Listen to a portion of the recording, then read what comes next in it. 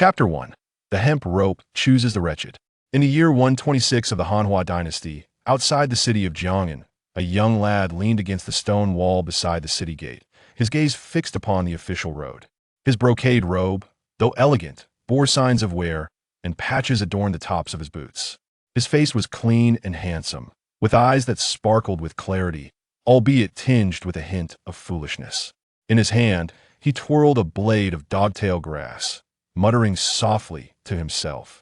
The moon is full, the fragrance of osmanthus. Xiao Dai resides in the east wing. Passers-by offered him fleeting glances, their curiosity momentarily piqued, while the guards at the gate regarded him with indifference. Luda, that simpleton Lin Onping seems tireless, sitting here day after day, one guard remarked. Luda tightened his armor, casting a sympathetic glance at the boy and shaking his head. What's the point in concerning ourselves with this fool? Let him be.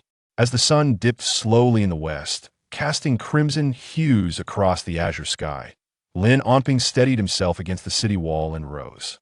He walked with a slight limp, passing by the guards with a vacant smile and a nod. Luda offered a slight bow as he departed. Once Lin Onping had gone, Luda could not help but sigh. The Lin family has truly fallen from grace. To the west of the city lay the Lin residence, which had dwindled to a modest courtyard compared to its former grandeur.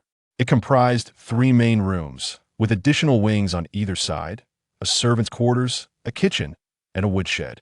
With a creak, Lin Onping pushed open the courtyard gate. "Welcome back, young master. The meal will be ready shortly," called Cheng Bo, the elderly steward, emerging from the kitchen, wiping his hands on his apron and smiling warmly at Lin Onping. Lin Onping wore a gentle, foolish smile, nodding in acknowledgement before walking to the basin to wash his hands. Cheng Bo had been the steward of the Lin household for years. After the family was stripped of their wealth, he chose to remain, caring for the only member not exiled Lin Onping. 3 years prior, the emperor had suddenly decreed the downfall of Lin Ziyuan, the minister of revenue, for corruption and collusion. The Lin family was entirely exiled, but Lin Onping was spared due to his past service in rescuing the crown prince. That year, at the age of 15, he was cast out by the Dragon Guard army, and Cheng Bo, utilizing his life savings, purchased this dilapidated courtyard in the western part of the city, providing them both with a refuge. Lin Onping sat quietly in the corridor as Cheng Bo approached with a bowl of noodles. "Dinner is served, young master," Cheng Bo said, handing the bowl to him. "Once you finish, please place the bowl in the kitchen, and I shall wash it upon my return." Lin Onping nodded, holding the bowl of noodles. He pulled out a piece of blue cloth from his robe and handed it to Cheng Bo. "Here for you." "Ah." Cheng Bo accepted the cloth with a bittersweet smile. He worked during the day for others and collected tribute water at night, striving to earn a few coins to support their modest household. Each time he left, his young master would provide him with a freshly washed cloth to cover his mouth and nose while hauling the tribute water. "Be good, young master. Remember to fasten the door at night," Cheng Bo reminded him kindly. Lin Onping slurped a noodle and nodded in response. Cheng Bo, with a benevolent smile, tucked the cloth into his pocket and exited the courtyard, closing the gate behind him while wiping away the tears that had gathered in his eyes. As night fell, the sky became adorned with a multitude of stars, and Lin Onping drifted into slumber. At the second watch of the night, the city echoed once more with the sound of the night watchman's call. Cheng Bo pushed a wooden cart through the winding streets. Just as he turned into an alley, he lifted his gaze and prepared to turn back. "Da-da! Is that not the foolish, crippled steward? Did I not instruct you to cease collecting tribute water in the western part of the city?" A coarse-looking man among a group of individuals pushing wooden carts spoke loudly. As his words echoed, the others released their carts and approached Cheng Bo.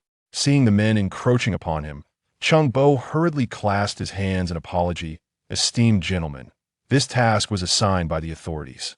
I am merely trying to earn a meager living. I beg your indulgence." Once a servant of the magistrate's office, he had knelt at the gates for 3 days before securing this meager position. Tribute water collection was common throughout the eastern and western parts of Jiang'an City, and Cheng Bo happened to be in closer proximity to Li Wu. To be frank, at his advanced age, collecting tribute from a few households netted him only a few coins after toiling through the night. Yet, Li Wu harbored an inexplicable disdain for him, and this was not the first time he had been troubled.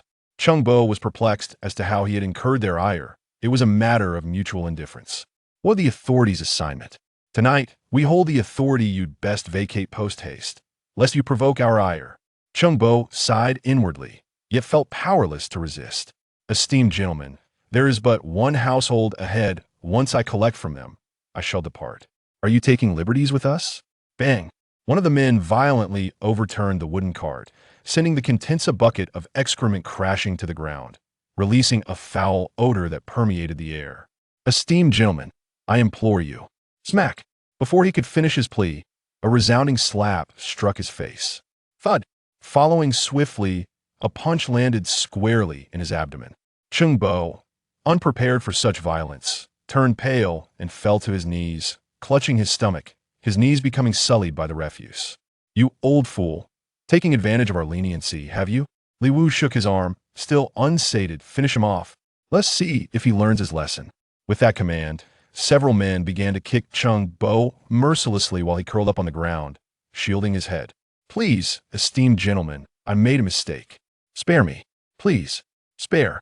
Chungbo begged for mercy, fearing that if his body were broken, he would be unable to work. And without work, how would his young master have food? After several days of only a single bowl of noodle soup, his frail body could scarcely withstand such brutal treatment. Soon, his pleas faded into silence, his voice barely a whisper. Fifth brother, there's no response. He can't possibly be dead. Can he? Li Wu furrowed his brow and raised his hand, signaling the others to halt. When Chungbo quivered slightly on the ground, he signaled for his companions to leave. As long as he was not dead now, what did it matter what happened afterward? It was nearly half an hour before Chungbo's fingers began to twitch, and after a moment he slowly crawled to the wall, gasping in pain. Finally leaning against the wall, his complexion was ashen, blood trickling from the corner of his mouth. He fumbled in his garment, retrieving a piece of blue cloth, gently stroking it with one hand, his heart aching for the young master who washed these cloths for him daily, often keeping them close to spare the young master from additional toil. Cough, cough. Chungbo erupted into a violent fit of coughing, a mouthful of blood froth unable to escape, lingering at the edge of his lips. He turned his gaze towards the small courtyard in the west of the city, trembling hands unfurling a cloth strip to secure it on his face. Tears streamed down the creased corners of his eyes. Young master, I cannot return. I lack the strength. How will you survive without me? Master, I have done my utmost. Truly I have. With great effort, Chungbo raised his hand, as if the young master stood before him, helping to smooth the young master's garments. Young master, are you venturing out of the city again to await Miss Su? Remember to walk by the side. Do not sit on the ground. It is cold there. Young master, forgive my foolishness in my half a lifetime. This is the first time I have rolled dough. Young master, your hands are turning red from the cold. Do not wash this cloth strip anymore. Chungbo's hands ultimately grasped nothing, falling helplessly to his side. In the distance, Lin Onping suddenly awoke with a start, hastily patting his chest. Chungbo had said that when one has a nightmare, a few pats on the chest would dispel the fear. Chapter 2. The decline of warmth. As dawn broke through the clouds, the city of Jiang'an was enveloped in the golden rays of the morning sun. The residents of the West City gradually opened their courtyard doors, and Lin Onping rose from his slumber, stepping into the courtyard to wash his face with the fresh water. He then made his way to the kitchen, only to find the stove cold and the absence of Chungbo.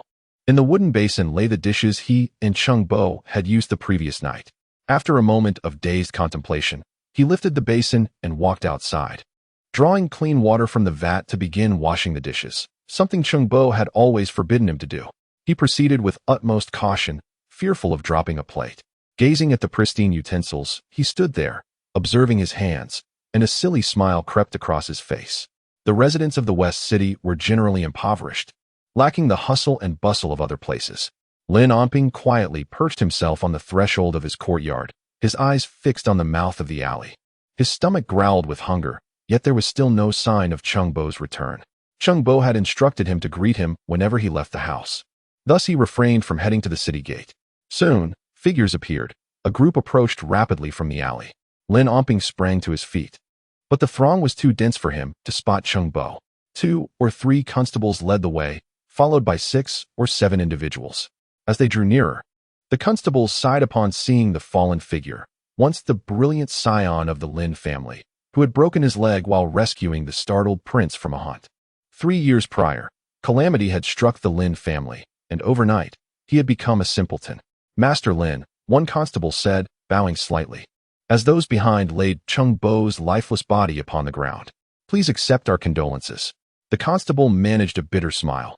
Could a fool comprehend such words? Lin Onping stared blankly at Chung Bo on the ground, whose face bore bruises of blue, purple, and black, the blood long dried to a dark crust, and his body marred with filthy footprints, exuding a foul odor.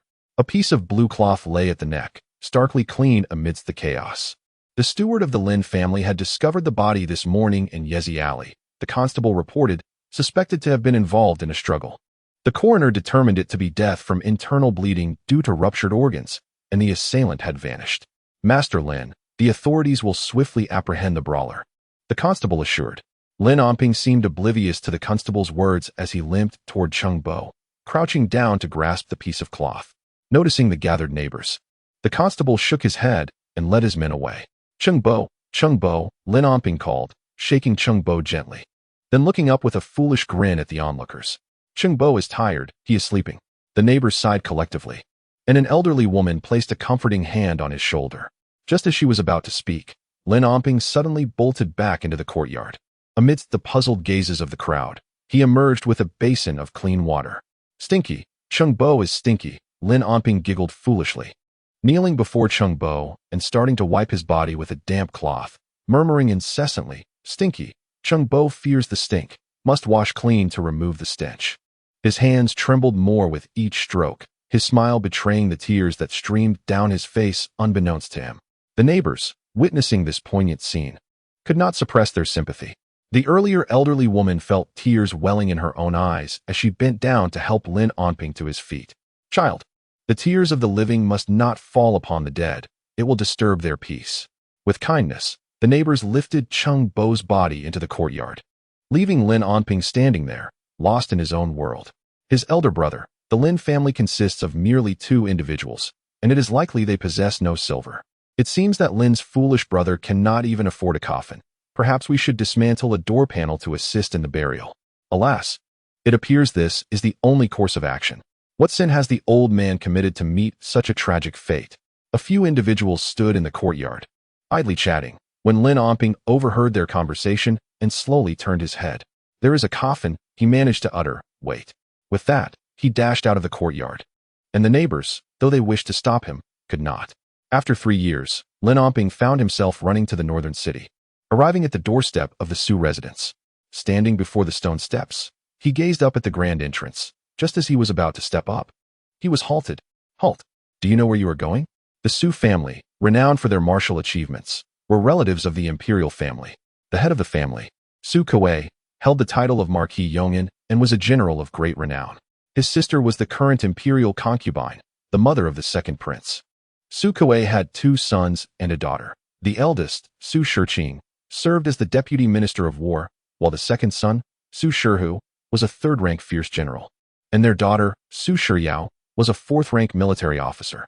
Su Kuei had been ordered to defend the border, and with his second son and youngest daughter, he had been away from the capital for 3 years, rumored to return soon.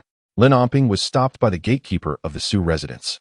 Stammering for a while, without uttering a word, Lin Onping called out the steward of the Su household, stepping out and addressing him by name. He looked at Lin Onping with surprise. What brings the son of a traitor to the Su residence? The term son of a traitor momentarily stunned Lin Onping, for many referred to him in that manner.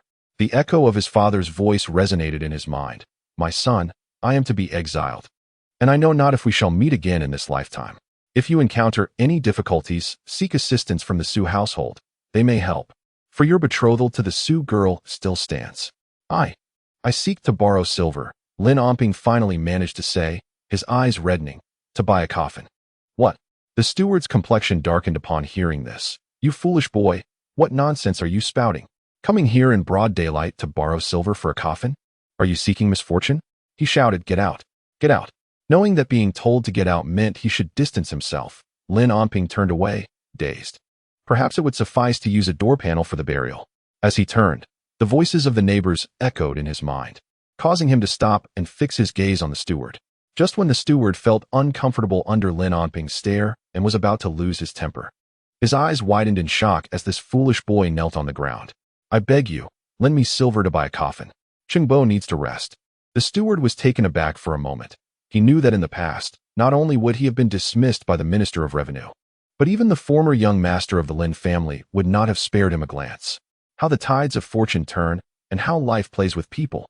The steward scoffed and turned away, instructing, "Send this fool far away. We do not need his ill fortune lingering about." "Yes," replied the servant at the door, descending the steps to drive Lin Onping away. "Did you not hear? Get far away. Quickly. If you do not leave, we shall take action." Just then, Madame Su happened to be walking through the courtyard and noticed the steward's frown upon entering. "What is all this commotion at the door?" "Madam, it is that limping fool from the Lin family causing a ruckus." Madame Su furrowed her brow, taking a considerable amount of time to comprehend who the butler was referring to. "I had thought that foolish person had long since passed away. It turns out he is still alive, stirring up trouble." The butler then recounted the events. "How unfortunate. We must keep him at a distance."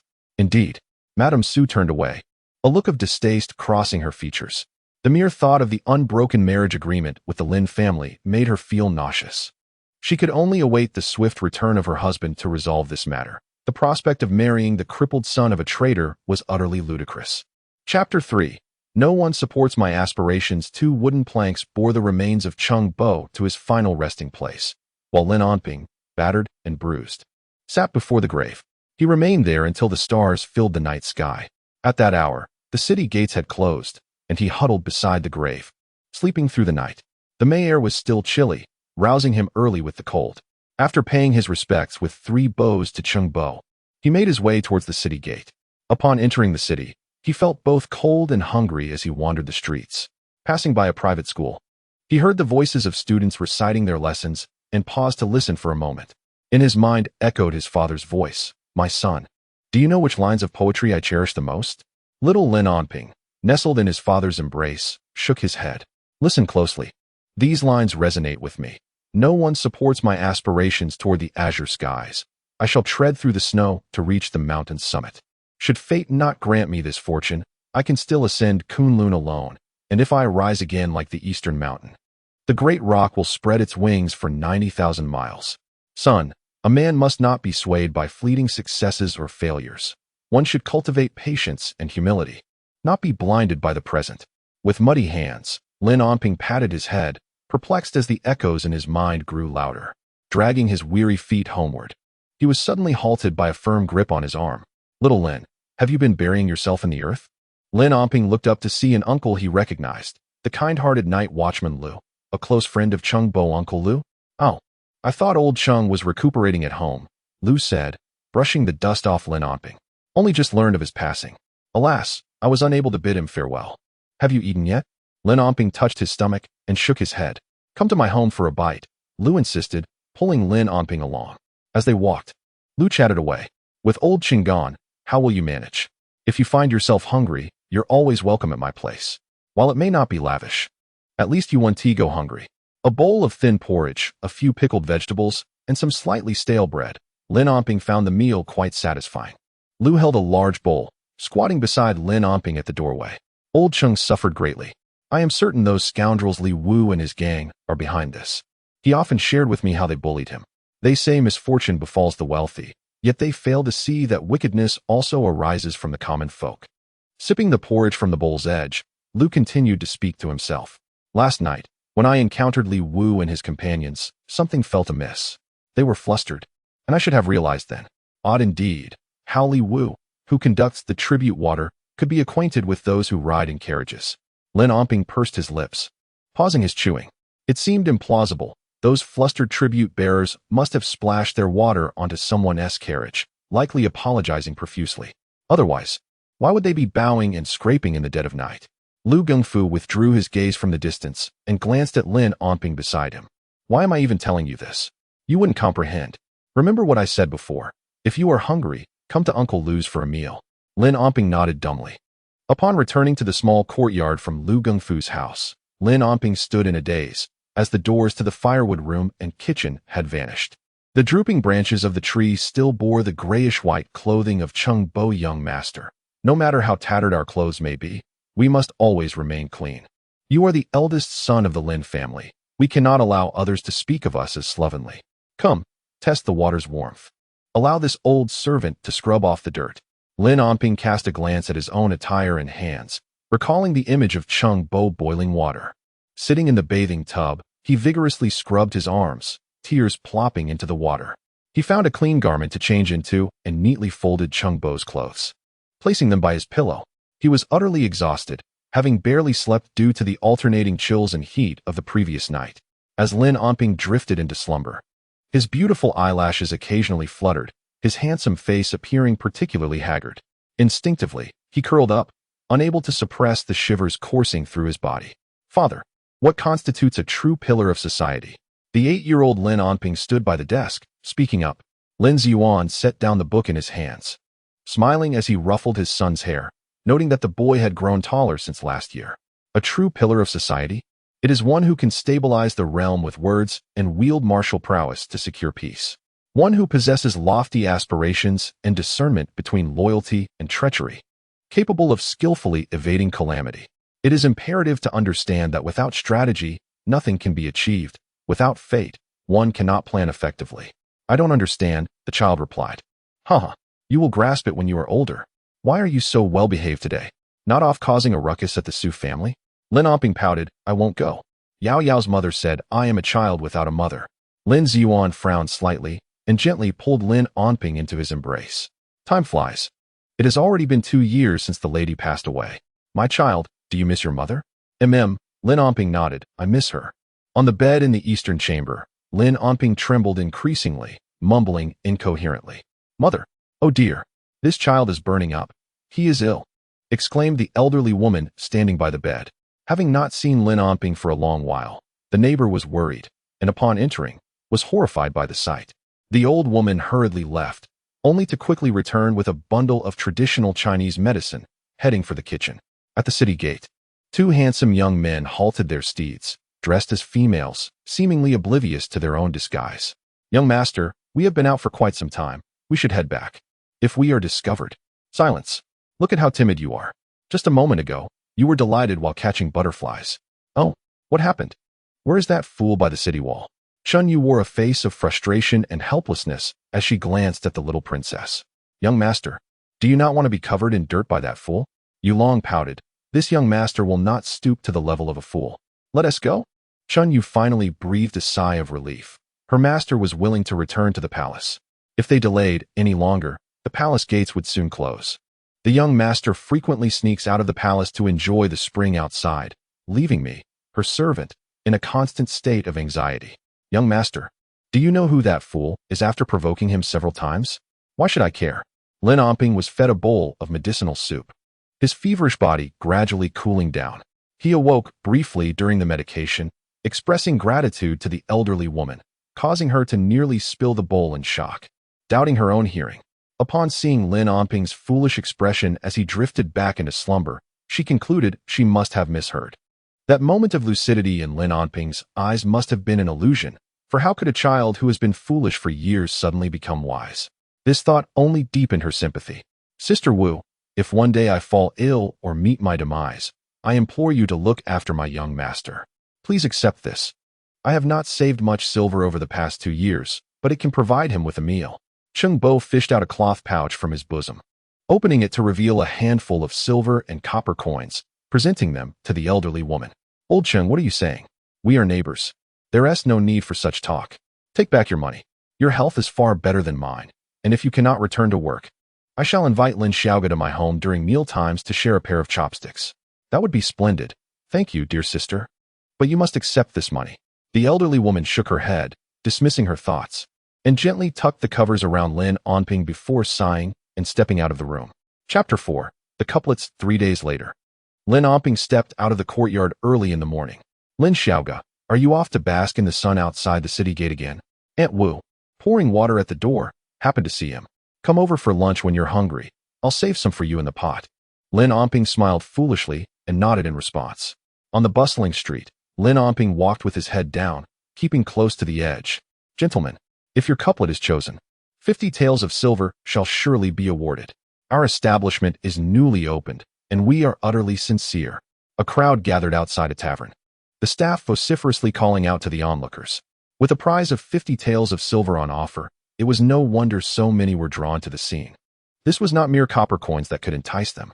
Limping initially intended to bypass the throng, but a shove from behind made it cumbersome to escape. So he stood there, arms crossed, cautiously. He barely grasped the commotion about the tavern's grand opening. "There are flaws." A scholar in the crowd raised his hand and shouted. "A couplet has no defined standard. How can you determine the merits? What criteria do you have for selection? Is it merely based on whim? Indeed. How can we trust your judgment? The silver may end up in the pockets of your own people. This gentleman has a point. It appears to be a mere spectacle to attract attention. Without credible judgment, it will be difficult to gain public trust. How will the outcome be decided?"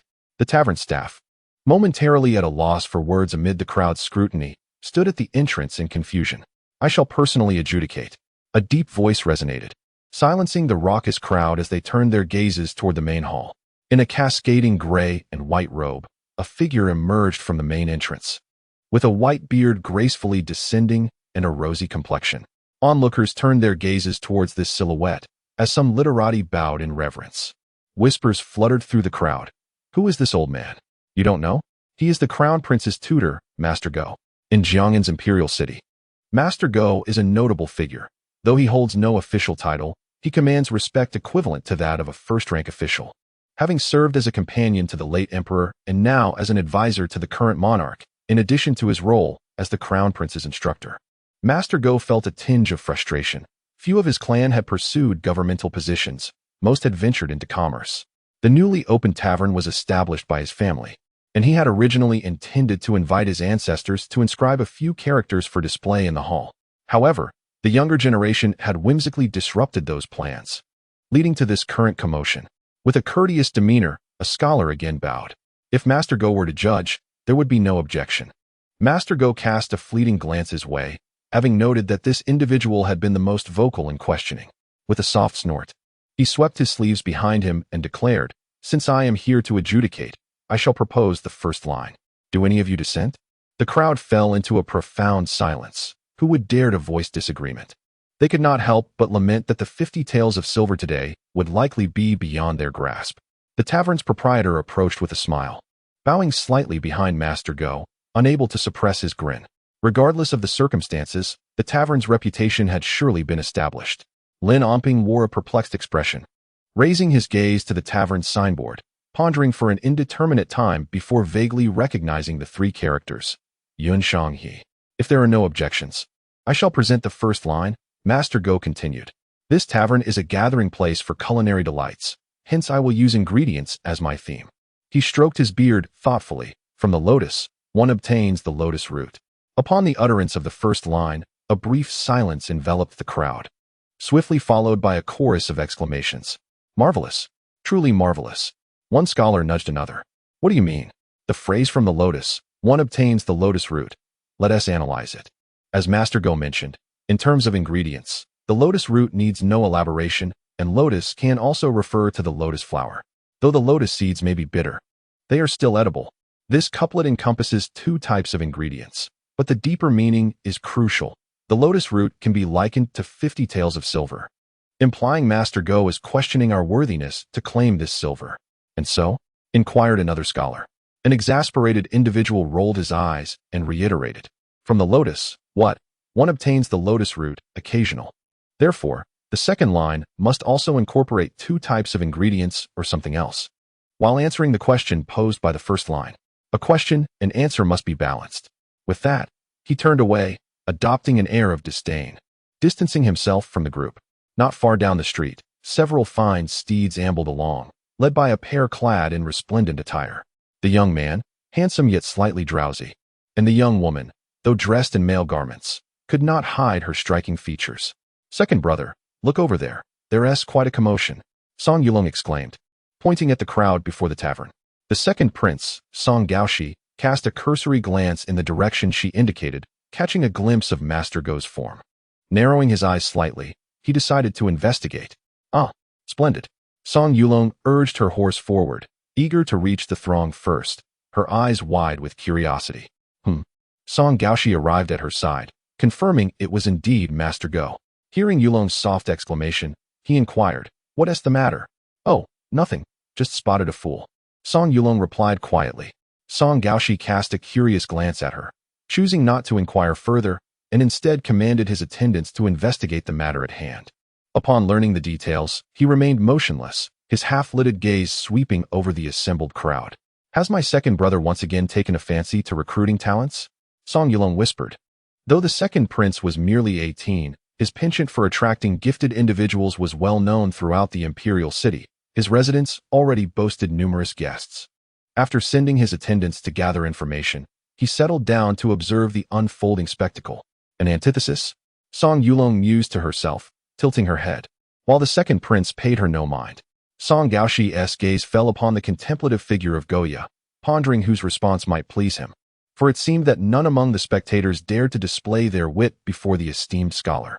Indeed, as he had surmised, when Go Fuzi presented the first line, no one stepped forward to offer a counter. Even those who may have had a response prepared remained silent.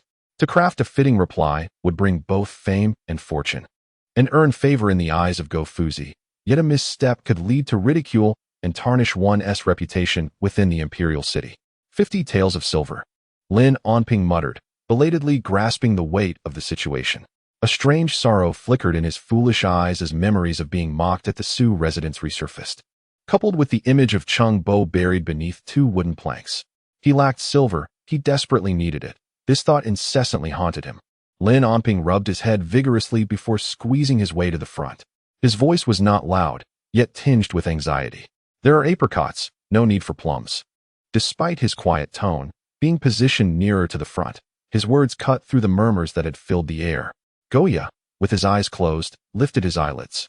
Intrigued by the voice, yet unaware of its source, he inquired in a deep tone, "Who just spoke? Pray, repeat your words." Those beside Lin Onping, having heard clearly, turned to glance at him, while those behind craned their necks to catch a glimpse. "There are apricots, luck, no need for plums, matchmaker." Lin Onping raised his hand and repeated himself, this time with greater clarity, but soon thereafter, a dazed smile returned to his face. Song Gaoshi's expression shifted from surprise to contemplation, while Song Yulong blinked her curious eyes. The most animated response came from Goya, who, faced with the boy's foolish demeanor after his clever retort, found himself momentarily perplexed. Chapter 5. The Prince and the Princess after a brief silence. "Marvelous. A splendid couplet," exclaimed the scholar who had previously been explaining the situation, clapping his fan in delight.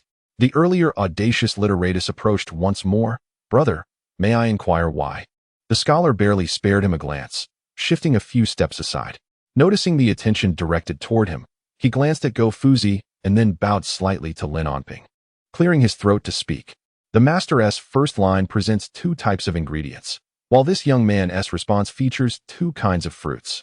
The master's line poses a question, and the young man's line provides an answer. The essence of the master's inquiry is sharp, while the young man's reply exudes humility. "I, unworthy as I am, believe this response to be exceptional." Upon hearing his words, the crowd began to ponder and appreciate the connection, and many began to applaud in agreement. Subsequently, all eyes turned toward Goya. Fixated on the boy who had been grinning foolishly, Goya surveyed the audience before stroking his beard and stepping forward to Lin Onping. "How did you conceive such a clever couplet?" Lin Onping chuckled foolishly, inquiring while extending his hand towards Goya, who appeared slightly uncomfortable. "Silver, silver." Goya's expression faltered as he prepared to bow, but was intercepted by the second prince, who gently lifted his arm, saying, "There is no need for such formalities. Let us converse inside."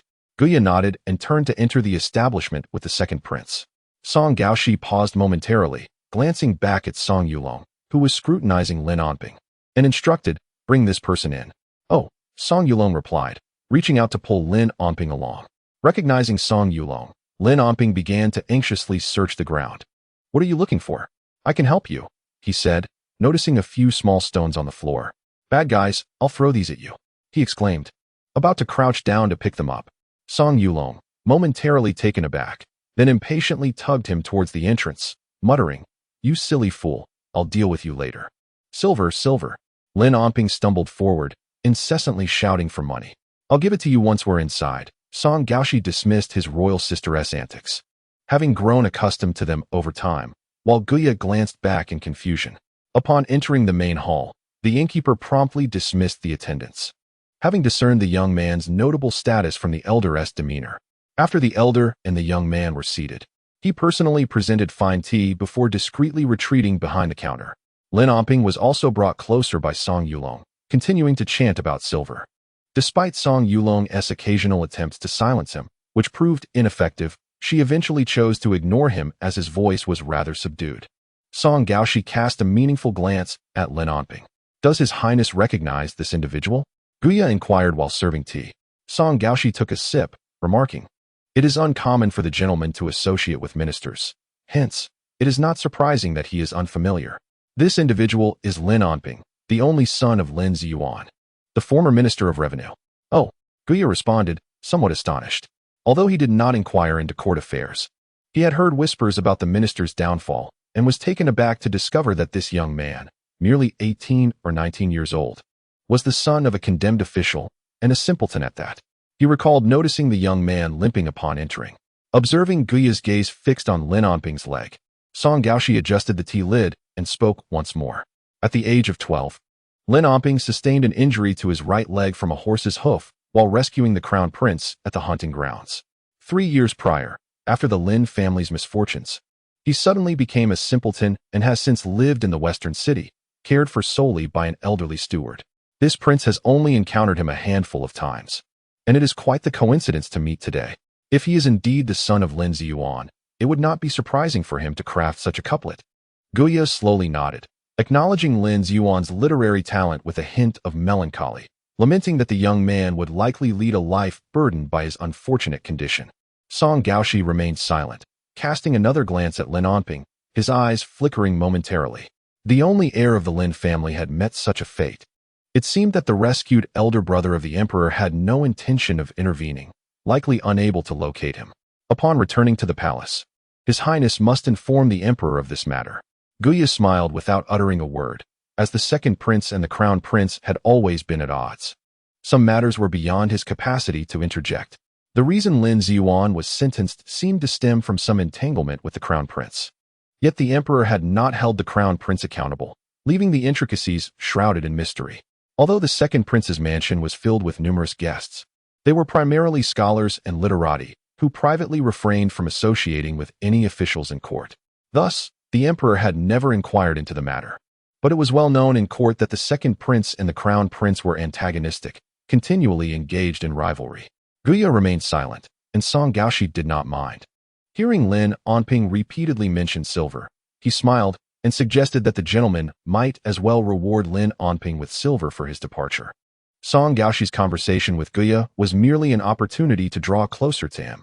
As for Lin Onping, he considered him of little use, especially being a person with a tainted reputation. Upon receiving the silver, Lin Onping's foolish grin widened. Song Gaoshi waved to his attendants to see him off. As Lin Onping reached the doorway, he accidentally kicked a small stone on the ground and hurriedly bent down to pick it up. He turned and hurled it at Song Yulong, exclaiming, "Bad person, take that." After which, he exited through the grand door. "Hey, you!" Song Yulong, infuriated, was about to chase after him. "Fool, stop!" Song Gaoshi furrowed his brow. "Yulong, halt your steps." He was bewildered by her quarrel with a fool. A pebble of such size could hardly cause any harm. Enraged, Song Yulong stood her ground, her chest heaving as she glared at the departing Lin Onping. After engaging in conversation with Guya for the duration of a tea, Song Gaoshi and Song Yulong exited the tavern, each mounting their steeds. "Yulong, I shan't accompany you for an outing outside the city today. I must visit the crown prince's residence to share tea with the emperor. It has been a few days since I last saw him, and I do miss him," said Song Gaoshi. Song Yulong pouted, thinking it the most ludicrous of jokes that the second prince would wish to visit the crown prince. She was not born of the same mother as either the crown prince or the second prince. Her mother was merely a common consort, not even a favored one. Yet her father doted on her as the seventh princess, leading her to maintain closer ties with the other princes and princesses. It was unavoidable, given her father's affection. Those princes indulged her as well. If there was anyone she feared, it was the current Song Gaoshi. The reason they were together today was that she had just slipped out of the palace and was caught by the second prince, who insisted on her company. Upon learning of her intent to venture outside the city, Song Gaoshi, having not taken a leisurely outing in some time, agreed to accompany her. However, unexpectedly, there was a change in plans, and Song Gaoshi suddenly decided against leaving the city. Then, brother, you are off to see the crown prince, while I shall go alone. The hour is late. You ought to return to the palace, Song Gaoshi interjected, his voice low yet laced with an unmistakable tone of authority. We shall venture out together another time. Who needs your company outside the city? What are you muttering about? Song Gaoshi cast a sidelong glance at her. What? Do you wish to inform our father about your sneaking out of the palace? I did not mutter a word. Song Yulong's delicate face turned pale. I shall return to the palace at once. Seeing Song Yulong urging her horse away, Song Gaoshi spoke softly to the attendant beside him. Inform me once Lin Onping's residence has been located. Yes, replied the attendant, who then departed on horseback. Chapter 6. The seventh princess pays a visit. Originally intending to leave the city, Lin Onping returned home clutching 50 taels of silver. Oh, young Master Lin has returned early today, remarked Aunt Wu, who was sunbathing and gathering beans at the entrance. Lin Onping chuckled absent-mindedly, suddenly struck by a thought. He dashed over and pulled Aunt Wu into the courtyard. Hey, slow down. What is the matter, young Master Lin? Lin Onping remained silent, only releasing Aunt Wu once they entered the courtyard. He leaned closer to her and discreetly opened his robe. Aunt Wu was initially startled, then froze in surprise, hastily covering his clothing with a worried expression. Young Master Lin, this. She quickly turned and shut the courtyard door, speaking in a hushed, trembling voice. We cannot engage in thievery. Where did you acquire this? You must return it promptly, lest the authorities be alerted. Lin Onping shook his head vigorously, pointing outside as he spoke. Not stealing, it was won through conversation. He then retrieved a cloth pouch and attempted to thrust it into Aunt Wu's arms. Bye. Aunt Wu, taken aback by the sudden influx of silver, became anxious, wondering if Lin Onping had gotten himself into trouble. Buy what? She asked dismissively.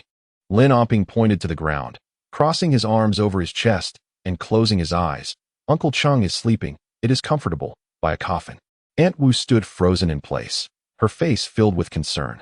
Silly child, Uncle Chung has been buried. We cannot disturb the deceased. Their souls will be unsettled. Now, tell me, where did this silver come from? We must return it and plead for the person's understanding to avoid involving the authorities. Aware that Lin Onping, in his foolishness, could not articulate his thoughts clearly, Aunt Wu grew increasingly anxious, pulling him towards the door, hoping he would recall where he had obtained the silver. She also pondered who would carelessly discard such wealth in the street, allowing it to fall into the hands of this foolish child. Lin Onping adamantly refused to exit, persistently shouting about buying a coffin. At that moment, the courtyard door swung open, and Song Yulong appeared at the entrance, witnessing the two struggling within. On her way back to the palace, she had been incensed at being inexplicably hit by the foolish boy. Having glimpsed Lin Onping's general direction as he left, she had turned her horse around to follow him. Initially angry, upon seeing a woman clutching silver while Lin Onping held onto her arm, her expression shifted dramatically, her anger flaring. Stop this. In broad daylight, robbing someone of their wealth? How brazen, to rob a fool no less. Unbelievable. Her voice echoed loudly, startling both Aunt Wu and Lin Onping, who stared at her in shock. After a moment, Aunt Wu regained her composure, noting the girl's exquisite attire. She assumed the silver belonged to the young lady, and, feeling somewhat apprehensive, asked, Miss, who are you? I am your aunt. Song Yulong replied. Aunt Wu, release that fool. Upon uttering the words, Song Yulong felt they were somewhat inappropriate, and quickly adjusted. Release that man. Lin Onping blinked, staring at her in confusion. Aunt Wu was puzzled by the girl's choice of words, which sounded more like a demand to return the silver rather than a request to release a man. It all felt rather awkward. The young girl appeared somewhat dazed, yet she boldly addressed him as aunt. Lin Onping blinked, releasing his grip on Aunt Wu's hand, and hurriedly approached Song Yulong, seizing her hand. Hey, let go of your hand. Release it. How bold. Lin Onping paid her no mind, urgently pulling her before Aunt Wu, pointing at the silver in her hand, his eyes shimmering with innocence and a plea for assistance. Fortunately, Song Yulong was astute. She quickly grasped the situation upon realizing that the woman meant no harm. After a brief discussion that lasted half a tea time, she elucidated the matter to Aunt Wu. Rubbing her sore hand that had been tugged by Lin Onping, She listened to Aunt Wu recount recent events involving him, learning that the sole caretaker of the simpleton had also vanished, and she was no longer irked by his previous rudeness. Earlier, she had gleaned a basic understanding of Lin Onping's background from the words of the second prince at Yunshanghe, and now she found herself filled with curiosity. She wondered what a simpleton might create in response to the prince's teacher's couplets and what daily activities occupied his time. Seeing the girl had no ill intentions, Aunt Wu returned the silver to Lin Onping, advising him to hide it well before departing from the courtyard. So it was you who saved the crown prince back then? Song Yulong called after Lin Onping as he limped into the house, feeling inexplicably heartbroken at his awkward gait. Were you frightened at that time? Regrettably, Lin Onping merely responded with a silly grin, showing no inclination to converse. Once inside the main hall and into the east room, Lin Onping pondered where to conceal the silver, eventually deciding to place it beside his pillow, covering it with Chung Bo's clothing. Upon turning around, he noticed Song Yulong staring at him and discreetly tugged at the garment concealing the silver.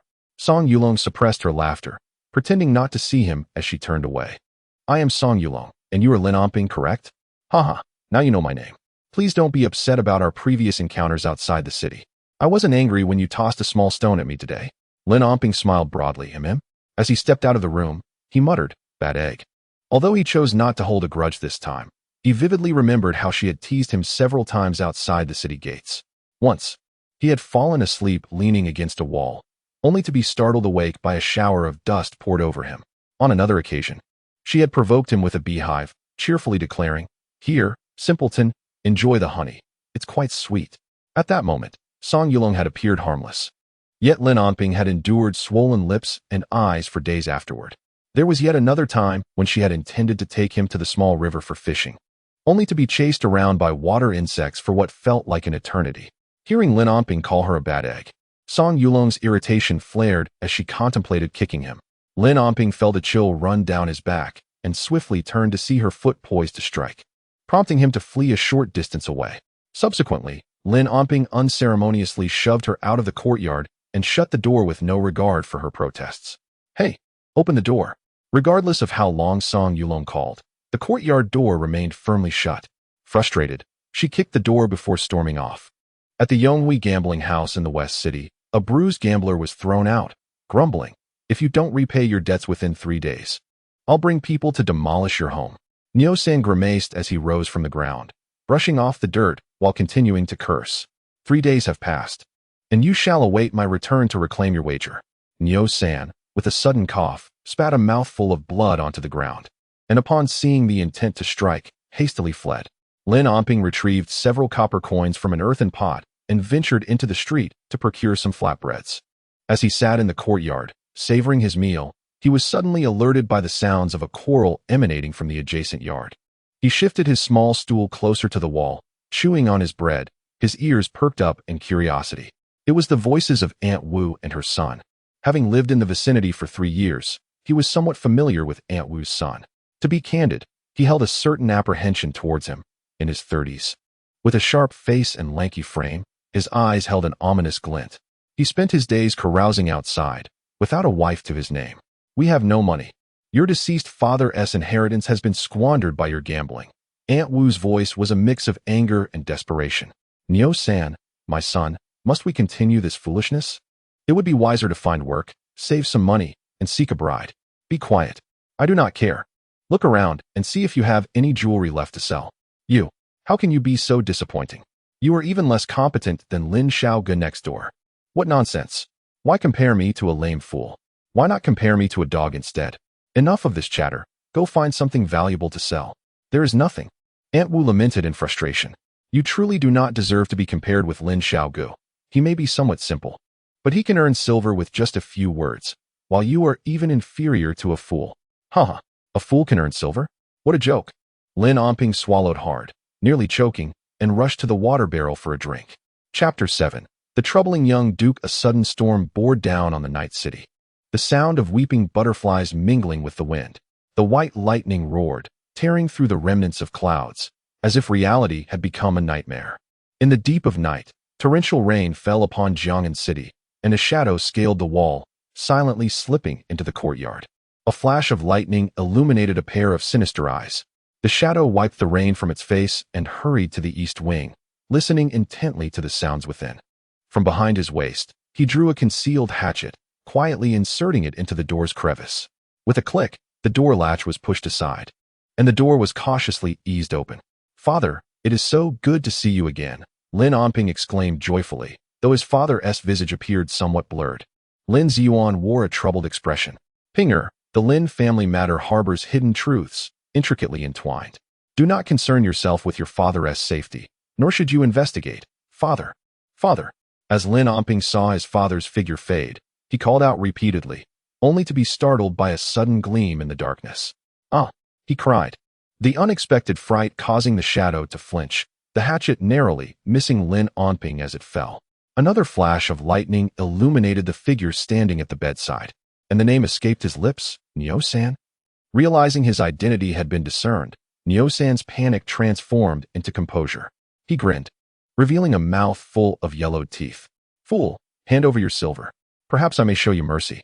Instinctively, Lin Onping glanced towards the pillow, and Nyo-san, understanding the implication, reached for the pile of clothes.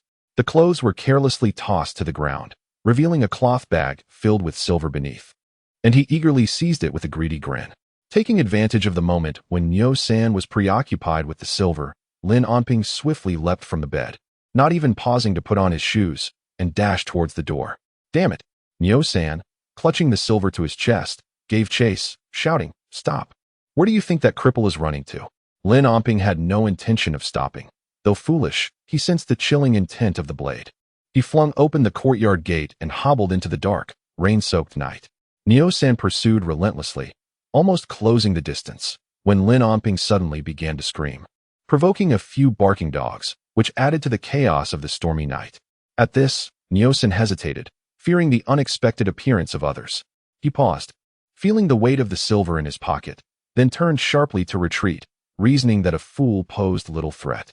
He knew that the simpleton was alone in the West City, with no ties to anyone, and apart from the deceased old man Chung. He had never seen the fool interact with anyone else.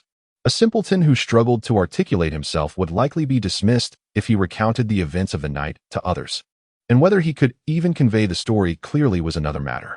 He resolved to seek out the fool once the rain ceased in the morning. By then, handling the situation would be straightforward. Perhaps, after such a scare, the fool would never dare to return home. Which would be ideal, better yet if he succumbed to illness from the rain outside. Lin Onping, oblivious to Nyo-san's intentions, continued to run towards the city god temple, a dilapidated structure in the remote part of the West City. Inside the temple, the rain fell lightly, while outside it poured heavily, leaving just a few dry spots to shelter. Upon entering, Lin Onping found several beggars already asleep. He dared not disturb them, and instead curled up beneath the altar, hugging his knees and trembling with fear, eventually drifting into a troubled sleep. As dawn broke and the rain ceased, the air was thick with the scent of damp earth. When did this fellow come in? One of the beggars mused, perhaps having taken refuge from the torrential rain last night. Let us be on our way. No need to worry about him. The beggars cast a few curious glances at Lin Onping, nestled beneath the altar, before departing the crumbling temple with their meager possessions. Lin Onping slowly opened his eyes, a fleeting glimmer of awareness passing through them before vanishing once more. He scratched his head in confusion, surveying his surroundings, only to feel increasingly lost. Then, a shiver ran through him as last night's terrifying events flooded back to his mind. Barefoot and without shoes, he felt too foolish to return home. As he pondered his next move, the sound of footsteps approached from outside the temple, prompting him to shrink back instinctively. A shadow crossed the threshold, blocking out the light, accompanied by heavy, labored breathing, as if the person had just sprinted. Lin Onping buried his head in his knees, holding his breath, uncertain if the newcomer was Nyo-san, too frightened to peek. He hoped fervently that whoever entered would leave swiftly. Unfortunately, fate had other plans. The sound of breathing grew louder, indicating the person was drawing nearer. "Oh, looks like someone else is hiding too." A voice broke through the tension. Lin Onping's heart raced as he looked up to see a rugged face adorned with stubble looming before him, startling him. "Excuse me, let me squeeze in," muttered the sturdy Huang Yuanjiang as he bent down to fit beneath the offering table, adding with a sigh, "This is exhausting for me." Lin Onping sensed no malice from him and shifted aside, curiously observing. The man beside him donned ill-fitting servant attire, as if he had been forcibly stuffed into the garments. His trousers were notably short, and his arms and legs appeared robustly muscular. His skin bore a slight darkness, and though his face was adorned with stubble, his features were not unattractive. He appeared relatively young, and when he spoke, his voice was bright and resonant. I am Huangda. May I inquire your esteemed name? Young master? Huang Yuanjiang concealed his true name momentarily, bowing slightly towards Lin Onping, while glancing anxiously towards the temple entrance, fearing an interruption. Lin Onping awkwardly imitated the bow, offering a foolish smile in return. Huang Yuanjiang. In the grand and solemn council hall, civil and military officials were arranged on either side, each with bowed heads and clasped hands. The reigning emperor of the Hanhua dynasty, Emperor Dingguang, Song Qingbang, sat upon the dragon throne with drooping eyelids.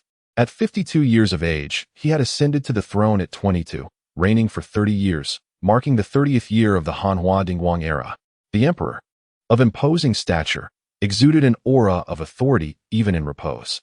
He cast a fleeting glance at the assembled ministers. Do any of you have matters to present? His voice echoed, yet the hall fell into a profound silence. With a languid flick of his dragon sleeves, Song Qingbang's gaze fell upon Duke Huang Yuda of Wei. I have heard that your son caused a disturbance at the Ministry of War the other day. What was the cause of this ruckus? Your Majesty, Huang Yuda stepped forward. My son has been restless and has disrupted your peace. Thus, I bear the guilt. Oh, in what manner has he been restless? Huang Yuda's expression turned awkward as he confessed. He insisted on visiting the Ministry of War to seek a military position, boldly claiming he would go to the borders to fight the enemy. Such behavior is sheer folly. His unruly nature is my failing for not disciplining him adequately. I have reprimanded him and ordered that he remain confined within the estate to contemplate his actions. Song Qingbang smiled at the gathered officials. See, the Duke of Wei's household indeed produces no coward. In the days of yore, when our forefathers secured the realm, General Huang Zhao fought valiantly on the battlefield, unifying the land and bestowing upon him the title of Duke of Wei, a hereditary honor. During the reign of my late father, your father, Huang Changji, held the fort at the borders for several years. I have now ruled for 30 years, and you, Huang Yuda, have not tarnished the name of your house. It brings me comfort to see your son harbor such intentions. Why should there be any cause for reproach? Thank you for your graciousness, your Majesty. My son is 21 years old. As I am blessed with only one child, I have indulged him somewhat. Huang Yuda lowered his head in acknowledgement. The thought of his mischievous son troubled him, and he vowed to enforce stricter discipline to prevent any future troubles. My son possesses brute strength, but lacks knowledge. Struggling with his studies, he has been a wastrel since childhood, making it unlikely he will be of great use in the future. I have already sought a matchmaker to arrange an early marriage for him to ensure he settles down and avoids future missteps. Song Qingbang smiled silently, inwardly chastising the old man for his cunning. He was evidently anxious about sending his only son to battle. Huang Yuda had several wives and concubines, and aside from the legitimate son, all his other offspring were daughters. If there are no further matters to discuss, we shall dismiss the court. Long live the emperor. We take our leave. As Huang Yuda exited the palace, he spotted the old steward pacing anxiously before the sedan chair. Has something occurred at home? Has that little rascal caused trouble again? Master, the young master has knocked out a servant and run away after stripping him, the old steward hurriedly exclaimed. I sent someone to chase him across half the city, but the young master managed to shake him off. Huang Yuda, fuming, exclaimed, We'll discuss this upon returning home. Chapter 8. Departure, Companionship. Are you truly a fool? You appear somewhat dim-witted. Did your leg's lameness cause your shoes to come off? Can a fool discern between standing and squatting? Lin Onping halted, covering his ears and shouting, staring intently at the towering figure before him. Huang Yuanjiang was taken aback by the fool's display of exasperation, finding it rather amusing. So, you are actually mute. How pitiful. Since their encounter, Lin Onping had oscillated between a silly grin and this moment of frantic shouting, prompting a random sigh from Huang Yuanjiang. Lin Onping fixed his gaze upon him, finally managing to utter a single word after a prolonged silence. Annoying. Oh, Huang Yuanjiang instinctively nodded before his expression shifted. You are not mute. You can speak? So you are a speaking fool? Lin Onping ignored him, hastening his pace with hands clamped over his ears. He contemplated that Niu San was likely not home during the day, and his path led toward the Lin residence. Yet, He was acutely aware of the need to avoid lingering on West City Street. Encountering Nyo San would spell disaster, prompting him to quicken his steps further. In his mind, West City was no longer a refuge. He needed to return home to gather his belongings. His clothes and shoes awaited him there. Realizing the other could speak, Huang Yuanjiang hurriedly caught up. Are you really a fool? You limp along faster than I do. Does your foot not hurt? Lin Onping remained silent, walking briskly. What are you looking at? Huang Yuanjiang observed Lin Onping peering around the corner of an alley, wondering if he was about to pilfer shoes from someone else's home. Lin Onping shot Huang Yuanjiang a glare, wishing he had a stone in hand at that moment. Noticing that Aunt Wu's gate was tightly shut, he finally emerged from the alley and dashed to his own yard. The gate was ajar, and as he pushed it open, Huang Yuanjiang followed closely behind. Lin Onping furrowed his brow, perplexed by the persistent presence of this individual who had trailed him from the dilapidated temple to his home, incessantly chattering along the way. However, he sensed no malice from the other, and given that his home bore no valuables, he allowed him to accompany him. In truth, Huang Yuanjiang was preoccupied with a different thought. Having finally escaped, he figured his father would soon send additional men to search for him. Hiding in the crumbling temple of West City had felt unsafe, and now, arriving at the abode of a fool, who would take particular notice? Surely, the servants in the household would never suspect. Has your home been robbed? Upon entering the disheveled room behind Lin Onping, Huang Yuanjiang froze, scratching his head at the sight of chaos. Clearly, it had been ransacked, clothes and bedding strewn about. Where are your family members? Did they go to report the robbery? Oh no. The thought of officials arriving sent Huang Yuanjiang's legs into motion, but Lin Onping's words halted him. I have no family, Lin Onping spoke softly. Glancing at Huang Yuanjiang, the thief has indeed entered. I will tidy a few clothes and leave this place. If you wish to stay here, then the house is yours. Huang Yuanjiang was not stunned by the prospect of receiving a house, but rather by the realization that the fool was speaking normally. You? Not a fool. Pretending to be one. Lin Onping did not respond to him, merely offering a wry smile, uncertain whether he was foolish or not. Perhaps he occupied a space between folly and wisdom. Last night's excessive fright, coupled with the chill of the broken temple, left his mind in a haze, oscillating between clarity and confusion. It was only upon entering the door that a fragment of that chaos dissipated, granting him a moment of lucidity. This also recalled to him the events that transpired shortly before his father was dispatched to the frontier. That night, his father summoned him to the study. There, an elderly man with a white beard was present. His father introduced him as a reclusive divine physician, renowned in the martial world as the Soul Snatcher. He was lauded for his medical skills, said to rival the ledger of life and death held by the King of Hell. Ping-er, in a few days. I fear there may be unforeseen circumstances. Do not inquire further. You are the sole heir of the Lin family, and I must ensure your safety. This esteemed physician, a close friend of your grandfather, has been specially invited to administer acupuncture to you. Lin Onping hastily raised his hand in a gesture of respect, acknowledging the physician. As for his father's mention of unforeseen events, his father remained silent, and he chose not to pry, demonstrating his understanding. The divine physician nodded and invited Lin Gongzi to take a seat, declaring that he would commence the treatment. He then retrieved a cloth bag from his robe. Unfolding the bag revealed an array of silver needles of various sizes, shimmering with a silvery luster. Anxiety coursed through Lin Onping as he glanced toward his father, who gave a solemn nod in return. Lin Shangshu, do you have any final words for your son?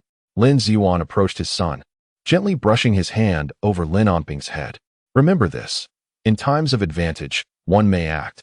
In times of weakness, one should refrain. Those who can gain but do not exercise humility will ultimately fail.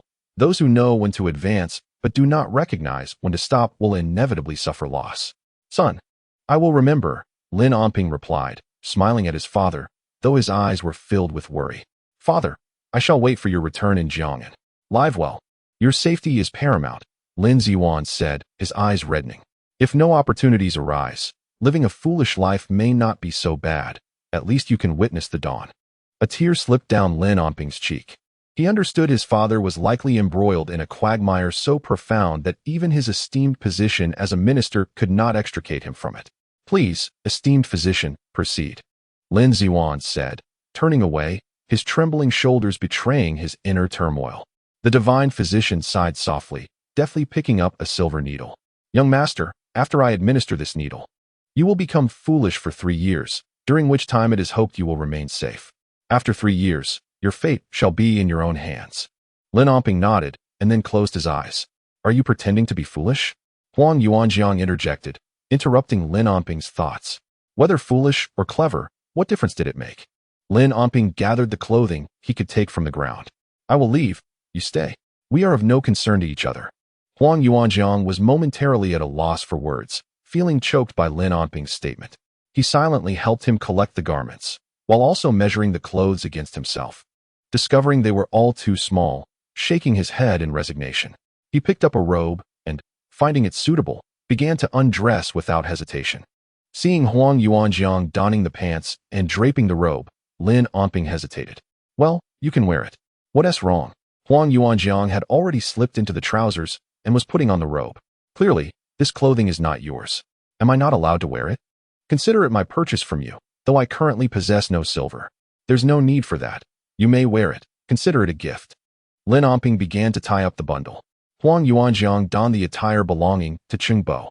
Initially, he intended to intervene, but upon reflection, since Cheng Bo was no longer present, it was indeed fortunate that his garments could still be of use.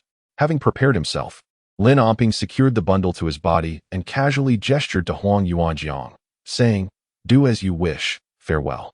Hey. Huang Yuanjiang, bending down to put on his shoes, hastily waved at Lin Onping. "Where are you going? Wait for me. You must be avoiding someone, though I know not whom. I have already gifted you the house. Why pursue me further?" Lin Onping felt genuinely vexed, keeping his head down as he walked ahead, not sparing a glance at Huang Yuanjiang. "To be frank, I intended to enlist in the military, but my elders at home disapprove. Thus, I slipped out to venture alone to the border. Where do you plan to go? We could accompany each other. It would provide some mutual support on the journey." Lin Onping halted and turned back. "To the border? The military?" Huang Yuanjiang nodded earnestly. "Indeed. Staying at home is suffocating. There's a saying that a true man should aspire to roam the world. Although I may not venture far, I must at least gallop across the battlefield, lest I waste my stature as a man." "True." Lin Onping nodded, a decision forming in his mind. "Then let us travel together. Since I have waited 3 years for her return, I shall venture to the border and recount the tales of the osmanthus blossoms." Chapter 9. Exiting the city. On the road, I am utterly bored. Outside Jiang'an City, Huang Yuanjiang leaped down from the ox cart laden with firewood. Lin Onping expressed his gratitude to the driver, offering a few coins in return. Huang Yuanjiang insisted on sneaking out of the city, so Lin Onping devised this plan, though it regrettably cost him a few more of his already scant coins. "Look at your distressed expression. I shall repay you with more silver later," Huang Yuanjiang remarked nonchalantly as he approached Lin Onping. Lin Onping smirked, scrutinizing him from head to toe, dressed in Cheng Bo's clothing yet lacking a single coin. And yet he spoke as if he were affluent. "What kind of look is that? Do you look down on me?" Lin Onping chuckled and continued limping along the official road. Huang Yuanjiang glanced at his retreating figure and quickly caught up. "I have a splendid idea for you. Consider it a little advance on interest." "What idea?" "Look at you, handsome as you are. That face could charm countless young ladies. However, your walking is quite poor. You frighten them all away. Remember, during matchmaking, just sit still, and you are bound to succeed. And if you do wed one day, the bride will be veiled and won't see you. By the time you enter the bridal chamber, it will be too late for regrets. What do you think of this idea? Is that what you call an idea?" Lin Onping finally comprehended the meaning of brawn over brains. "Your notion is splendid. Please refrain from sharing it again." The two walked along the path, occasionally attracting curious glances from passers-by. One limped awkwardly while the other donned oversized elderly clothing. Their appearance was far from harmonious. Just as the divine physician was about to pierce the back of Lin Onping's neck with a silver needle, he suddenly opened his eyes. "Could you also conceal my martial prowess? I fear that should I become foolish, my body may react instinctively." The esteemed physician, stroking his beard, contemplated for a moment before nodding. "There exists a method, albeit it will exacerbate the condition of the limp. I wonder, does young Master Lin mind the severity of his affliction, having already lost his senses? One who is already a cripple is unlikely to be concerned with the degree of his lameness. I am grateful for your assistance, esteemed physician." Lin Ziyuan, with his back turned, raised his sleeve to wipe away the corners of his eyes, lamenting the suffering of his son. After the acupuncture, Lin Onping succumbed to unconsciousness. prompting the physician to approach Lin Ziyuan. 3 years hence, should I meet you again, I may alleviate your son's folly, he murmured. While I was adjusting his tendons and bones, I took the liberty of administering some treatment that might mitigate young Master's limp. Is it truly so? Lin Ziyuan's expression brightened with excitement. While a complete restoration may prove challenging, a reduction in severity should pose no difficulty. At least he will not be reduced to a pronounced limp. Lin Ziyuan bowed deeply in gratitude, overwhelmed by appreciation. The distance from Jiang'an City to the frontier town of Fangye is nearly 1,000 li. Huang Yuanjiang remained silent, pondering how long it might take Lin Onping to arrive, concluding that procuring 2 horses would be necessary. At the Duke Wei's residence, Huang Yuda slammed his palm upon the table, causing the standing servant to tremble. Such a large man, and yet he cannot be found? What purpose do you serve? Lady Huang, with a handkerchief obscuring her face, wept sorrowfully. Oh dear. He is still so young. What if he is bullied out there? The lady in the side room rolled her eyes at this. 21, and still a child? Hardly. Besides, who in this household does not know he possesses formidable martial skills? At his stature, if he does not bully others, they would consider themselves fortunate. The lady thought this, but wore a mask of concern. Indeed, my lord, it would be wise to send more people to search for the young master. If necessary, we could even summon some from the military camp. Enough, Huang Yudao interjected sternly. If he cannot be found, let him be wild for a few days. He will return home once he has had his fill of play. Dismissed. Once the women had departed, the steward stood speechless, contemplating whether to inform the lord that the young master likely had no money on him. After a moment's thought, he remained silent. In Jiang'an City, if the young master were to mention his status as the duke's son, he would not suffer from hunger or cold. Moreover, lacking funds might hasten his return. Meanwhile, at the entrance of Lin Onping's modest courtyard, 2 young ladies, dressed as young masters, peered inside. Princess, it seems there is no one within. Does the simpleton truly reside here? Indeed, I was here yesterday. It cannot be mistaken. How curious that no one is present today. Could he be sitting idly at the city gate once more? If he is not here, let us depart. We might be mistaken for thieves. Very well. Let us head to the city gate. As the 2 turned to leave, the courtyard door adjacent to them creaked open. Aunt Wu glanced at the retreating figures before her gaze fell upon the closed entrance of Lin Onping's home. With a heavy sigh, she re-entered the courtyard. Since last night, she had not seen Lin Onping. With noon approaching and mealtime near, she wondered whether he had eaten. Lin Onping's absence weighed heavily on her. Her reckless son had not returned since last night, likely caught up in gambling once more. This thought ignited her ire. This wayward child would inevitably bring calamity upon himself. The desolate winds sweep across the 1,000 miles, and the bones lie deep within the earth. When shall there be a homecoming? As the ghostly vulture spirals above, few in later generations will recognize the visage of the living. The northern frontier stands resilient, its towering ramparts adorned with fluttering banners, among which a conspicuously embroidered flag bearing the character Sioux stands out. The walls tell tales of war's ravages, with shattered bricks, charred stones, and a moat stained dark with blood. Beneath the banner, 3 figures stand resolute. The valiant Marquis Su Kuei and his children, Su Shihu and Su Shiyao. Clad in iron helmets and silver armor, their capes billowing in the wind, they exude a subtle yet formidable aura of authority and martial spirit. After 3 years of guarding the frontier, enduring numerous skirmishes, they succeeded in driving back the northern cavalry and securing a year-long truce with the northern Khanate. Yet, as the winds rise, Su Kuei clutches his general's sword, his eyes filled with sorrow, knowing that the Khanate's ambitions for their bounteous land remain unquenched, ever poised to strike once more. These desert wolves must be eradicated from their lair. Su Shihu declares vehemently, standing defiantly atop the battlements. It is a perplexing struggle. For over a century, the Han Empire has clashed with them, only to see them feign submission after defeat, only to rise again after recuperation. When victorious, they would yield. When defeated, they would pillage and wreak havoc. The situation is indeed vexing. Su Shiyao, listening in silence to her father and brother's discourse, gazes into the distance. Lost in thought, Su Kuei turns his gaze to his daughter, aware that in mere months they will return to Jiang'an, where she is expected to find the young man from the Lin family. You are of marrying age now, he reminds her. Father, I do not wish to marry. Su Shiyao replies, a flicker of inner conflict crossing her eyes, which ultimately solidifies into resolve. Even if she were to spend her life defending the borders, She refuses to waste her years serving a fool. What nonsense is this? Su Kuei scolds, his gaze sharp. A matchmaker speaks on behalf of our parents.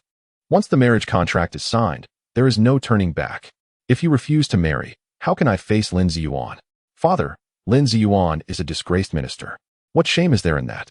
The shame lies with his family, facing the emperor's wrath, and with a son turned into a fool. If he were truly reasonable, he would renounce this engagement himself. When he became lame, I wished to dissolve the betrothal, and we would not be in this predicament now. Silence. Su Kuei's face darkens. If others hear your words, how is that different from betrayal? You cannot throw a tantrum over this matter. Listen less to your mother. The words of women lack weight. With that, he storms down from the battlements. Humph. Su Shiryao stamps her foot at her father's retreating figure. Second brother. Look at our father, she implores Su Shihu, tugging at his sleeve. Please, persuade him for me. Mother wrote that Lin Onping is even more foolish than a fool. I would rather not marry him and be the subject of ridicule. By your reasoning, the match is ill-suited. Do you not know that wealth and nobility are fleeting? You might find solace in the roots of a solitary bamboo, thriving at the foot of Mount Tai. To be wed to you would be a new beginning for him. And even if he has shortcomings, perhaps you could complement each other, creating a tale worth telling. Why fear the gossip of others? Su Shihu's eyes gleam with meaning. This is a matter I cannot assist you with. Perhaps you should seek the counsel of elder brother or our mother, he suggests before descending from the wall. Leaving Su Shiryao alone, her hair tousled by the wind. Chapter 10. Encountering bandits on the northern road. Traveling along the official roads, most are in haste, with few travelers crossing paths. There are solitary riders on horseback and drivers urging their carts, though whether these carts are rented remains uncertain. Occasionally, one encounters those carried in sedan chairs, as well as leisurely passengers atop ox carts, each contingent on certain travel conditions. There are also pedestrians, like Lin Onping and his companion, who have journeyed from dawn until dusk. With no funds to hire a horse or cart, they find themselves lacking even in provisions. The sesame cakes bought before departing the city have long been consumed, and Huang Yuanjiang plops down onto a granite stone by the roadside. Cursed be it, he laments. Both hungry and thirsty, pausing to rest before continuing. As dusk descends, they resolve to seek out a village for respite. Lin Onping wipes the perspiration from his brow, offering, I still have half a sesame cake to share with you. Huang Yuanjiang accepts without hesitation, tearing off a portion and returning the remainder to Lin Onping. Chewing on his share, he mutters, I must commend you. Despite limping along, you haven't uttered a word of complaint. Tell me, is there something amiss with your leg? Aren't you fatigued at all? Lin Onping breaks off a piece of the cake and replies, accustomed to this since childhood, let us proceed. There are no villages ahead. And if the darkness settles, traveling will become arduous. What is there to fear? Are we to encounter highwaymen?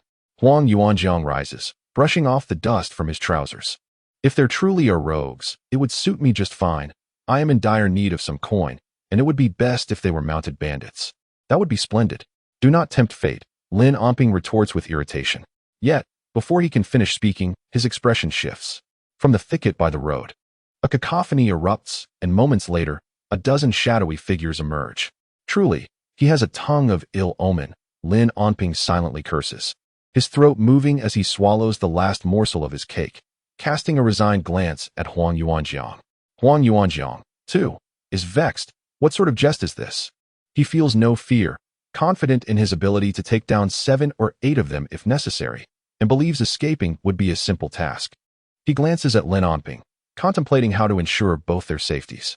He cannot abandon his companion in dire straits. Doing so would tarnish the reputation of the Duke's household. As both men remain in contemplative silence, the band of 15 or 16 has now closed in on them. Lin and Huang scrutinize their assailants, armed with knives, swords, and long poles. Each appears brutish and menacing, embodying the very visage of robbers.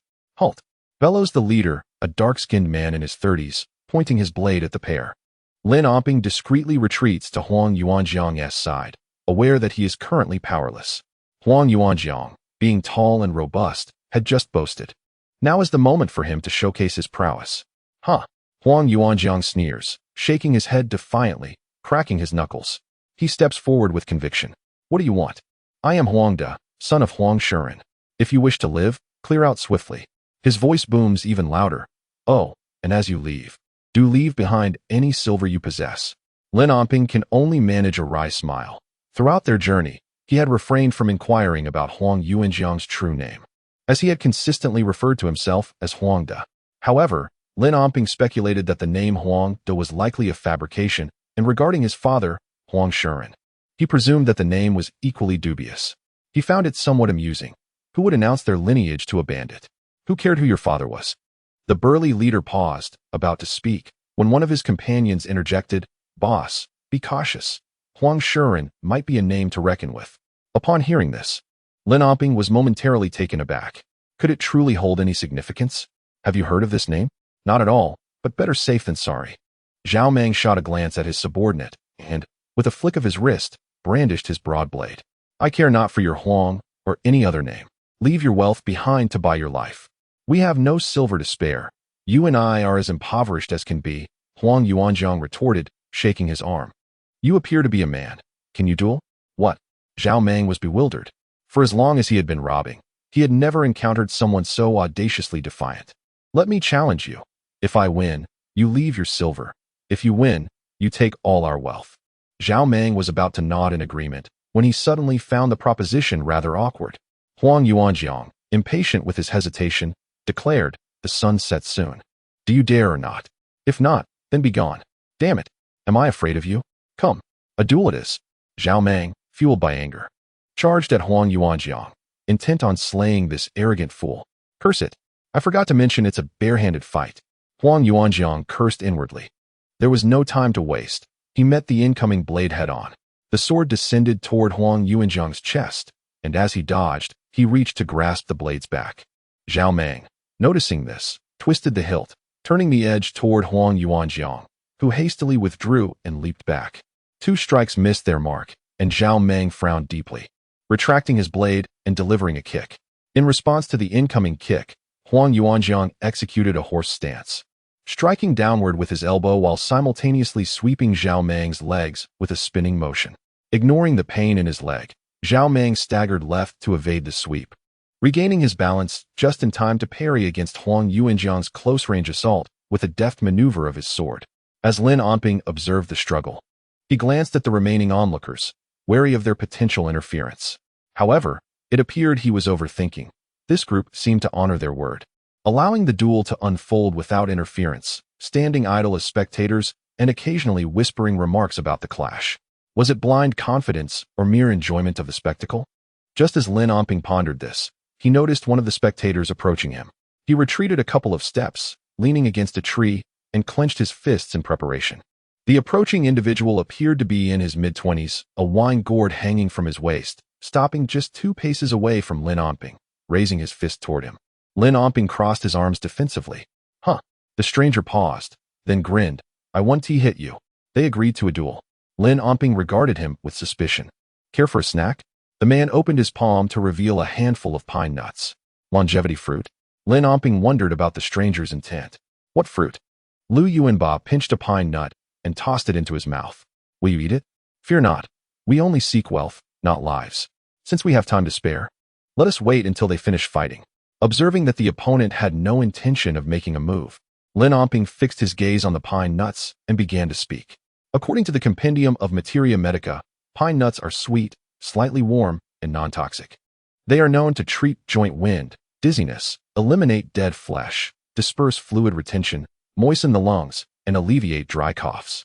Long-term consumption can drive away wind, dispel cold, nourish the body, enhance vitality, and rejuvenate the skin, thereby earning the title of longevity fruit. Lu Yuanba scratched his head, realizing it was merely the wild pine nuts from the mountains. He often climbed trees to gather some for a snack. Will you eat it? Thank you, Lin Onping replied, feeling somewhat hungry and not wishing to be finicky. He took a handful in his palm. Amidst the lively commotion of the fight, the 2 of them began to chat while munching on the pine nuts. Who do you think will win? Lu Yuanba spat out a pine nut shell, his eyes fixed intently on the 2 combatants in the arena. If you lose, just hand over the silver obediently, and I promise not to hit you. Lin Onping smirked. If you can't win, you'll be the ones losing. What? The 2 fighters in the arena had exchanged dozens of blows and now broke apart again. Zhao Meng was drenched in sweat, while Huang Yuanjiang remained nonchalant. Zhao Meng glanced at the wide knife in his hand, Not only had he failed to injure his opponent, but he hadn't even managed to tear a piece of Huang's clothing, and he was exhausted. After catching his breath, he felt he had lost face in front of his brothers and let out a loud yell as he charged again at Huang Yuanjiang. What had begun as a balanced attack and defense had devolved into chaotic slashes. Despite his towering stature, Huang Yuanjiang was surprisingly agile, easily dodging Zhao Meng's strikes. Suddenly narrowing his eyes, he seized a moment of Zhao's misstep, bending his body and launching into the air. As he flipped in midair, his right leg transitioned from a kick to a sweeping motion, producing a sharp, whistling sound as it cut through the air. Zhao Meng sensed the impending danger. If he were to be struck by that kick, his face and possibly his nose would surely break. In a panic, he discarded his knife and raised his arms to shield his face. Bang! Huang Yuanjiang's kick was swift, and Zhao Meng's hurried defense absorbed little of the force. Subsequently, Zhao Meng was sent hurtling through the air, landing perilously close to Lin Onping. Damn it! Lu Yuanba tossed his pine nuts aside and quickly leapt to the side, pulling Lin Onping with him. Zhao Meng felt a sharp pain radiate through his arms and was propelled into the air, crashing heavily against a tree, leaving him momentarily dazed. As he regained consciousness, stars danced before his eyes, and he gasped in shock. Looking up, he caught sight of Lin Onping popping a pine nut into his mouth. Chapter 11. Gathering people. Heading to the northern pass, the crescent moon hung atop the mountain peak, and a gentle breeze rustled the branches. Deep within the woods along the official road, a cluster of wooden cottages was nestled at the foot of the mountain. At that moment, a small bonfire blazed in the open space before the houses, with a wild goat, freshly skinned, sizzling over the flames, its fat dripping and sizzling. Surrounding the fire, more than 10 people sat together, with several unopened jars of wine nearby. It's ready. It's ready. Zhao Meng deftly sliced a piece of lamb with a small knife and handed it to the person beside him, who happened to be Huang Yuanjiang. He then cut another piece for Lin Onping, while the others around them also indulged in the savory meat. Ah, it's delicious, Huang Yuanjiang exclaimed as he devoured a bite. Lin Onping took a small nibble of the lamb, savoring its exquisite flavor. The fact that the two had not eaten for quite some time was irrelevant. Come, Brother Zhao. Huang Yuanjiang lifted a nearby wine jar, forcefully removing the clay seal, and poured a bowl of wine for both Zhao Meng and himself. Raising his full bowl, he jovially declared, as the saying goes, without a fight, there is no acquaintance. Thank you for your hospitality, my brother. This toast is for you. Brother Huang, you are too courteous, Zhao Meng replied, clinking his bowl against Huang's. Out here, we rely on friends. From now on, we are brothers. This modest hospitality is nothing. Cheers. Cheers. The two exchanged smiles and downed their drinks in one go, exclaiming in delight. Lin Onping observed them, reflecting that Huang Yuanjiang had emerged victorious. Had Zhao Meng lost, he would likely have been left with nothing but his undergarments, if even those. Suddenly, he felt a gentle nudge on his arm. Turning, he saw Lu Yuanba extending his hand, palm open, holding a handful of pine nuts. Thank you, Lin Onping said as he accepted the offering. He lifted his bowl of wine from the grass, asking, shall we drink together? Absolutely, Lu Yuanba grinned. The coarse liquor was potent, its spiciness stinging his throat, causing Lin Onping to furrow and then relax his brow, as if a fiery chain coursed from his throat to his belly. Reflecting on the events of the day, he found them somewhat surreal. After Zhao Meng had been bested by Huang Yuanjiang, rather than continuing the conflict, Huang had helped him up, winning Zhao's favor. Upon learning that the two intended to travel under the cover of darkness, he invited them to stay the night. Zhao Meng revealed that the reason they, a group of over 10 individuals, resorted to banditry was out of sheer necessity. They were originally villagers from the jurisdiction of Fengjiang County, where their ancestors had lived off the land, harvesting stones from the mountains.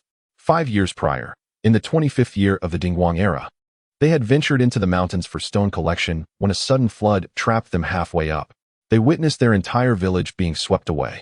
Days later, as the waters receded, they descended the mountains in sorrow, finding their homes, loved ones, and fields obliterated. While the floodwaters in their village had receded, those in other areas had not. When they approached the local authorities seeking food and shelter, the county magistrate not only refused to provide aid, but also concealed the disaster, threatening them with imprisonment should they speak of it. Unable to accept such injustice, the group fled one night, determined to petition the emperor. However, they found that the magistrate had anticipated their move. Upon arriving in Jiang'an City, They discovered wanted posters outside the city gates branding them as notorious bandits. Aware that entering the city would mean certain capture, let alone filing a petition, they dared not proceed. With no home to return to and barred from entering the city, they could not resign themselves to starvation, and thus retreated to the deep mountains not far from Jiang'an City. Over the past 5 years, they had resorted to banditry only 7 or 8 times, seeking wealth without inflicting harm, using any silver earned to buy seeds and tools for cultivation, hoping to survive in the wilderness. Upon encountering Lin Onping, it so happened that he and his companion were in need of funds to purchase a few cattle, which led to their earlier encounter. "Brother Lin," Zhao Meng exclaimed, as he took a seat beside Lin Onping with a cup of wine in hand. "My dear brother, are you able to indulge in another drink?" Lin Onping, smiling, lifted his cup, replying, "How could I refuse such hospitality?" He then rose, expressing gratitude to Zhao and Lu, as well as the other esteemed guests present. "Let us all partake in this toast. Cheers."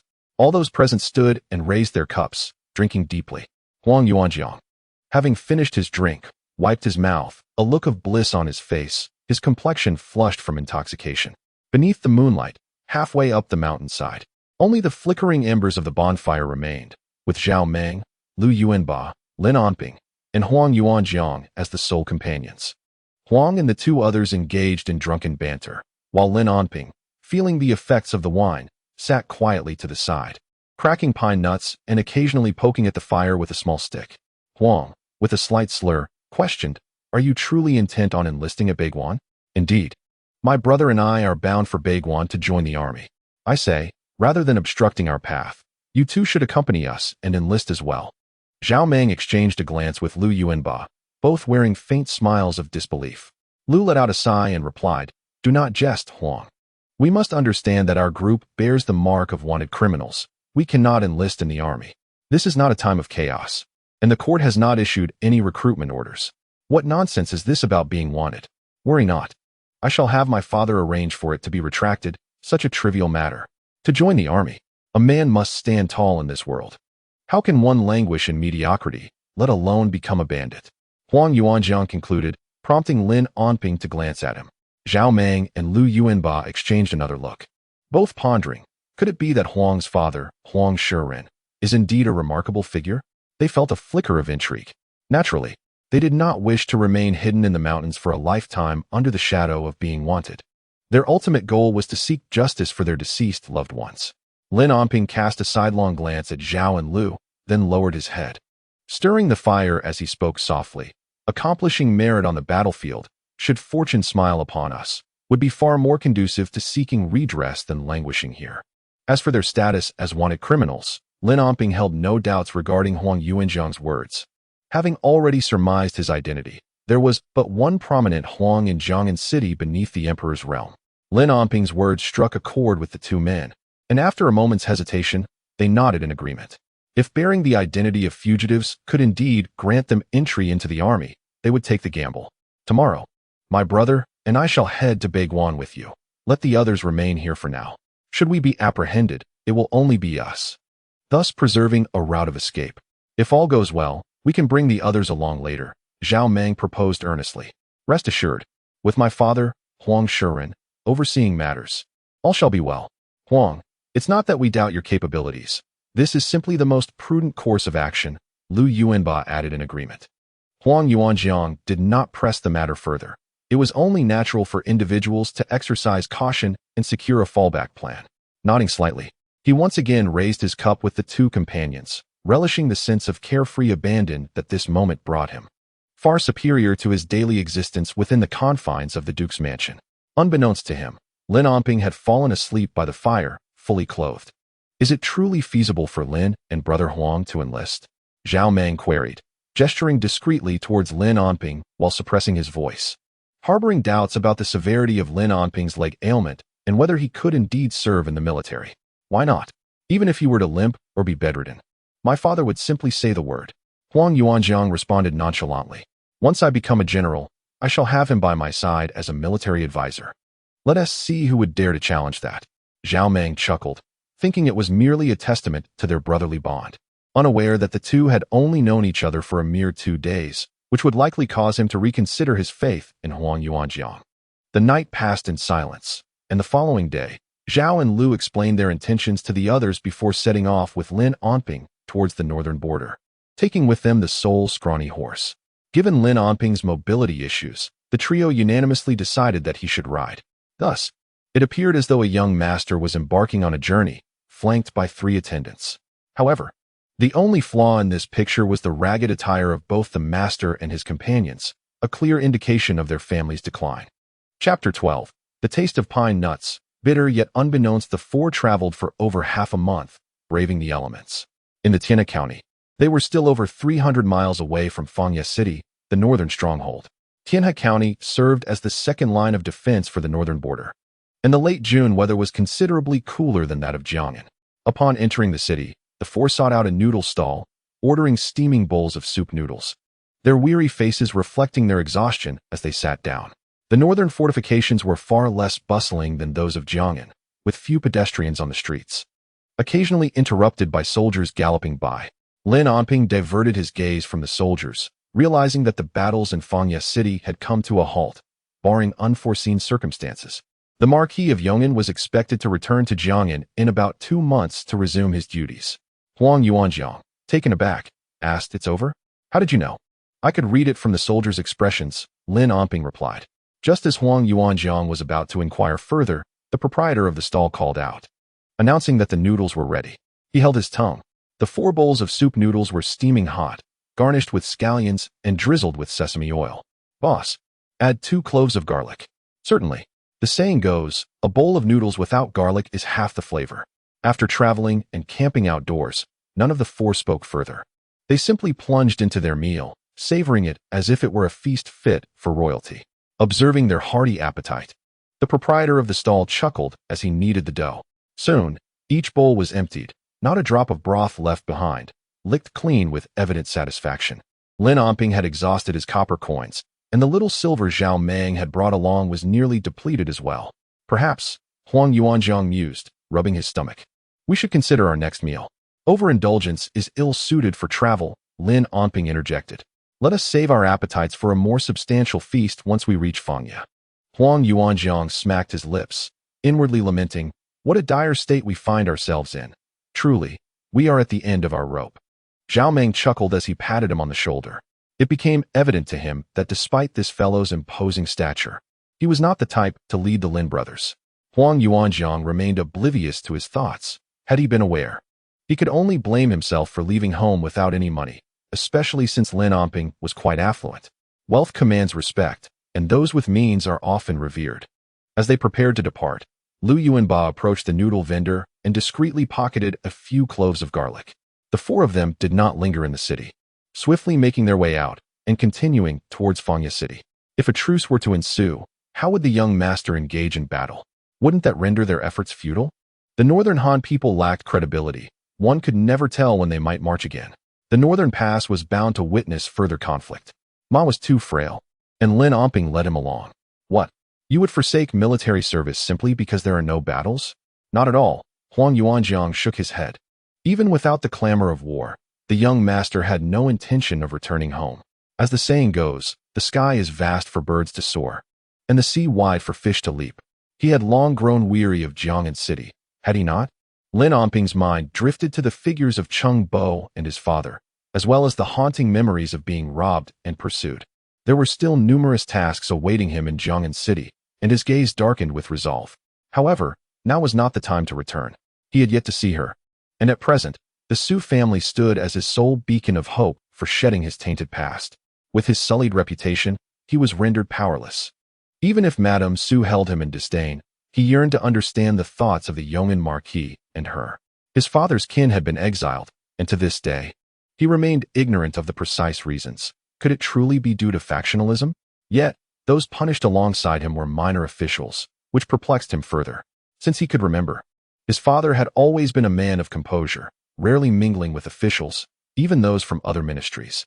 After the emperor's establishment of the crown prince, his father did not join the so-called crown prince faction, and even seemed to harbor reservations about the crown prince's capabilities. Having once muttered in the study something that he happened to overhear, the crown prince's virtues and talents do not compare to those of the second prince. His encounters with the crown prince had been few, the most notable being during a royal hunt, where the emperor decreed that trusted officials could bring their families along. It was then that he caught a glimpse of the crown prince, who appeared refined and composed, always wearing a faint, amiable smile. Lacking the airs and arrogance typical of a prince, he was approachable. Later, like other signs of nobility, he rode alongside the crown prince during the hunt. Before long, they spotted a plump sika deer in the woods, its belly notably round. Lin Omping pondered if the deer might be with fawn. Just as he was about to caution the crown prince, he witnessed the prince drawing his bow and releasing an arrow, which struck the deer with a sharp cry. The creature fell to the ground, and the crown prince, pulling on the reins, galloped forward. In that moment, disaster struck. The prince's horse, inexplicably startled, reared and threw him to the ground. As the hooves descended towards the fallen prince, Lin Omping spurred his horse forward, crashing into the startled steed's neck. In the process, he too was thrown to the ground, landing perilously close to the prince. The fear in the prince's eyes was palpable, and without a moment's hesitation, Lin Omping pushed against him with all his strength, sending the prince rolling a safe distance away. Meanwhile, following the sound of a horse's neigh, a searing pain shot through his right leg, which had been trampled fiercely by the hoof of a horse. After this incident, he did not encounter the crown prince again for several years, and his meeting with the second prince was merely a fleeting moment, just recently at Yunshang Pavilion. At that time, he was somewhat dazed, possessing only a vague impression. The second prince did not appear to be as gentle as the crown prince. Could it be that the second prince was secretly courting officials with aspirations to seize the Eastern Palace? Such thoughts seemed flawed, for aside from his numerous talented associates, the second prince did not seem to maintain close ties with court ministers, and any clandestine dealings remained uncertain. At least, on the surface, that was the case. In any event, the circumstances surrounding his father's punishment were perplexing, leaving him with the unsettling feeling that deeper secrets lay hidden beneath. Zhao Meng, oblivious to Lin Omping's contemplations, sensed the weight of the youth's thoughts and turned to Huang Yuanjiang, inquiring, "Brother Huang, upon our arrival in Fengye City, whom shall we seek? We cannot simply march directly into the military camp, can we?" Huang Yuanjiang patted his chest confidently, assuring him, "Rest assured, my father, Huang Shirun, will take care of everything." Zhao Meng nodded, though still skeptical. Lu Yuanba, a man of few words, typically remained silent while others conversed, merely listening without interjecting. He extended his hand towards Lin Omping. "Offering garlic?" Lin Omping smiled and shook his head. While he did not disdain garlic, he believed it did not complement noodles or dumplings, and consuming it raw was somewhat intolerable. Declining the offer, Lu Yuanba peeled a clove for himself and chewed it expressionlessly. Lin Omping found it peculiar. Since meeting Lu Yuanba, this fellow seemed perpetually munching on snacks. Having finished the pine nuts, he was now indulging in garlic as a casual treat. Noticing Lin Omping's puzzled expression, Zhao Meng gently tugged at him, prompting Lin Omping to slow his pace and create some distance from Lu Yuanba. Zhao Meng cast a glance at Lu Yuanba's retreating figure and lowered his voice. "Are you curious about why old Lu is always eating?" Lin Omping nodded subtly, indeed wondering about it. There were not many men of this age who relished snacks, and he had only seen Lu Yuanba exhibit such a habit. Huang Yuanjiang, intrigued, leaned in closer. "Ah," Zhao Meng sighed softly, a hint of sorrow in his eyes. "After we descended the mountain, we soon discovered old Lu's son among the ruins. He was merely 4 years old, and just like that, he was gone." Lin Omping and Huang Yuanjiang were taken aback by this revelation, with Huang Yuanjiang gently patting Zhao Meng on the shoulder. At that time, the child clutched a handful of pine nuts tightly in his hand, with another still in his mouth. Old Lu loved to prepare pine cones, roasting the nuts as snacks for his son. The boy must have suffered, likely hoping desperately that his father would return to rescue him. Zhao Meng's voice cracked, his eyes reddening, struggling to continue. Upon hearing this, Lin Omping and Huang Yuanjiang felt the weight of sorrow settle upon them, and no one spoke further. The three of them silently gazed at Lu Yuanba, who walked ahead. Chapter 13. A lame man go. Go. Clear the way. Damn it, get out of the way. Move aside. Move aside. With still several dozen miles to Fengye City, the four were engaged in conversation when suddenly they heard the urgent sound of galloping hooves and the accompanying shouts and curses from behind. They simultaneously turned to look, only to see a troop of cavalry emerging 100 meters away. There were dozens of them, all clad in armor and helmets, wielding spears in one hand and weapons at their waists. as they whipped their horses into a frenzy, stirring up clouds of dust in their wake. In the blink of an eye, they surged forward. Although the official road was broad, this group of riders charged recklessly, forcing the four to dodge aside. While others managed to evade, Lin Onping, with his mobility hindered, was caught off guard and was struck by a horse. The steed galloped with great speed, and the impact sent Lin Onping flying to the roadside, landing harshly in a nearby pit. Damn it! Huang Yuanjiang's reflexes were sharp. Even before Lin Onping had fully taken flight, he sensed impending danger. With a furious exclamation, he leapt and seized the rider, yanking him from his mount and forcefully slamming him to the ground. You're rushing to your demise. Accompanying his words, a fist, as large as a sandbag, crashed into the man's face. Stop! How dare you? Are you seeking death? The cavalry, witnessing the scene, could hardly contain their anger. They reined in their horses and surrounded the four, several drawing weapons from their waists. Are you all right?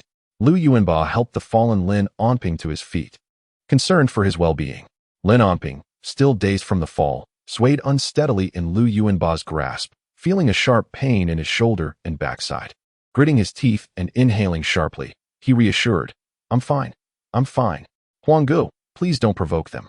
There were dozens of them, all armored and armed. A formidable military presence, while they were merely four, neither soldiers nor officials. Should a conflict arise, they would surely be at a disadvantage.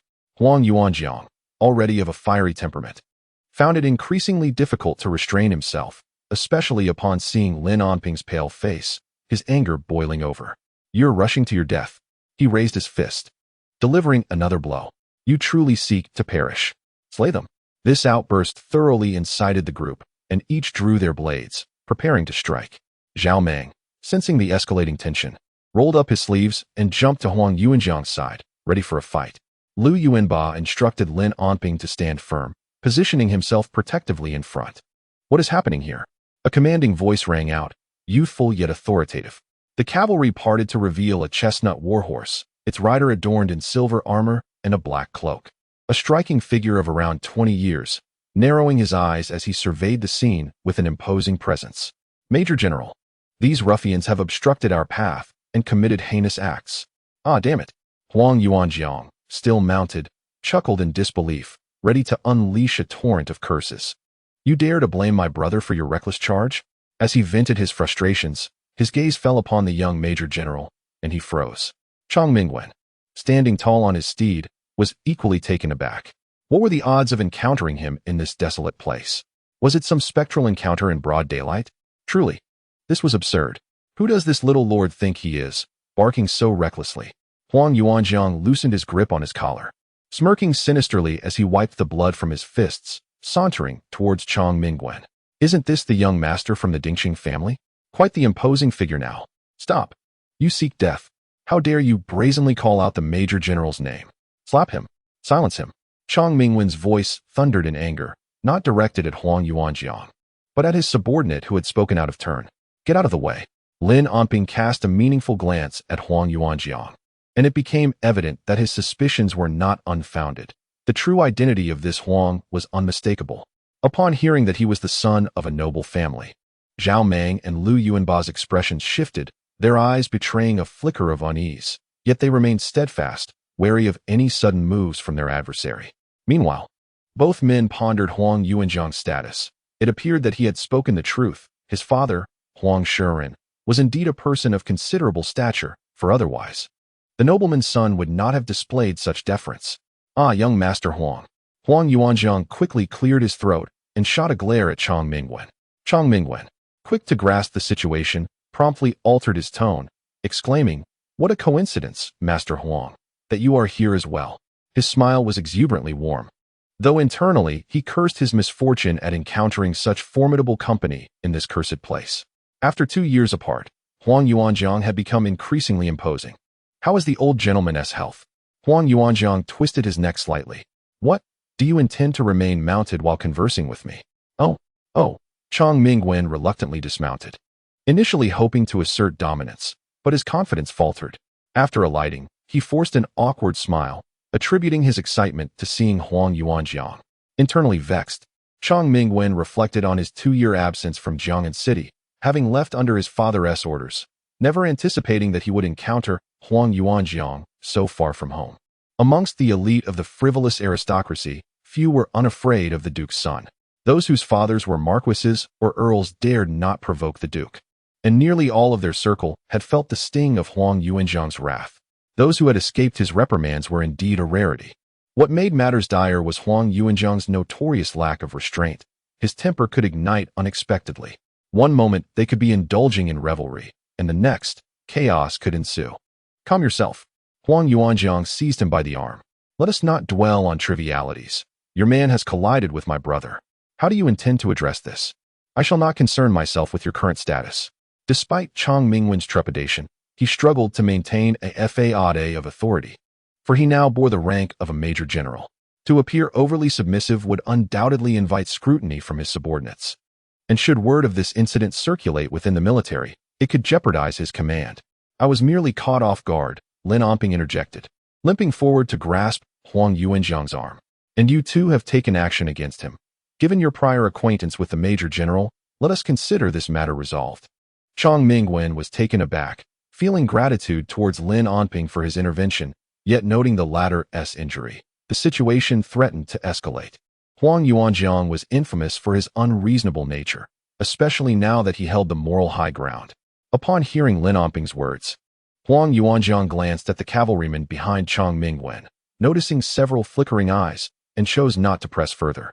Since my brother has spoken, we shall let this incident pass, he declared languidly, a smile creeping onto his lips as he draped an arm over Chang Mingwen's shoulder. You seem to be doing quite well. Perhaps it is time for you to treat your elder brother to a drink. Zhao Meng and Lu Yuanba exchanged wry smiles, marveling at the swiftness of Huang Yuanjiang's transformations. Indeed, it is only natural. I am equally delighted to see you, Master Huang. Chang Mingwen internally sighed with relief and turned to his subordinates. You all proceed to Fengye City. I have matters to discuss with my father. Yes, sir. Wait, Huang Yuanjiang spoke again, leaving behind a few horses. As he mounted, he cast a triumphant smile at Lin Onping and the others, feeling assured of their entry into the military camp. Lin Onping did not change horses, still riding the lean steed he had grown fond of. Although the horse was thin, it persevered throughout the journey, and Lin had previously worried it might collapse along the way. Chang Mingwen rode alongside Huang Yuanjiang, glancing occasionally at Lin Onping, his brow furrowing from time to time. He felt uneasy. After all, Lin had sustained an injury to his leg. What would happen if Huang Yuanjiang sought retribution later? Clearing his throat, he feigned calmness. Dear Lord Huang, do you think this brother can endure until we reach Fengye City? Once in the city, I shall ensure he sees the finest physician. Huang Yuanjiang looked puzzled, glancing at Lin Onping and then back at Chang Mingwen. What do you mean to see? His leg? These blind fools have left my brother limping. Rest assured, I shall not let them off lightly. No need for that. Huang Yuanjiang grinned broadly, revealing his teeth. His leg is fine. He was already a cripple. Lin Onping twitched the corner of his mouth, his eyelids twitching. Was that truly a man's words? His leg was indeed injured, and his backside ached as well. Oh. Well, Chang Mingwen faltered. Perhaps I should say nothing more. Chapter 14. Chang Mingwen makes arrangements for several people on the journey. They learned that the military conflict had ceased. Chang Mingwen and his son were on a mission to replace the garrison at Fengye City, where his father, Duke Cheng, had already arrived. So, they really aren't fighting anymore. Huang Yuanjiang scratched his head, mumbling with a hint of regret. Zhao Meng and Lu Yuanba exchanged glances, both feeling a sense of admiration for Lin Onping. His earlier speculation while eating noodles in Tianhe County had proven correct. The conflict had indeed halted. It seemed that the Duke of Yong'an would soon return to Jiang'an, a notion that was not unfounded. Upon learning about the garrison change, Lin Onping mused that it was unsurprising. Aside from the personal guards, it was merely a change of commanders. He reflected that it was customary for lords and dukes to lead troops temporarily, as the emperor would not allow them to do so for extended periods. Over time, soldiers inevitably grew dependent on their commanding officers, leading to a scenario where they would only heed the orders of their designated leaders. Such dominance within the military posed a threat to imperial authority, a phenomenon that every emperor sought to avoid, since there was no urgency to hasten their journey. By the time they reached the gates of Fengye City, night had already fallen. Chang Mingwen presented his token, and the city guards permitted them entry. Upon entering Fengye City, one could feel a desolate atmosphere. The night wind carried an oppressive sense of foreboding. Although the military operations had ceased, the ambience of warfare had yet to dissipate. Unlike the lively nights of other capital cities, Fangye City imposed a curfew as darkness fell. The streets were devoid of civilians, save for patrolling soldiers. As the first line of defense in the north, Fangye City was not bustling. It exuded an air of decay. It was a fortress that had endured years of conflict, yet stood resolutely. Walking upon the stone bricks of the city evoked a profound sense of loss and longing, reminiscent of a nation in ruin and a home lost amidst the overgrowth of spring. Even Huang Yuanjiang spoke less. The change of garrison was not merely a matter of comings and goings. Numerous military affairs required handover. Consequently, the Duke of Yong'an continued to reside in the general's residence, while Duke Cheng would stay at the official manor upon his arrival. Under the cover of a curfew, the tavern closed its doors. Chang Mingwen wished to escort a few individuals to the official residence, yet Huang Yuanjiang declined his offer, primarily out of concern that Duke Wei would be informed of his whereabouts through correspondence from Ding Chengho. This concern was indeed well-founded, for Ding Chengho had already received a letter from Duke Wei, instructing him to keep a watchful eye on Huang Yuanjiang's activities in the northern territories. Consequently, Chang Mingwen had no choice but to command his men to open the doors of a tavern, arranging for the four of them to wait there. The tavern keeper, trembling with fear, knew that defying the curfew could lead to execution, and the young general before him was not someone he could afford to offend. Only after receiving a promise from Chang Mingwen that he would not be held accountable did the keeper hesitantly usher the group inside. After securing several rooms, Chang Mingwen wished to avoid further complications, instructing the keeper to bring food and drink to their quarters. He gestured for Huang Yuanjiang to take a seat, while Lin Onping casually pulled up a chair. Zhao Meng and Lu Yuanba, however, remained more reserved, standing awkwardly, unsure of what to do. Chang Mingwen's status as a young general, along with his lineage as the son of a nobleman, marked him as a definite scion of privilege. Huang Yuanjiang was well acquainted with him, and given Chang Mingwen's deferential demeanor, he could not possibly be an ordinary individual, who among common folk would so brazenly reference their father, Huang Shiren, with such authority. It was evident that Lin Onping, who seemed to take the lead, was also no mere commoner. In contrast, Zhao and Lu had initially perceived Huang Yuanjiang and Lin Onping as ordinary people, but now they felt a profound sense of deference. "Sit down," Huang Yuanjiang scolded as he noticed Zhao and Lu standing there like wooden posts. The two exchanged glances, silently understanding each other's hesitation. They remained stationary, shifting their feet slightly, casting beseeching looks at Lin Onping, whose status was still somewhat ambiguous. Lin Onping smiled and nodded. "Please, take a seat. The food will arrive shortly. Let us enjoy a good meal together."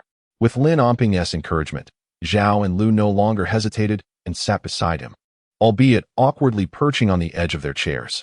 As they awaited the meal, a servant brought tea to the table. "Master Huang, what brings you to the northern territories in such tumultuous times? Aren't you worried about your father's concerns?" Huang Yuanjiang replied, "I am quite anxious in Jiang'an, seeing each of you follow in your father's footsteps to achieve great things. I, on the other hand, am in a hurry, with my father aging and the emperor no longer permitting him to lead troops into battle." Lin Onping raised an eyebrow, and both Zhao and Lu listened intently, astonished by the implications of Huang Yuanjiang's words. Chang Mingwen took a sip of tea, frowning slightly at its subpar quality. "Does your father know you are in the northern territories?" Huang Yuanjiang, indifferent to the tea, gulped it down, clearly parched. "That's precisely what I wanted to discuss with you. When you see your father, be sure not to mention that you ran into me. I snuck out without permission." "What do you mean?" Huang Yuanjiang shot him a sidelong glance. "Just remember what I said. By the way, there's another matter. The four of us intend to enlist in the army. I was contemplating how to arrange it, but now that I've encountered you, it simplifies things. Could you arrange for us to enter the military camp tomorrow? Surely, this is a trivial task for you. Challenging. Utterly difficult." Yet, Chang Mingwen refrained from voicing his thoughts. Ordinary individuals wishing to enlist must first be recorded in the local roster, followed by verification from the Ministry of Household Affairs before submission to the Ministry of War. Although Hanhua is currently engaged in battle, it is not in a state of perpetual turmoil. The court has neither issued conscription orders nor enforced mandatory military service. Chang Mingwen pondered this for a moment before nodding. "Master Huang, since you prefer to keep your presence at the northern pass a secret, how about serving as a personal guard?" He glanced at Lin Onping, his expression somewhat conflicted. Ultimately, he decided against voicing his concerns, reasoning that one more disability would not make a difference. Humph. Huang Yuanjiang scoffed. You're calculating quite cleverly. Wanting me to be your personal guard, are you? Absolutely not. Just place us in the army as soldiers. I intend to earn my military merits and prove my worth to my father. Indeed. Chang Mingwen had been hoping to take this opportunity to show off in front of Huang Yuanjiang. Military regulations dictate that once Huang Yuanjiang became a personal guard, he would wield considerable influence, allowing him to settle the score for past grievances. Realizing he had been seen through by Huang Yuanjiang, Chang Mingwen offered an awkward smile, feigning nonchalance, though his expression soon turned troubled. Soldiers are acceptable, but I fear this brother's legs may not suffice, he said, casting an apologetic glance at Lin Onping. He could serve as a groom or a cook, should he be willing. Thank you, General Chang. I would be glad to, Lin Onping replied with a respectful gesture, casting a subtle glance at Zhao and Lu. The two immediately stood, clasping their fists in unison, exclaiming, Thank you, General Chang. Just being courteous, Chang Mingwen replied, feeling a sense of comfort. His inquiry into the names of the other three had been overlooked, as his focus was primarily on Huang Yuanjiang's reputation. The suggestion of Lin Onping serving as a groom did not sit well with Huang Yuanjiang, who was about to voice his discontent when Lin Onping gently tugged at his sleeve. Noticing Lin Onping shake his head slightly, he decided to hold his tongue for the time being, thinking he would address it once he had more influence. Allow me to introduce these two.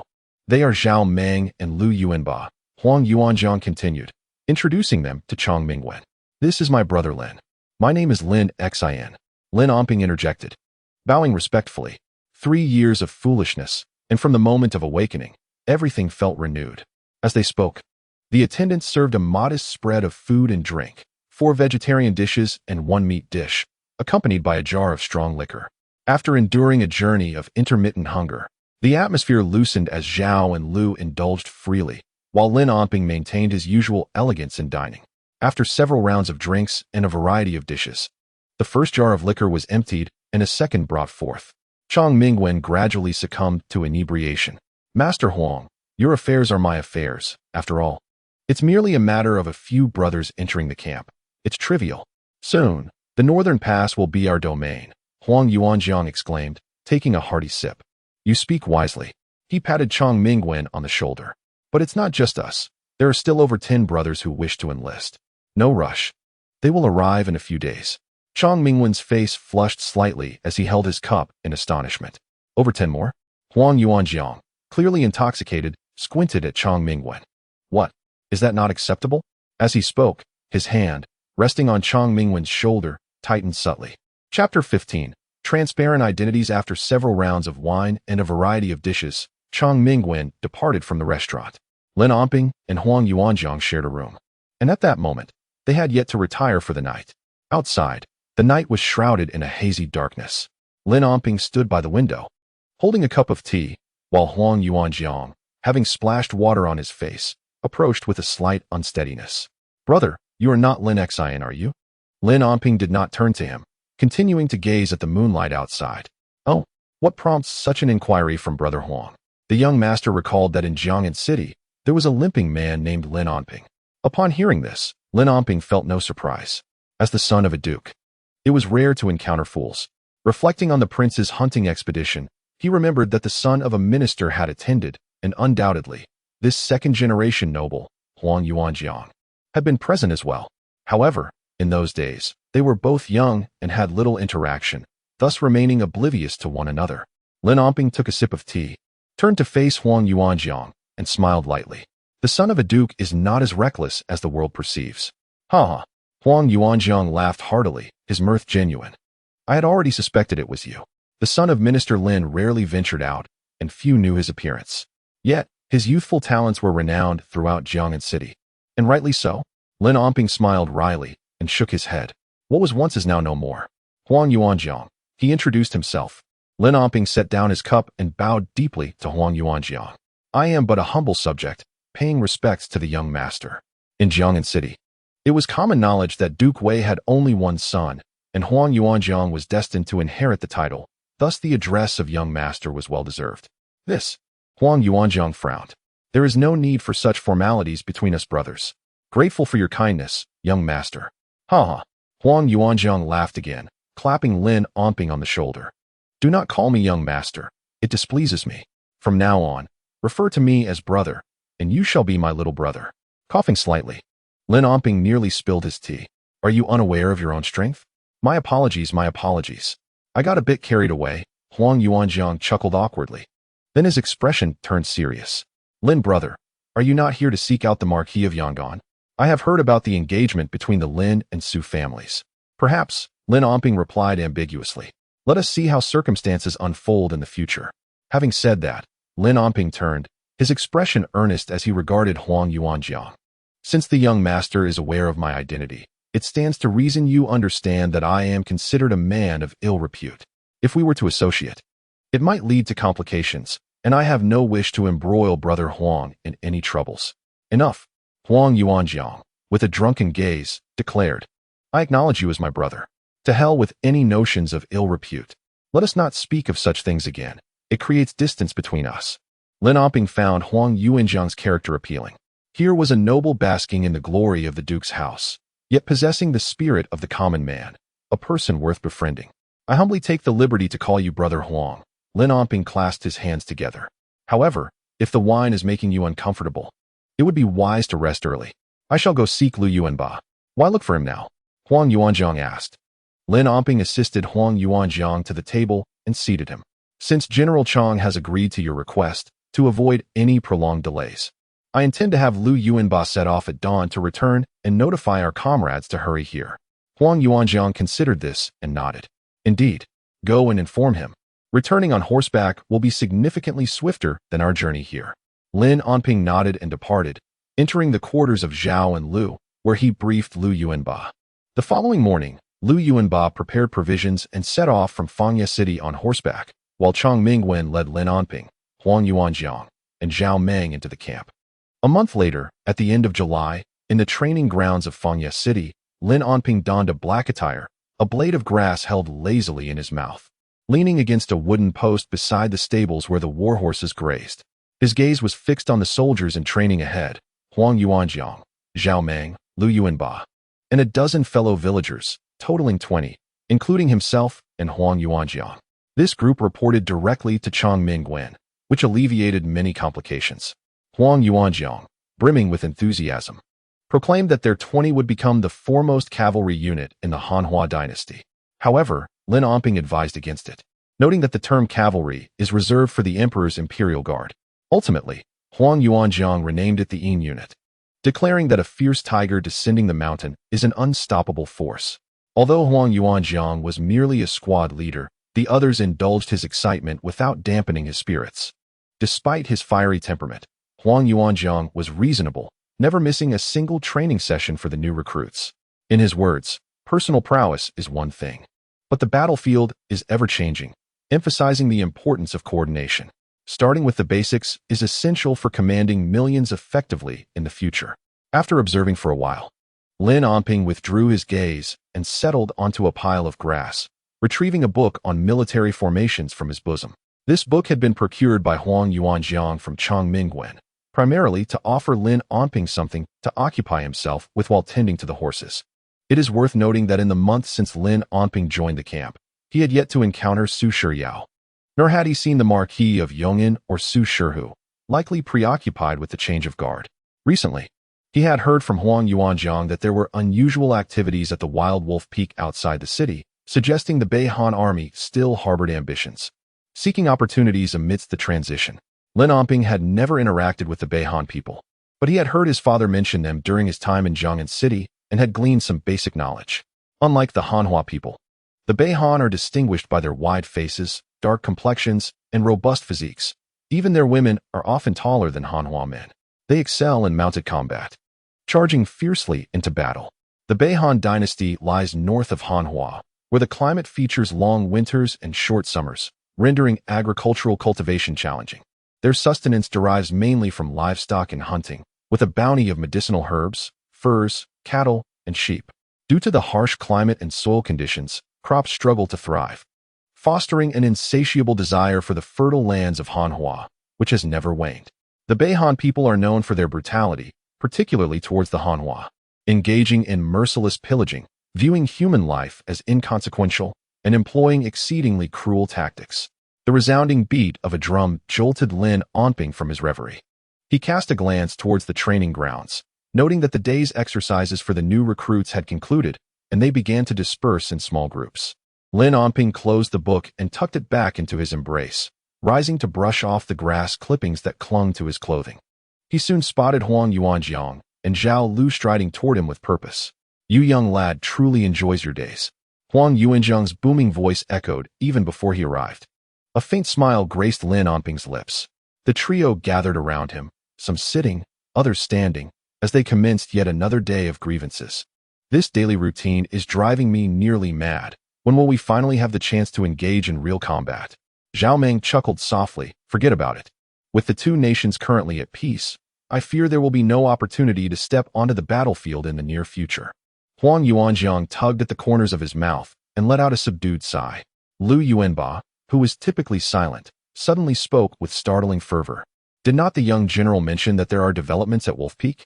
Should we not venture over and take a look? Perhaps we might capture a few Northern Han soldiers."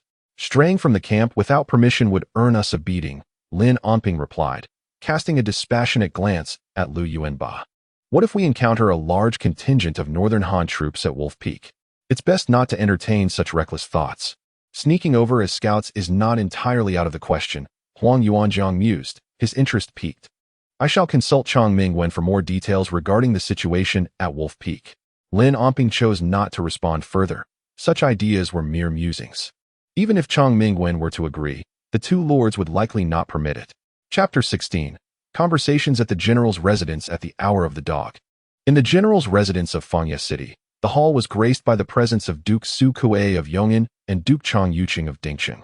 Seated at the upper ends on either side, Su Shiyao and Su Shihua occupied the left side below, while Chang Mingwen sat with his eyelids drooping on the right. Each individual had a teacup set before them, releasing wisps of fragrant steam. Duke Chang Yuqing lifted his teacup, taking a sip before speaking with a gentle smile. "The commanders of each regiment have been replaced. Once the verification of supplies and military pay is complete, the transfer will be finalized. And then Duke Su can return to Jiang'an to enjoy his leisure." "Haha," Duke Chang jests. "I am hardly destined for such leisure, upon my return to Jiang'an. Who knows what further decrees the emperor may have," replied Su Kuei. "It will be Duke Chang who must labor over Fangya City in the future. The Northern Han remain obstinate, and the road ahead is long." At the mention of the Northern Han, Su Kuei's demeanor grew serious. "Do not worry, Duke Su. If you can repel the Northern Han troops, I too will ensure Fangya City remains secure." Chang Yuqing was determined not to appear inferior before Su Kuei, maintaining a facade of calm. "That would be most agreeable." Su Kuei nodded lightly, then turned his gaze toward Chang Mingwen. "I have heard that you recruited some personal guards before entering the city. They are currently training in the new recruit camp. Is there something exceptional about these individuals?" "The recruitment of personal guards is akin to the raising of household troops." Su Kuei had no intention of prying further. Yet, given the precarious situation at the border and the incomplete withdrawal of the Northern Han, it was prudent to exercise caution. If Northern Han spies infiltrated their ranks, it would not be a trivial matter. Chang Mingwen, momentarily lost in thought, straightened up upon being addressed. In response to Duke Su, "They are merely ordinary individuals. 20 in total. My young nephew was short of personal guards, so I simply filled the gap. This is sheer nonsense." Chang Yuqing glared at his son, having chastised him on several occasions for this very matter. If personal guards are insufficient, one ought to draw from the seasoned veterans, not recruit a bunch of greenhorns as personal guards. Have you lost your mind? Chang Mingwen shrank his neck, hesitant to meet his father's gaze. He could not help but internally lament. What if the Duke of Wei were to ask you for assistance? It was nothing short of absurdity. Su Shiyao cast a sidelong glance at Chang Mingwen, remarking that in the midst of battle, one could hardly rely on an inexperienced entourage for protection. One might lose their head a dozen times over. Chang Mingwen met Su Shiyao's gaze with a frown, muttering to himself that he wished this group would willingly serve as his personal guards, but alas, they were unwilling. Su Shiyao rolled her eyes and chose to ignore him. Su Shihu, with a languid glance at Chang Mingwen, refrained from engaging in the petty squabbles of the younger generation.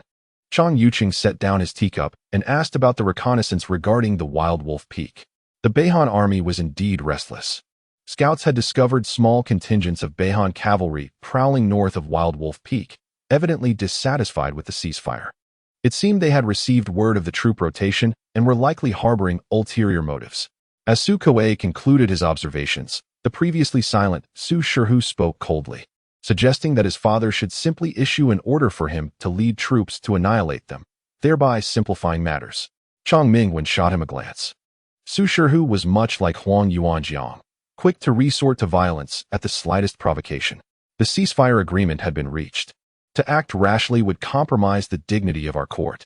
Chang Yuqing tapped the table, pausing momentarily, but added that precautions must be taken. In his view, it would be prudent to establish a camp and fortify defenses near Wild Wolf Peak. Su Kuei nodded in agreement, stating that he was familiar with the terrain and would lead the troops to set up camp, while Chang Hai familiarized himself with military affairs in the city. Chang Yuqing raised no objections. After 3 years, Su Kuei certainly had a better grasp of the northern front than he did.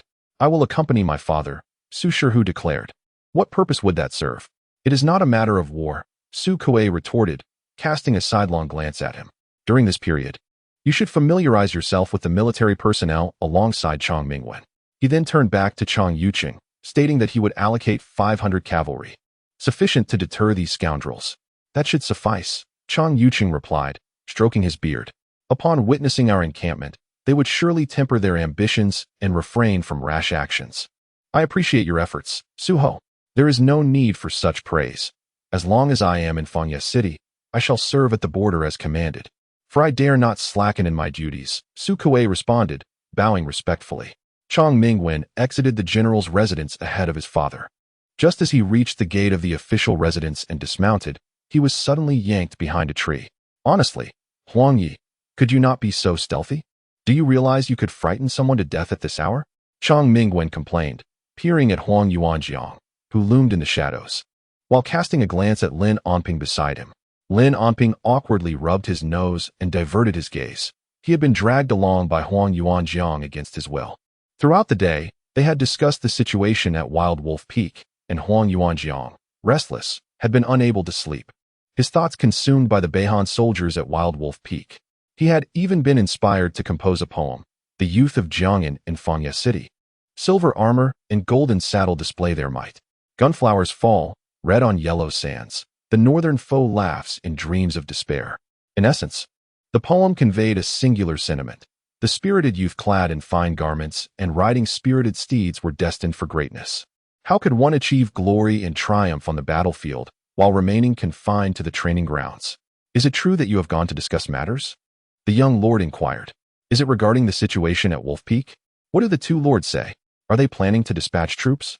Stop, stop, Chang Mingwen interjected, his head aching from the urgency. This is not the place for discussion. Let us find somewhere more appropriate. Thus, the tavern, which had been under curfew, was once again open with a knock. The innkeeper, somewhat disheartened, glanced at the 3 men and sighed quietly before beckoning his staff to prepare food and drink. The 3 did not require a private room, opting instead to sit casually in a corner of the main hall. Chang Mingwen briefly recounted the events of the night, prompting Huang Yuanjiang to frown in silence as he sipped his tea. If Su Kuei were to lead the troops to camp, there would be no chance for him to intervene. Disregarding any military orders, the mere thought of missing such an opportunity left him perturbed. Alas, Huang Yuanjiang sighed heavily, placing his teacup down with force, his gaze shifting to Lin Onping. What shall we do now? Although he was literate, he lacked strategic insight. Through their interactions in recent days, he sensed that Lin Onping possessed a sharper intellect than his own.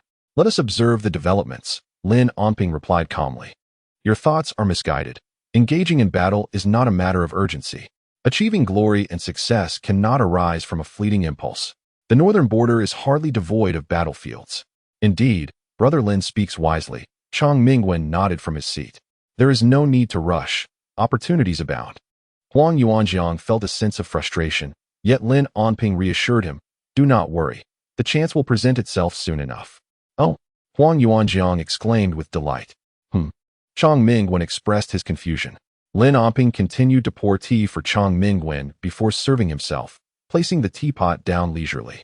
He looked earnestly at the 2 men, stating, As I suspected, the Beihan army will mobilize once Lord Yong'an departs Fanya. The so-called ceasefire agreement will become null and void. Why do you say that? Both Huang and Chang asked in unison. Chang Mingwen added, would they not fear the loss of credibility by violating an agreement, inviting ridicule? Lin Omping took a sip of tea and met Chang Mingwen's gaze. When has the Beihan court ever possessed credibility? It is akin to expecting a pack of hungry wolves to adhere to rules and refrain from devouring sheep. Integrity is a trivial concern for them. Otherwise, they would not have repeatedly invaded our borders throughout the ages. For 3 years, Lord Yong'an has defended the border, engaging in numerous confrontations. While one might not claim complete victory through knowledge of the enemy, it is certain that they have not gained any advantage. The upcoming troop transfer to Dingxing is merely seen as an opportunity for them. Firstly, Dingxing Lord is still unfamiliar with the military defenses upon his arrival in Fangya City. Secondly, they will seek to probe Dingxing Lord's command abilities, which will assist them in future siege strategies. If Dingxing Lord's leadership style mirrors that of Lord Yong'an, they will maintain their previous stance. To speak candidly, if Dingxing Lord proves less capable than Yong'an, they will undoubtedly intensify their attacks on Fangya City. Conversely, if Dingxing Lord's command surpasses that of Yong'an, they will retreat 100 miles to avoid his might. Huang Yuanjiang nodded as he listened, but as the conversation continued, he turned to Chang Mingwen with a skeptical expression, questioning, what skills does your father possess? If you follow in his footsteps, Fangya City is doomed. Is that a polite question to ask, Chang Mingwen? With a slight tug at the corner of his mouth, Chang Mingwen turned his gaze towards Lin Omping and posed a seemingly irrelevant question. Brother Lin, if you were to enter government service in the future, what position would you aspire to hold? Lin Omping offered a faint smile, then, with earnestness, met his gaze and replied, in a time of peace, I would serve as a civil minister. In a time of chaos, I would transform into a warrior. A flicker of surprise crossed Chang Mingwen's eyes as he fell into contemplative silence. Chapter 17. The Northern Han Army appears at Wolf Peak at midnight. Wolf Peak loomed. The region of the Northern Pass was predominantly hilly, characterized by either low-lying mountain ranges or expansive stretches of wilderness. Wolf Peak, however, stood out as one of the higher elevations amidst the hills, elongated and densely forested, aptly named for its formidable silhouette. The entire mountain resembled a ghostly wolf, poised to pounce upon the northern desert, its predatory gaze fixed upon the lands of the Hanhua dynasty, eager to consume them. The night was as dark as ink, with the wind howling, creating eerie sounds as it swept through the trees and rocks, reverberating hauntingly in the darkness. Suddenly, a few wild chickens erupted from a thicket 20 miles south of Wolf Peak, flapping their wings, their disheveled feathers drifting silently down into the night. In the underbrush, rustling sounds emerged, accompanied by deliberately hushed breaths.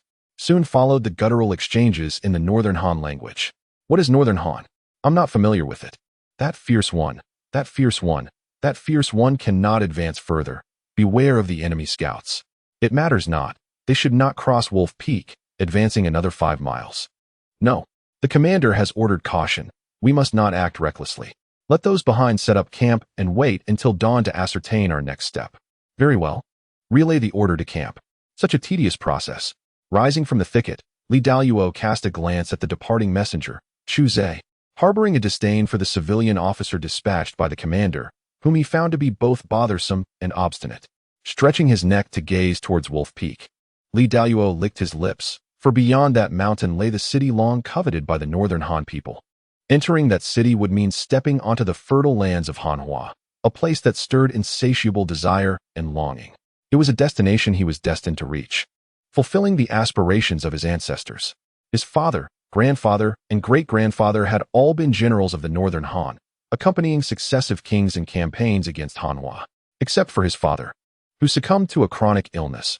Both his grandfather and great-grandfather perished at the hands of Hanhua's defenders. His father's ailment had been exacerbated by an arrow wound inflicted by none other than the current valiant Marquis Su Kuei. Upon hearing that Su Kuei was returning to Jiang'an, he could hardly contain his discontent. It took him several days of pleading with the commander to finally secure the position of vanguard leader, commanding 3,000 cavalry, to reach Wolf Peak. After pausing to survey the surroundings, Li Daluo sheathed his sword and turned back.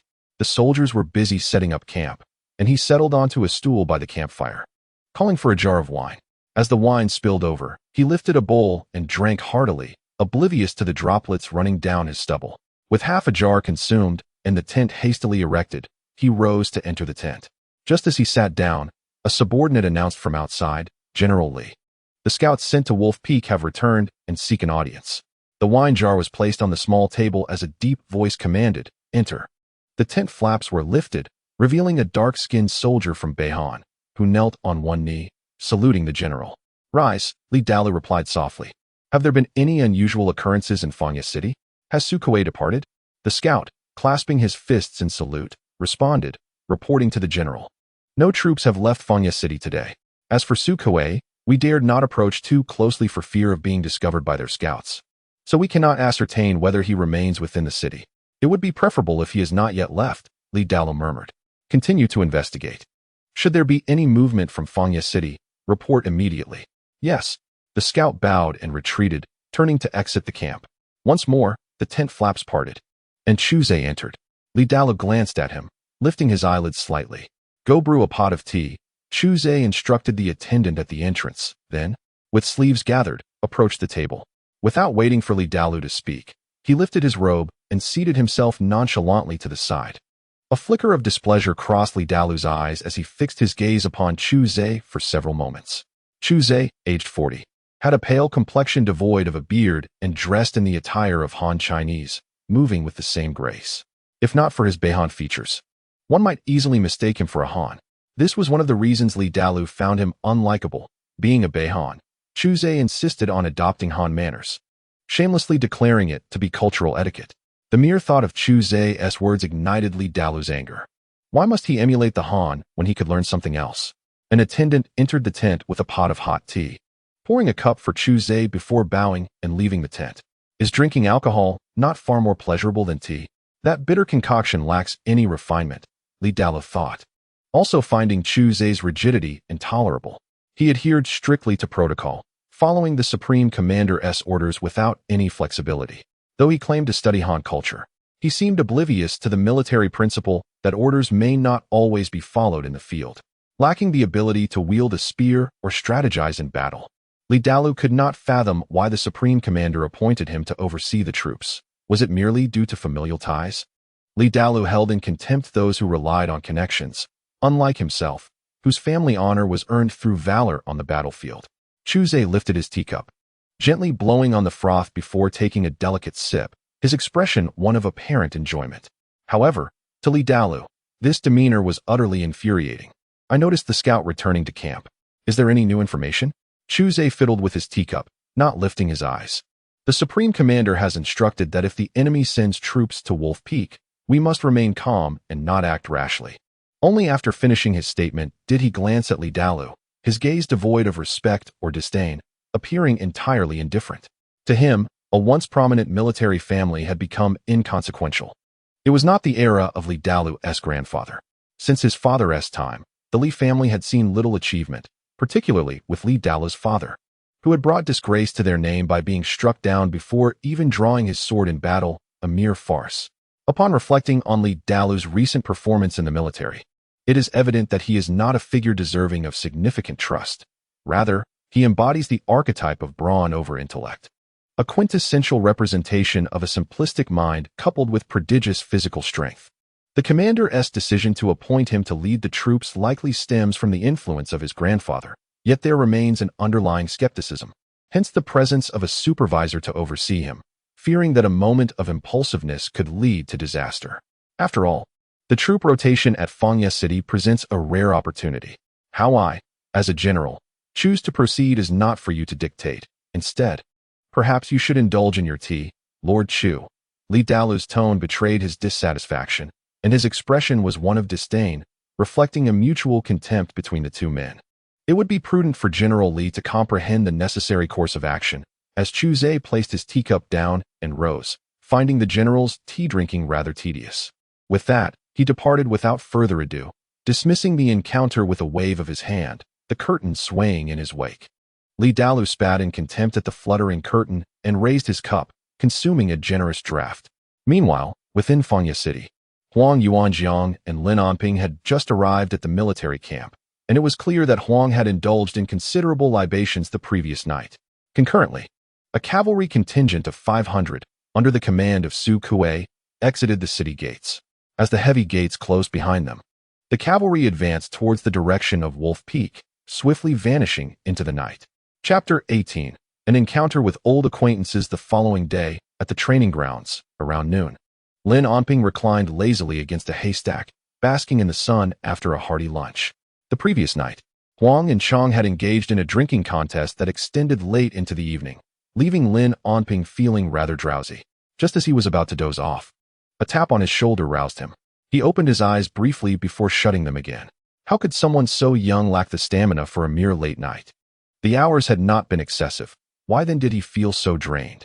Lin Onping, wishing to ignore Huang Yuanjiang, turned over and attempted to resume his nap. Last night, he had been incessantly pressured into pouring drinks and reciting drinking commands by Chang Mingwen. It was a miracle he had any energy left at all. Huang Yuanjiang, leaning against the haystack beside him, rested his hands behind his head and gazed at the clouds above. Last night, the valiant Anho departed the city, Huang mentioned casually. Indeed, Lin Onping replied, his voice lacking enthusiasm. Huang Yuanjiang nudged Lin Onping playfully, preparing to speak, but his gaze drifted towards the entrance of the training grounds, where he uttered a soft exclamation of surprise. A smile of confusion spread across his face as he elbowed Lin Onping a few times. Awaken, your betrothed has arrived. Lin Onping responded absent-mindedly, suddenly opening his eyes wide. What? Huang Yuanjiang gestured towards the entrance of the training grounds. Over there. Lin Onping hastily looked up and indeed spotted a group of men and a woman entering the grounds, engaged in lively conversation. Among the men was Chang Mingwen, and while he did not recognize the others, his attention was instantly drawn to the woman clad in silver armor and a red cape. Though it had been many years since he last saw Su Shiryao, he recognized her at first glance. She seemed slightly taller, her complexion a bit darker, yet still possessed a fair and delicate appearance. The transformation in her demeanor was significant. The youthful innocence had given way to a more striking and confident presence. Lin Onping steadied himself against the haystack, gradually rising to his feet, while Huang Yuanjiang crossed his arms and stood beside him, grinning broadly. Shall we approach? Lin Onping inquired, feeling somewhat awkward as he glanced at Huang Yuanjiang. Is it appropriate for us to go over? What is inappropriate about it? Come, I shall lead you there.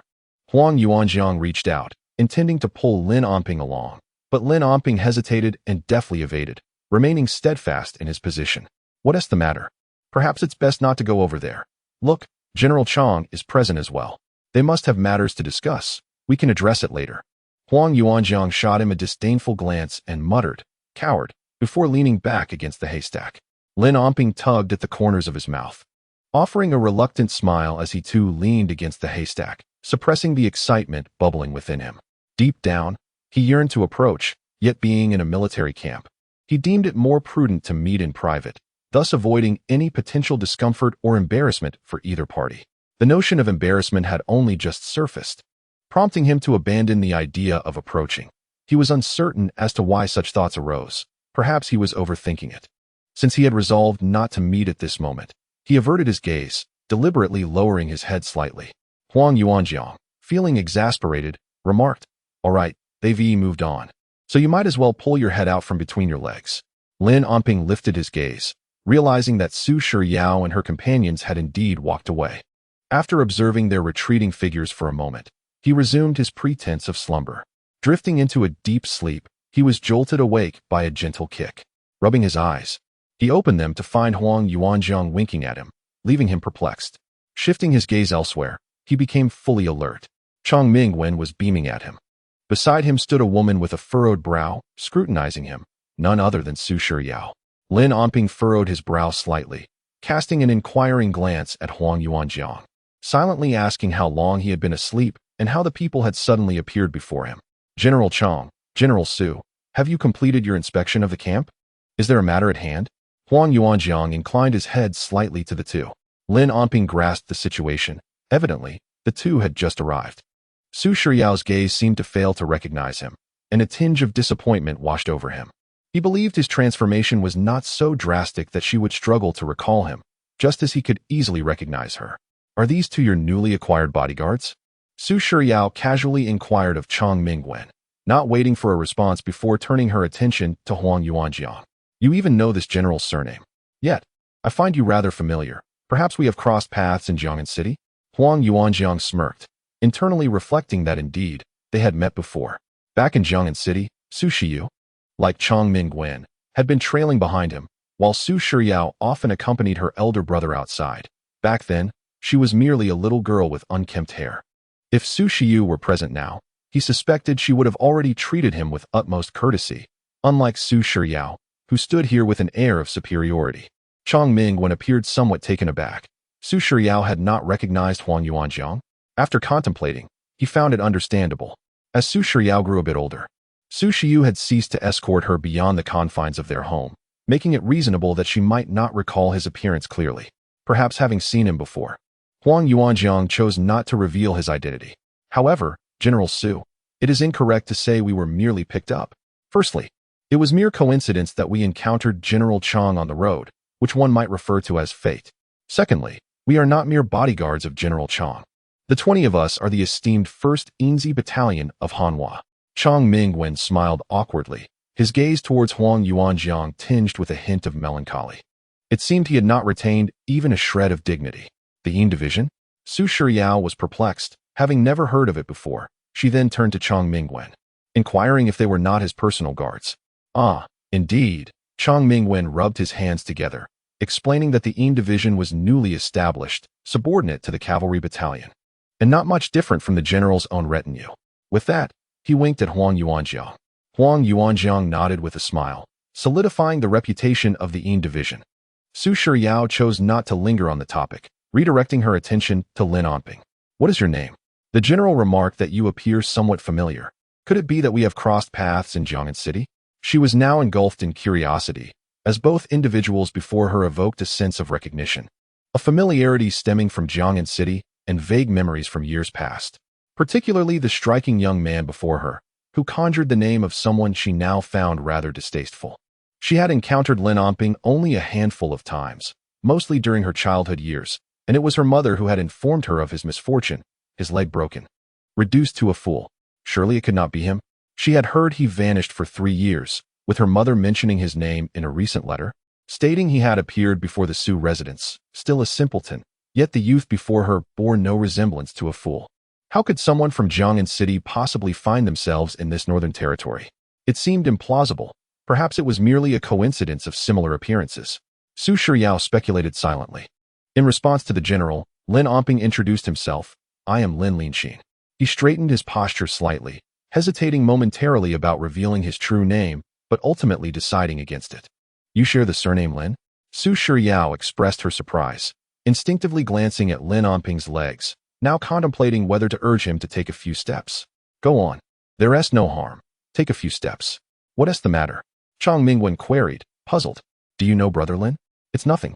Merely that the surname Lin is rather uncommon. Uncommon? Chong Ming-Guan found it strange. The Lin surname was hardly rare, and the general knew quite a few individuals with that name. Su Shiyao rolled her eyes, disregarding him, and turned to leave the scene. What is wrong with her? The Lin surname is quite common. What is so peculiar about it? Chong Ming-Guan gazed at the departing Su Shiyao, bemused. Mind your own business, Huang Yuanjiang yawned. Women have their days of emotional turbulence. Lin Onping shot an inquiring glance, and Huang Yuanjiang patted his shoulder, stating, You're still young. You'll understand when you grow up. Lin Onping tugged at the corner of his mouth, taking a couple of steps forward to stand beside Chong Ming-Guan. As he took those steps, Su Shiyao happened to glance back in their direction. A limp. It truly is him. It must be him. When an abundance of coincidences converge upon a single individual, they cease to be mere coincidences. Su Shiyao stood frozen, instinctively turning to retrace her steps, yet hesitated momentarily. Taking a deep breath, she withdrew the leg she was about to step forward with and continued her departure from the training grounds. Lin Onping was unaware that Su Shiyao had already made her decision about him. He respectfully addressed General Chang, asking, General Chang, how are matters with Lord Su? All is as usual, peaceful and without incident, replied Chang. Let it not merely be a day of tranquility. The return of Lord Su to the capital is imminent, and they would not let the opportunity slip through their fingers easily. Lin Onping cast a sidelong glance at Huang Yuanjiang and continued. Might General Chang send someone to investigate further? Huang Yuanjiang raised an eyebrow and leaned forward. Chapter 19. Su Shihu's confrontation in the study of the general's residence in Fangya City, Linanping? Su Shihu set down his teacup and turned to his sister. Could it be a case of mistaken identity? Why would he come to Fangya City? This is hardly a tranquil place. It cannot be a mistake, Su Shihu replied, furrowing her brow. From the very beginning, I felt his face was familiar. When I asked for his surname, he said Lin. Although his name differs, it is likely he is deliberately concealing his identity. Lin, a limping man, resembling someone else, Su Shihu murmured softly. Could he have recovered from his affliction? But even if it is indeed Lin Onping, what brings him to Baiguan? What do you mean? Su Shihu inquired, looking at her elder brother. Could it be that he came specifically to seek you? Su Shihu speculated that Lin Onping's visit was likely for this very reason, considering their father's connection to the Wild Wolf Peak. Should you inform father about this? He added, aware of the amiable relationship between their father and Lin Onping's father. Su Shihu shook her head, uncertain whether Lin Onping was truly seeking her or if he had other motives. She was at a loss about how to proceed, especially since her mother had mentioned the matter of their engagement in letters more than once, leading her to dismiss certain thoughts. Now that Lin Onping had arrived in Fangya City, should she meet him? Should she express her feelings openly, or continue to feign indifference? By the way, you mentioned another person who seemed familiar. What is his name? Su Shihu recalled his sister's mention of someone else. I did not inquire about his name, but he is quite tall and imposing. I noticed that Chang Mingwen displayed a degree of humility in his presence, which struck me as peculiar. That is indeed strange. Chang Mingwen dares to show a cold demeanor towards me, but is courteous to a newcomer. Su Shihu frowned. If you are certain it is Lin Onping, he must have come from the imperial city, and if he is close to Lin Onping, then this person must also hail from Jiang'an City. Who could it be? Su Shihu had some recollection of Lin Onping and mentally reviewed his acquaintances in the imperial city, but he could not recall anyone closely associated with him. Resolving to find an opportunity to meet him in person, he aimed to discern the identity of the person Su Shihu had mentioned. Su Shihu refrained from interjecting, her thoughts consumed by Lin Onping. At that moment, a guard entered, bowing respectfully. General, Lord Huiqing has arrived. Upon hearing this, Su Shihu furrowed his brow, understanding the implications. He instructed for tea to be served in the main hall, and then turned to his sister, saying, You still have an engagement with Lin Onping.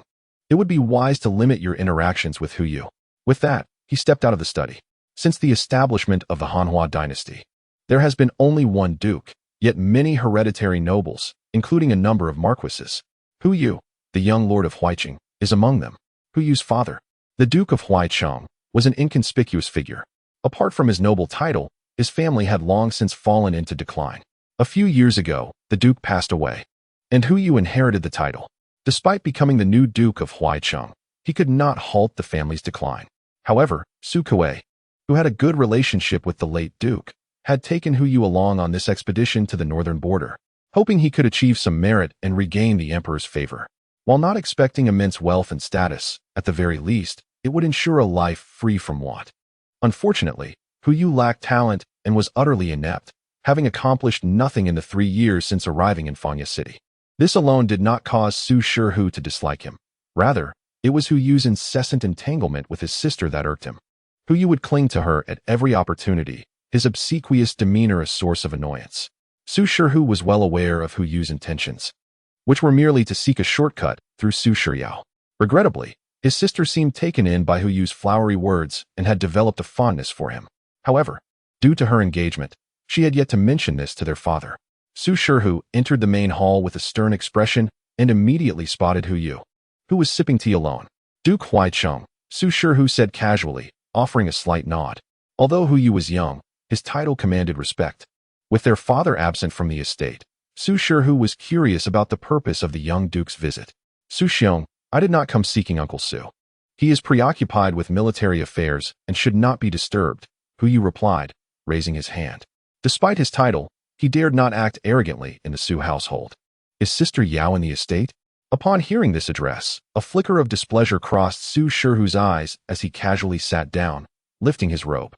Su remembers mentioning to Duke Huicheng that my sister is engaged. Such frequent encounters may not bode well for your and my sister's reputations, he remarked, fiddling with the teacup lid. His meaning was clear. Once Su Shihu returned to Jiang'an, according to Hanhua customs, she would be of marrying age and bound to fulfill her engagement to Lin Onping. In essence, he was advising Hu Yu to cease his opportunistic thoughts. It was uncertain whether Hu Yu feigned ignorance or genuinely did not comprehend the implications. He merely smiled nonchalantly. Sister Ya has mentioned the engagement several times. How could someone like Lin Onping, who bears a criminal record, be worthy of her? If Sister Yao were to marry him, it would be a disgrace to her status and to the Su family's reputation. Hu Yu took another sip of tea. Not to mention that the Lin family has been exiled, their estate confiscated, leaving them homeless. Lin Onping himself is foolish and crippled. I cannot believe Su Xiong would want his sister to leap into such a fire pit. Su Shihu smirked slightly. As for the Su family's affairs, there is no need for Duke Huaicheng to concern himself. My father harbors no disdain, and the thoughts of others are inconsequential.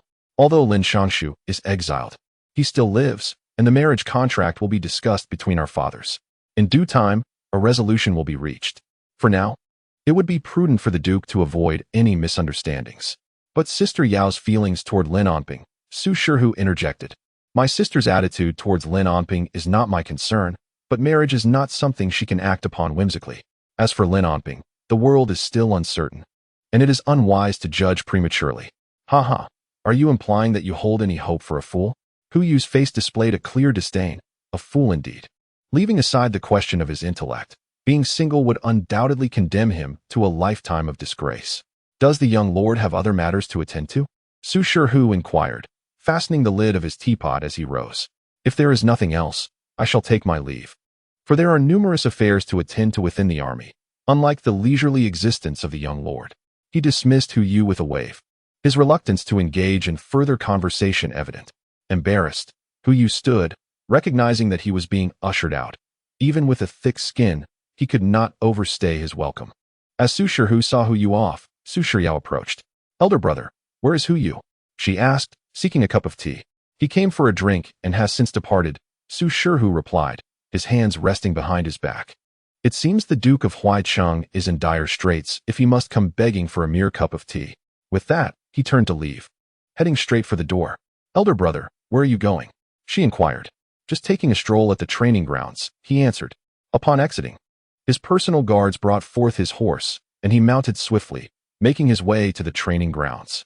According to his sister, Lin Onping no longer appeared foolish, and Su Shihu was eager to meet him, as well as the individual who could humble Chang Mingwen. Meanwhile, on the streets of the city, Hu Yu rode with a sullen expression. He had anticipated that the Duke of Yong and would not be in town, thereby increasing his chances of meeting Su Shiryao. However, he was thwarted by Su Shihu's interference, who showed him no courtesy whatsoever. Given the current standing of the Duke of Huaicheng's household, he was forced to swallow his anger. With a sharp crack of his whip, he determined that time was on his side, and he would simply bide his time. Chapter 20. The Yin Division camp outside the city. Upon arriving at the training grounds, Su Shihu found no one present. After a thorough search yielded no sign of Chang Mingwen, he had no choice but to turn back to the general's residence. Hu Yu, undeterred, decided it was wiser to remain at the general's estate. Previously unaware of Lin Onping's arrival in the North Pass, he now felt compelled to consider the implications should Lin Onping truly have come. 2 miles outside Fangya City, Chang Mingwen sat atop his horse, accompanied by several loyal subordinates, gazing toward Huang Yuanjiang and Lin Onping. Observing this so-called Yin Division, akin to a band of raw recruits, he felt an unsettling doubt about the correctness of his decisions. The more he watched Lin Onping, the more unreliable he appeared to be. Chang Mingwen could not fathom Huang Yuanjiang's reasoning. If they were to ascend Wild Wolf Peak, why bring Lin Onping along, knowing full well the limitations of his mobility? You are appointed as the leader of this group of scouts, Huang Yuanjiang, overseeing 20 men. Zhao Meng and Lu Yuanba will each command 10 under your banner, Chang Mingwen announced. Understood. Zhao Meng and Lu Yuanba responded in unison. Huang Yuanjiang sat stoically upon his horse, his expression unreadable. Due to Lin Onping's physical limitations, Chang Mingwen refrained from issuing any orders to him, honestly contemplating whether to send him back to the city. It was not that he looked down upon Lin Onping. Rather, he was genuinely concerned for his safety. Chang Mingwen hesitated, weighing the decision, but ultimately resolved to proceed, having already brought him along. Noticing Huang Yuanjiang's expectant demeanor, he acquiesced, deciding that should anything go awry, he would bear the responsibility. The mission to Wild Wolf Peak was a directive from the general to conduct reconnaissance, primarily to support the Duke of Yong'an. Upon arrival, they were to heed the Duke's commands, ensuring not to disturb the camp or act independently. Those who defied the orders would face severe military penalties. "We accept the orders," they chorused. Huang Yuanjiang raised his hand, clasping fists with Lin Onping and the others, acknowledging their command. While he often indulged in playful antics, he understood the gravity of the situation and would not place Chong Mingwen in a difficult position. "Let us depart, prioritizing safety. If the Marquis Yong'an has no need for you, you may return to Fanya City." After the others nodded, they mounted their steeds and rode off. Sighing, Chong Mingwen sat astride his horse, furrowing his brow as he watched the 20 riders fade into the distance, hoping they would not bring trouble upon him. The 20 warhorses galloped across the wilderness, swiftly disappearing into a thicket of trees. In the forest, the group halted their mounts. Lin Onping glanced at Huang Yuanjiang, inquiring, "What is the matter?" Zhao Meng and Lu Yuanba approached, their gazes also fixed on Huang Yuanjiang. After a moment's contemplation, Huang Yuanjiang replied, "Let us not proceed directly to the camp at Wolf Peak." He tightened the reins and surveyed the group. "There is certainly nothing we can accomplish at the Marquis Yong'an's location. You do not intend to circumvent Wolf Peak entirely and seek the camp of the Beihan army, do you?" "We are but 20 riders," Lin Onping responded gravely. Having gained some understanding of Huang Yuanjiang's character, Lin Onping recognized his eagerness to prove himself to the venerable Jiang and unaware of the elder duke's lack of faith in his son. Huang Yuanjiang's desire for validation caused Lin Onping concern, for this was not the moment for individual heroism, especially with the lives of others at stake. "Rest assured, I would never gamble with my brother's lives," Huang Yuanjiang assured Lin Onping, then turned to the rest. "I merely wish to ascertain the enemy's encampment and relay that information to the Marquis Yong'an. What say you, brothers? If that is the plan, I have no objections." Zhao Meng responded in a deep voice, and Lu Yuanba nodded in agreement. The remaining members, having always looked up to Zhao Meng, naturally followed his lead. Only Lin Onping remained silent, and Huang Yuanjiang turned his gaze back to him. Despite Lin Onping's awareness of Huang Yuanjiang's noble lineage, he had never acted arrogantly in his presence, always believing Lin Onping to be a man of strategy and wisdom. "I have no objections," Lin Onping stated calmly. "But we must not act recklessly." Huang Yuanjiang smiled and nodded, waving his hand. "Let us go. Drive on." With that, they spurred their horses onward. The 20 riders, clad in black soft armor, with copper helmets and iron swords, exhibited sharp gazes. Aside from Lin Onping's well-proportioned physique, the others were all robust and imposing. As they traversed the dense forest, their view suddenly opened up to reveal a hilly landscape, lush and verdant in this season. Standing on the slope, a gentle breeze caressed their faces, bringing a sense of tranquility and exhilaration. Were it not for the century-long battleground, it would indeed be a delightful locale for exploration. Zhao Meng, produce the regional map, Huang Yuanjiang commanded. "Yes," Zhao Meng replied, retrieving the map that Chong Mingwen had previously commissioned to be drawn. "Observe." Huang Yuanjiang pointed to the map. "If we circumvent the small hill on the left, we will reach Wolf Peak. The camp of Marquis Yong'an should be located here." He gestured. "Let us proceed from the right, skirting the backs of these 2 hills. We may yet discover the encampment of the Beihan army." Lin Onping studied the map, then lifted his gaze to the hills ahead. Circumventing from the right, one would not encounter the designated Yong'an Marquis, yet it is equally unlikely to encounter the Beihan troops. For this place is not their stronghold, and the Beihan forces would not recklessly advance so far. After a moment's contemplation, Lin Onping added, "Let us first ascend this hill and observe before making any decisions." "Very well." Huang Yuanjiang nodded, instructing Zhao Meng to stow away the regional map. "Let us proceed."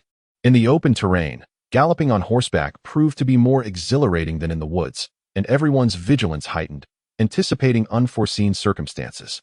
Lin Onping felt somewhat reassured by this, as this group had previously engaged in highway robberies and, thus, possessed a keener sense of alertness than the average person. Especially after training at the barracks for over a month, the group rode swiftly for more than 20 miles, everything appearing normal, with no signs of the Beihan forces. Upon reaching the hill, they halted once more, as the skies had begun to darken. The clouds on the horizon gradually turned crimson, resembling an ethereal artist brushing a stroke of red across the heavens. "Huang, my brother," Lin Onping dismounted and approached Huang Yuanjiang. "The prairie wind is chilly, and traveling by night can be perilous. We should seek a sheltered spot to rest until dawn to devise our next course of action. What say you? I share your sentiment, Huang Yuanjiang replied, gazing towards the horizon where the sun dipped behind the clouds. We are not as familiar with the terrain as the Beihan people, so we must proceed with caution. Let us abide by your suggestion, brother. The group dismounted in unison. They sought a windbreak, gathering behind some rocks, each withdrawing their provisions and unfastening their water pouches. In a war-torn land, they refrained from lighting a fire. Are we all set? Huang Yuanjiang inquired, casting his gaze towards Zhao Meng, who had settled down. He extended his water pouch towards him. Zhao Meng nodded, accepted the pouch, and took a sip, replying, yes. Two brothers will take turns every hour. Though they had not encountered the Beihan troops during the day, none could guarantee that they would not appear at night. Should they encounter Beihan scouts attempting to circumvent and gather intelligence, it would be prudent to strike swiftly. What troubles you, Lin brother? Zhao Meng asked, wiping the moisture from his lips and regarding the pensive Lin Onping. Are you not accustomed to spending the night outdoors? Lin Onping replied with a smile and a shake of his head, I am a man of humble means. There is little to which I can grow accustomed. I am merely pondering that if we can take this route, the Beihan scouts are likely to think the same. Perhaps we may indeed encounter their scouts tonight. Could it be so fortuitous? Zhao Meng expressed mild surprise. I must go and caution the brothers once more. With that, Zhao Meng hastily rose and departed. Chapter 21. Ambush on Beihan scouts in the dark of night. With the wind howling, soft snores resonated among the stones. Zhao Meng and Lu Yuanba replaced the brothers on night watch, gripping their swords tightly, their forms concealed behind the dark, bluish stones. The early August weather in Jiang'an remained sultry, yet amidst the desolate mountains and forests, the evening breeze carried a chill. How much more enjoyable it would be with a drink. Zhao Meng tightened his soft armor and stifled a yawn. Do you think the Beihan scouts will truly appear? I believe they will, Lu Yuanba replied, his eyes scanning the darkness. Zhao Meng moved a bit closer to Lu Yuanba. Are you so certain? It is not my certainty, but rather what Lin brother has suggested. Lu Yuanba furrowed his brow, striving to see further into the night. Have you not noticed it over these past days? Noticed what? The brothers Huang and Lin are far from ordinary. Lu Yuanba lowered his voice slightly. Recognizing that their identities are not as simple as they appear, they either hail from affluent families or are descendants of the powerful. Zhao Meng paused for a moment before speaking. I sense it too. General Chang's demeanor is rather exceptional. However, let us not overthink it, at least for now. We can call each other brothers. Lu Yuanba nodded in agreement, not one to dwell on matters, merely voicing his thoughts. Suddenly, he raised a hand and exclaimed, Look, something's afoot. Zhao Meng hurriedly stepped closer, placing a hand on his shoulder to peer into the darkness ahead. Indeed, amidst the pitch-black night, flickering sparks appeared. Though at a distance, the sparks danced and shimmered, clearly approaching. After a few breaths, Lu Yuanba's brow twitched. It's torches. Scouts from Beihan. Zhao Meng's expression turned serious. Both men pondered silently, realizing the audacity of the Beihan army. Their scouts dared to brandish torches in the night, showing blatant disregard for the Hanhua army. Whether it stemmed from overconfidence or sheer audacity, the same thought echoed in their minds, seeking death. It appeared to be merely a handful of men, likely enemy scouts. Yet their boldness was striking. As scouts, they brazenly used open flames at night. Lu Yuanba felt a tinge of disdain. It was unclear whether they underestimated the Hanhua army or simply felt invincible. Without further ado, Zhao Meng patted his shoulder. Keep a close watch. I will rouse our brothers. With that, he swiftly departed. Upon reaching the wind-sheltered stone, he was about to speak when he noticed Lin Onping had already opened his eyes. Is there something amiss? Yes, Lin Onping replied, rising with support from the stone and nudging the sleeping Huang Yuanjiang with his foot. 12 warhorses galloped through the night, the Beihan scouts brandishing torches, excitement gleaming in their eyes. After several days of wandering, they had discovered a route that could circumvent to the south of Wolf Peak. Planning to press on tonight to map out a complete route. Once the route was established, the Beihan army could unexpectedly appear behind the Hanhua army, catching them off guard and swiftly bolstering their numbers at Fangya City. The Beihan scouts were exhilarated by this significant discovery, in stark contrast to Huang Yuanjiang, who had shown little excitement earlier, as the regional map provided by Chang Mingwen had already marked this area. Historically, the commanders of Fangya would survey the terrain outside the city, marking key locations, whereas the Beihan had failed to do so because their scouts had never returned alive to thoroughly investigate. Their luck in discovering this area was indeed fortuitous, as Su Kuei's scouts had been dispatched elsewhere. These little rascals will be easy to deal with, Huang Yuanjiang scoffed, leaning against a piece of bluestone, grinning at Lin Onping. You were right on the mark. Taking them down should be effortless. We must ensure no one escapes. Lin Onping pointed to a nearby low-lying area, suggesting it as the most secure spot for an ambush. Huang Yuanjiang nodded, glancing at Zhao Meng and Lu Yuanba. Let's strike there. The Beihan scouts galloped fiercely, and in the distance, a wolf howled atop a mountain peak, eliciting grins that revealed their stark white teeth. Swish! A piercing shriek shattered the stillness of the night, followed by a series of swift, cutting sounds. The lead scout felt a sharp pain in his chest, and, before he could utter a word, he tumbled from his horse. Simultaneously, 3 or 4 horses were struck by arrows, resulting in chaos as both men and beasts fell, cries of agony filling the air. Capture the brigands. Kill! Kill! With a resounding shout from Huang Yuanjiang echoing through the darkness, Zhao Meng, Lu Yuanba, and others drew their weapons and charged forth. Lin Onping remained seated on his steed, while those around him readied their swords, prepared to offer support at a moment's notice. However, Lin Onping believed such assistance unnecessary. Huang Yuanjiang and his 7 or 8 men were sufficient to maintain control, and Zhao Meng and Lu Yuanba were formidable fighters in their own right. The northern scouts, still reeling from the initial shock, witnessed cavalry charging forth from the shadows, clearly not their own. In a panic, one drew his saber to engage. Yet, before he could react, Huang Yuanjiang swiftly approached and severed his head with a single stroke. In the inky darkness, the head rolled away, lost to sight. A few torches flickered in the night, failing to illuminate the scene, instead intensifying the terror of impending death. After his initial success, Huang Yuanjiang did not linger. He swung his sword and charged at another scout. Their blades clashed, producing sparks that illuminated the night momentarily. Damn it! Failing to land a blow, Huang Yuanjiang leaped from his horse, descending upon his foe with the force of a mountain. The opponent, taken by surprise, was unable to evade, and Huang Yuanjiang tackled him to the ground. As they fell, Huang Yuanjiang found himself atop his adversary, his sword still in hand. He plunged the tip into the earth and, gripping the foe's head, pulled with force. A sickening sound echoed as the blade sliced through flesh, blood gushing forth as he tore the head free. Spitting out the blood that splattered on his face, he hurled the severed head forward. A scout on horseback narrowly avoided the flying head, but a few drops of blood splattered upon him. In a heartbeat, half of their number had been decimated, and the remaining scout, now filled with dread, sought to retreat, yanking the reins to turn his horse and prepare to flee.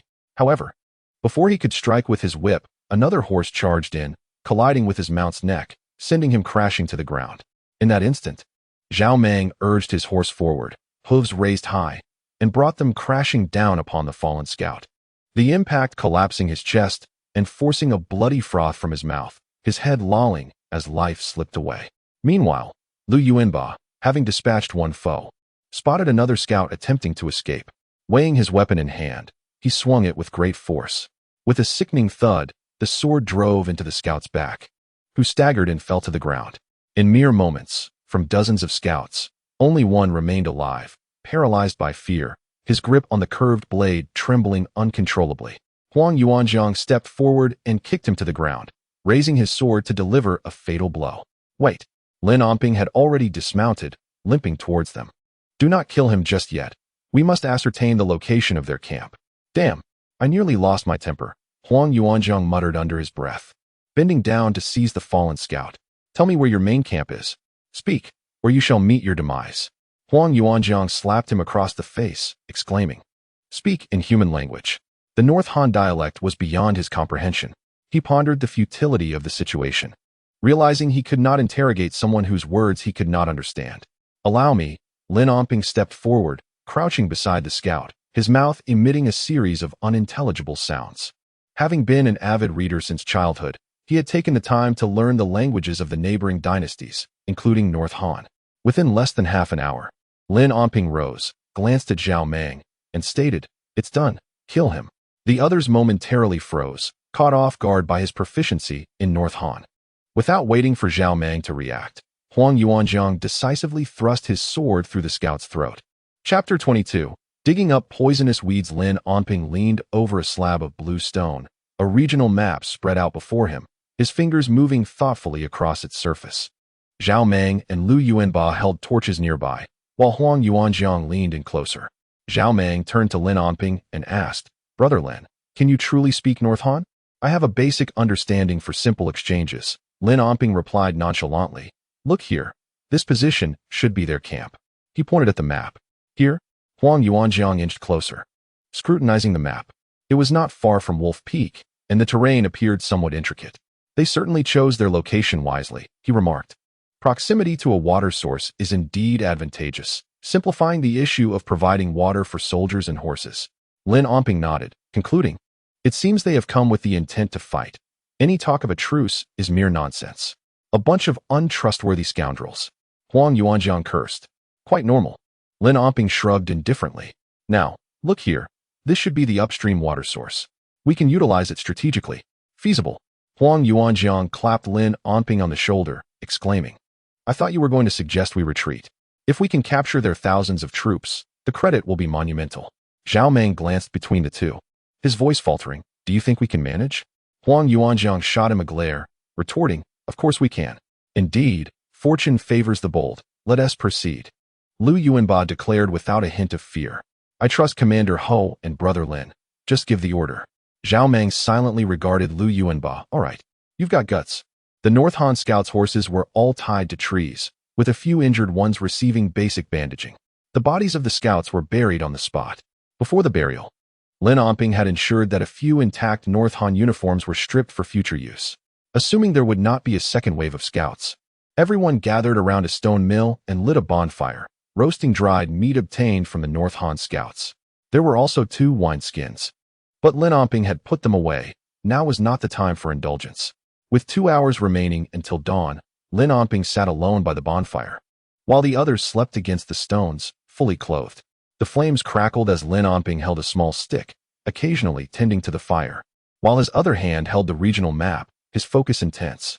As the incense time had elapsed, he set aside the regional map, rubbed his eyes, and grasped a small wooden stick while lifting a torch to rise and depart. As he walked, he poked at the grass and shrubs with the stick, his eyes unwaveringly searching for something. Soon, he crouched before a particular plant, prodding it gently with the stick. Murmuring to himself, he concluded, "This must be it."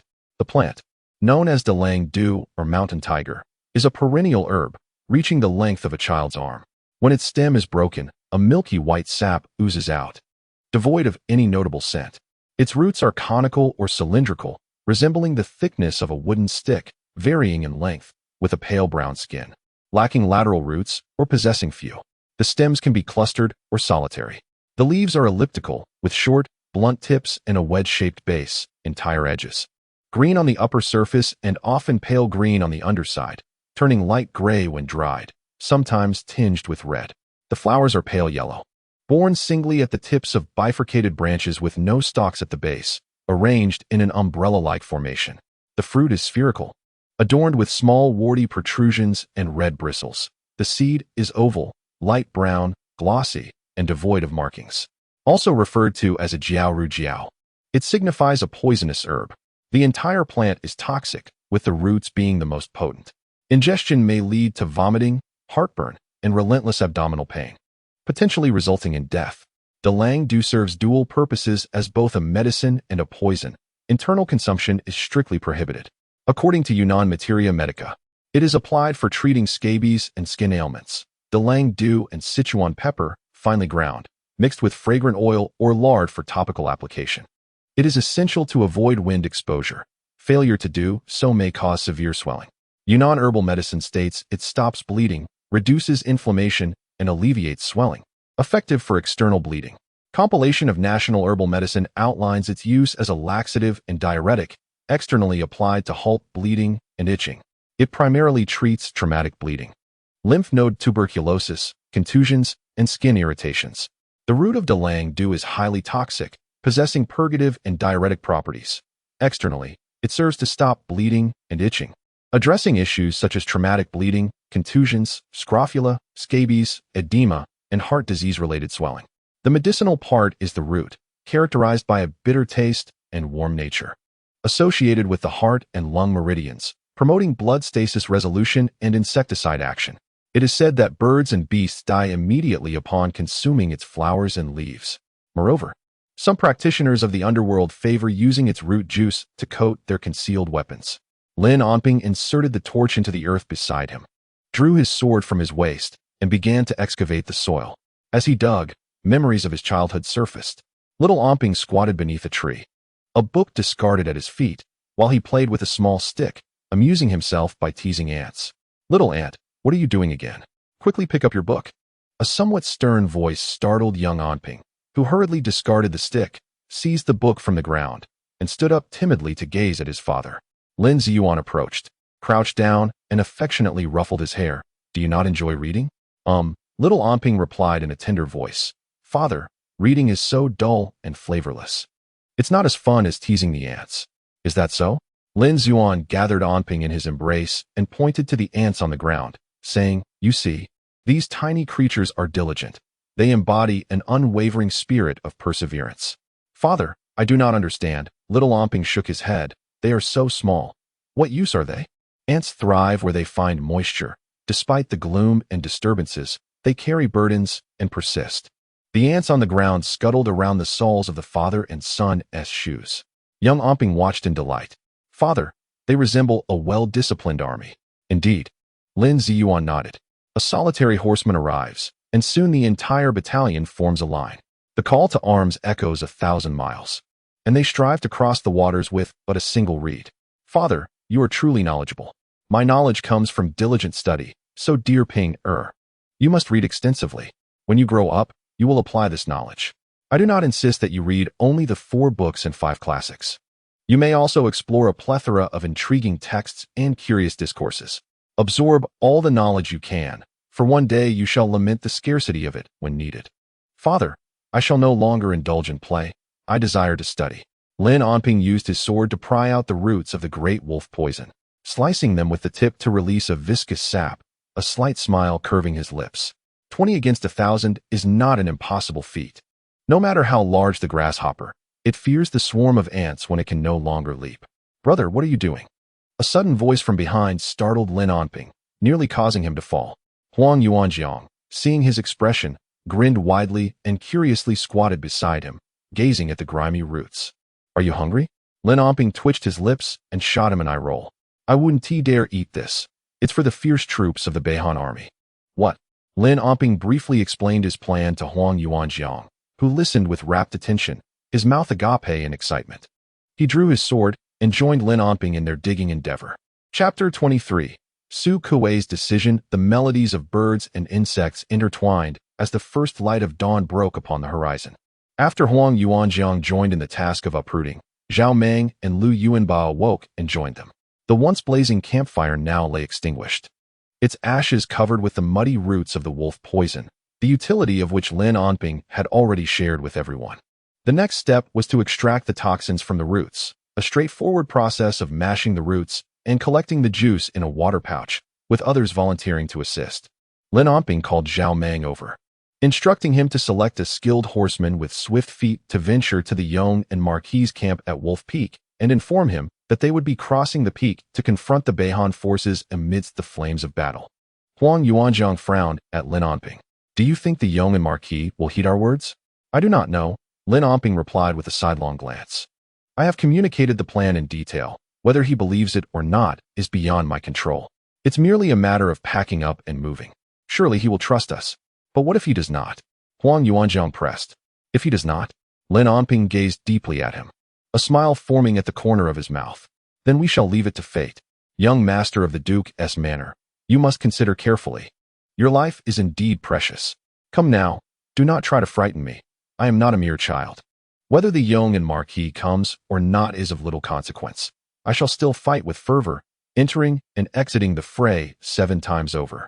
Lin Onping smiled but remained silent, offering a respectful nod. "Very well. You are indeed a modern-day Zilong." Having completed their task, with 2 water pouches filled to the brim, Zhao Meng waved one at the approaching Lin Onping. "Do you think this will suffice?" The scout mentioned there are 2,000 to 3,000 men. Lin Onping took a water pouch in his hand, weighing it thoughtfully. It seemed sufficient. To poison them, how much would be required? This would only need to weaken them, and soon they would be mere lambs awaiting slaughter. Huang Yuanzhang waved his sword with a hearty laugh. Brothers, sharpen your blades a little more. We cannot afford to dull them before we have severed a few heads. Ha ha. The crowd echoed his laughter, their mirth resounding. To the north of Wolf Peak, in the Hanhua military camp, the largest tent housed the contemplative figure of Duke Su Kuei, who scrutinized the sand table in silence. Report, came a voice from outside. My lord, there is a rider seeking an audience. The Shu general beside Su Kuei spoke. My lord, could it be that Fang Yecheng has sent someone? Let him enter. Su Kuei responded without lifting his gaze, knowing well that only Fang Yecheng would send a messenger at this juncture. Moments later, a personal guard ushered in an individual who paused, bowing with cupped fists in greeting, his voice resonating with vigor. Zhang Qi of the Yin Battalion pays respects to Duke Yong'an. Yin Battalion? Su Kuei looked up, a hint of perplexity crossing his features. I have not heard of the Yin Battalion before. To whom do you serve? Zhang Qi straightened slightly, maintaining a respectful yet assertive demeanor. I report to you, my lord, that the Yin Battalion is under the command of General Chang Xiaojun, and I am currently a scout, serving under Lord Huang. General Chang Xiaojun? Chang Mingwen. Indeed. Su Kuei's expression shifted, the confusion dissipating quickly.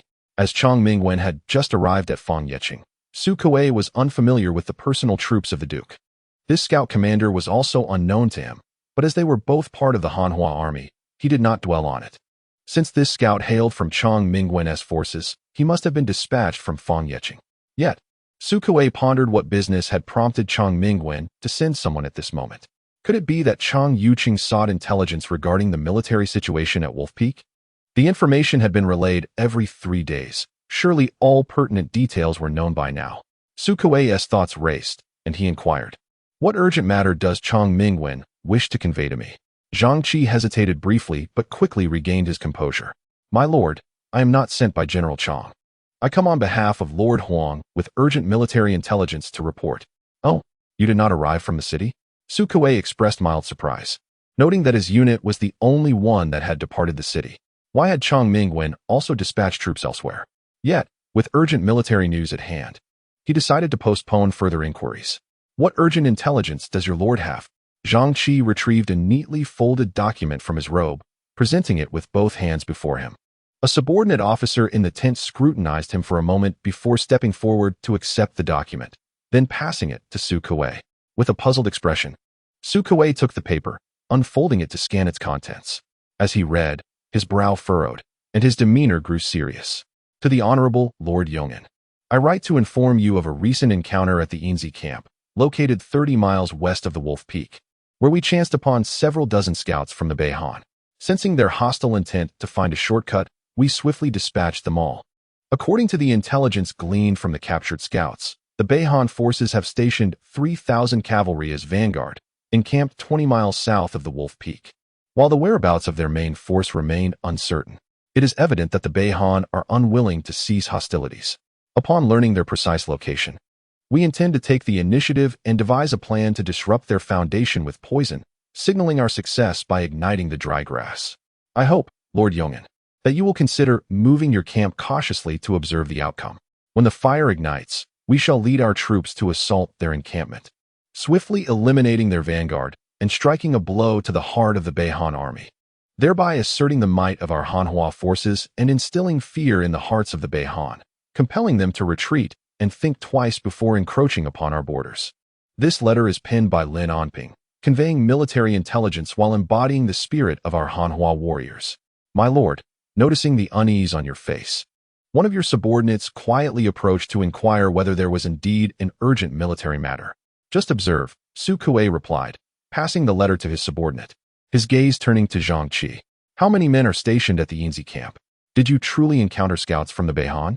Zhang Qi recounted every detail, stating that there were a total of 20 brothers at the Yinzi camp, and they had swiftly taken down the Beihan scouts, killing them all and burying them on the spot. After acquiring intelligence about the Beihan forces, Commander Ho and Brother Lin devised a strategy, and by now, the brothers have likely set off. Where did this Lin come from? Su Kuei furrowed his brow, pondering the authenticity of the information. Yet, he realized that the scouts would not dare to fabricate military reports. The audacity of sending 20 men to confront 3,000 was indeed perplexing. Could it be that the Yinzi camp possessed the reincarnation of the legendary General Jinghuan? As he contemplated this, he recalled recent discussions regarding Chang Mingwen's acquisition of a squad of elite soldiers. Could it be that the Yinzi camp was formed from that very group? At this moment, upon reading the letter, the subordinate's expression turned grave. My lord, this is utter folly. What madness is this? Capturing scouts only to execute them without transporting them back to camp? To send 20 men against 3,000 is tantamount to courting death. And you would have the lord mobilize the troops? This is child's play. If the Beihan have set up camp, they must have fortified their defenses. Let alone our 500 cavalry. Even an additional 500 may not suffice to breach their encampment. One cannot afford to be so reckless. Su Kuei glanced at his subordinate. What do you propose we do? The subordinate suggested, My lord, you should immediately order the scouts to retreat to camp. We cannot allow them to act recklessly. The enemy remains unaware of our 500 troops. Once we mobilize, our chances of success diminish. If we are pursued by their 3,000 soldiers, the consequences would be dire. The subordinate's message was unmistakable. 500 elite soldiers against 3,000 may not yield an advantage, and such a blind advance would be unwise. Zhang Qi subtly furrowed his brow, casting a furtive glance at the Sichuan commander, whose timidity was quite evident. In the face of a formidable enemy, how could one bolster the enemy's morale while undermining their own? If both armies were to clash, it would undoubtedly sow discord within the ranks. Though he pondered this, he remained silent, for he was merely a lowly scout and had no place to voice his thoughts. Straightening his posture and clasping his hands in salute, he declared, My lord, the military intelligence has been delivered. If there are no further orders, I shall take my leave. Su Kuei raised an eyebrow, feigning ignorance as he inquired, Where are you headed? I must return to catch up with my brothers. If I delay any longer, I fear I shall miss them. Su Kuei smiled and nodded. But just as Zhang Qi was about to turn away, he suddenly spoke up. Return and inform your comrades that this lord shall promptly break camp and mobilize. Understood. Zhang Qi, taken aback yet exhilarated, strode out of the tent with purpose. My lord, do you truly believe they are being reckless? Not a single rookie among them is a coward. Do you think I would tolerate cowards under my command? Dispatch someone to relay this message back to Fangya City. And issue orders. We shall break camp immediately and march southward towards Wolf Peak. The subordinate opened his mouth, but ultimately swallowed his words, clasping his hands in salute. This subordinate shall obey the order. Chapter 24. Night raid on the enemy camp. As night fell, the stars twinkled overhead. Amidst the fields of barley, grasshoppers leapt in alarm at the faint sound of footsteps treading upon the grass. Two figures clad in the uniforms of the Northern Han Army stealthily glanced around, cautiously making their way to a nearby water source. The pair deftly retrieved water pouches from within their garments, uncorked them, and, with trembling hands, poured viscous liquid into the clear water. The white and yellow liquid gradually dispersed upon contact, merging seamlessly with the flowing water, indistinguishable from its original state. They exchanged a furtive grin before swiftly concealing the water pouches and stealthily departing, vanishing into the darkness. At the Northern Han encampment, bonfires blazed brightly. The clamor of footsteps, the whinnying of horses, and the mingled sounds of conversation and curses created a cacophony. Li Dalu sat alone within his tent, drinking, his mood appearing somewhat gloomy, primarily due to the absence of the scouts he had dispatched. It had been a day and a night, and he awaited the confirmation of the route to catch the Hanhua army unawares. What a bunch of useless fools, Li Dalu muttered, swallowing another gulp of wine. It takes them half a day just to prepare dinner. A guard outside parted the curtain and bowed. General, the cooks have just returned with water. Dinner will be ready shortly. Li Dalu shot him an impatient glance. Go urge them. The guard departed, and he poured another bowl of wine for himself, resuming his drinking. Outside the tent, dozens of cooks busily went about their tasks, with clear water from the river filling iron barrels nearby.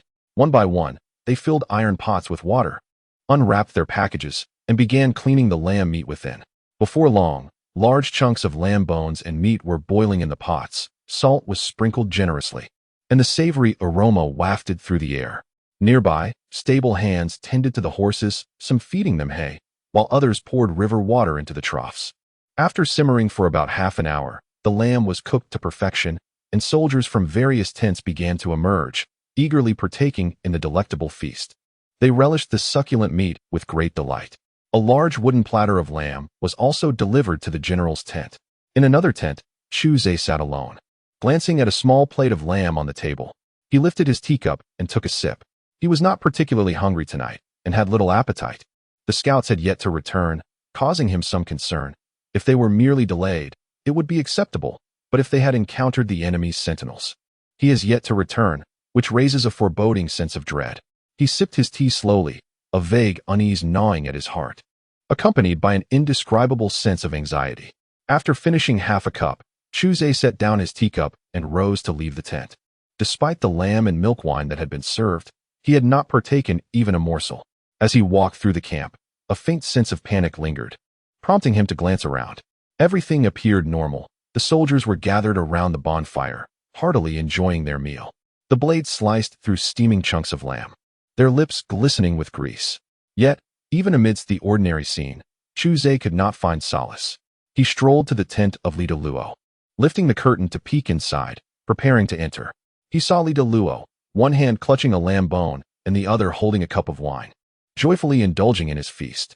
After a moment's hesitation, he lowered the curtain, shaking his head in resignation as he turned away from Li De Luo's tent.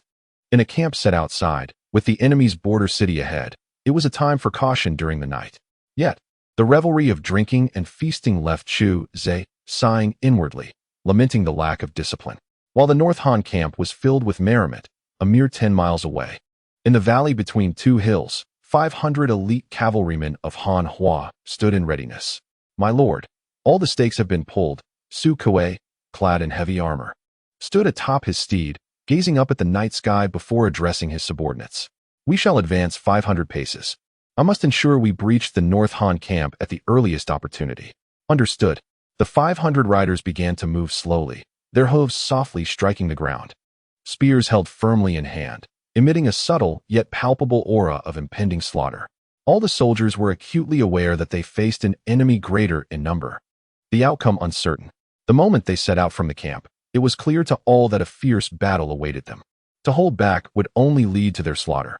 Thus, their thoughts were consumed with the resolve to fight valiantly, to engage until the last breath, even if only one remained, or none at all. With long spears raised high into the sky, only a few nameless men understood the gravity of their fate, their hearts filled with a willingness to embrace death, even as they faced the prospect of becoming mere bones. Within the North Han camp, the soldiers had feasted and drunk their fill, each retreating to their tents with satisfied belches, while the patrolling guards yawned lazily. The war horses in the stables appeared listless, yet no one paid them any mind. In the thicket of bushes 20 paces from the camp's perimeter, a few figures stealthily withdrew. Huang Yuanjiang turned to the departing Zhao Meng and inquired, "What is the situation?" "There's been no movement," Zhao Meng whispered, shaking his head, then glanced at Lin Onping with a hint of confusion. "Could it be ineffective?" Lin Onping pondered for a moment. "It cannot be without effect. Perhaps the time has not yet come. The potency of the medicine must have been diluted over such a vast river surface. Let us wait a little longer." "All right," Zhao Meng nodded. "I'll inform Lu Yuanba to hold off on igniting the fire." Zhao Meng departed, while Huang Yuanjiang pulled Lin Onping aside, his expression serious. "What is it?" Lin Onping asked, unable to restrain his curiosity at Huang Yuanjiang's troubled demeanor. In a hushed tone, Huang Yuanjiang replied, "Brother, when we charge the camp, you should not join. Remain here and wait. I comprehend your intention. Here, I express my gratitude," and Lin Onping offers a serene smile, his demeanor shifting to one of utmost seriousness. As the saying goes, a heart unburdened remains unscathed, while a troubled heart inevitably leads to decay. "Though I am but a humble fool, I can still wield the reins and brandish a spear." Huang Yuanjiang, eager to speak further, is interrupted by the hurried arrival of Zhang Qi. Something is amiss. Lin Onping and Huang Yuanjiang exchange a knowing glance and hastily ascend to the top of the slope, crouching to peer down at the campsite below. Indeed, what had once been a quiet encampment has erupted into a cacophony of chaos. Numerous soldiers from Beihan clutch their bellies, darting about in disarray, while others sit on the ground, groaning. Even the war horses in the stables lie there, frothing at the mouth. The groom, witnessing the horse's distress, feels his own stomach churn. It is a scene of simultaneous retching from both man and beast. A glimmer of joy spreads across the faces hidden within the thicket, their gazes towards Lin Onping filled with admiration. Huang Yuanjiang, unable to restrain his excitement, reaches for the hilt of his sword, looking to Lin Onping. What shall we do? Shall we engage? They might recover shortly. Fear not. This is poison, not medicine. Recovery will not come swiftly, Lin Onping responds calmly. Let us act while they are still in disarray, adhering to our original plan. First, ignite the dry grass to signal Duke Yong'an. Then unleash a volley of rockets to storm the camp. Huang Yuanzhang grins broadly, rising to draw his sword. Brothers, today, we shall also claim victory as champions. How can a mere few thousand northern bandits instill fear in us? Let us vanquish them all. Kill, kill. The entire contingent of the Inzi camp mounts their steeds, charging up the slope to survey the Beihan encampment below, their faces devoid of fear of death, instead illuminated with excitement and fierce resolve. Attack! At Huang Yuanzhang's command. Lu Yuanba, just a few steps away, ignites a fire starter and tosses it into the prepared dry grass. Simultaneously, several short crossbows, their bolts wrapped in oilcloth, are set ablaze. In an instant, flames erupt, and the warriors of the Inzi camp roar as they surge towards the Beihan encampment. The sound of dozens of flaming bolts, accompanied by piercing cries, slices through the night. Thunk, thunk. 2 guards at the camp's entrance are struck first, followed by other bolts that find their marks on the tents near the fence. The fabric of the tents ignites instantly, the oil from the animal hides intensifying the flames. One tent is engulfed in fire, and the adjacent tents are caught in the spreading inferno. The encampment, already in a state of disarray, is now plunged into utter chaos. Flames engulfing them, the Beihan soldiers scream in terror, their voices a heart-wrenching cacophony. Night raid! Night raid! The enemy is infiltrating the camp. Chapter 25. Night raid on the enemy camp. Part 2. The night is filled with a chilling wind, flames consuming the encampment, the heavens and earth awash in crimson. While the lament of grasshoppers turns to ash, bodies become mere husks, souls extinguished, and the battlefield transforms into a purgatory where few battles allow for rebirth. A cry of enemy attack reverberates through the main tent, and the pain in Li Daluo's abdomen sharpens his senses, causing his pupils to constrict in alarm. The ominous aura envelopes him as he grits his teeth, dons his armor, and grabs the iron hammer from the table, unsteadily rushing outside the tent. The sky is ablaze with firelight, casting a scarlet glow upon his somewhat pallid face, beads of sweat forming on his brow. The cause uncertain, whether from the poison or the harrowing scene before him. Everywhere he looks, chaos reigns, soldiers scatter like rats. The wailing of the wounded pierces his ears like wooden splinters, his brow furrowing as he focuses intently, finally discerning the entrance to the camp. An enemy attack? Is it truly an enemy attack? How could this be? Why did the scouts not report? Gazing at the dozens of figures he commanded, fiercely striking down foes with their swords, he could not help but murmur to himself. Suddenly jolted into awareness, he realized that the scout he had sent had yet to return, and it now seemed evident that he had fallen victim to an ambush by the Hanhua forces. Never to return. He turned sharply, instructing his loyal soldiers to fetch his warhorse. In his haste, he nearly toppled to the ground instead of mounting the steed. Damn it! That accursed fool! I shall surely have his head upon my return. He cursed vehemently, and with the assistance of his guards, he finally mounted his horse. His fury was uncontainable, and to make matters worse, the soldiers were suffering from severe indigestion that very night, just as the enemy chose to launch a night raid. What impeccable timing! Did they possess some sort of foresight? It was infuriating. He commanded his personal guards to swiftly relay orders. The immediate priority was to stabilize the chaotic situation and rally the troops for battle. In less than the time it takes for incense to burn, nearly 100 corpses lay beneath the hooves of the Yin division, while others still struggled and wailed, the carnage continuing unabated. The soldiers at the camp entrance, tasked with repelling the enemy, were left with no recourse. They had inexplicably succumbed to poison and found themselves victims of a surprise attack from the Hanhua forces. Becoming mere specters of the battlefield, the dead no longer felt despair. Those who lived had to muster their strength to resist, yet their hands, gripping their weapons, lacked the power to fight back. As they retreated while engaging in combat, several hundred could not halt the onslaught of the iron cavalry. The steed beneath Lin Onping neighed, and with a vigorous sweep of his sword, he ended yet another life. The enemy's blood flowed down the blade, collecting at the tip in rhythmic drops. At that moment, his mind was devoid of any distraction. The act of slaying filled every thought. The Yin division consisted of merely 20 men, Even if each could contend with 10 or even 100 foes, the disparity in numbers was staggering. Each enemy he felled would relieve a fraction of the pressure on his comrades, however slight that relief might be. Their sole objective was to endure until the arrival of the Marquis of Yong'an, given the current state of the Beihan forces. The 500 cavalrymen led by the Marquis would be sufficient to engage the enemy. What is fear? Unbeknownst to him, Lin Onping became engrossed in parries and slaughter, exerting his utmost strength with each strike. He did not seek to claim the life of an opponent with a single blow, at the very least. He aimed to inflict severe damage, rendering them incapable of further combat. Two Beihan cavalrymen, their lips tightly pressed and spears raised, charged towards him, their condition evidently dire. Beads of sweat glistening on their foreheads under the flickering flames. In no time, the horses bore down upon him, and simultaneously, two long spears were thrust at Lin Onping's face. He quickly leaned back, raising his sword with force to deflect the spears that were perilously close. Seeing their initial attack fail, the adversaries steadied their slightly misaligned spears and executed another sweeping assault from both sides, affording Lin Onping no respite. The force of the spears threatened to inflict grievous injury should they strike his sides.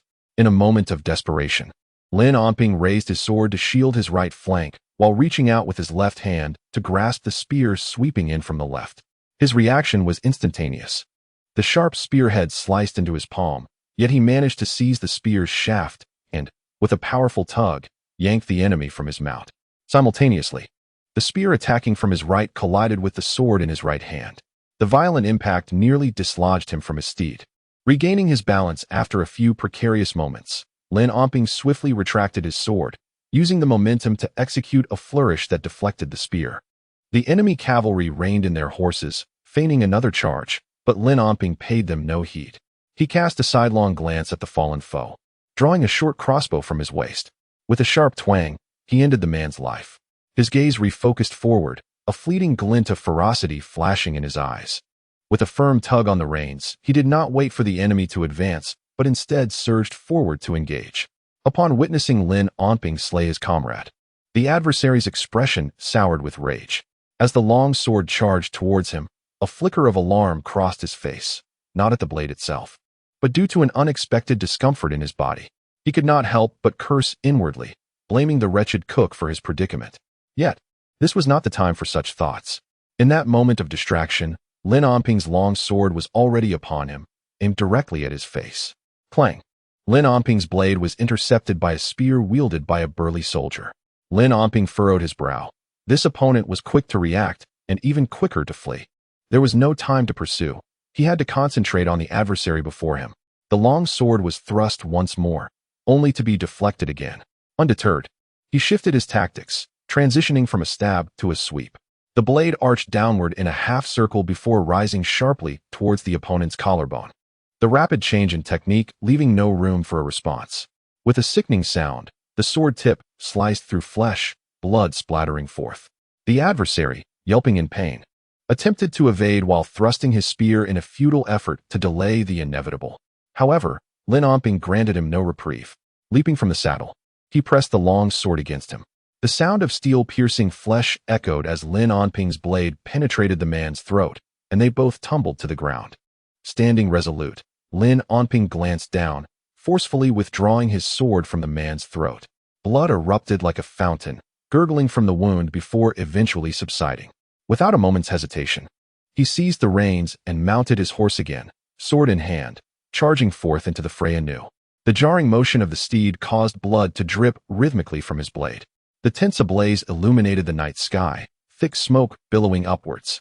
Panic-stricken infantry of the northern Han scurried about, while unbridled horses galloped wildly through the smoke and flames.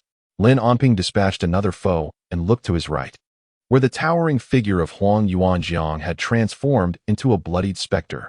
His attire was unrecognizable beneath a shroud of dark crimson, his face splattered with droplets of blood. The helmet had fallen away, and his disheveled hair was matted with bits of flesh, rendering him a veritable demon of the battlefield. Perhaps sensing a connection, after dispatching another rider, Huang Yuanjiang turned to gaze at Lin Onping. In that brief moment of eye contact, surprise flickered in Huang Yuanjiang's eyes. For Lin Onping's combat prowess exceeded his expectations.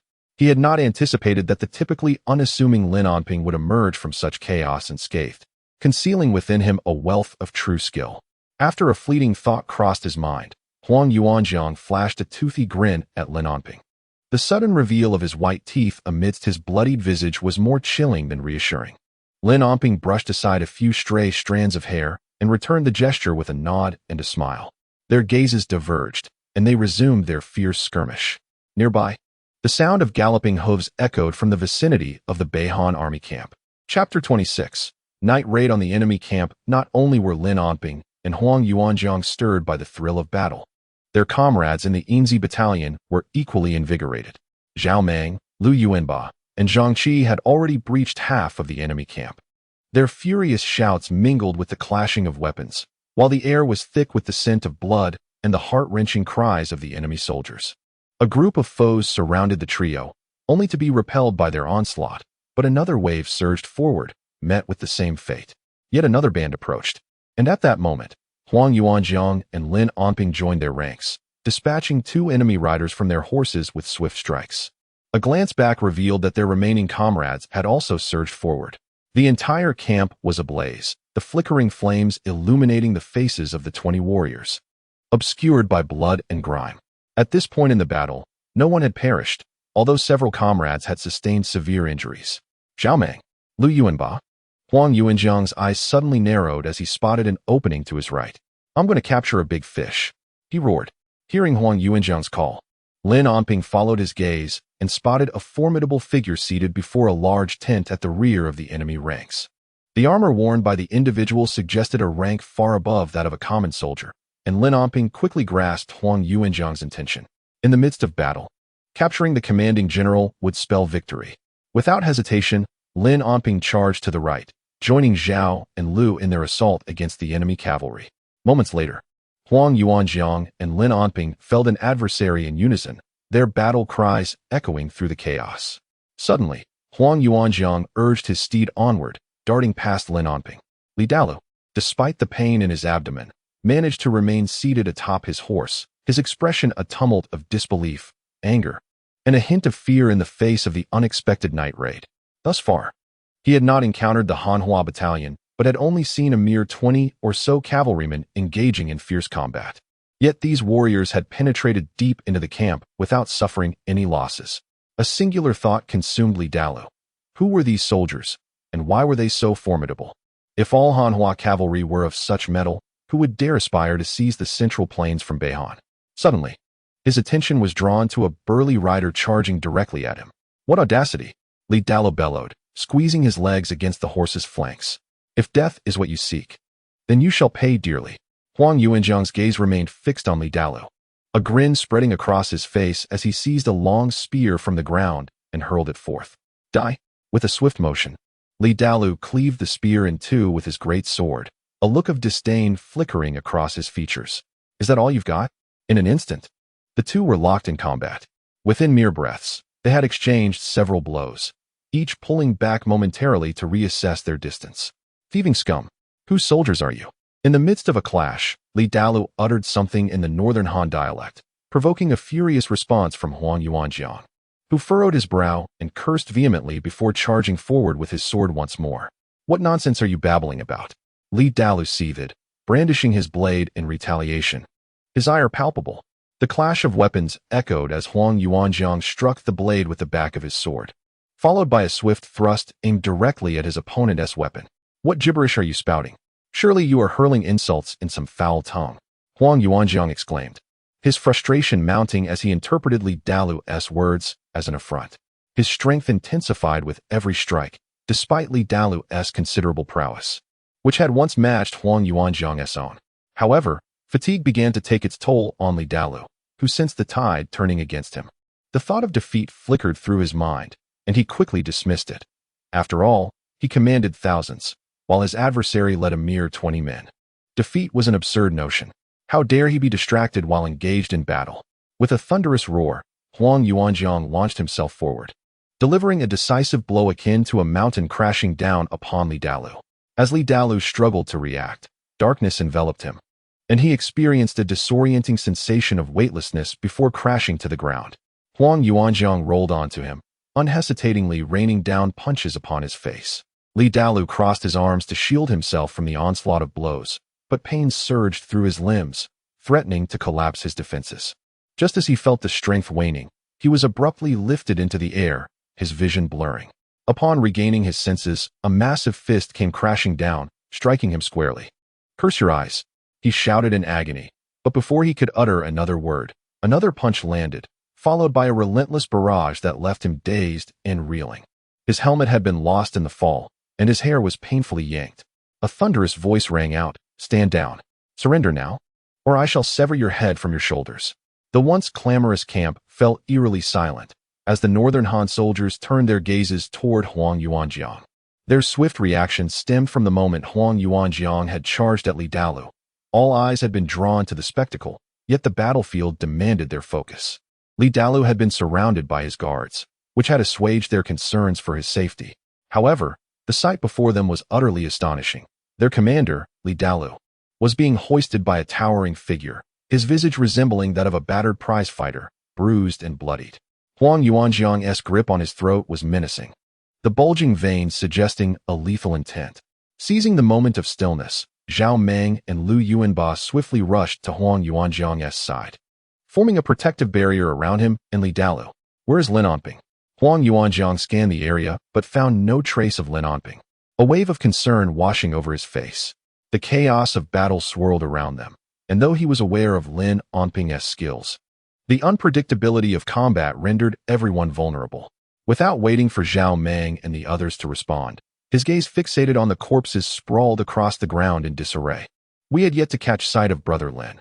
He had been fighting alongside us just moments ago. How could he have vanished in the blink of an eye?"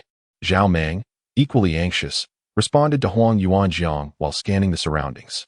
Just as the group wore expressions of concern, Lin Onping's voice resonated from a nearby corner. A collective sigh of relief swept through the crowd as they turned to look. Lin Onping emerged from beside a nearly burnt-down tent, sword in hand, escorting a figure clad in Hanhua attire. During the skirmish, upon noticing this individual's suspicious demeanor as he attempted to flee, Lin pursued him. Approaching the group, Lin Onping shoved the captive forward, landing him right beside Li Daluo. "This man," Lin Onping queried. "He is the commanding officer of the Beihan army." "Impressive, brother," Huang Yuanjiang exclaimed with delight upon hearing this news. With the capture of the local commander and the officer, it seemed the battle had drawn to a close. The soldiers of the Inzi camp were overjoyed, yet the Beihan troops in the camp wore grim expressions. Indeed, with the Hanhua cavalry infiltrating the camp and capturing both the commander and the officer, they faced utter humiliation. Just then, the sound of rapid hoofbeats echoed from outside the camp, further darkening the faces of the Beihan soldiers. They were not fools.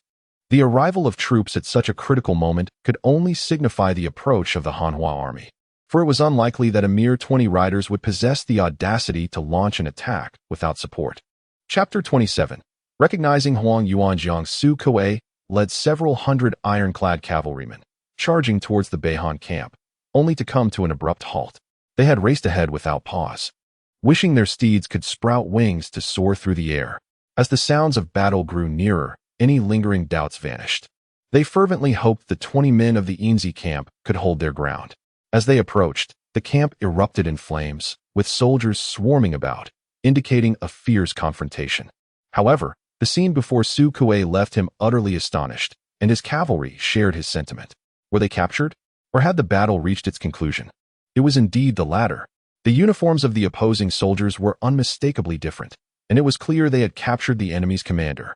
While others may not recognize Li Daluo, Su Kuei certainly did. Likewise, Li Daluo recognized Su Kuei instantly, his eyes blazing with fury, trembling with rage. Chu Zhe also knew Su Kuei, having previously encountered him while he was proficient in Hanhua speech and had called out twice at the city gates. Unlike Li Daluo, Chu Zhe did not react as strongly. At this moment, Li Daluo stood in a state of utter despair, resembling a human pig, while Chu Zhe appeared somewhat better, albeit looking like a frost-bitten eggplant, lacking any visible injuries. "Sir, this." Su Kuei raised a hand to silence his subordinate, adjusted his armor, and slowly urged his horse forward. A dozen personal guards followed closely, while the remaining cavalry spread out, brandishing their spears, subtly encircling the enemy troops in the center. As Su Kuei approached, he leaned forward to scrutinize Li Daluo, a barely perceptible smirk curling at the corner of his mouth. Their eyes met, and a disdainful huff escaped Su Kuei's lips. Li Dalu, with swollen eyes, coldly snorted and turned his head away. In contrast, Chu Zhe, held captive by Limping, offered a Hanhua salute upon seeing Su Kuei. Given his physical limitations, the gesture appeared somewhat awkward and comical. Observing this, Li Dalu's expression darkened further, silently cursing Chu Zhe for being foolish and oblivious to the current circumstances while he flaunted his knowledge of etiquette. Su Kuei, not one to neglect propriety, acknowledged Chu Zhe with a slight bow from his mount. As he surveyed the charred remnants of the camp, Su Kuei could not help but marvel at the audacity of their recent endeavor.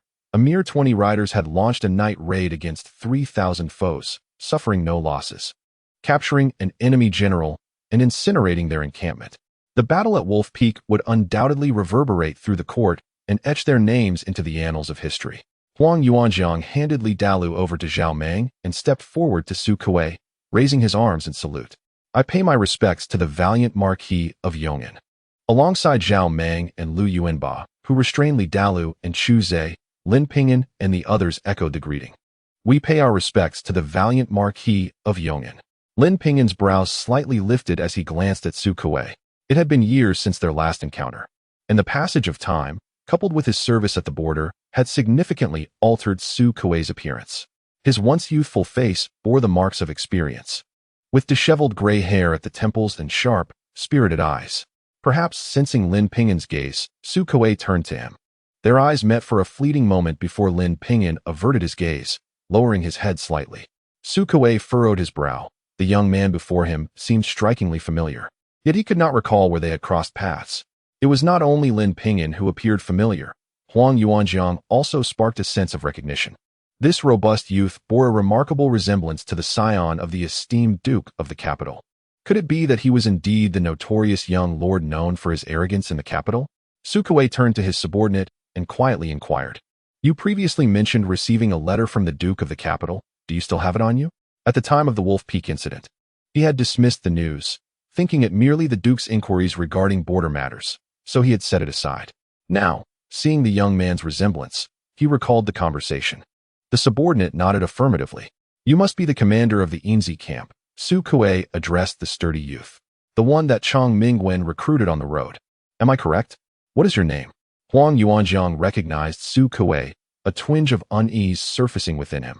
I am called Huang De, he replied. Your surname is Huang? Su Kuei's lips curled into a slight smile. Having heard his title of Marquis of Yong'an, Su Kuei had arrived at a conclusion in his mind. He extended his hand toward his subordinate, who retrieved a letter from his bosom and handed it to him. As Su Kuei unfolded the letter, he remained composed atop his horse, perusing its contents. As he had suspected, the young man before him was indeed the treasured scion of the Duke, who had stealthily departed from the capital days prior, prompting the Duke to send out letters in search of him. Folding the letter neatly, Su Kuei turned his attention back to Huang Yuanjiang, casting a sidelong glance at Lin Ping'an. Given that Huang Yuanjiang hailed from the capital, it was reasonable to deduce that this somewhat familiar youth had escaped alongside him. He could very well be a young master from one of the noble families in Kyoto. As for the others, none seemed familiar to him. Su Kuei cast a penetrating glance at Huang Yuanjiang, deftly shaking the reins in his hand before swiftly dismounting. Huang Yuanjiang, reluctant to reveal his identity, found no intention from Su Kuei to disclose it before the gathered crowd. Su Kuei strode directly to Li Dalu, who glared at him with gritted teeth. If not for the sword of Zhao Mang resting against his neck, he would have relished the opportunity to confront Su Kuei. Consumed by the deep-seated hatred for the murder of his father and grandfather, feelings that words could scarcely convey. With a cold chuckle, Su Kuei sneered, his eyes betraying a hint of disdain. Speaking in Beihan dialect, he mocked, the Beihan covet our Hanhua territory. What business do you, the Li family, have joining this fray? Is the fate of your father and grandfather not enough to dissuade you? Spitting contemptuously, Li Dalu retorted, let me go. I wish to challenge you one-on-one. You are unworthy. Su Kuei scoffed, his demeanor shifting to one of stern authority. Bind this man and take him back to Fangya City. Yes. Two close guards approached, seizing Li Dalu from Zhao Mang and swiftly binding him. Suddenly, an uproarious laughter erupted from Su Kuei, leaving Huang Yuanjiang, Lin Onping, and the restrained Trudges bewildered. Their expressions a mixture of confusion. In the desolate lands of Beihan, among the savage folk, the greedy hearts arise, tainting our prosperous soil. What a farce indeed! Su Kuei proclaimed as he stood before the Beihan soldiers, gesturing dismissively. You, a ragtag assembly, are truly a disarrayed lot. Our valiant forces of Hanhua could easily vanquish you. How tragic! Lin Onping and the others glanced at Chu Zhe, understanding that Su Kuei's words were primarily directed towards him. As the Beihan soldiers struggled to comprehend the Chinese, Chu Zhe, fully aware of the implication, wore a face of shame and indignation. In the breach of the Beihan camp, what army do we possess? Lin Onping interjected, seeing Huang Yuanjiang still in shock. The Hanhua Yin Battalion. Excellent. Su Kuei nodded approvingly, declaring, bravery shall be rewarded. Yet, he clarified that the rewards would not be immediate. There were matters yet to attend to. Turning to the Beihan soldiers, now entangled by the tripping ropes, Su Kuei raised his hand, summoning his subordinates. Select the elderly and frail. Yes. Chu Zhe appeared to grasp Su Kuei's intent, abruptly kneeling and fervently bowing his head. My lord, you must reconsider. General Li has been captured. We should retreat now. Su Kuei turned, his gaze icy. Retreat? Huh. Should your Beihan seize our Hanhua city? Would you depart so easily? I have shown mercy. Dare you utter another word, and I shall leave none alive. Chu Zhe, his mouth agape, ultimately fell silent, succumbing to despair as he knelt, knowing the grim fate that awaited. Within less than half an hour, 200 to 300 elderly Beihan soldiers were presented. General Huang Yuanjiang approached Su Kuei. The merit of this ambush belongs to your Yin battalion. Henceforth, the matter of the captives shall be your responsibility. Huang Yuanjiang hesitated, surveying the kneeling Beihan soldiers. My subordinates will escort them back to Fangya City. Su Kuei's brow furrowed. Why return them? To consume our provisions and drink our water? My lord, aside from those 200 or 300, the rest shall be executed on the spot. In the battlefield, the struggle against the enemy, a matter of life and death, does not solely reveal courage. It is the decisive ability to kill that truly tempers one's character. Su Kuei is now intent on forging the bravery and temperament of the soldiers in the Yin Division. Although the performance of the Yin Division this night is astonishing, it is evident that these men are encountering combat for the first time. Huang Yuanjiang could not help but glance at Lin Onping. Lin Onping's expression remained unperturbed, calm as still water, staring straight ahead, though his brow twitched slightly. In contrast, Zhao Meng and Lu Yuanba appeared somewhat hesitant, standing still with their weapons, unsure of what to do. Time was of the essence. To prevent any reinforcements from Beihan, they must act swiftly. Su Kuei urged, casting a glance at their long swords. Bring them the ghost-headed blades. A chilling night breeze swept through, accompanied by an eerie wail, stirring the dark clouds above and obscuring the already dim moonlight. Chapter 28. Entering Fangya City, the mournful winds echoed like a death knell, turning the desolate landscape into a graveyard. The restless spirits of the wild, wandering for centuries, mournfully sought the remains of their severed heads. The horizon began to lighten slightly, as hundreds of ironclad horsemen advanced into the dawn. Lida Luo, bound like a dumpling on horseback, appeared as wretched as one could imagine, far removed from his former arrogance. His eyes were bloodshot, hair disheveled, embodying a profound sense of despair. The soldiers of the Yin Division were equally dispirited, sitting atop their steeds with vacant stares, their expressions numb. Their armor was stained with dried blood and indistinguishable substances. Lin Onping rubbed his aching wrist, his eyes fixed on Su Kuei's silhouette ahead. The discomfort in his stomach had not yet subsided, and his mind was plagued by nauseating images. The 20 soldiers of the Yin Division had all received the wide-bladed ghost-headed sabers and positioned themselves before the kneeling Beihan soldiers. After a few breaths of hesitation, at the sound of Su Kuei's stern command, they all closed their eyes and swung down their blades. Even the formidable Huang Yuanjiang followed suit. As warm, viscous liquid splattered onto their faces and lips, a storm surged within their bellies. From hesitation to numbness, from closed eyes to the opening of them.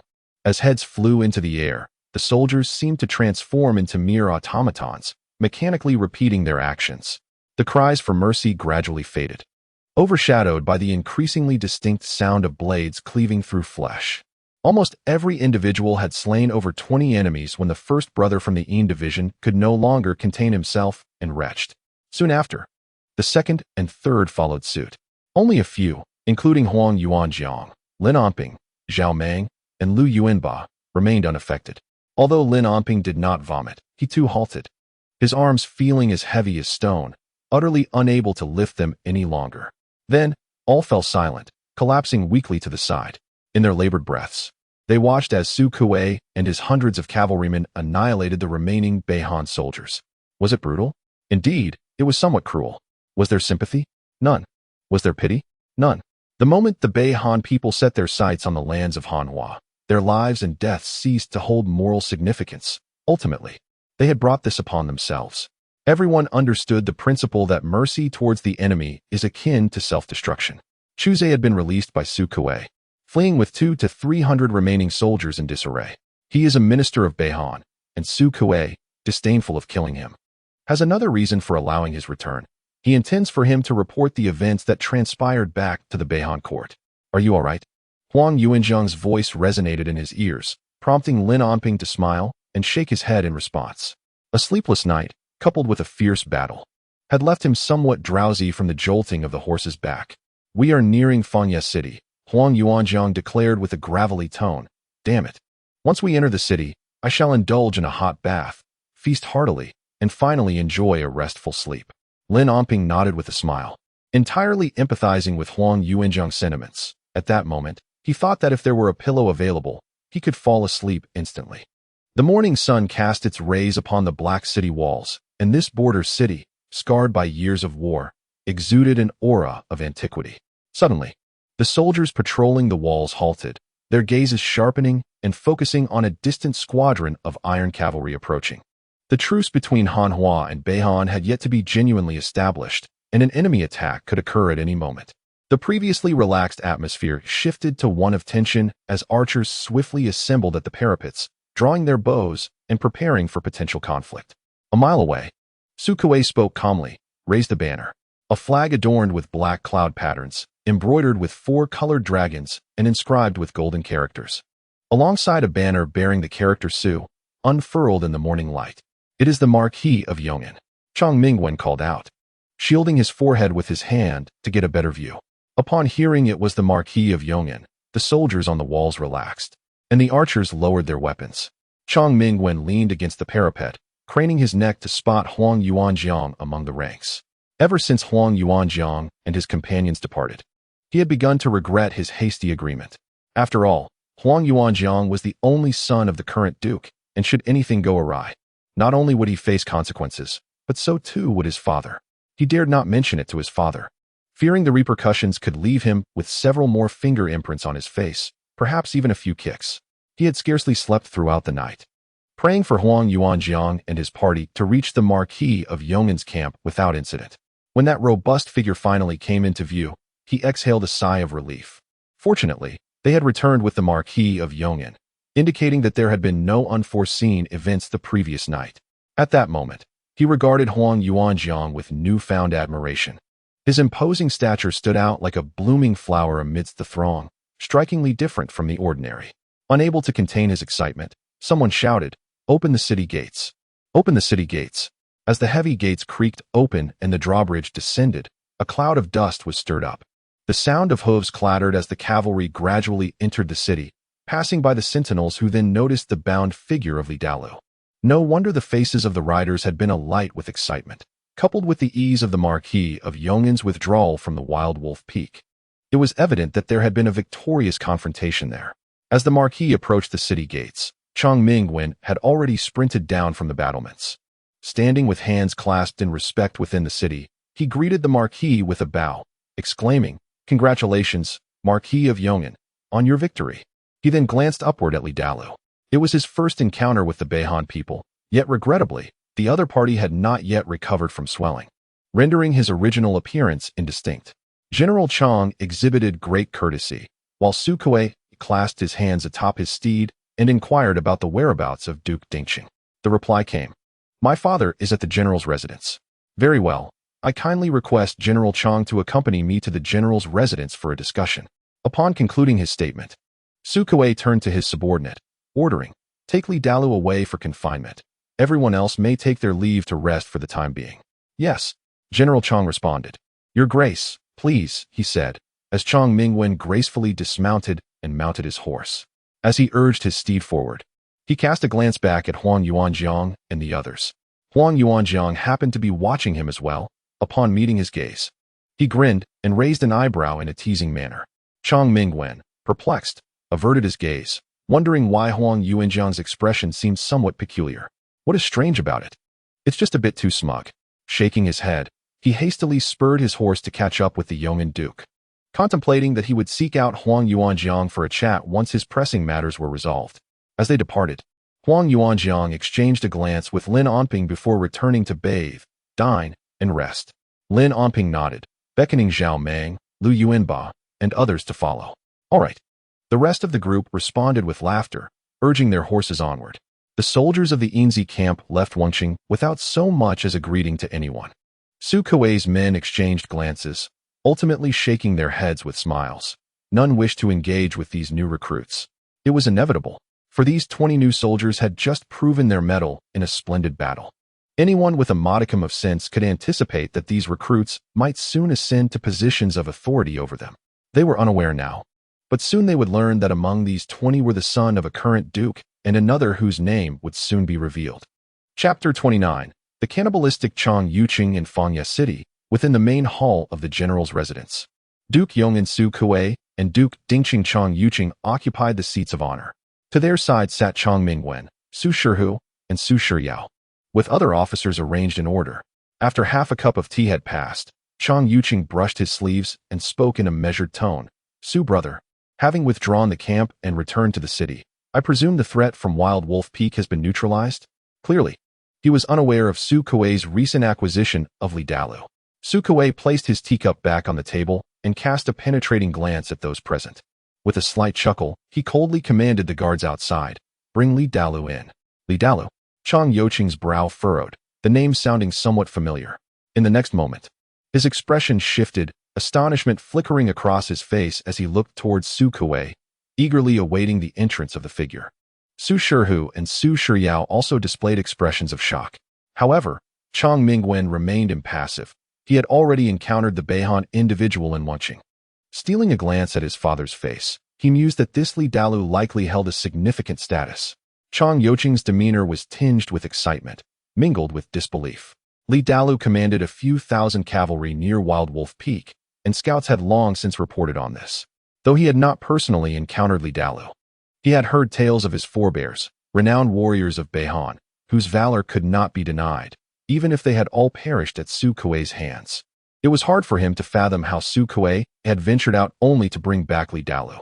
After what seemed like the time it takes to brew half a pot of tea, 2 guards ushered a man to the door. Before the man even crossed the threshold, Chong Yuqing, upon seeing his attire, sprang to his feet.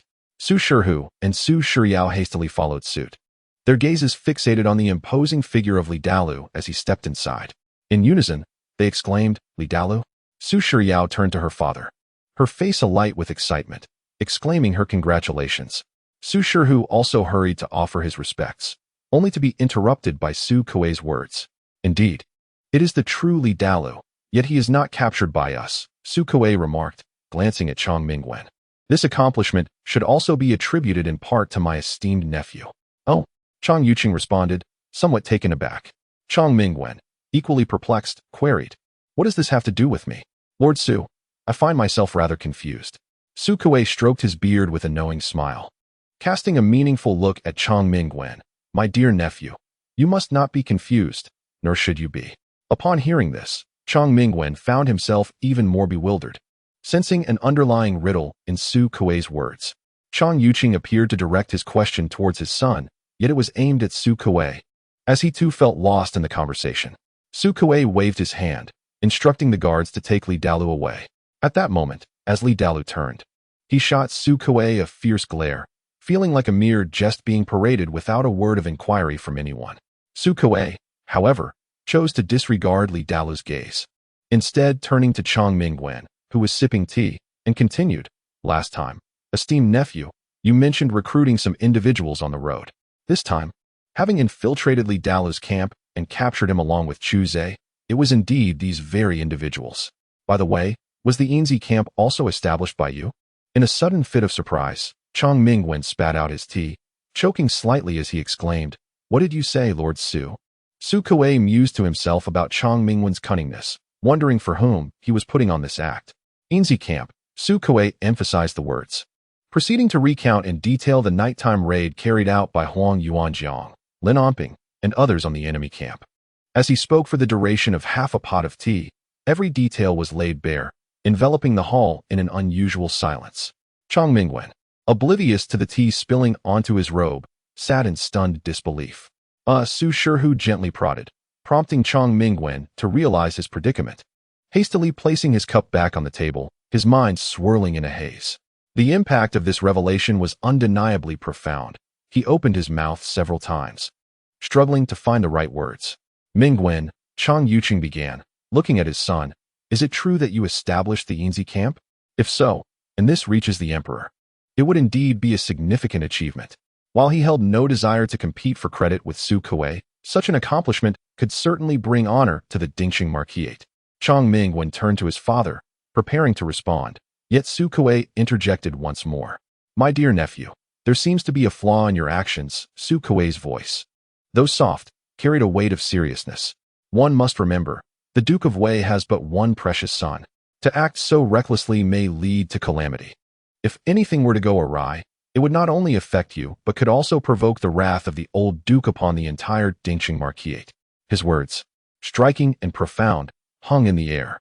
The words spoken left Chong Yuqing momentarily speechless. How could the conversation turn to Duke Wei and his son? The desire to take credit vanished in an instant. In the capital, the noble families were acutely aware. One could offend anyone in the court, but not Duke Wei. Should he truly unleash his fury, even the emperor might find himself powerless. If he chose to act with decisiveness, the emperor would merely offer a few tepid rebukes post factum, while the unfortunate would be others. There was no recourse, for the old duke's merits were monumental. He was not merely a figure seeking indulgence, but a man who had fought alongside the late emperor on horseback for the better part of his life. His body bore an alarming number of scars, not to mention the times he shielded the emperor from arrows and blades. Looking back at his ancestors, they were all steadfast warriors, loyal to the core. Not Su, brother. Chong Yuqing's tone shifted to one of caution. What brings the old duke into this matter? I am curious about your words, brother Su. Oh, Su Kuei seemed relieved. That Huangda, the one who captured the mighty Luo. I fear that brother Chong has yet to meet him. Once you do, you'll see he bears a striking resemblance to the young duke. What? Huangda is the son of the old duke? Chong Yuqing suddenly rose, glancing anxiously at Chong Mingwen. Were you aware of this matter all along? As he stood, radiating an air of indignation, Chong Mingwen dared not remain seated and promptly stood as well, casting a furtive glance at his father. My son, I was aware. Chong Mingwen's voice dropped low, laced with a mumble.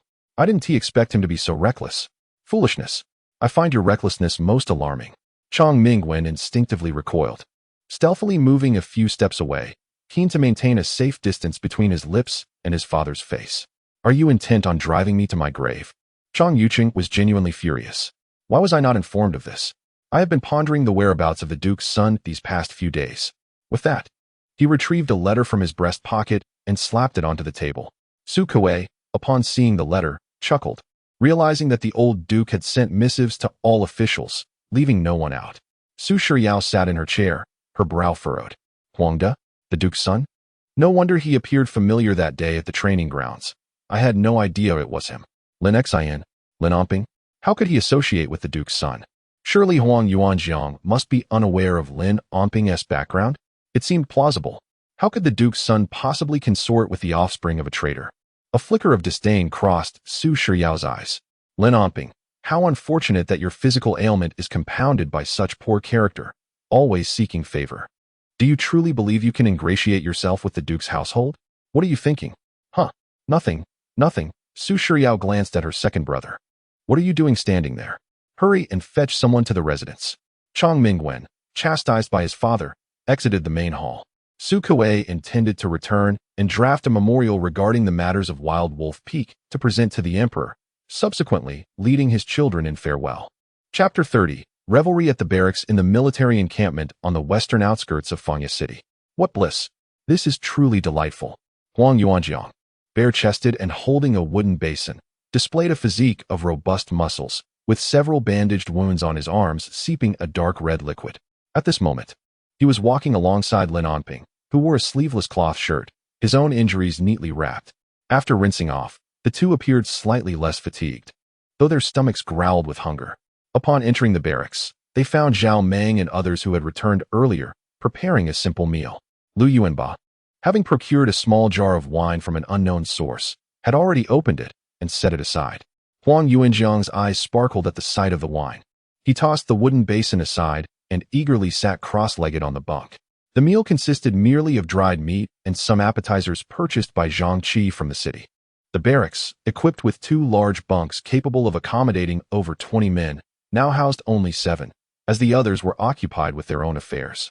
Huang Yuanjiang, Lin Onping, Zhao and Lu, Zhang Qi, and 2 other men were all brothers from the Yinzi camp.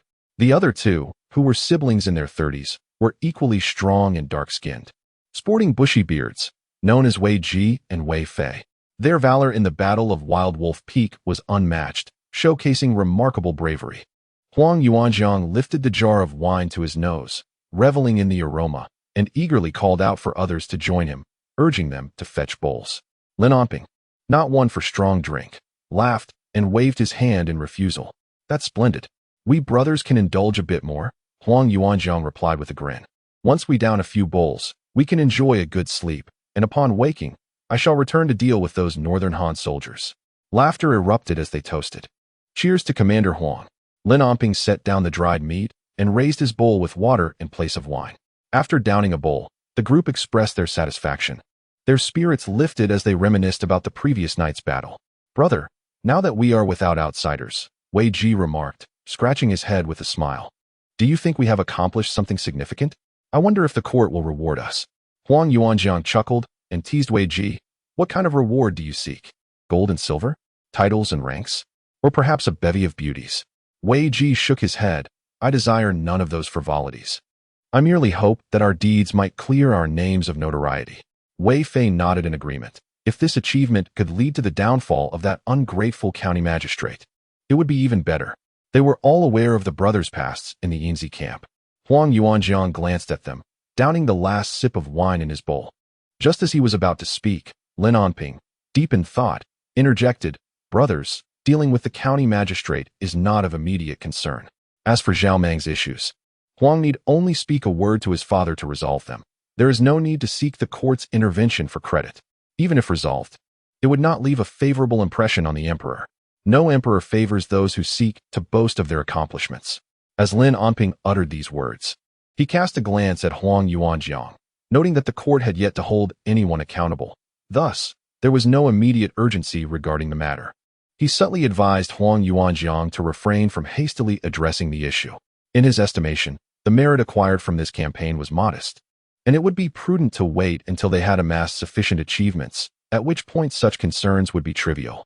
He harbored his own considerations. Should this matter be escalated to the imperial court, it might inadvertently reveal his identity. While he was indifferent to his own exposure, he dreaded the possibility of implicating his father. Although his father had been exiled by imperial decree, who could discern whether there were still individuals within the court seeking to exploit his father's situation? It was wise to proceed with caution. Zhao Meng and his companions were preoccupied with their own identities as bandits, while Lin Onping vowed to vindicate his father and restore his reputation.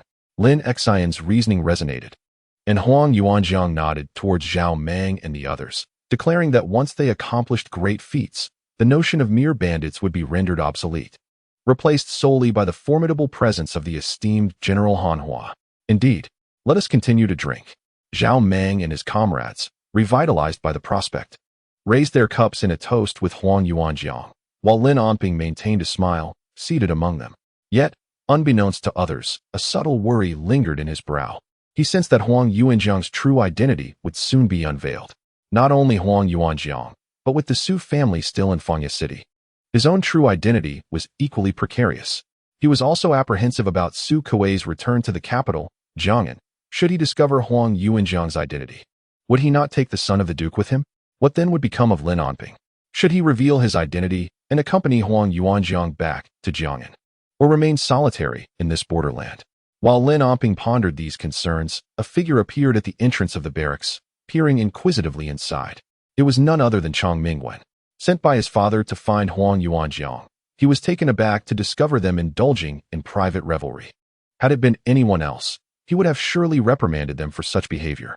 However, given that the one drinking was Huang Yuanjiang, the duke's son, and considering the recent victory, he took a deep breath and stifled his admonition, allowing a faint smile to grace his features as he stepped into the barracks.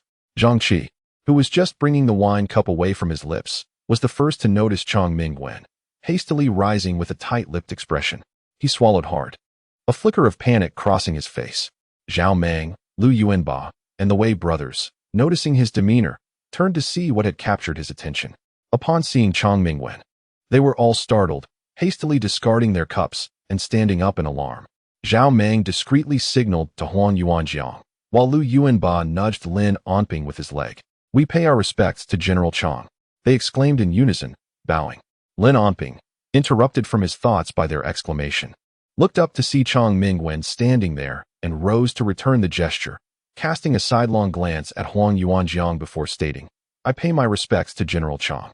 Aware of Huang Yuanjiang's status, he remained composed, unlike Zhao Meng and the others who were visibly anxious. Huang Yuanjiang, having heard the commotion, recognized it was Chong Mingwen but showed no change in expression.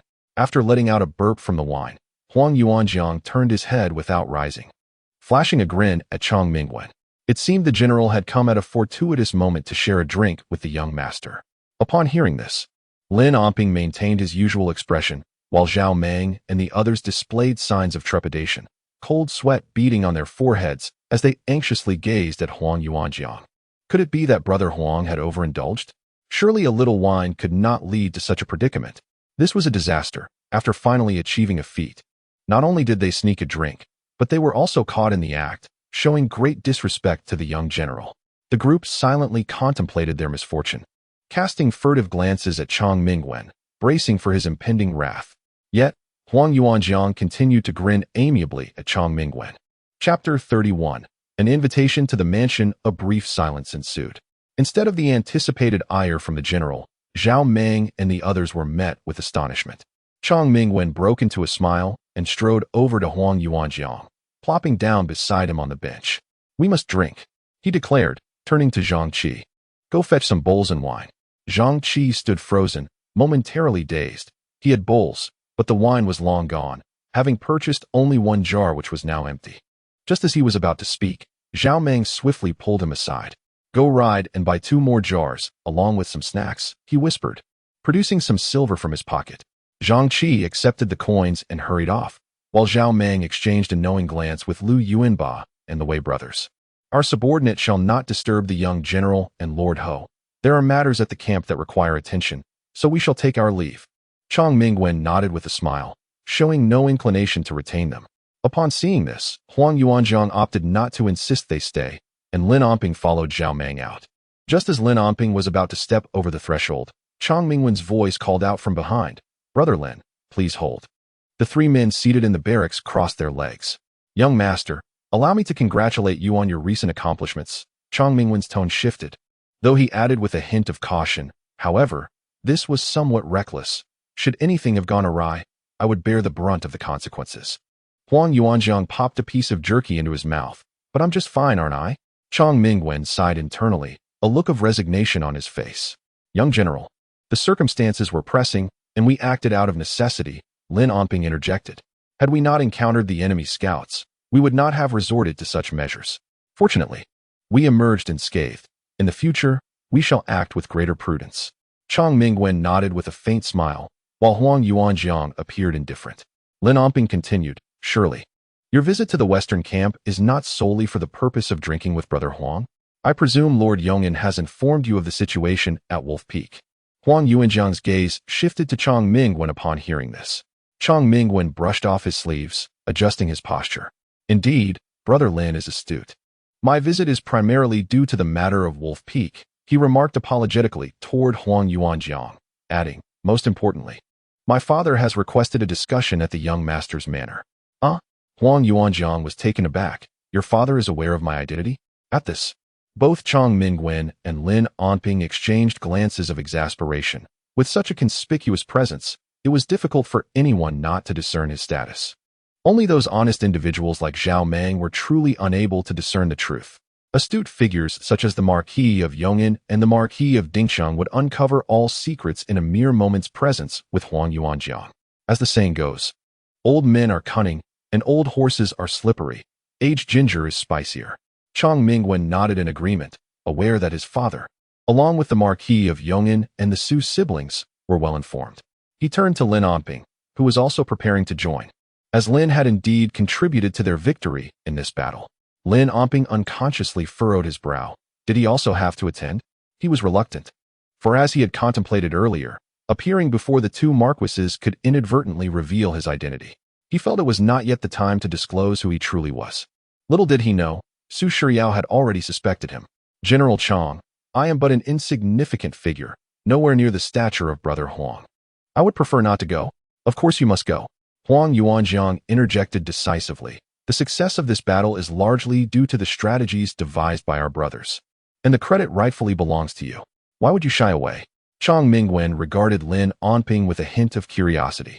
He only knew him as Lin Xin, presumably also from Jiang'an, and since he appeared alongside Huang Yuanjiang, he must be from some prominent family in the capital. However, given the numerous influential families in Jiang'an, it was understandable that he did not recognize many. After all, unlike Huang Yuanjiang, who had a wide circle of friends due to his noble lineage, Chang Mingwen was not as well acquainted. Lin Onping cast a troubled glance at Huang Yuanjiang, pondering why he would push him into the limelight. Aware of his humble status and fearing it might discomfort the marquises, resigned, he uttered a vague remark. Brother Lin, you think too little of yourself. Your contributions are far from insignificant. This achievement marks the first of its kind since the establishment of the Hanhua dynasty. To put it plainly, you could ascend to greatness with ease. Indeed, Huang Yuanjiang chimed in, affirming his words. Lin Onping felt a strong impulse to kick Huang Yuanjiang away. He began to suspect whether Huang Yuanjiang was intentionally opposing him, as it seemed he was consistently at odds with Lin's desires. In truth, his suspicions were correct. Huang Yuanjiang was indeed deliberate in his actions. He understood Lin Onping's background and was aware of his hesitance to reveal his brilliance too soon. Yet he held a different perspective. In his view, to achieve great things, one must first possess the means to do so. An unknown individual could hardly hope to influence the court.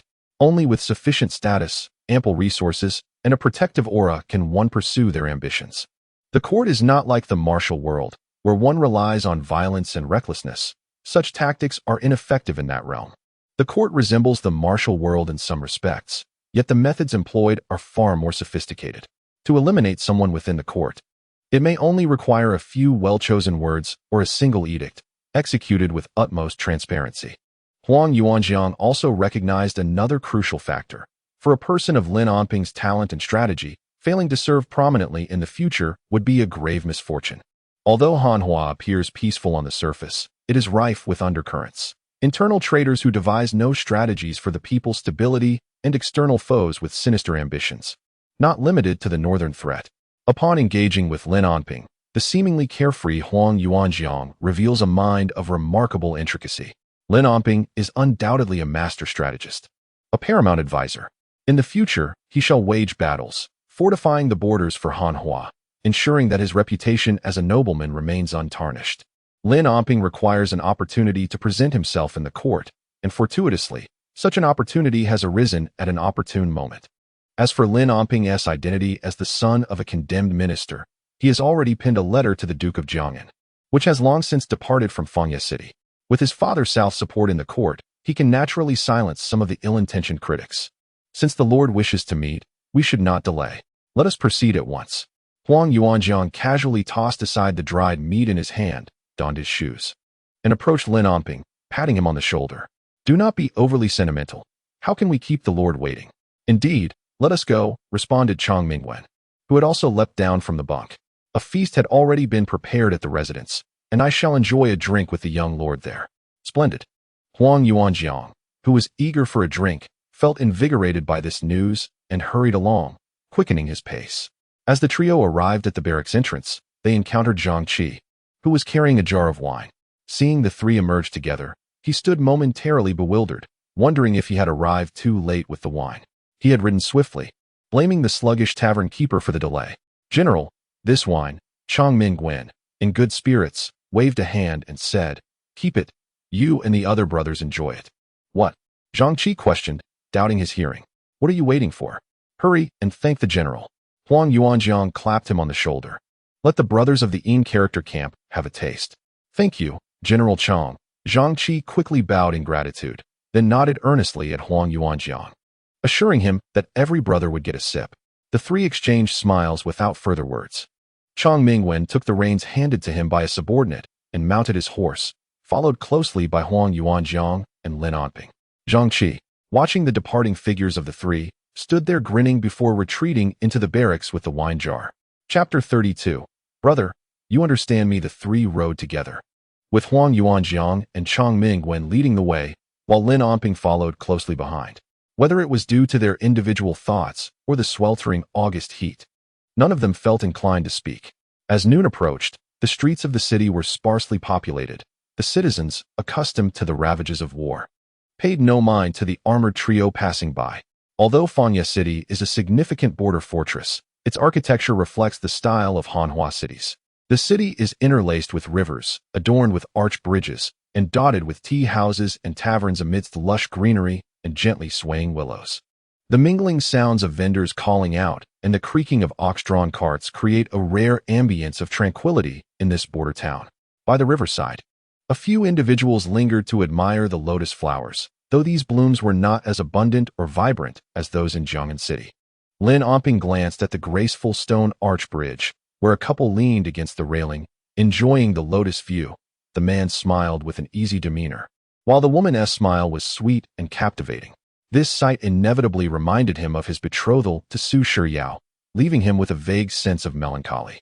Since their last meeting, he has felt an unsettling sense that they may become strangers in the future.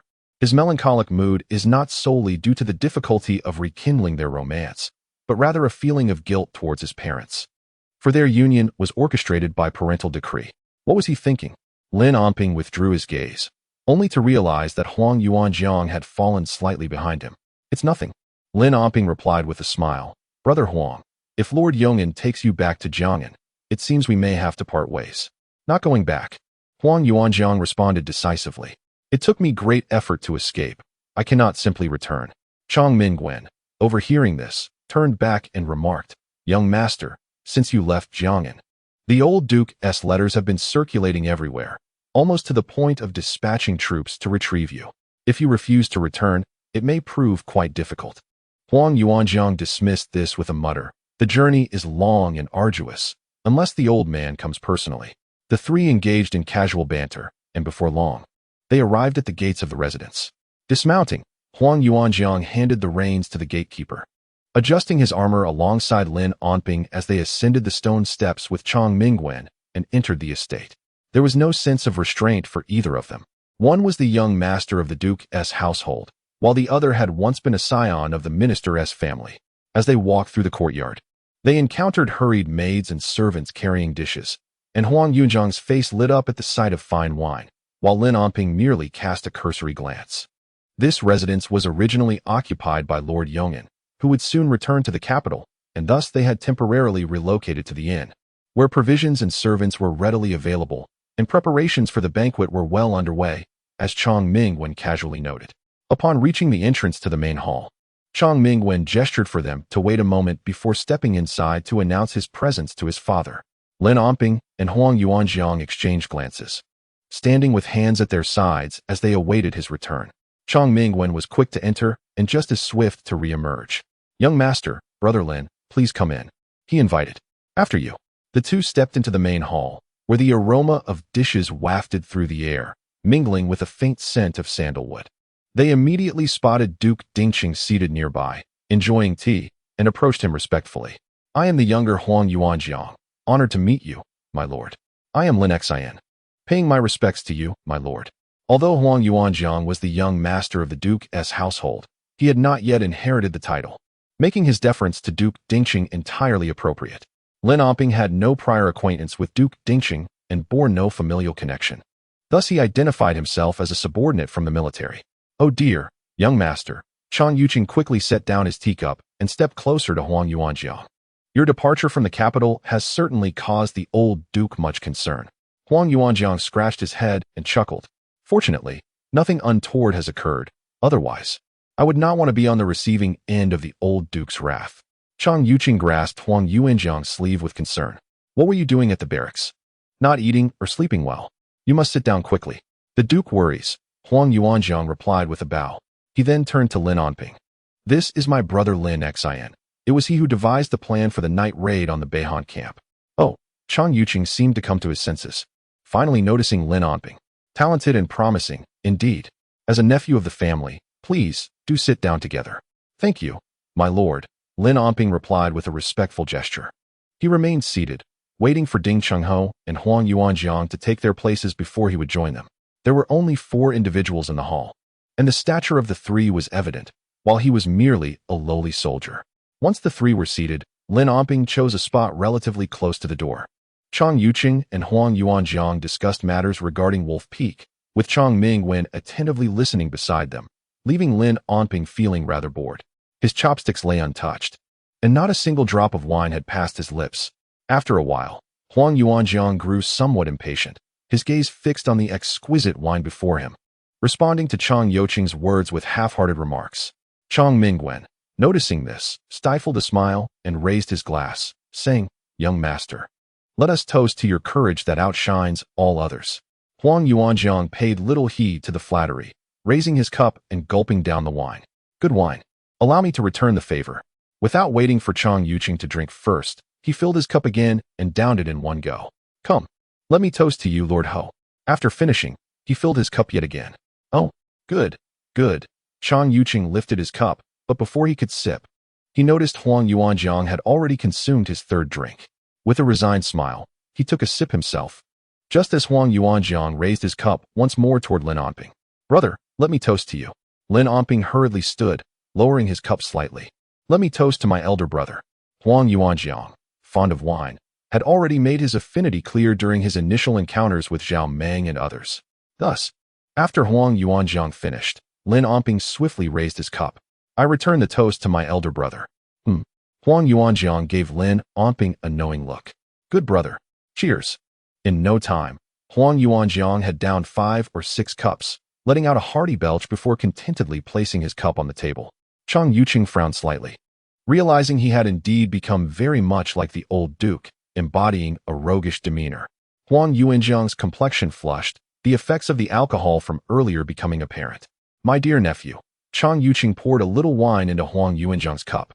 The old duke has written a letter, specifically instructing that no matter who sees you, they must bring you back to the capital, even if it means forcibly. So, will you accompany the courageous Lord Yuanin back to the capital? Huang Yuanjiang, half-dazed, glanced at his half-filled cup, raised it to his lips, drank, and then shook his head. Not going, not going. Lord Yuanin can go on his own. Chang Yuqing looked at his son, who shrugged, indicating that he had already tried to persuade Huang Yuanjiang to no avail. My dear nephew, I still believe it would be more prudent for you to return to the capital. The crown prince has begun to involve himself in court affairs and is in need of capable individuals. What concern is that of mine? He is not a child. Huang Yuanjiang interjected. Ah, young master. Such words should not be spoken. Chang Yuqing, startled, quickly covered Huang Yuanjiang's mouth, emphasizing the inappropriateness of his comments. Huang Yuanjiang chuckled softly, fully embodying the spirit of intoxication. Lin Onping, upon witnessing the scene, rose to his feet and respectfully clasped his hands towards Chang Yuqing and his son, saying, My lord, General, it appears that my elder brother has indulged in drink. Allow me to assist him back to the camp for some rest. Chang Yuqing glanced at the drowsy Huang Yuanjiang and, with a resigned nod, acquiesced. Chapter 33. Keep an eye on the second prince at the Fengya city post. The valiant Marquis Su Kuei sat robustly in a chair, setting down his teacup and casting a sidelong glance at the folded document beside it. This was a missive he had just drafted, intended for the emperor, detailing matters concerning the border and the situation at Wolf Peak. The household troops were bustling about, preparing their belongings, for on the morrow, Su Kuei would embark on his journey back to Jiang'an City, departing from this borderland where he had resided for 3 years. Su Kuei rose and stepped beneath the eaves, lifting his gaze to the sky, which was bright and sunny, devoid of the somber shadows that had lingered during the recent conflict. The thought of returning to the court stirred a sense of unease within him. The bureaucrats there often irked him with their inefficacy, a stark contrast to the exhilaration of engaging in battle at the frontier. However, the emperor's decree was not to be defied, and given that the crown prince had commenced his governance, it was likely that there were other plans at play. After all, currents of intrigue were likely swirling beneath the surface in Jiang'an City. Retracting his gaze, he chanced upon his son, Su Shihu, entering the post. "Father," he greeted. Su Kuei furrowed his brow slightly upon seeing Su Shihu return alone. "Where is Huang Yuanjiang?" By the time I reached the camp, Huang Yuanjiang had already departed with Chang Mingwen. I waited for a while, but seeing no sign of him, I returned first, the son explained. "Then do seek him out later. We must set off early tomorrow." "Father, if Huang Yuanjiang is unwilling to return, would it truly be as the old duke suggested? To drag him back?" Su Kuei shot him a sidelong glance. "We have said what needs to be said and done what needs to be done. If he truly does not wish to accompany us back, we can explain the situation to the duke when the time comes." Su Shihu nodded in understanding. While the father and son conversed, Su Shiryao emerged from the adjoining room. "Father, second brother, have you finished packing?" Su Kuei turned to her and inquired. "Have you managed your responsibilities effectively?" "Everything has been arranged, and there will be no delay in our journey tomorrow," she replied. Then turning to Su Shihu, she asked, "Second brother, where is the young master?"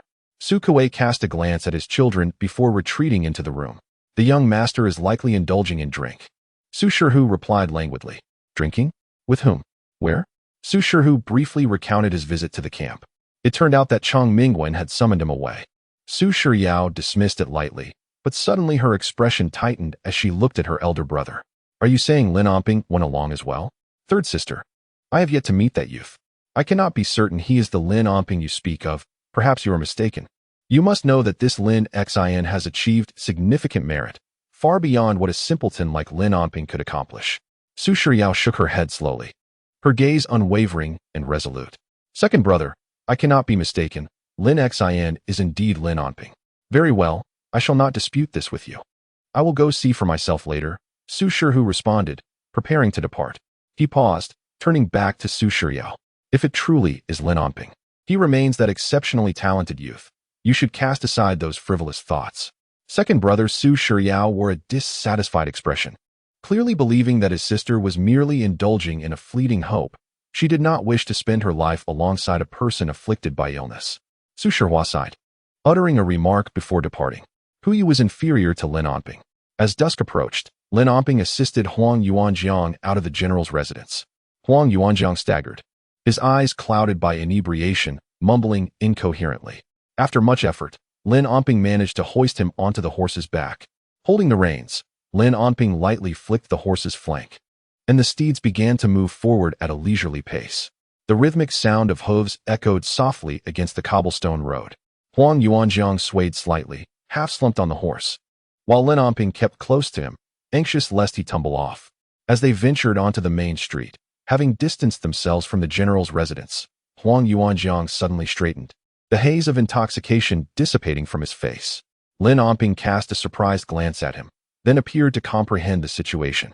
He had assumed it was merely the potency of the Lord's wine. He genuinely believed his elder brother had succumbed to drunkenness. "What kind of swill could possibly intoxicate me?" Huang Yuanjiang grinned, adding, "Yet, there are times when one must indulge in inebriation. Being overly sober can be quite troublesome." Lin Amping reflected on the banquet at the general's residence, gently urging the horse closer to Huang Yuanjiang, lowering his voice as he spoke.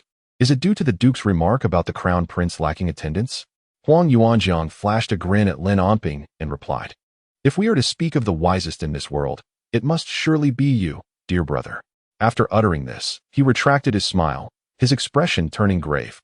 "Indeed, this pretense of inebriation serves a purpose. The crown prince currently stands before the court, seemingly under the emperor's intention to hone the air. Yet it is also a means of scrutinizing and testing him. With numerous princes vying for power, it is inevitable that some may possess greater abilities than the crown prince. Rather than the emperor merely watching the crown prince, it could be said that he is contemplating the future of the kingdom." "You imply," Huang Yuanjiang nodded, "that if the crown prince lacks capability, it remains uncertain who might occupy that seat next." Lin Amping slowly nodded in agreement, stating, "The current emperor is a sagacious ruler. For the sake of the Hanhua dynasty, he could indeed make the decision to appoint another. Then, may I ask, who do you favor among the many princes? Huang Yuanzhang rode on, not hurrying to respond. His gaze drifted to a small vendor by the roadside, who was setting up to sell wontons. The vendor lifted the pot lid, releasing a plume of fragrant steam that wafted through the air. Are you hungry, brother? Huang Yuanzhang turned his gaze back to Lin Onping. Lin Onping had also noticed the wonton stall, nodding with a smile, admitting that he had not eaten enough at the Duke-S and was now quite famished. Come, brother. I shall treat you to wontons. The two dismounted in front of the wonton stall, conveniently finding a wooden post nearby to tether their horse. After securing the horse, they approached the table to sit down. It was a modest height, and they settled onto small stools woven from hemp rope. Shopkeeper, 2 large bowls of wontons, please. With extra green onions. Certainly. The vendor had been observing them but hesitated to approach due to their attire. Please wait a moment, esteemed sirs. It will be ready shortly. The large pot of broth was already boiling, and the wontons had been prepped in advance. The vendor swiftly lowered the wontons into the pot, using a bamboo skimmer to stir them gently. He then retrieved 2 large bowls, wiping them clean with a cloth. First, a generous ladle of soup was served, followed by 2 large bowls brimming with wontons. Chopped scallions were sprinkled atop, and a drizzle of fragrant oil was added before the dish graced the table. Huang Yuanzhang lowered his head to inhale the aroma, exclaiming how delightful it was, before picking up his spoon to indulge. Ouch, it's hot, he exclaimed. Take it slow, brother. Lin Onping advised, stirring his own wontons, unable to suppress a chuckle at Huang Yuanzhang's reaction, realizing that one cannot rush when consuming something so fiery. Huang Yuanzhang managed to swallow a wonton, which was certainly more scalding than tofu. After that, both remained silent, savoring their wontons in peace. Nearby, 2 horses lowered their heads, seemingly searching for something on the ground, occasionally sneezing. Once he finished his bowl, Huang Yuanzhang contentedly rubbed his belly, while Lin Onping dined at a more leisurely pace. He glanced at Lin Onping and casually remarked, I have high hopes for the second prince. It was unclear whether Lin Onping caught his words. As he continued to focus on his meal, the second prince, the one who had a servant fetch him 50 taels of silver. Lin Onping recalled the scene in Jiang'an City. At the time, he was unaware of the man's identity, but the demeanor of the servant and the youth's attire hinted at a royal lineage. Considering his age and mannerisms, it was evident that he could only be the current second prince. After sipping the wonton soup, Lin Onping cast a sidelong glance at Huang Yuanzhang. Whether or not the individual who captured Huang Yuanzhang's attention was truly remarkable remained uncertain, but he at least could not be lacking in merit. Chapter 34. Su Shihu arrives at the camp. The chirping of insects among the grass by the wall echoed as the two meandered back to the barracks. After returning their horses to the stable, they halted before the barrack doors. What are you doing standing at the entrance? They noticed Zhao Meng, Lu Yuanba, and other brothers from the Yingzi camp standing in unison at the door. Zhang Qi shuffled a step forward and quietly revealed, General Su is waiting for you inside. General Su? Lin Onping frowned. Which General Su? The second son of the Marquis of Yong'an, General Su Shihu. Zhao Meng and the others expressed their own frustrations, wondering why so many generals were arriving today, leaving them anxious and apprehensive. Lin Onping exchanged a glance with Huang Yuanzhang, both sensing a shared confusion. Huang Yuanzhang wondered if Su Shihu had come to escort him back to the capital, while Lin Onping pondered whether Su Shihu had discovered his true identity. Each harbored their own thoughts as they entered the barracks, and upon raising their eyes, they immediately spotted Su Shihu seated on a wooden bench. Having already sensed the whispers outside, Su Shihu turned to face them as they entered, their gazes locking. With a faint smile, Su Shihu rose.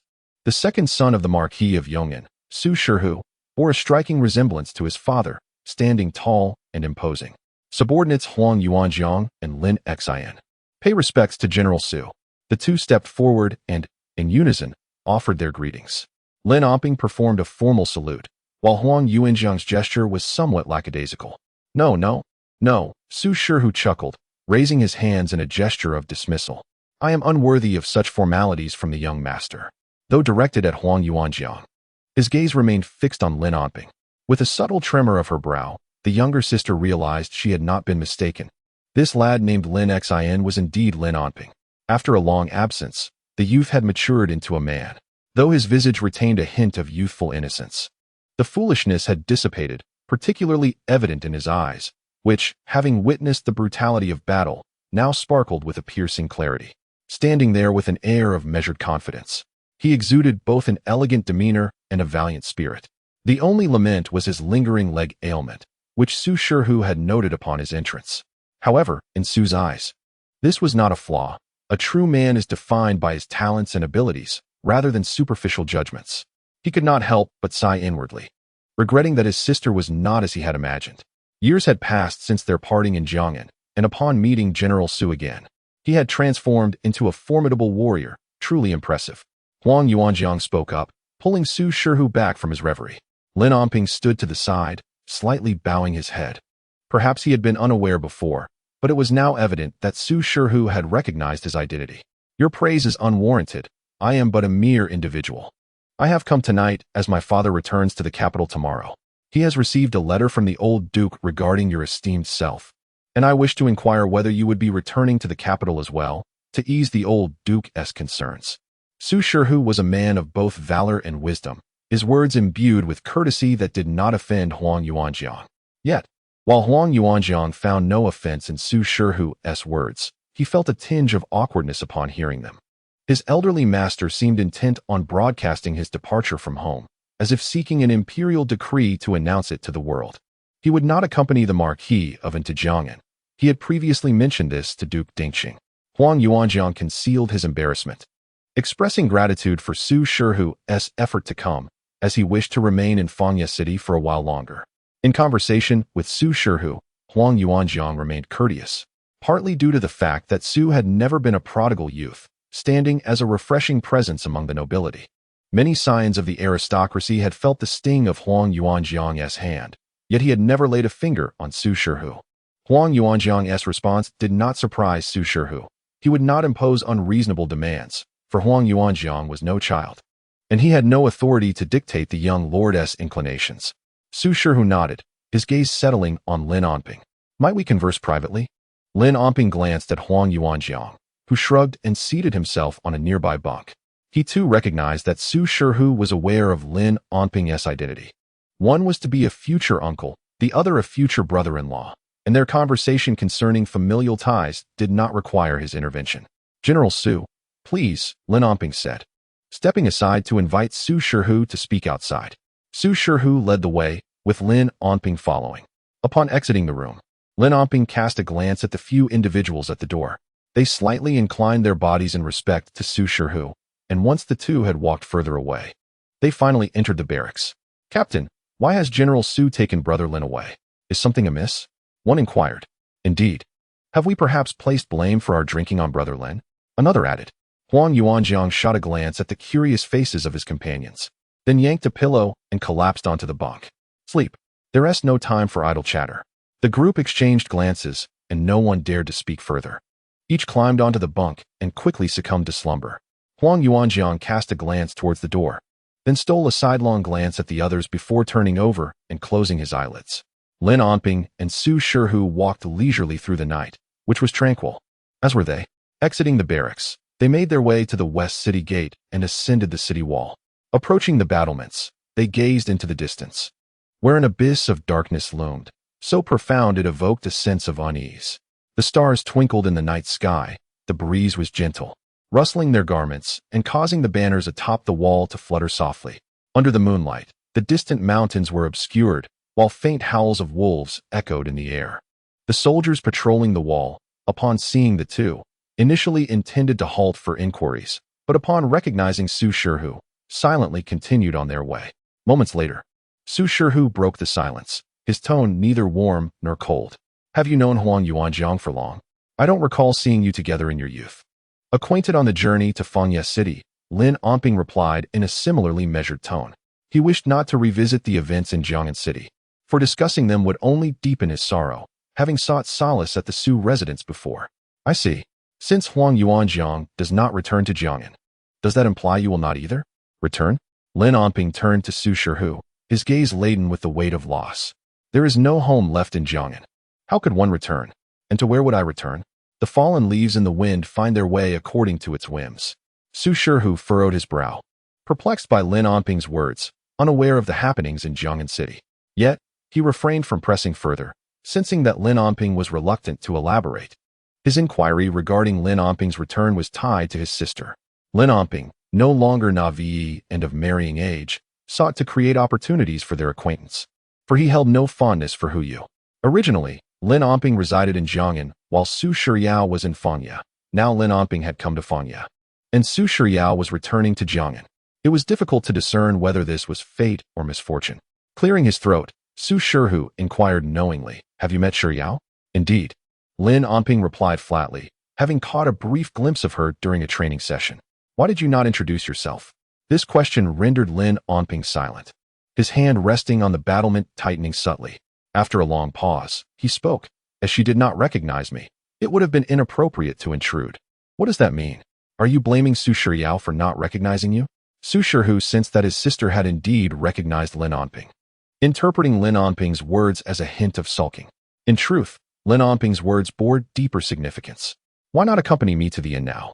Father is unaware that Lin Xian is you. If he were to see you, he would surely be delighted." On a personal note, Su Shihu held a genuine fondness for Lin Onping, reminiscent of their childhood. Lin Onping had been astute in his youth, literate at an early age, and when visiting the Su residence, he had displayed decorum unlike many children of his age. Not today. Lin Onping turned to face Su Shihu, their eyes meeting, a faint smile gracing his lips. "When the time comes for my return to Jiang'an, I shall visit Uncle to offer my apologies. For tonight, I shall take my leave.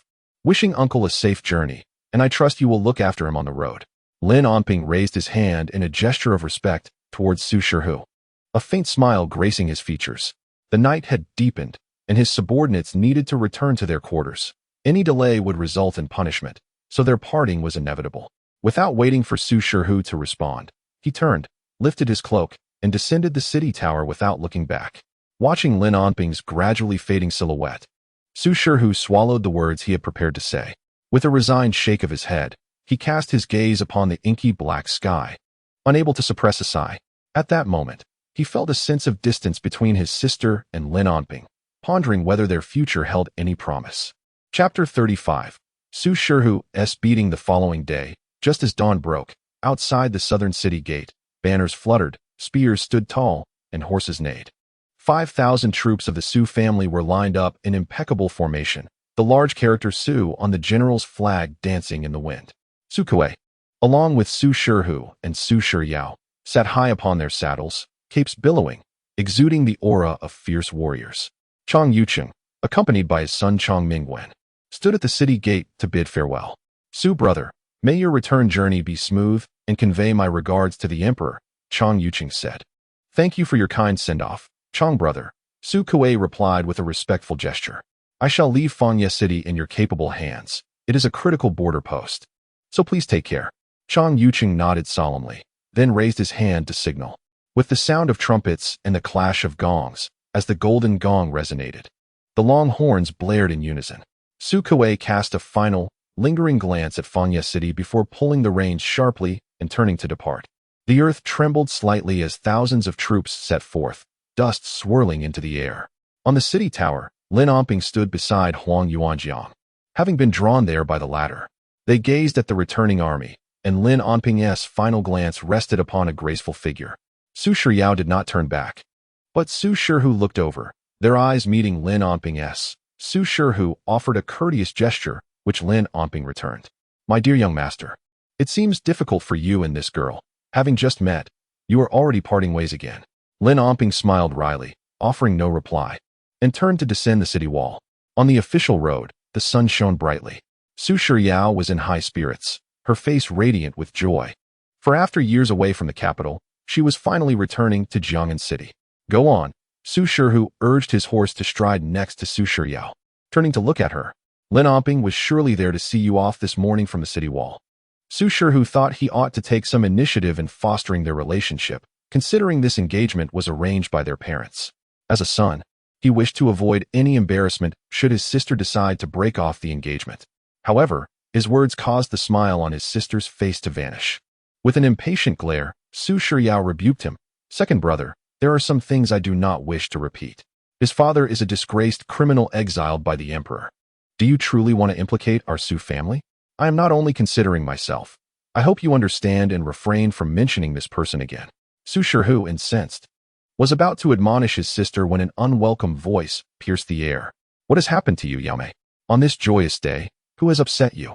Su Shihu cast a cold sideways glance at the approaching Hu Yu. With a flick of the reins, he urged his horse forward, disinclined to be bothered by the presence of certain individuals.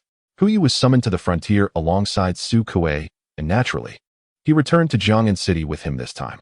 Su Shihu's indifference left Hu Yu feeling somewhat awkward. However, his thick skin allowed him to mask this discomfort with a smile. He moved a bit closer to Su Shiryao and inquired with concern, "What happened? Did your brother scold you again?" "It's nothing, just some idle chatter," Su Shiryao replied, casting a sidelong glance at Hu Yu. She didn't harbor strong feelings for him, neither affection nor aversion, but she did consider him to be far superior to Lin Onping. In terms of appearance, he was slightly inferior to Lin Onping, possessing a somewhat overly refined demeanor. Regarding temperament, he too fell short of Lin Onping, though his robust health gave him an advantage. In terms of family background, had the Lin family not fallen from grace, this decayed marquis would not surpass the minister's household, which now bore the stigma of a traitorous lineage. As for talent, Su Shiryao found it difficult to compare, as neither had participated in the imperial examinations. Regardless of the comparisons made, she had long since dismissed Lin Onping from her considerations. Conversely, Hu Yu seemed a commendable choice. She was aware of Hu Yu's intentions, which were merely to strengthen his own status through a union with the Su family. Whether Hu Yu would ultimately be the one was still uncertain, as the final decision rested with her parents. Upon returning home, she planned to have a thorough discussion with her mother, while she dared not voice her thoughts to her father, leaving it to her mother to approach him. Even if her father opposed her union with Hu Yu, she would not entangle herself with Lin Onping. Su Shiryao's eyelashes fluttered, and her lips pressed together. At times, she could not fathom why her aversion to Lin Onping had grown. She had not felt this way during her childhood. Perhaps it was after the Lin family's downfall that she subconsciously felt they had dishonored their noble heritage, betraying the emperor and the Hanhua court. Her gaze fell upon the ripening grains by the roadside, and she tucked a few loose strands of hair behind her ear, attempting to dispel her swirling thoughts. "Are you truly all right?" Hu Yu glanced ahead, where Su Shihu was riding alongside Su Kuei. "If all is well, I feared Su brother had scolded you again." Su Shiryao smiled gently and shook her head. "Don't overthink it. Let us continue our journey." Hu Yu nodded, refraining from further conversation as he rode alongside Su Shiryao. Lost in thought, Su Kuei glanced at his younger son.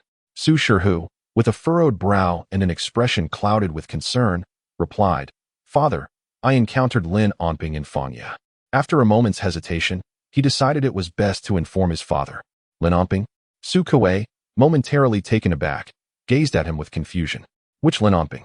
Before Su Shihu could respond, Su Kuei's expression shifted as he suddenly pulled on the reins, looking intently at his son and asking, "Did you see Lin Shizhi?" Su Kuei's reaction was not exaggerated. He shared a close friendship with Lin Ziyuan. Had he not been stationed at the frontier, he would have looked after Lin Onping during his time in Jiang'an. He had invited Lin Onping to the Su residence on numerous occasions, but Lin Onping had always declined, preferring the care of the old steward at the Lin estate. Recently, as he prepared to return to the capital, he had contemplated discussing with his wife the prospect of arranging a marriage between their daughter and the Lin family. "Wait." Su Kuei furrowed his brow, bombarding with a series of inquiries. "Where did you see him? In Fangya City? When did this happen?" His sudden unease captured the attention of Su Shiryao and Hu Yu, who were not far behind. The pair found it curious what had been discussed earlier to provoke such a strong reaction from Su Kuei. However, none dared to approach and inquire further. As Su Kuei halted his horse, they too reined in their steeds, maintaining a respectful distance. If Su Shihu had offended the patriarch, they certainly wished to avoid being collateral damage. From their father's expression, it was evident how much he cared for Lin Onping. Su Shihu felt a twinge of regret for having spoken out. A scolding was undoubtedly imminent. Casting a glance back at Su Shiryao, he recounted the events concerning Lin Onping in detail. Once finished, he lowered his head, bracing himself for the impending verbal onslaught. A brief silence enveloped the air. Just as Su Shihu pondered why his father had yet to unleash his wrath, a sudden tightening sensation gripped his back, a fiery pain radiating throughout his body. "You worthless wretch!" Su Kuei exclaimed, delivering another lash with his whip. "Do you think you're a night pot? Stuffed full of last night's refuse." The stinging pain spread once more, causing Su Shihu to suck in a sharp breath, stifling any audible outburst. Act like a man. Stop behaving like a woman. Holding everything in for half a month. After 3 swift strikes, Su Kuei finally paused, yet his tongue continued to lash out relentlessly. Father, father. Su Shihu cautiously raised his gaze, noticing his father was about to turn his horse around, and hurriedly stepped forward to intercept him. What do you think you're doing? Su Kuei brandished his whip. I'm heading back to Fangye City. None of them are worth a dime, yet you dare to take on the name Lin Xin. As he spoke, Su Kuei's eyes glistened with unshed tears. While others might not comprehend, he understood the significance of the name Lin Xin. What kind of admirable disposition must a young man possess to rise again after his family's downfall? Particularly poignant was the thought of his son mentioning how Lin Onping had asked him to look after himself on the journey. This stirred a tumult of emotions within him. The son of a close friend, embodying the virtues of his father. This was both comforting and heart-wrenching. Father, Lin Onping likely has his own reasons for not meeting you. If you return now. Su Kuei was no fool. Gazing into his son's eyes, he pondered the situation thoroughly. Initially, his impulsive desire to return was genuine. Lin Onping had achieved something noteworthy, and he had contemplated leveraging this to plead for leniency before the emperor. However, upon reflection, he realized that Lin Onping's merits were insufficient to absolve the Lin family of their transgressions. Then let that rascal wait in Jiang'an. Su Kuei shot Su Shihu a fierce glare, snapping the whip again to strike the horse's rear. Startled, Su Shihu felt his back tense once more. Relieved that he was not the target of another strike, and hurriedly urged his horse to follow. Behind them, Su Shiryao silently rejoiced at her decision not to intervene, quickly deducing that her elder brother had provoked their father. Hu Yu, watching in shock, thought to himself that if those 3 lashes had landed on him, he would surely have been tossed from his horse. Unable to contain himself, he muttered under his breath, "The Marquis of Yuanan has quite the temper. And Su Shihu can truly endure punishment." Chapter 36. Lin Onping's nightly strategies. As the summer months bid farewell, the lotus blossoms in the small pond wither, and the mountains are adorned with drifting crimson leaves. The city walls, crafted from blue stones, stand resilient against the lingering warmth of summer, while the vast wilderness has already embraced the essence of autumn. Morning light spills over the city towers, banners fluttering gracefully in the breeze, and the winds from the frontier carry grains of sand, striking the ancient, darkened bricks and the armor of the soldiers, producing no sound. Sunlight bathes the wild grass beyond the city, dissipating the white frost clinging to the tips, while wild fruits nestled among the thorns blush a tempting red. A hare leaps across the golden carpet of fallen leaves in the wild grass, pausing to gaze towards the city, scratching its nose before bounding away. A flock of migratory birds soars over the mountain peaks, gliding above the city. Lin Onping withdraws his gaze from the sky, tossing a small stone beyond the city walls. 2 months have swiftly passed since his arrival in Fangye City. Since the departure of Marquis Yong'an, the border has remained tranquil, with the northern Han people having fallen silent. Given their lifestyle and the region they inhabit, it is likely they are preparing for the winter. Based on previous experiences, one can expect them to launch another raid before the onset of winter, in hopes of seizing essential supplies. However, Fangye City harbors no concerns. This has been the pattern for years, and the city has never succumbed to an assault. It is merely a source of vexation. Footsteps echo behind him. Lin Onping does not turn, recognizing the heavy tread of Huang Yuanjiang. "You're up early today, come to enjoy the cool breeze?" he remarks. A refreshing breeze is certainly preferable to a tempest of bloodshed.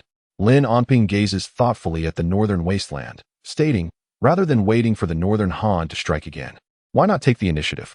What do you think, brother?" "Oh." Huang Yuanjiang stands beside Lin Onping, leaning on the parapet to survey the area below. "Do elaborate." Beyond the Wild Wolf Peak lies the ancient city of Gula. Lin Onping gestures towards the horizon, explaining, the terrain of Gula is relatively flat, lacking natural fortifications. Should our forces confront them, we hold a slight advantage in elevation, conducive for an offensive strategy. With a clever approach, we could mount an attack. Huang Yuanjiang, familiar with the geographic maps, acknowledges the truth in Lin Onping's assertions. He observes Lin Onping in silence, aware that his thoughts are not yet fully expressed, patiently awaiting further elaboration. As anticipated, Lin Onping smooths the wind-tossed strands of his hair, glancing at Huang Yuanjiang before continuing. The northern Han territory is vast, with merely 6 or 7 cities, Attacking one city renders support to another slow. For years, we have remained on the defensive, allowing the Gula garrison to remain relatively sparse. A reconnaissance mission would reveal much. Indeed, Huang Yuanjiang concurs, though his brow is furrowed. For years, the border has been rife with friction, with the northern Han ever the instigator. Our Han people, as a great nation rooted in propriety, have never once taken the offensive, allowing their arrogance to flourish. It is time we extinguish their arrogance. However, Huang Yuanjiang's tone shifts as he adds, "Yet, the court is predominantly composed of pacifists, advocating for peace above all. Unless provoked by the northern Han, they seldom endorse military action. Should we truly seek to assault Gula, gaining the Emperor's approval may prove difficult."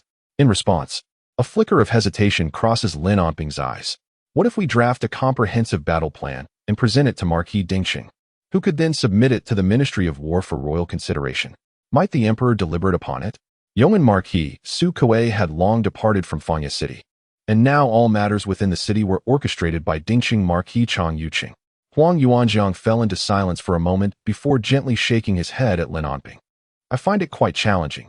Chang Yuqing is markedly different from Su Kuei, as he bears a resemblance to the literati in the court, and persuading him to support military action seems a formidable task."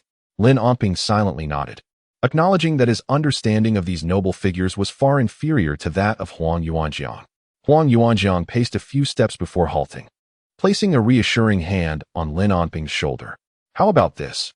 You draft the military order, and in the name of the young master, send someone to deliver it to the Duke's residence. Let my father take a look first. If he consents, then we shall proceed. He can present our case to the Emperor, and perhaps there lies a glimmer of hope, which would also resolve the issue of bypassing the hierarchy in our petition." Lin Onping pondered for a moment, realizing he had no better alternatives.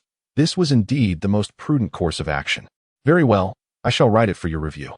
If you find it satisfactory, you may forward it under your name to the Duke."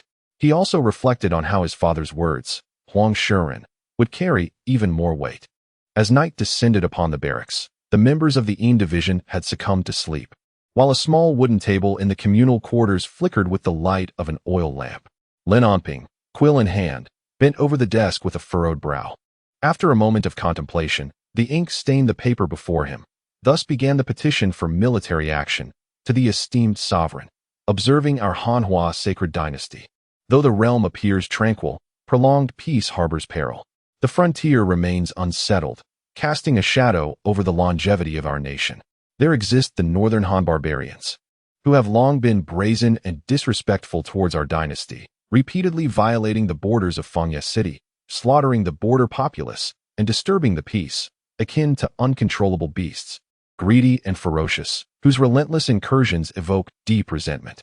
It is evident that mere defense is not a sustainable strategy, nor an effective remedy for this affliction.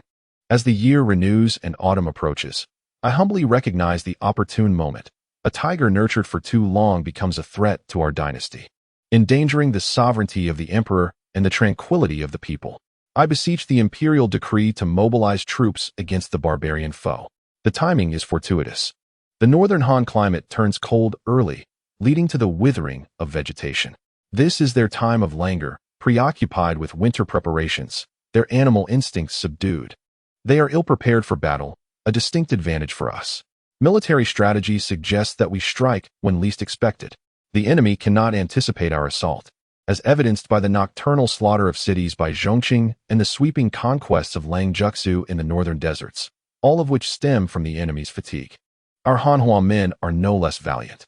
Let us deploy our thunderous troops swiftly to assault the bandit stronghold of Gula, showcasing the might of our Hanhua forces and allowing them to experience the sharpness of our swords.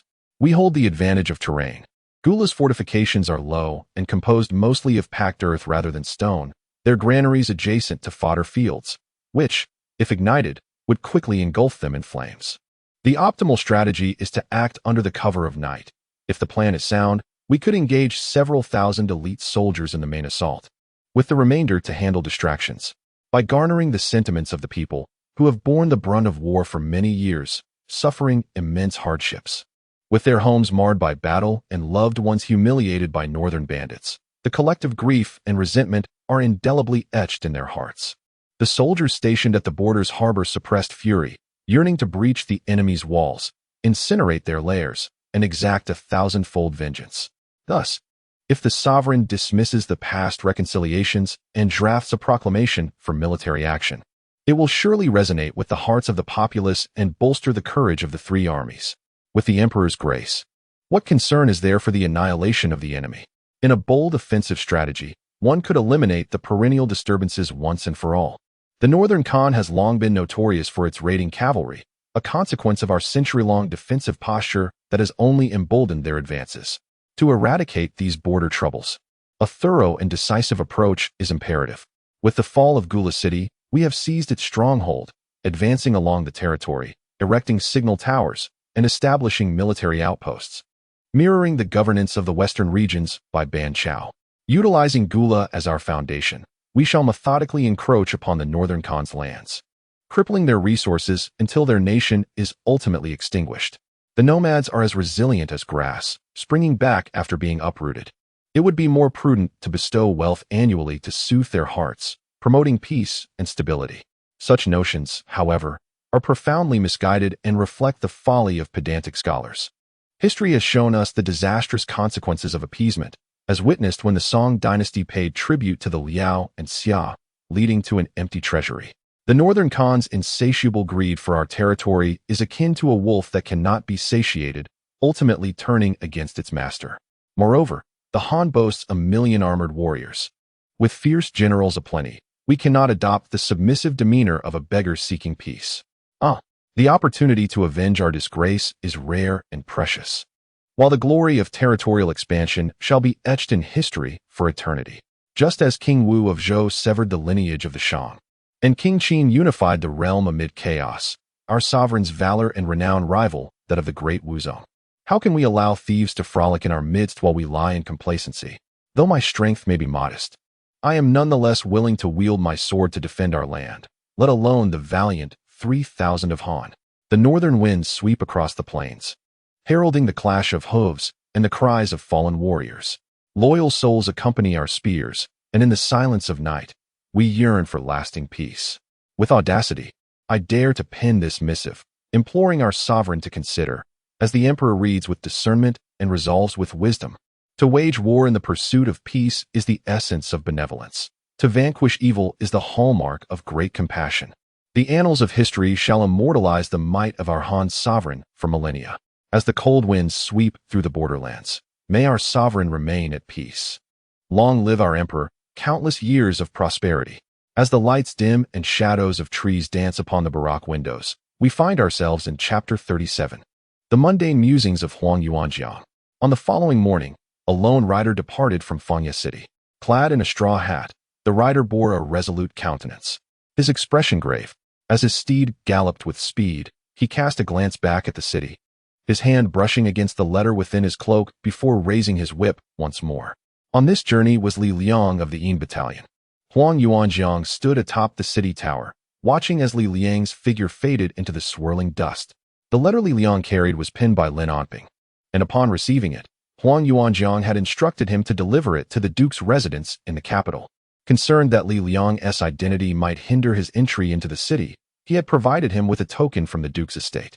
After reading Lin Onping's missive, Huang Yuanjiang noted that it bore no signature from Lin Onping himself.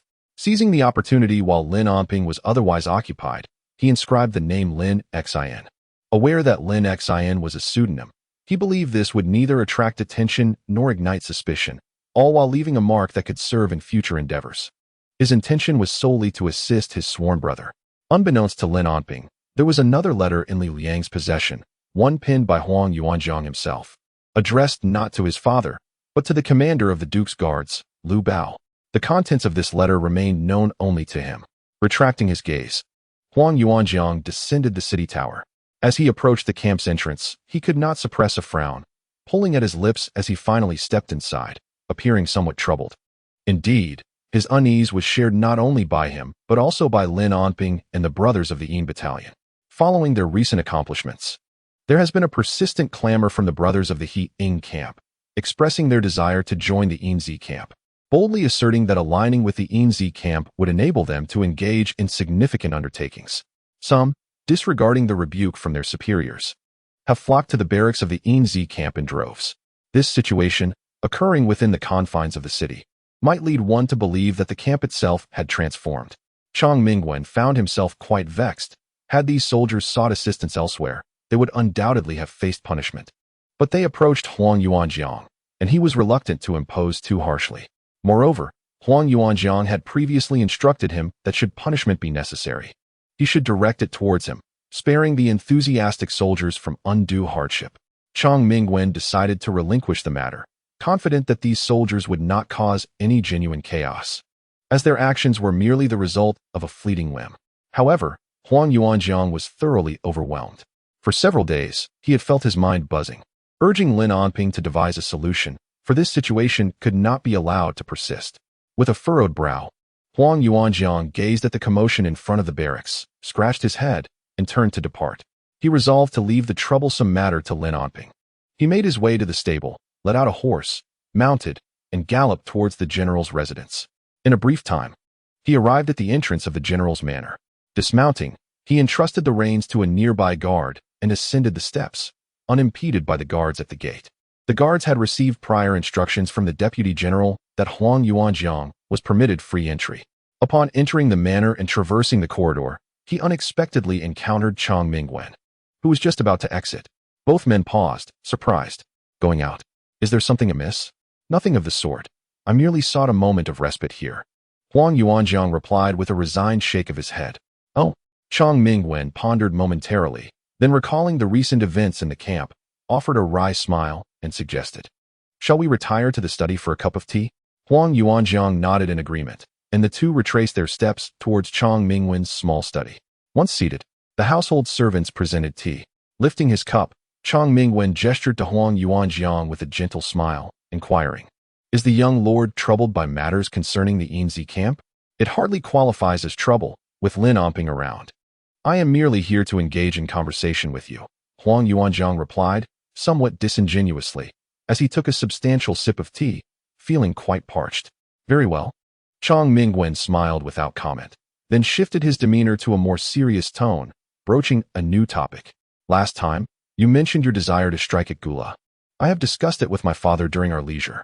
Huang Yuanjiang paused, turning to Chang Mingwen, asking, "What is the duke's stance on this matter?" Chang Mingwen shook his head in resignation, stating that his father was opposed to initiating military action, regarding the young lord's intentions as frivolous. Not waiting for Huang Yuanjiang to respond, he set down his teacup, his expression grave as he continued, "Since your father disapproves of military engagement, I trust you will not act impulsively as you did last time." He was concerned that Huang Yuanjiang might make unilateral decisions regarding military actions, which could have dire consequences, not only for Huang Yuanjiang, but potentially jeopardizing both their lives as well. As for whether he had considered Huang Yuanjiang's manpower issues, he indeed had. Given the current prestige of the unworthy camp, it would not be impossible to rally a bold group of individuals. Recently, his father has been troubled by matters concerning the camp. In simpler terms, it is merely a group of impassioned youths.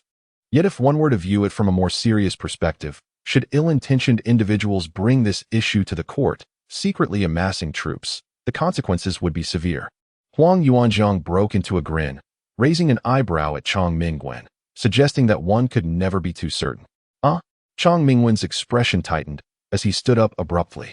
"Young master, this cannot be permitted." Huang Yuanjiang smirked, teasing him about his overly cautious demeanor. Upon hearing this, Chang Mingwen finally exhaled, returning to his seat, though his face still bore a look of skepticism. "Nonetheless, the expedition to Gula City is inevitable. Why does the young master say so?" Chang Mingwen inquired. Recognizing Huang Yuanjiang's persistent nature, "It is not that I wish to dampen your spirits, but whether my father agrees or not is secondary. Once this matter reaches the court, I fear it will invoke a chorus of opposition, and even the Ministry of War may have its own reservations." Huang Yuanjiang listened intently, not contesting his words, for they were indeed truthful. After finishing his tea, Huang Yuanjiang placed the cup upon the table, rose, and brushed off his clothes as he made his way to the door. Just as he was about to cross the threshold, he paused, turning to face Chang Mingwen.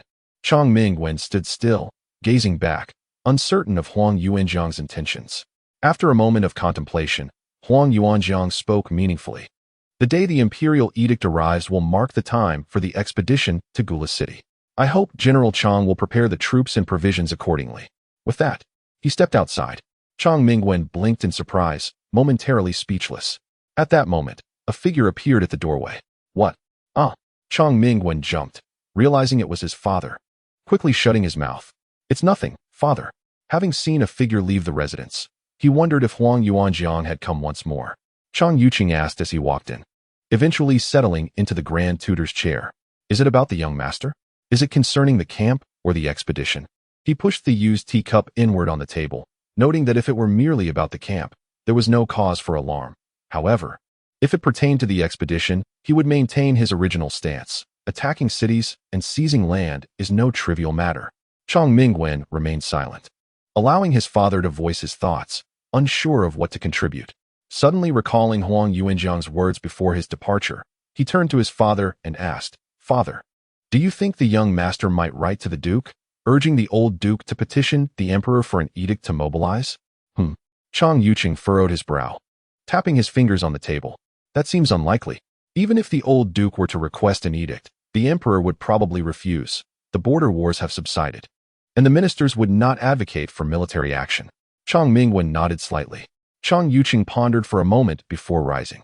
Father, perhaps I should pen a letter to Jiang'an to inquire. With that, Chang Yuqing left, and Chang Mingwen stood in place, momentarily dazed. Rubbing his head, he recalled what he had intended to do before leaving the residence. Chapter 38. Southern Liang. The jagged peaks rise steeply, piercing the heavens, while ancient trees entwine, obscuring the sun and moon. Mist shrouds treacherous serpent paths, and thunder crashes against the steep cliffs. Despite the Hanhua dynasty being a vast nation, there remain numerous small and obscure kingdoms along its borders.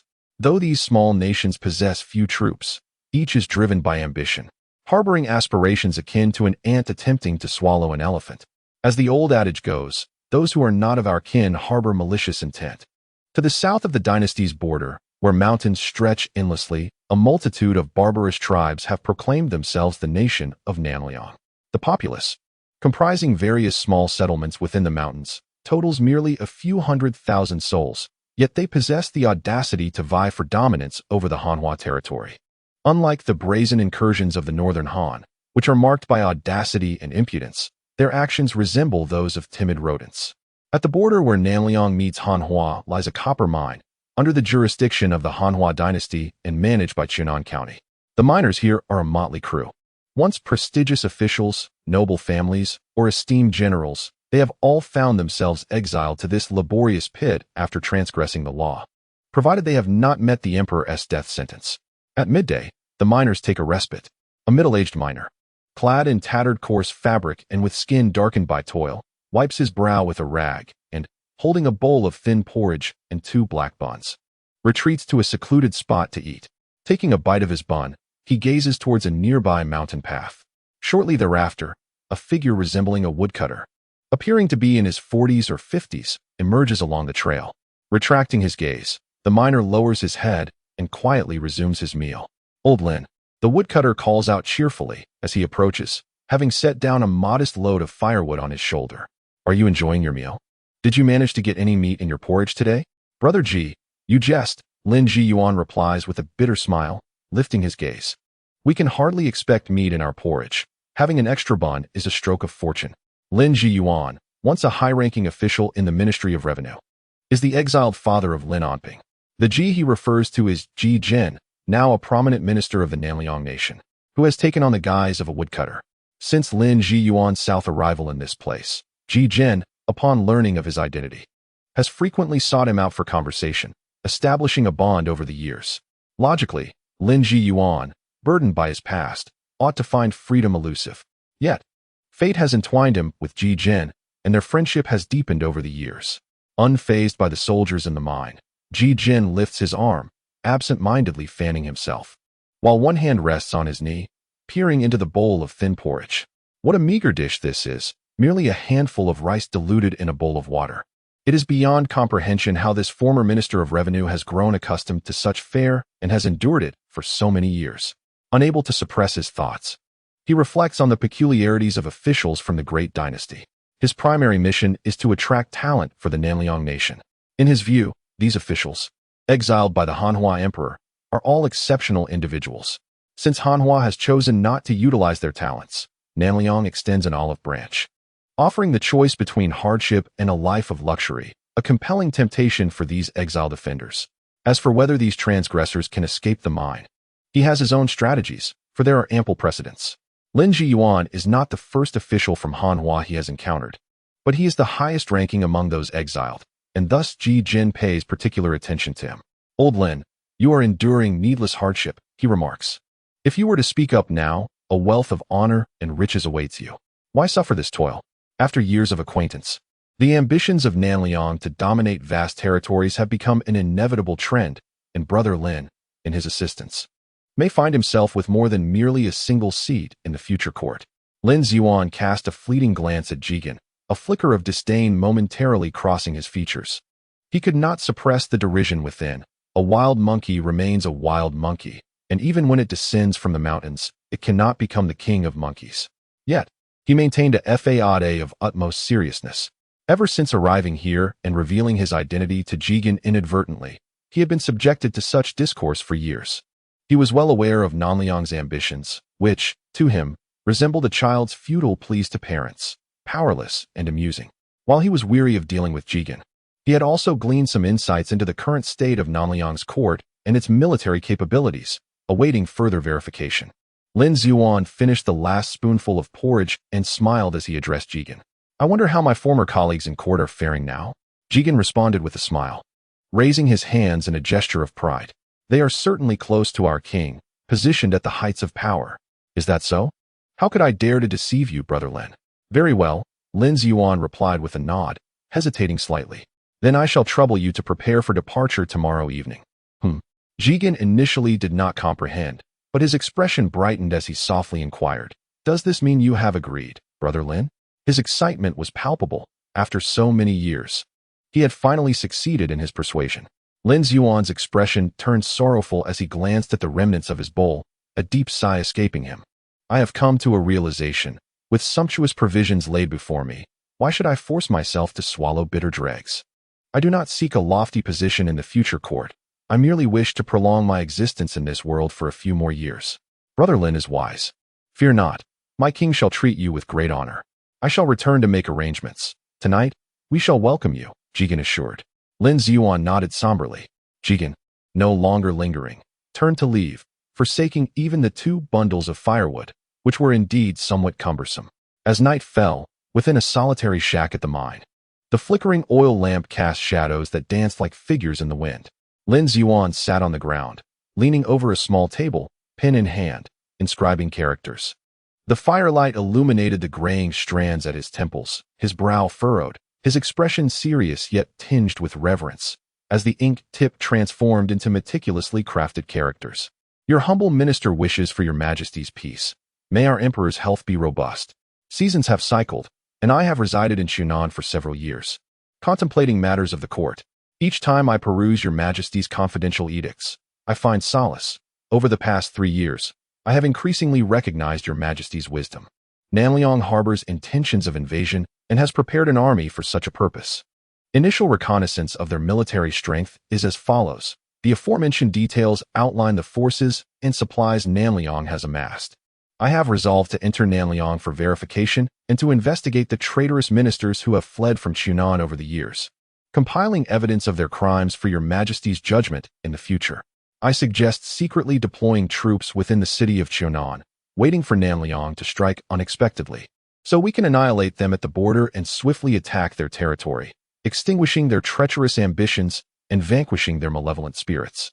A gust of autumn wind swept into the shack, causing the oil lamp's flame to flicker violently, and Lin Ziyuan's eyelids barely lifted. The night sky outside the hut was adorned with countless stars, while the crescent moon just crested the treetops, casting the shadows of branches upon the roof. In the dimness, a man crouched, his frame lean yet robust.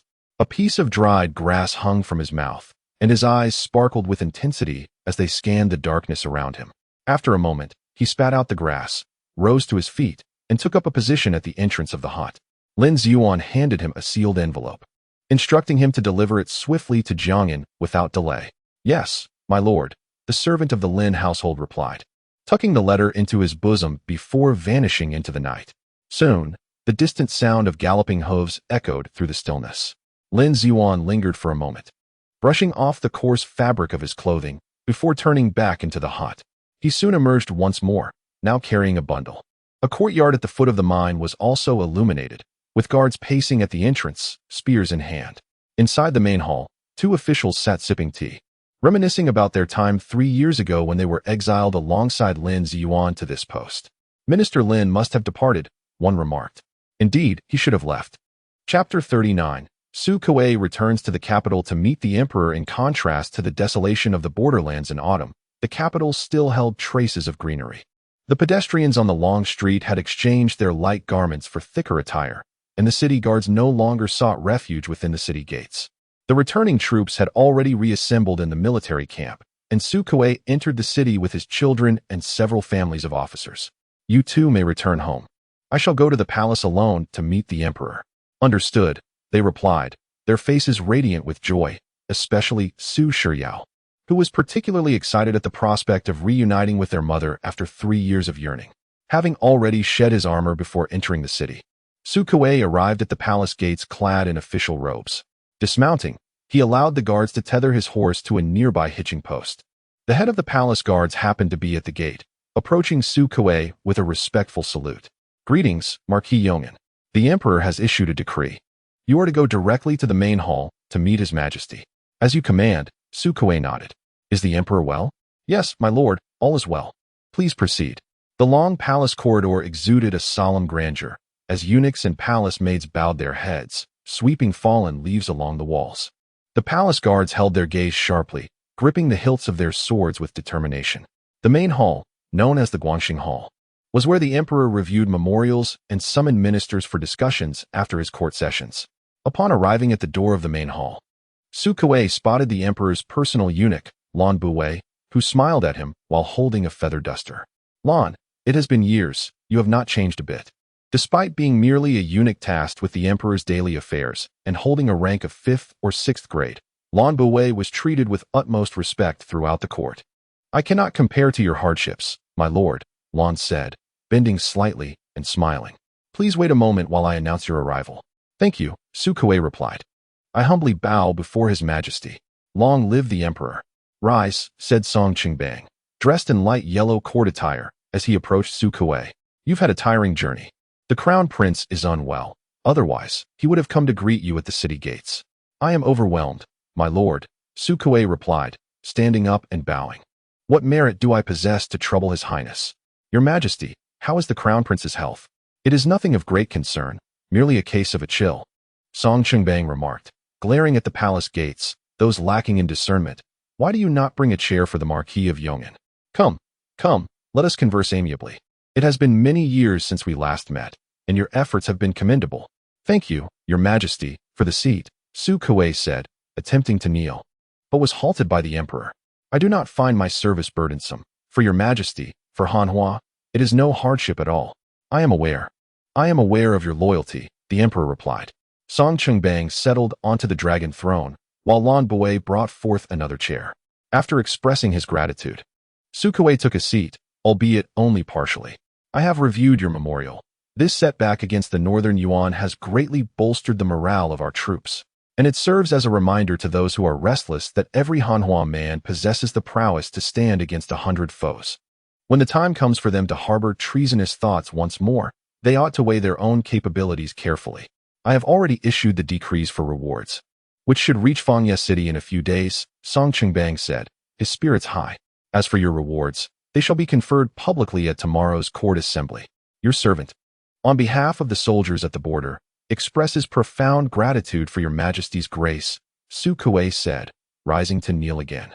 As for my own rewards, I do not seek lavish gifts. It is my duty to alleviate your majesty's concerns. Ha ha ha. Rise. You, the valiant general, must receive your due rewards. Without recognition for their efforts, who among our men would toil for me? Enough. Song Qingbang interrupted Su Kuei's sentimentality, his expression turning serious. While the Northern Han has momentarily settled, There are stirrings from southern Liang. Why does my Hanhua Empire always attract the attention of these vile wretches? Su Kuei's countenance shifted. Your Majesty, has southern Liang indeed gathered an army? I have not seen any memorial regarding troop assembly, but the ambitions of the southern Liang king are clearly stirring. Su Kuei, having spent years in Fangye City, was unaware of the developments in southern Liang, save for Lin Yuan's exile to Qunan. The emperor's sudden mention of southern Liang naturally brought Lin Yuan to his thoughts, leaving him curious about his current state. He also recalled his son's mention of Lin Onping. Upon returning, he intended to discuss his daughter's marriage with the emperor after their conversation. Song Qingbang noticed Su Kuei's momentary distraction and inquired, "What occupies your thoughts, my friend?" "Huh. Oh, your Majesty, Su Kuei was jolted from his reverie, hastily responding, "I was contemplating your Majesty's words regarding Qunan. And what conclusions have you drawn?" Su Kuei felt a moment of unease, quickly processing the emperor's earlier remarks. He then rose to pay his respects. "Hearing your Majesty speak of the treachery from southern Liang fills me with indignation. To conspire against our dynasty while we are embroiled in conflict with the northern Han is indeed a base act. We must not allow such treachery to go unpunished. It would not uphold the majesty of our great dynasty. I am willing to lead the troops. I humbly request your Majesty to deploy forces to Qunan to assert our national prestige." Song Qingbang beamed with satisfaction at Su Kuei's fervor, contemplating the prospect of appointing him to lead the charge against southern Liang, though for now, Su Kuei could not be spared. The second prince had also matured, and there were subtle currents in the capital. Su Kuei's sister was the mother of the second prince, and he was curious whether, after all these years, Su Kuei still held feelings for the crown prince. "Please, take your seat," Song Qingbang instructed. With one hand resting behind his back, he strolled toward the palace gates. Gazing outside, Lan Buwei, waiting at the entrance, quickly bowed and retreated, keeping his head lowered, out of the emperor's sight. Nanliang is due for some reprimand. However, there is no need for haste. You have only just returned to the capital after 3 years on the borders, and I cannot bear to act too swiftly. This matter requires further deliberation in the court. You should return to your residence and take a well-deserved rest. As you wish, I shall take my leave." The emperor's intent was clear, and Su Kuei, understanding the implications, did not dare to linger. After bowing deeply, he exited the central hall. Once Su Kuei departed, Song Qingbang returned to his writing desk, retrieving the memorial submitted by Su Kuei for further examination. At that moment, eunuch Lan entered the hall, carrying a plate of pastries. "Your Majesty, Consort Su has sent delicacies from the imperial kitchen." Song Qingbang remained silent, casually gesturing with his fingers. Eunuch Lan, bowing respectfully, placed the pastries on the side of the desk before stepping aside, hands lowered and head bowed. As Song Qingbang's gaze wandered over the memorial, he paused upon seeing the name Huang Yuanjiang, lightly tapping it with his finger. Huang Yuanjiang has indeed maintained the reputation of the duke's household. His audacity and vigor remind me of his father's cautiousness in his youth. With a few years of experience on the battlefield, he could become a fine commander in due time. Report. At that moment, the voice of the internal guard echoed from the entrance, prompting eunuch Lan to hastily approach. He soon returned to the desk, speaking cautiously. "Your Majesty, what is it?" Song Qingbang did not lift his head. "The internal guard has come to announce that the old duke seeks an audience outside the hall." "Oh." Song Qingbang's movements slowed as he glanced up. "Let him enter." "Yes, summon Duke Huang to the central hall." Song Qingbang closed the memorial, casually taking a pastry to savor as he reclined lazily against the back of his chair. Moments later, footsteps echoed from outside the hall. Chapter 40. Forgetting to reward Lin Onping, I pay my respects to your Majesty. Long live the Emperor. I am well. Old Duke, no need for formalities. As Song Qingbang rose to gesture in the air while the Duke of Wei bowed, Huang Yuda had already knelt down. In his 60s, he was older than the Emperor, his hair now gray. After expressing his gratitude, he rose unsteadily. "Please, take a seat, Duke of Wei." Eunuch Lan hastily returned the chair that Su Kuei had previously vacated. "Thank you, your Majesty." The Duke of Wei settled himself, adjusting his purple python robe and glancing at the Emperor, pondering how best to begin his address. Does the Duke of Wei have matters to discuss? Today, he had remained silent in court, as usual, appearing aloof and lost in thought. Now, he had come to the central hall, which suggested he wished to discuss matters not suitable for the ears of other court officials. Song Qingbang merely inquired without further comment. holding a teacup and waiting for the next words to unfold. I have heard that Su Kuei has returned to the capital after several years away, and thinking he would come to pay his respects, I thought it appropriate to meet with your majesty. The Duke of Wei had a good relationship with the Marquis of Yong'an, who had served under the old duke in earlier years. Thus, his reasoning was plausible. Moreover, it was inappropriate for military men to meet privately, and before the emperor, such concerns were alleviated. The emperor maintained a composed expression, though inwardly he rolled his eyes. The old gentleman was amusing. While he genuinely wished to see Su Kuei, it was hardly out of nostalgia. He was undoubtedly inquiring about that precious gem of his. Contemplating whether Su Keban returned to the capital with his son, he found himself constrained by the absence of imperial decree, rendering it imprudent to venture beyond the city to the encampment in the outskirts. Song Qingbang, too, chose not to expose the intentions of Duke Wei, as he had business to discuss with him. Thus the encounter proved fortuitous. You have arrived just as Su Keban is departing, the emperor remarked with a smile. Tomorrow, I shall host a private banquet. We shall reminisce then. Indeed, it was vexing to Duke Wei, who silently cursed the two bickering vendors on the long street for causing this delay. Regarding the situation with Namliang, the emperor cast a glance at Duke Wei. What is your perspective? Your Majesty, Duke Wei replied. Namliang has yet to encroach upon our borders. I believe we should dispatch envoys to issue a warning. Oh. The Duke's response took the emperor by surprise, for it deviated from his usual belligerent rhetoric. It was the literati of the court who typically favored diplomatic approaches. In truth, Huang Yuda harbored desires of aggression, yet the current climate was not conducive to renewed hostilities. While the conflict with Beihan appeared to have momentarily ceased, the unpredictability of war loomed over them. The eastern seas were beset by the provocations of pirates, compounded by the threat from the south. The Hanhua dynasty found itself encumbered on all fronts. Should war erupt with Namliang, Beihan would undoubtedly mobilize its forces, and the pirates would not remain passive.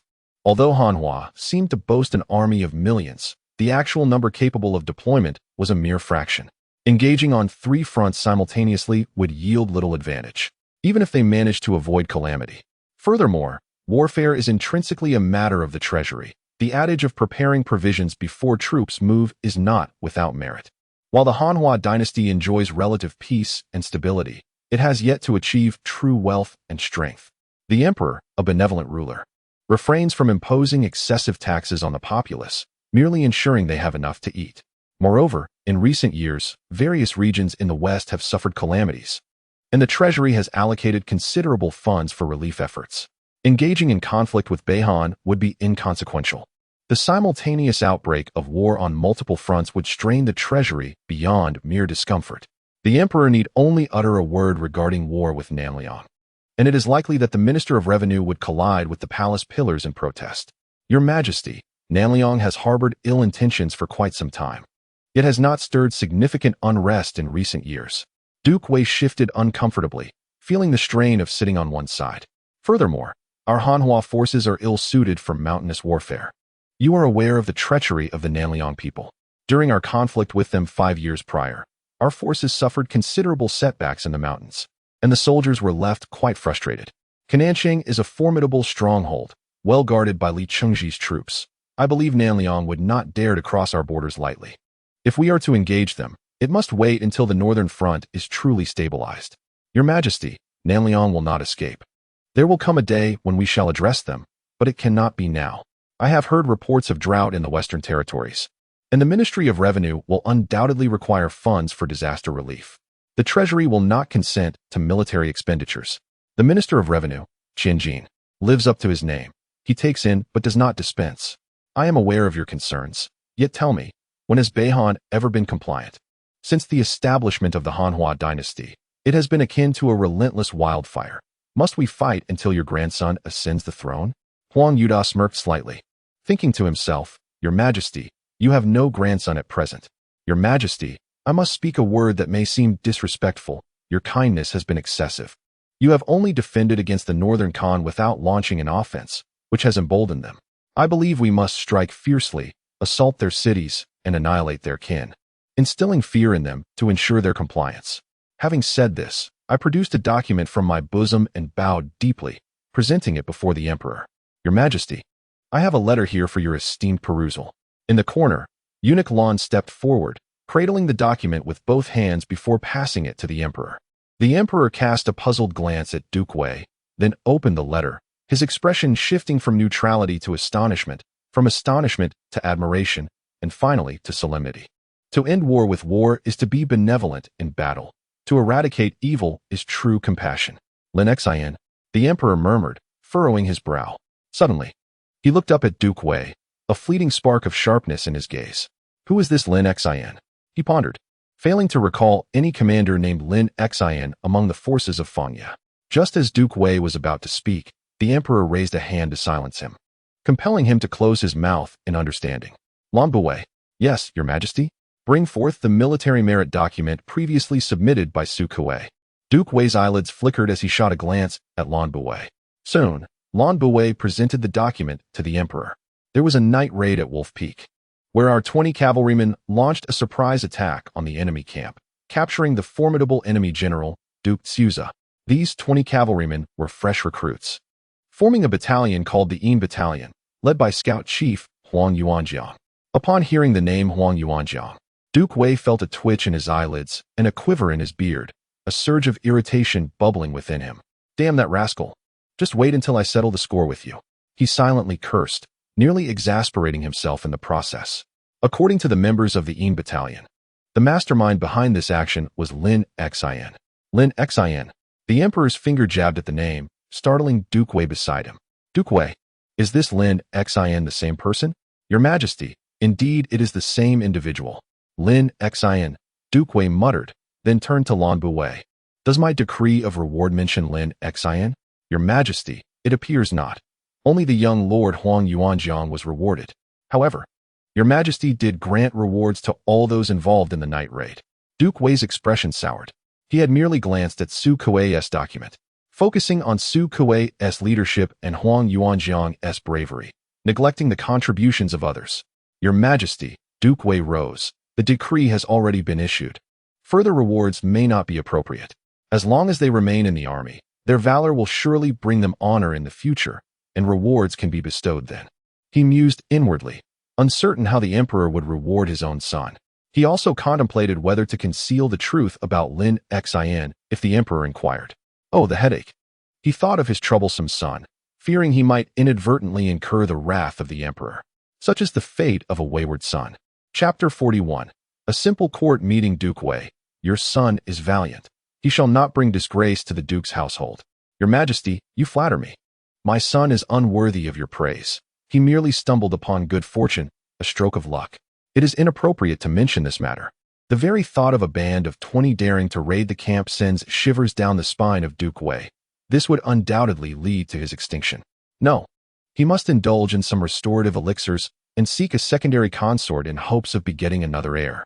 This Lin Xin appears to be quite commendable, both valiant and astute. Song Qingbang closed the memorial and casually tossed it onto the desk. The contents of the letter aligned with Duke Wei's thoughts. A wry smile crept across Duke Wei's face, for he was not as eloquent as the literary officials. He couldn't help but murmur to himself, hoping the emperor would refrain from investigating Lin Xin's background. Does Duke Wei have any further matters to discuss? The melodious voice of the emperor caused Duke Wei to rise immediately. He wished fervently for the emperor to dismiss him. He had no desire to deceive the sovereign. He hastily bowed and expressed his departure. Once Duke Wei had left, Song Qingbang cast a glance at the memorial on the desk, lightly tapping his fingers upon the dragon table. Your Majesty? He inquired. Please send someone to investigate Lin Xin's background. Dispatch agents to Chunan, and then send someone to Fangye to relay a decree to Duke Dingqing. Yes. Song Qingbang's eyes momentarily clouded. It seems now is not the time to act against Nanliang. We must first resolve the issues with Beihan. And the maritime pirates are waiting as well. I shall remember them all. In the Yinzi camp, a subtle smile graced Song Qingbang's lips. The first rays of morning sunlight filtered into the Zhenghe Hall. Long live the emperor. Long live a myriad of years. All ministers rise. Thank you, Your Majesty. Lan Bufei flicked his dust brush, his sharp voice ringing out. If there are any memorials, present them. If not, the court is dismissed. After his proclamation, he retreated to a corner. In the grand hall, with both civil and military officials silent, Song Qingbang scanned the assembly, deliberately lingering on Duke Wei a moment longer. Duke Wei's heart tightened. The emperor must have a matter to discuss. What could it be? He surmised it pertained to their conversation in the Guangxing Hall yesterday. Shaking out his sleeve, he stepped forward. I have a memorial to present. Proceed, the emperor granted. Your Majesty, I have heard that the Nanliang kingdom has not been compliant recently. Our dynasty has generously allowed them to recuperate for several years. Yet they now seem to harbor ill intentions. I propose we dispatch troops to reassert our dominance. I oppose Duke Wei's assertion. Minister of Revenue Qianjin immediately stepped forward. Your Majesty, the treasury is empty, and furthermore, Nanliang has shown no signs of mobilizing troops. Duke Wei's claims are unfounded. The Nanliang kingdom comprises merely dozens of mountain strongholds and poses no threat to our dynasty. Even if we were to deploy forces, the garrison at Xunan would be more than sufficient to handle them. A military campaign would cost hundreds of thousands in silver. Why use a sledgehammer to crack a nut? I stand against Duke Wei's proposal. After finishing, Qianjin did not forget to glare fiercely at Duke Wei, for indeed, those who do not manage a household cannot comprehend the cost of daily sustenance. I support this view. I too lend my support. Several other civil officials stepped forward to back the Minister of Revenue, as they were historically averse to conflict. I believe Duke Wei's proposal is viable, countered Lu Chuanhuan, the Deputy Minister of War, as he stepped forward. Though, as Minister Qian stated, Nanliang is composed of mere mountain strongholds. The largest stronghold can accommodate thousands of troops. Moreover, Minister Qian's assertion is misleading. Nanliang now consists of more than just a handful of strongholds. Excluding the smaller ones, there are over 30 mid-sized and large strongholds. We cannot allow them to grow too powerful, or they will inevitably pose a threat to the court. We must bear in mind that our southern borders are not solely occupied by Nanliang. There are also Galo, Zhudian, and other kingdoms, which have historically been at odds with us and could potentially form alliances in the future. The present military expedition serves not only to eradicate threats, but also to deter the ambitions of neighboring small nations. However, the left Assistant Minister of War, Su Shiqing, who had remained silent until now, spoke up with a calm demeanor, questioning the legitimacy under which our dynasty would dispatch troops. Although Nanshan may harbor secret ambitions, they have outwardly maintained a faade of honesty. As representatives of the Han dynasty, we cannot recklessly engage in military action, as it would tarnish our esteemed reputation and invite scrutiny from the world. What would become of His Majesty's sacred name? Furthermore, the situation at the northern border remains precarious. Should the northern Han provoke us again, the toll on our forces would be immense.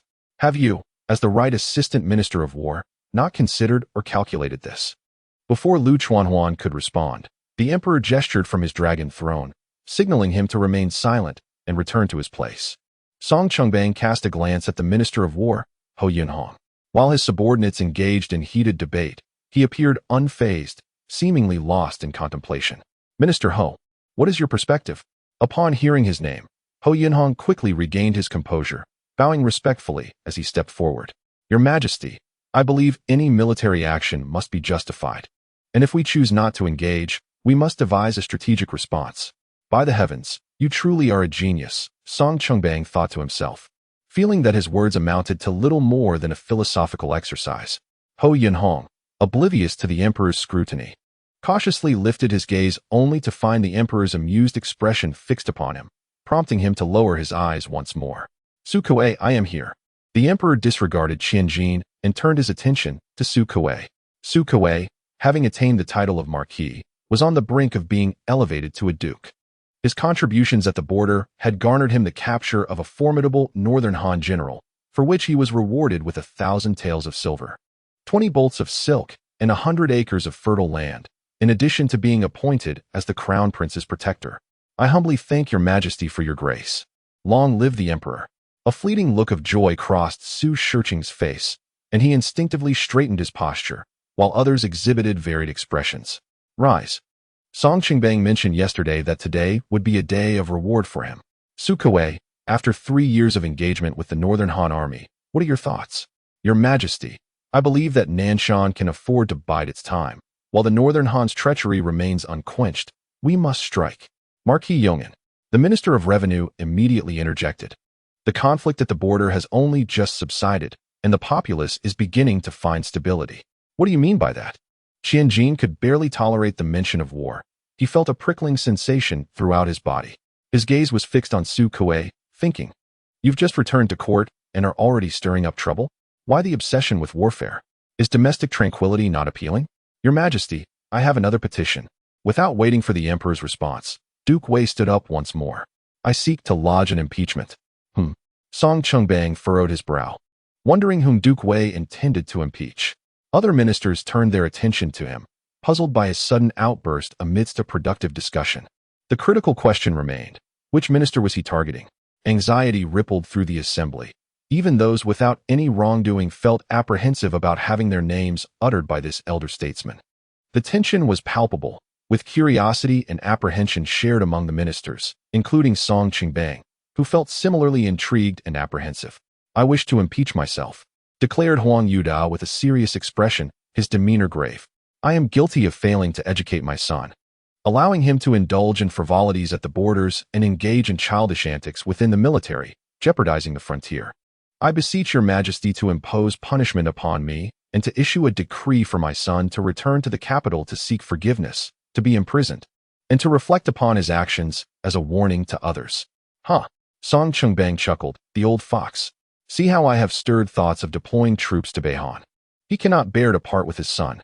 What a splendid notion of setting a precedent. Song Chungbang replied nonchalantly. Yet considering the Duke of Wei's initiative to plead for forgiveness, I shall spare him the journey to the capital for this purpose. Let him earn redemption at the borders instead. I will not yield to your wishes. Without waiting for the Duke of Wei to speak, Song Chungbang cast a glance at Lan Buwei. The audience is dismissed. Lan Buwei's sharp voice resonated. Today, Song Chungbang sought an opportunity to express his intentions to the ministers, making it known that he harbored thoughts of military action. With the southern Liang and Beihan opposing the idea of war, how could he possibly acquiesce to their desires? A conflict is inevitable. Your Majesty, we bid you farewell. The ministers bowed in unison. When they looked up again, the emperor had vanished, leaving the few officials who had been in discussion exchanging glances. Qian Jin, however, was quite pleased.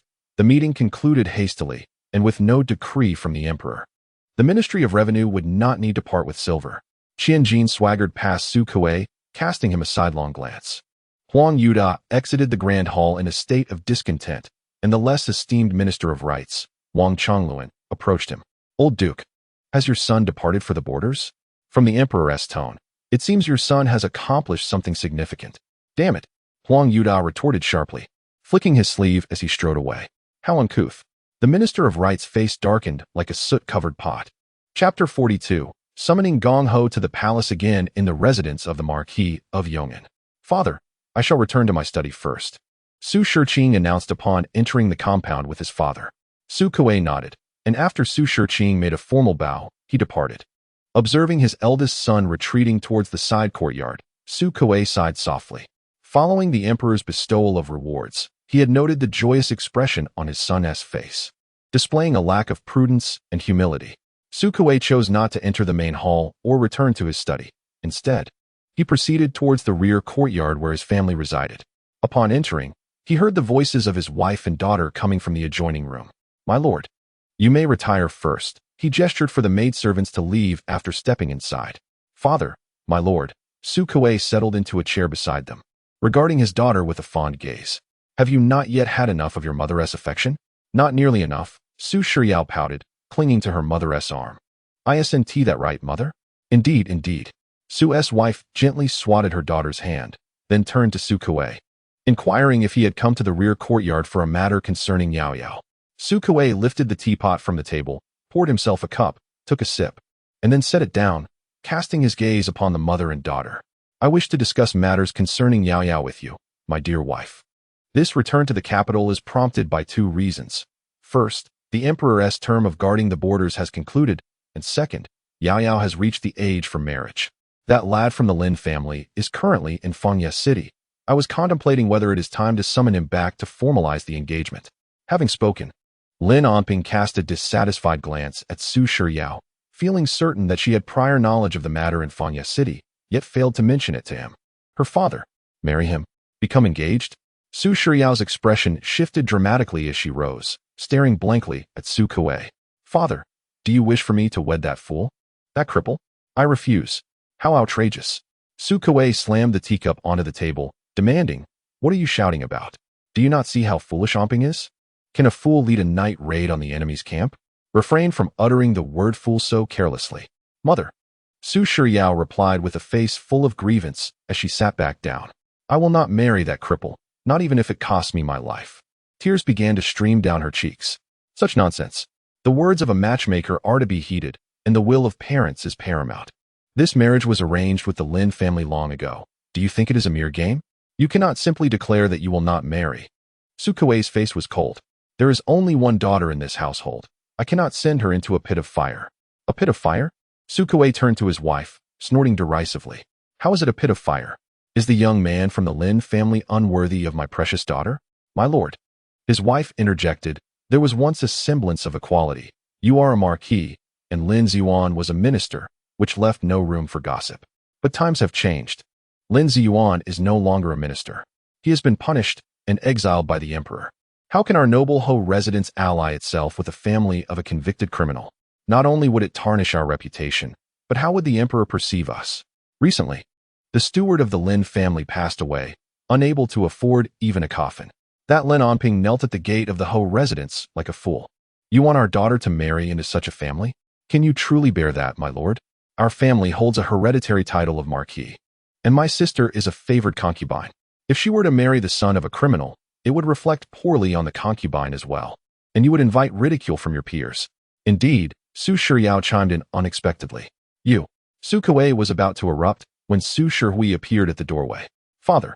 Su Shihui sensed the tense atmosphere and mustered the courage to speak. There are people from the palace bearing a decree. This matter can wait, Su Kuei replied, casting a glance at his wife and daughter.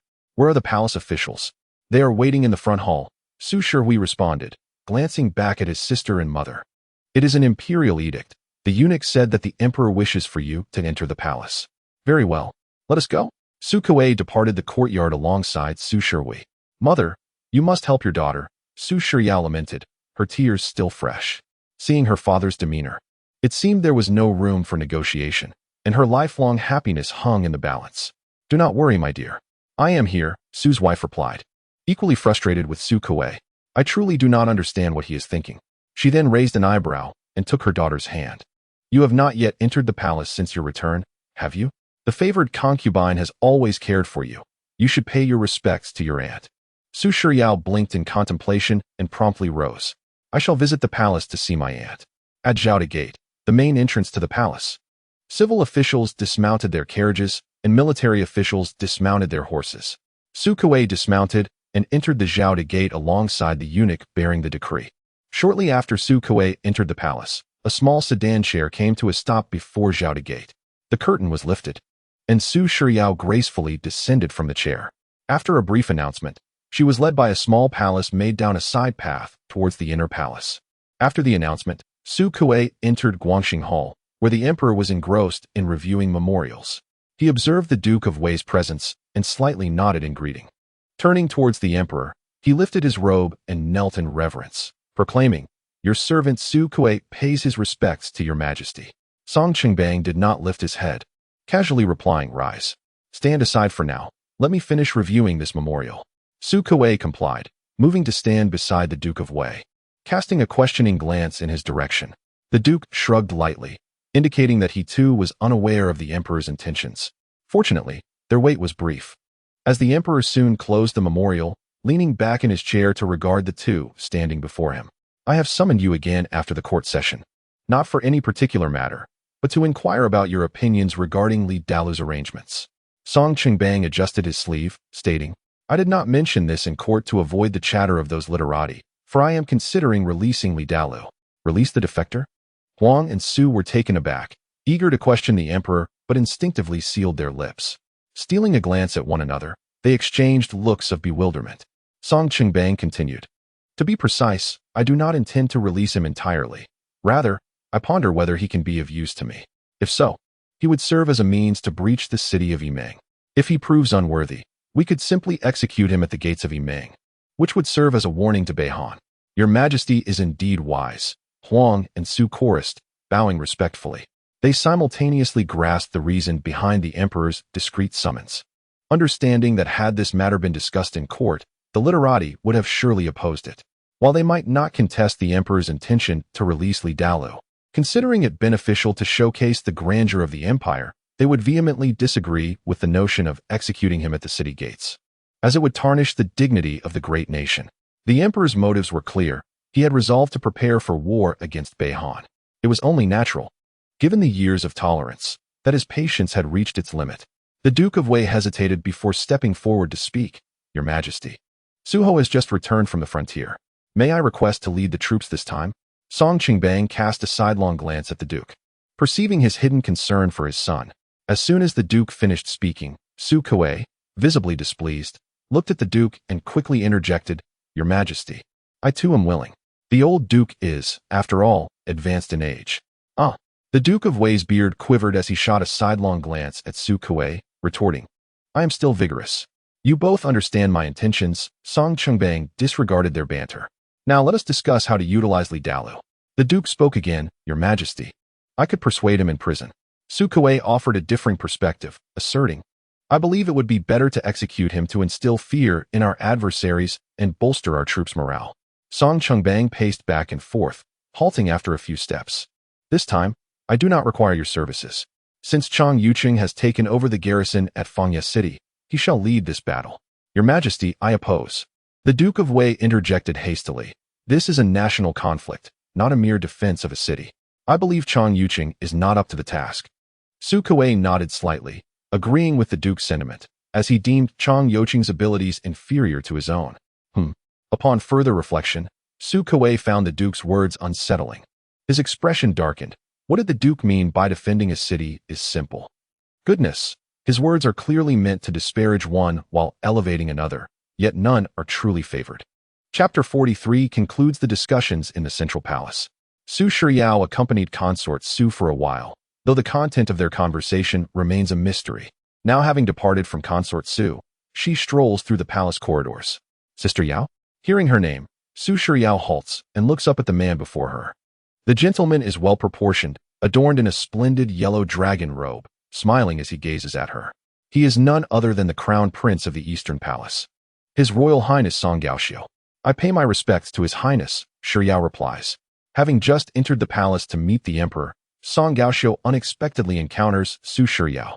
I hardly recognized you at first. Sister Yao, you have grown even more beautiful. After years apart, Su Shiryao has blossomed into a graceful young lady, tall and exuding a wild beauty. Has His Majesty summoned you to the palace? Replying to Your Highness, I have come to pay my respects to the consort. Oh. Song Gaoxiu nods. 3 years guarding the borders must have been arduous for you, as it was for your elder brother. I shall arrange a banquet soon, inviting both you and your brother for some casual drinks. Thank you, Your Highness. Su Shiryao expresses her gratitude, stepping aside. You are off to see His Majesty, so I shall not disturb you. Indeed, Song Gaoxiu replies with a smile. Leave the palace first. I shall send someone to Su Manor later. Without waiting for Su Shiryao to respond, Song Gaoxiu casually places one hand behind his back and departs. This girl is increasingly charming, he muses, and His Highness is growing ever more majestic, she thinks to herself. Meanwhile, in the central palace, discussions among the 3 ministers continue. It is settled then. You two shall remain in Jiang'an. I trust that Duke Cheng will manage well, Song Qingbang states calmly. Su Kuei cannot be dispatched at this time. As for Huang Yudao, although he is capable of commanding, Song Qingbang is reluctant to send him, fearing his influence over Huang Yuanjiang. Song Qingbang sighs inwardly. He is aging, and it is time to cultivate talents for the next emperor. These noble families cannot remain in the shadows forever. With the emperor's declaration, Huang Yudao and Su Kuei cease their objections.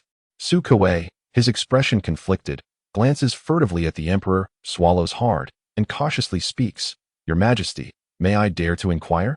Ask away. Song Qingbang chuckles at his demeanor.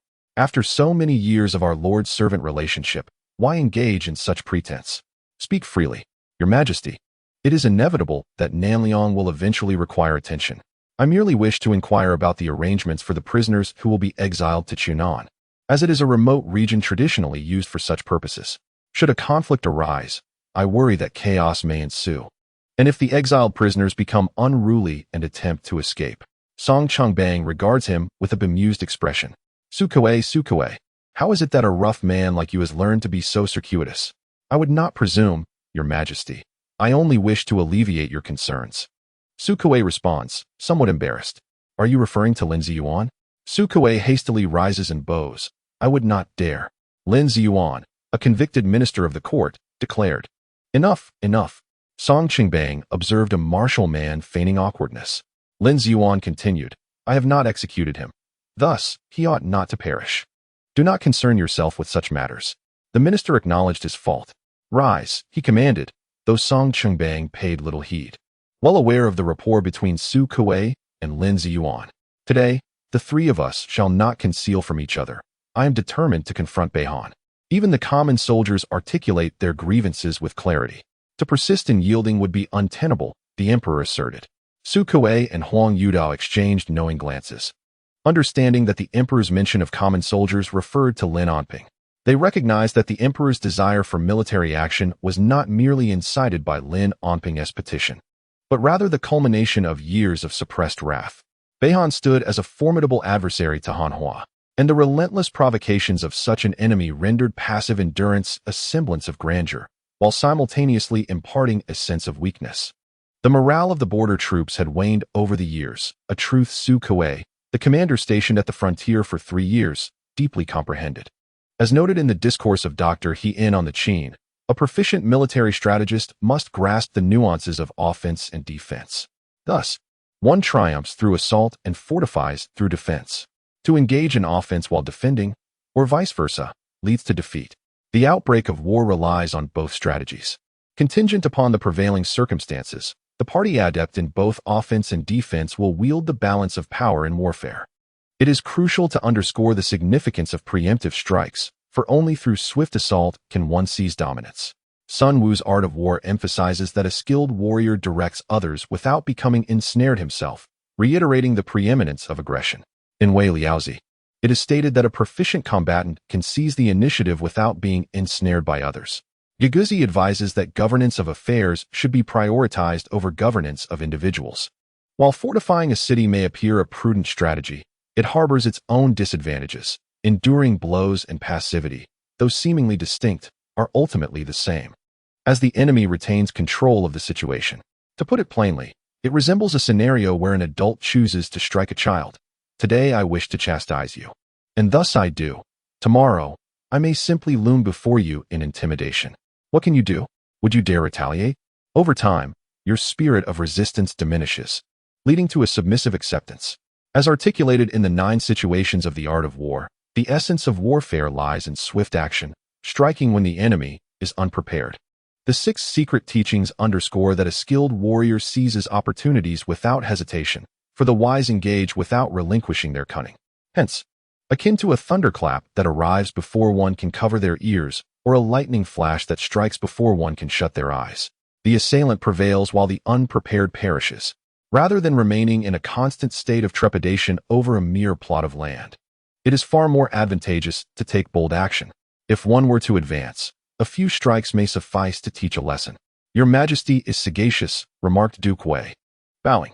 Though I am aged, I still possess the vigor to fight on the battlefield, ready to shed blood for the territory of Hanhua. Huang Yudao sought to interject further. I have stated my position. Your contributions are unnecessary, interrupted Song Qingbang, turning his gaze towards Su Kuei. You need not elaborate. It is settled. Allow Su Shihu to proceed. Initially, Su Kuei felt somewhat disheartened, but a subsequent remark ignited his enthusiasm. I express my gratitude to your Majesty for your favor toward my son. Song Qingbang nodded in acknowledgement. In our campaign against Beihan, let us first secure Gula City. There is no need for grand proclamations. A verbal directive has already been conveyed to Chang Yuqing. Instruct Su Shihu to muster his troops and depart the capital post-haste. The emperor was evidently disinclined to engage in lengthy discussions with the civil officials. What are the military supplies and salaries? Huang Yudao inquired, his expression betraying concern. Financial matters are delicate, your Majesty. Warfare necessitates provisions before the soldiers march. This time, we shall not concern ourselves with such matters. The expenses will be drawn from my private treasury. The private treasury, reserved for the emperor's personal use, had seen little activity aside from the occasional bestowal to courtiers over the years. However, the funds therein were rather limited, yet should suffice for the conquest of Gula. The sooner we seize Gula, the better. Prolonged delays would be detrimental. Song Qingbang did not need to finish his thought. Both Su Kuei and Huang Yuda comprehended the implications. Your Majesty, Su Kuei interjected, if we can capture Gula City with utmost speed, obtaining funds from the Ministry of Revenue thereafter would be a mere formality. This assertion held merit. The reluctance to engage in warfare stemmed from the considerable expenses accrued merely for the defense of the city over the years. Initiating an offensive would undoubtedly incur even greater costs. The crux of the matter was the fear that expenditure might yield no substantial gains if Beihan remained out of reach. However, capturing Gula would change the narrative entirely. Entering Beihan would herald not expenses, but profits. The resources of Beihan, medicinal herbs, livestock, and minerals, were treasures of great value, desired by any astute ruler. I share your sentiments, Song Qingbang remarked with a hint of exasperation, a cadre of individuals who demand results without displaying any initiative. The three figures engaged in light conversation for a while longer before the emperor dismissed them. Chapter 44. The fate of Li Wu and Niu San, is that not Lu Bao? As Huang Yudao approached the duke's residence, he noticed a throng of individuals hastily exiting, with the leader vociferously cursing. My lord, it is indeed that scoundrel Lu Bao, one of the accompanying servants reported. I shall summon him back post-haste. Lu Bao, the captain of the duke's household guards, was not typically one to instigate trouble, yet today appeared decidedly out of sorts. Return to the estate, Huang Yuda instructed, his brow furrowing. Send for Old Han to meet me in my study. Old Han, the venerable steward of the duke's household, arrived promptly at the study's entrance. My lord, has Lu Bao caused trouble? Has he been wronged outside? Huang Yuda, perusing a military text, cast a sidelong glance at the steward. Is he leading a contingent of guards to seek confrontation? Forgive me, my lord, Old Han replied, visibly perturbed. I have not heard of Lu Bao being mistreated. Rather, I received a letter earlier, and he has been seeking individuals outside. It seems he has finally located them today, prompting his departure. A letter? Whose correspondence? Who is he seeking? Huang Yuda bombarded him with questions, causing Old Han to break into a sweat. My lord, I am not entirely certain. It was not entirely fair to reproach Old Han. Lu Bao's father had perished in battle alongside the late duke, and Lu Bao had been raised within the duke's residence alongside Huang Yuanjiang, who regarded him as a confidant. Lu Bao adhered closely to Huang Yuanjiang's directives, exhibiting a somewhat eccentric disposition. As long as he did not trouble the duke's household, Old Han seldom interjected in his affairs. Very well, you may leave. When he returns, let him seek me. Yes, my lord. Lao Han exited the study, casually closing the door behind him. In a secluded courtyard beside a narrow alley in Jiang'an, West City, 7 or 8 individuals lounged, either seated or standing, engaging in idle chatter. These men were clearly a gang of ne'er-do-wells, unable to utter a single word without profanity. Fifth Master, why do you look so drowsy? Did you visit Widow Lu again last night? A burly fellow exclaimed, eliciting laughter from the others. Get lost. Li Wu yawned again, retorting, what I do is none of your business. Come on, Fifth Master, we're just concerned for you. Widow Lu has been alone for many years. Don't let her drain you dry like a stone mill grinding sesame oil. Exactly, Fifth Master. How about we take on some of that burden for you? They all burst into laughter again. Li Wu, the leader of this motley crew, swatted one of his subordinates on the head. You should be the one suffering, not me. Damn it. Everyone knows you like to knock on your sister-in-law's door at midnight when your cousin is out. He mimicked the act. Sister-in-law, open the door. This incited another wave of laughter. As the merriment continued, they were oblivious to the arrival of over a dozen figures outside the courtyard. Lu Bao twisted his neck, pulled out a piece of black cloth from his pocket, and his burly companions did the same. After concealing their faces, Lu Bao glanced at the group. Once inside, incapacitate everyone and silence them. Understood. The group responded in unison as Lu Bao gripped the hilt of his knife and nodded towards the courtyard door. 2 of his men stepped forward and kicked the door open, storming into the yard. With a loud bang, Li Wu and his companions were momentarily stunned, quickly recovering to confront the intruders. Who the hell are you? Do you know who we are? Before he could finish, a fist smashed into his face, sending him crashing to the ground. As he opened his hand to inspect the blood and teeth, fury ignited within him. Damn you! He roared, attempting to rise. Thud! Before he could get up, a foot brutally kicked him in the chest, causing him to cough violently, beads of cold sweat forming on his forehead. You must hand it to these ruffians. They displayed remarkable courage, facing the intruding figures clad in black without flinching. As soon as they realized what was happening, they prepared to fight back, especially Li Wu, who snatched up a stool to swing at his assailants. However, as his stool was kicked away and he found himself pinned to the ground, not a single one of his men remained standing. Just as he was about to unleash a torrent of curses, he felt a loosening around his waist, followed by his mouth being stuffed with his own belt. Even then, he refused to back down, glaring defiantly. At that moment, Li Wu still believed these assailants were rival thugs encroaching upon their territory. Yet, with their faces concealed, he could not identify the scoundrels' affiliations. Despite being merely a collector of tributes, it is often the case that those at the bottom of the social ladder, like him, form cliques to oppress the honest. Lu Bao squatted before Li Wu, the tip of his knife resting against the ground. "So you are Li Wu, the fifth master of Yezi Alley in West City?" With a mocking chuckle, Lu Bao raised his hand and slapped him lightly on the face. Li Wu lay on the ground, squirming in defiance, his eyes brimming with indignation. Yet he was unable to rise due to the weight of a kneeling assailant on his back. Lu Bao displayed no intention of allowing him to speak, squatting there and continuing his monologue.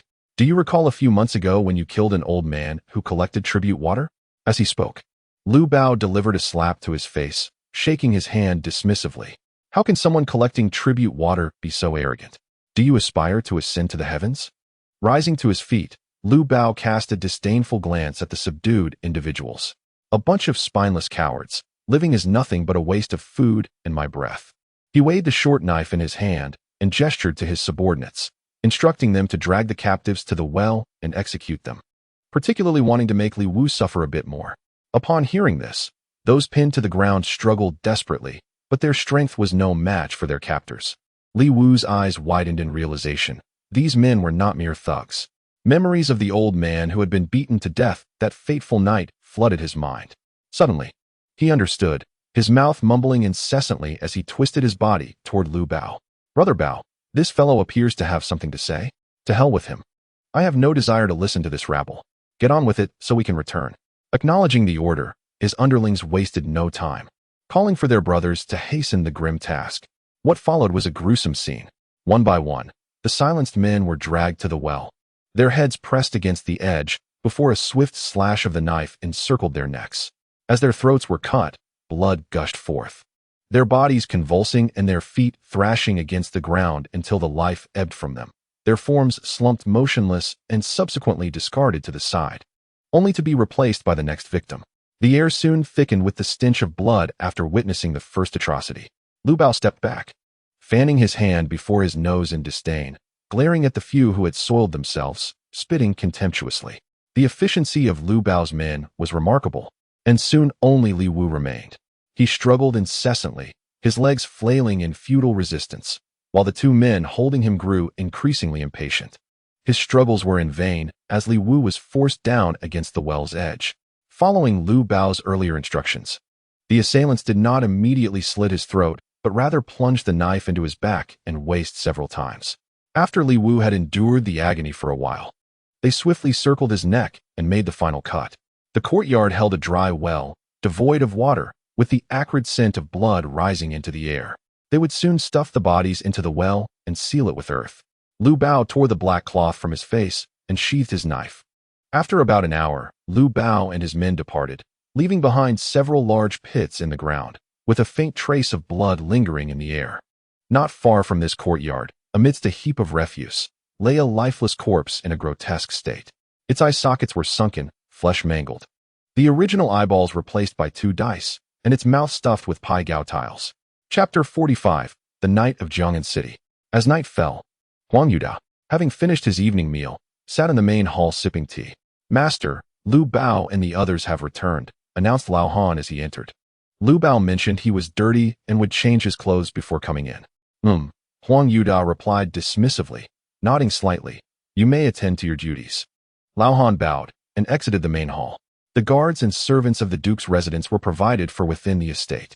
Aware that the master sought him, Lu Bao hurriedly changed into a clean outfit and made his way to the front hall. Subordinate pays respects to the Duke. Guards typically refrained from referring to themselves as servants, instead addressing the old Duke as subordinate. Huang Yuda took a sip from his teacup, not lifting his gaze, his brow slightly furrowing.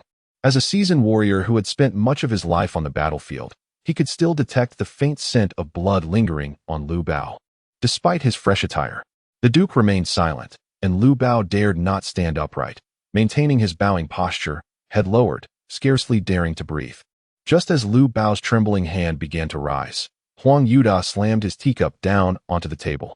Lu Bao's heart jolted. "Have you seen red?" Huang Yuda's voice was flat, devoid of discernible emotion, yet it carried an undeniable weight. It was over. The Duke had discovered the truth. Lu Bao wrestled with his inner turmoil. Reporting to the Duke, "Yes, I have seen red, 7 buried." "Oh, 7. You have improved, haven't you?" Growing restless in the Duke's residence and venturing out to hunt. "I see. Subordinate dares not." Lu Bao knelt on one knee. "I act under the orders of the young Duke. It is not that I am disloyal to you, my lord. Before the old Duke, I would never dare to lie. I simply cannot fulfill the task." Huang Yuda's brow furrowed deeper, and he slammed the table in anger. "Nonsense. How dare you lie? That rascal is at the border. Whose orders are you following? Speak the truth." Lu Bao, fearing to deceive, pulled a letter from his bosom and presented it with both hands. Kneeling before Huang Yuda's feet, "My lord, this is from the young Duke. You will understand upon reading." Huang Yuda snorted coldly. He glanced at the letter before seizing it, and Lu Bao quietly returned to his previous position. Huang Yuda unfolded the letter, his brows knitting as he scanned it, his anger causing his beard to tremble. That little rascal, concerned with such filth out there, and mingling with the Lin family's young scion. Unaware that the Lin family, Huang Yuda cursed as he read, ultimately flinging the letter before Lu Bao, who quickly caught it. "Lu Bao, you are quite bold. Taking a letter from the young Duke to engage in murderous deeds without informing me. Subordinate acknowledges his fault. Enough. You are not my subordinate. You are the young Duke's subordinate. Since you heed his every command, then go to Fengye City and seek your young Duke." Initially, Lu Bao thought the Duke was dismissing him, but soon his heart lightened. Ever since the young Duke departed the Duke's residence, he had been worried. And receiving the young Duke's letter had filled him with excitement, lamenting his absence from the young Duke's side. Now, at last, he could go to the young Duke. Though pleased, he maintained a facade of contrition. "My lord, I acknowledge my fault. Please do not cast me away, for I must guard the family estate. Begone. Leave at once. Today, those who accompany you in your endeavors shall depart together." Indeed, Lu Bao, shedding any pretense, immediately rose, clasping his hands in obedience, his demeanor grave. "I shall certainly safeguard the young master. I will inform the brothers to gather their belongings, and at dawn tomorrow, we shall seek out Old Han for provisions, bring ample supplies. For we must leave tonight." Huang Yuda, with a hint of exasperation, spoke, his concern for his son evident. With a heavy sigh, he added, "Protect our young master well. If a single hair is harmed on him, do not return, for you shall have dug your own grave. Rest assured, my lord. I take my leave." Lu Bao departed, and Huang Yuda lifted his teacup, only to find the tea cold, which he set down with force. Rising, he made his way to the back courtyard, muttering to himself, "Damn it, I still have to clean up after you all." In the study of the Marquis of Yong'an, Su Kuei, having conveyed the emperor's decree, cast a glance at Su Shihu. "Have you noted everything?" "I have, father," Su Shihu replied, his expression somewhat sullen, regretting his decision to return to the capital with his father, enduring the arduous journey. "This time is not like the past. Be vigilant. Do not act thoughtlessly." "Yes, father." Su Kuei issued a few more instructions and was about to send his son off to prepare when Su Shiryao entered. "Why are you still awake? Wandering about at this hour?" "Father, I wish to accompany second brother." Su Shiryao approached Su Kuei, tugging at his arm playfully. "It's far too dull for me in the capital." "Nonsense," Su Kuei retorted, shaking off her grasp. "The emperor has not permitted you to join. What excitement can you possibly find? You are soon to be married. It is best for you to remain in the estate quietly."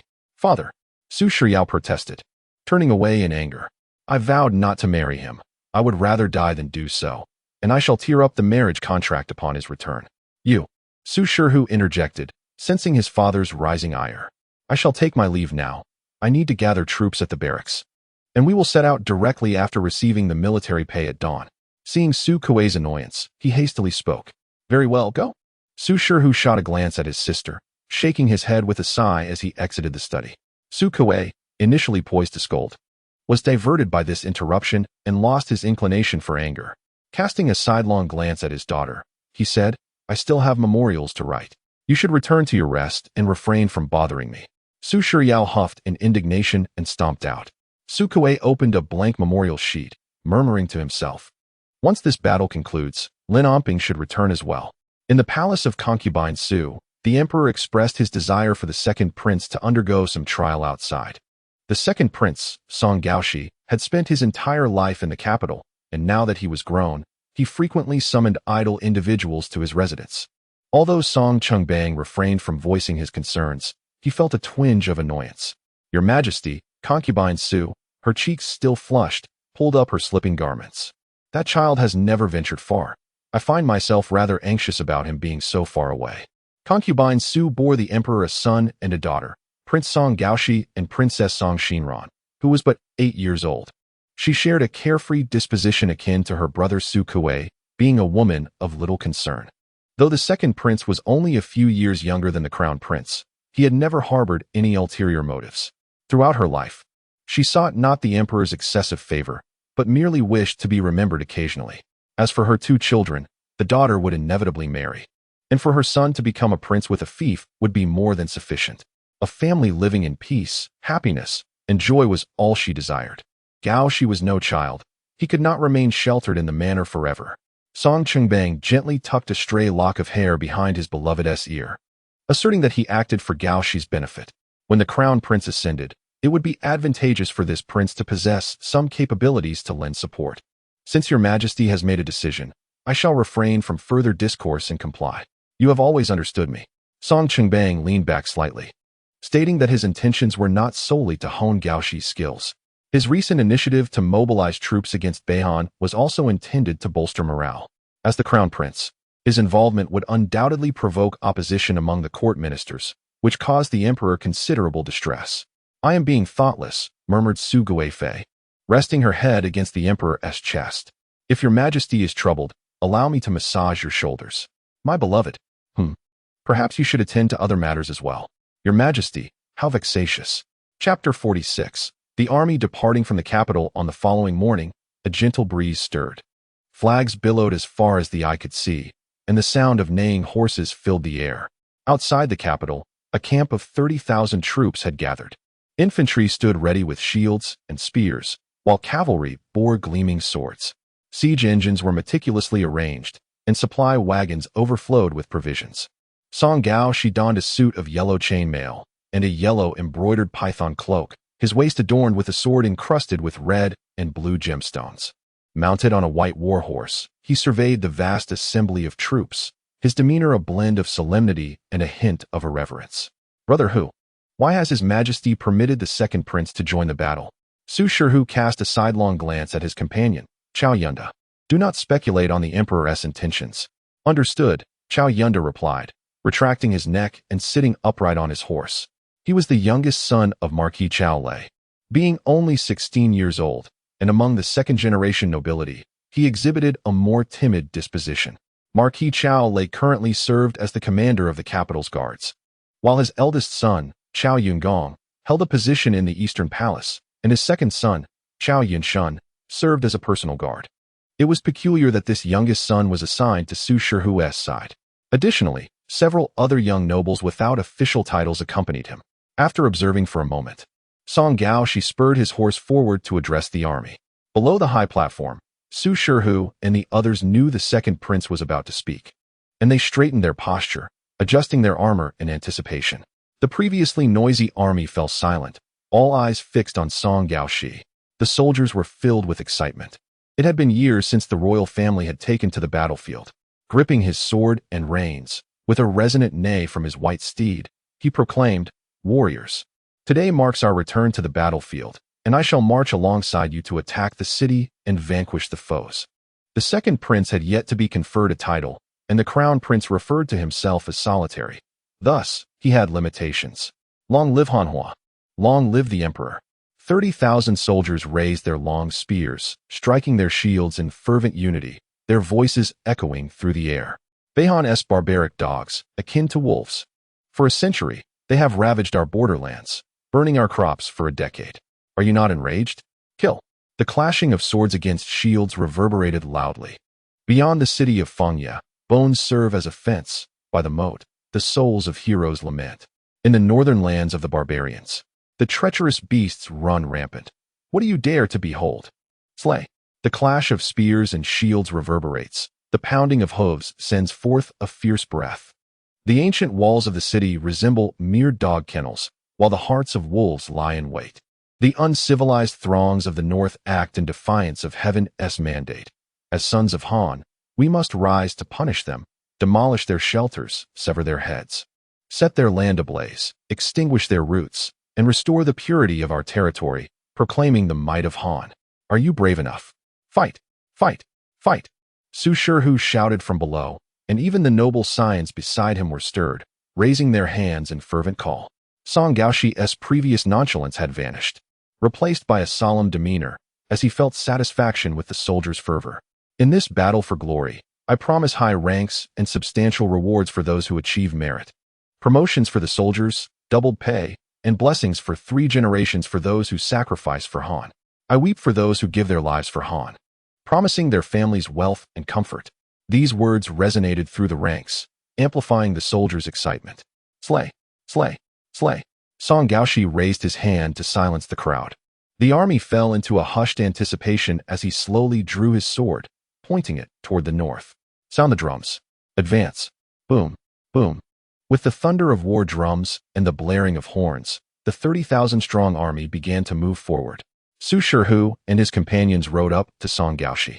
Bowing from their horses, "Second master," they greeted. Song Gaoxi nodded. Although this prince serves as commander, the coordination of the march and siege falls largely to Shihu, and he shall not interfere excessively. Su Shihu's apprehension eased as he responded loudly, "I obey." He feared the second prince might act unilaterally in battle, for he had never commanded troops before. The battlefield is ever-changing, and a single wrong decision could lead to disaster. Defeat is secondary, but losing the lives of soldiers is unacceptable. Though they are all soldiers, each one is a Han person, each has parents, wives, children, and all are pillars of their families. Furthermore, Song Gaoxi glanced at the noble scions behind Su Shihu. The emperor has decreed that these young lords are entrusted to you. Do not hide away in the tents, relying solely on your family's prestige. The noble youths present wore expressions of bitterness, fully aware of the emperor's intent. It seemed that securing easy military merit would be impossible. "I shall take note," Su Shihu replied, bowing once more. With the emperor's words, he felt liberated to act decisively.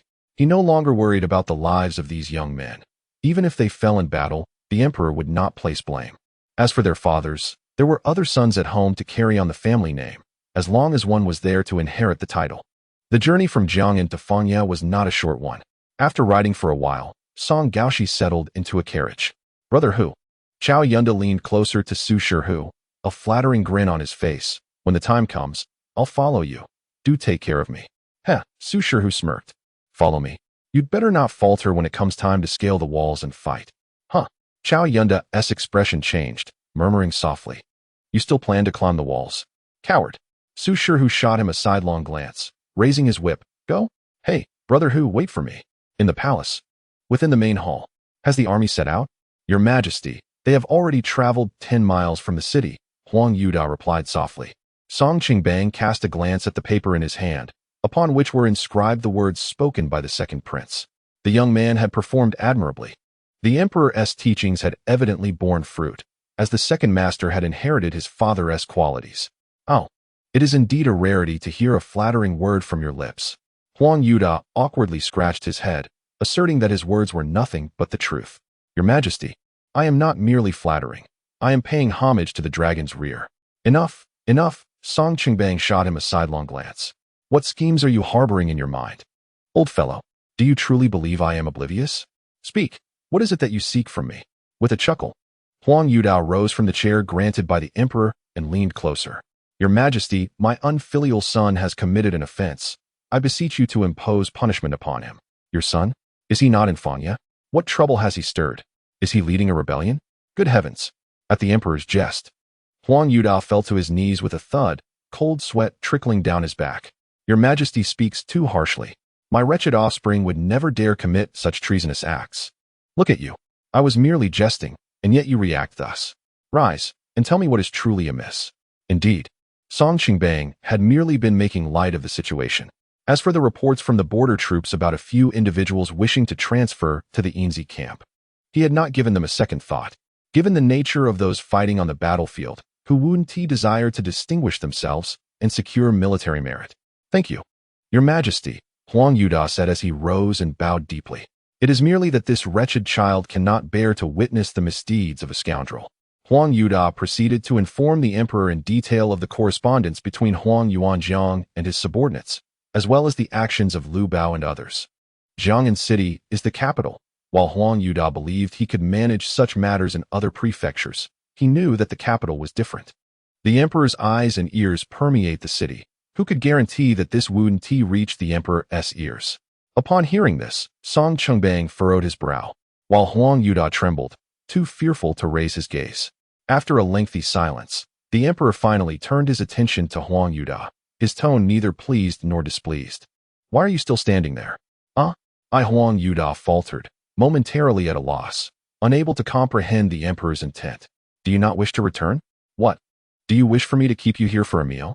I would not dare. Huang Yuda exhaled in relief, his heart lightened. He hastily clasped his hands and retreated, saying, "I shall take my leave now." Thus, the matter was settled, though he could not help but murmur to himself, if it were to be a meal, that would be acceptable as well. Chapter 47. Lin Onping's leisurely study of military formations. Fangye City, military camp training grounds. Lin Onping, having finished feeding the horses, leaned lazily against a wooden post in the stable. The morning training had concluded, and soldiers were departing the training grounds in small groups. As they passed by Lin Onping, many greeted him, to which he responded with a smile and a nod. Everyone was aware that the successful raid on the camp last time was due to Lin's clever strategy involving poison used in feeding the horses. In the past, he had been mocked as a lame horse feeder, but now, few dared to speak of his disability. Moreover, with many wanting to join the Yinzi camp, it was Lin Onping who had been skillfully mediating, thus earning the respect of his peers. As for the desire to join the Yinzi camp, it was uncertain whether Huang Yuanjiang had conferred with Duke Dingsheng, but the camp now boasted over 100 members. Even though Chang Yuqing tacitly allowed the expansion of the Yinzi camp, Lin Onping did not indiscriminately admit new members. In his private conversations with Huang Yuanjiang, he expressed that the Yinzi camp, aside from the veterans from Fengjiang County, was not a place for just anyone to enter. The Yinzi camp required fierce warriors, those who were bold enough to fight and obey military orders. He had a strong intuition that their Yinzi camp might one day become the most formidable army of the Hanhua dynasty. As the soldiers in the training ground began to disperse, Lin Onping moved aside and sat down on a pile of straw. He casually grabbed a few blades of grass, placing one between his teeth while using another to draw patterns in the dirt. Recently, he had been observing the soldiers' training formations, and numerous inspirations floated through his mind. The arrangement of troops serves two primary purposes: defense and offense, much like the various formations mentioned in The Art of War by Sun Bin. Among these, the square formation is the most widely utilized, serving as the fundamental and conventional battle formation when two armies confront each other. While the square formation is basic, it is also the most practical, with heavy infantry protecting the central command, effectively combining both defensive and offensive capabilities. Generally, the main objective of such formations is to safeguard the commander on the battlefield and to exert psychological pressure on the enemy. Other notable formations include circular formations, dispersive formations, conical formations, and the V-shaped formation, among others. Renowned formations include the Long Snake Formation, the Seven Stars Formation, the Eight Gates Formation, and the San Kai Wu Liang Formation. At this moment, Lin Onping was sketching the San Kai Wu Liang Formation in the dirt. This formation is based on the concept of heaven, earth, and humanity, creating a unique combat formation characterized by its adaptability in small-scale confrontations, allowing for a seamless blend of defense and offense. Furthermore, it requires a minimal number of troops, significantly reducing casualties during clashes. Lin Onping had been contemplating a suitable formation for the Yinzi camp, and the San Kai formation seemed to be the most fitting reference. As he continued to draw, murmuring to himself about the three talents, he suddenly felt a spark of inspiration. His once dull eyes brightened, and a smile began to form on his lips. Just then, he heard approaching footsteps, easily recognizing that Huang Yuanjiang was nearby. "Whenever I can't see you, I know you must be up to something. What are you drawing?" Huang Yuanjiang asked as he squatted beside Lin Onping, scrutinizing the haphazard lines drawn in the dirt with a furrowed brow. I'm contemplating a formation suitable for the Yinzi camp, Lin Onping replied with a gentle smile, pointing at his sketch. What do you think of this small Sankai formation? What small Sankai formation? Huang Yuanjiang inched closer, intrigued. All I know is the Sankai Wu Liang formation, which I heard about from my father long ago. I must say, these three little figures you've drawn are quite impressive. Lin Onping rolled his eyes at him, yet patiently explained. This small Sankai formation is an evolution of the Sankai Wu Liang formation, or one might say a three-person formation, where three individuals form a unit encompassing offense, defense, and support. In the midst of battle, one can liken the scenario to three individuals, the foremost acting as a spearhead, the second as a shield for defense, and the third poised to deliver a sudden strike when the opportunity arises. This strategy effectively mitigates the shortcomings of focusing solely on the front or the sides during combat, significantly enhancing combat efficacy while concurrently reducing the risk of casualties. Upon concluding his explanation, Lin Onping tilted his head toward Huang Yuanjiang. Do you comprehend? He inquired.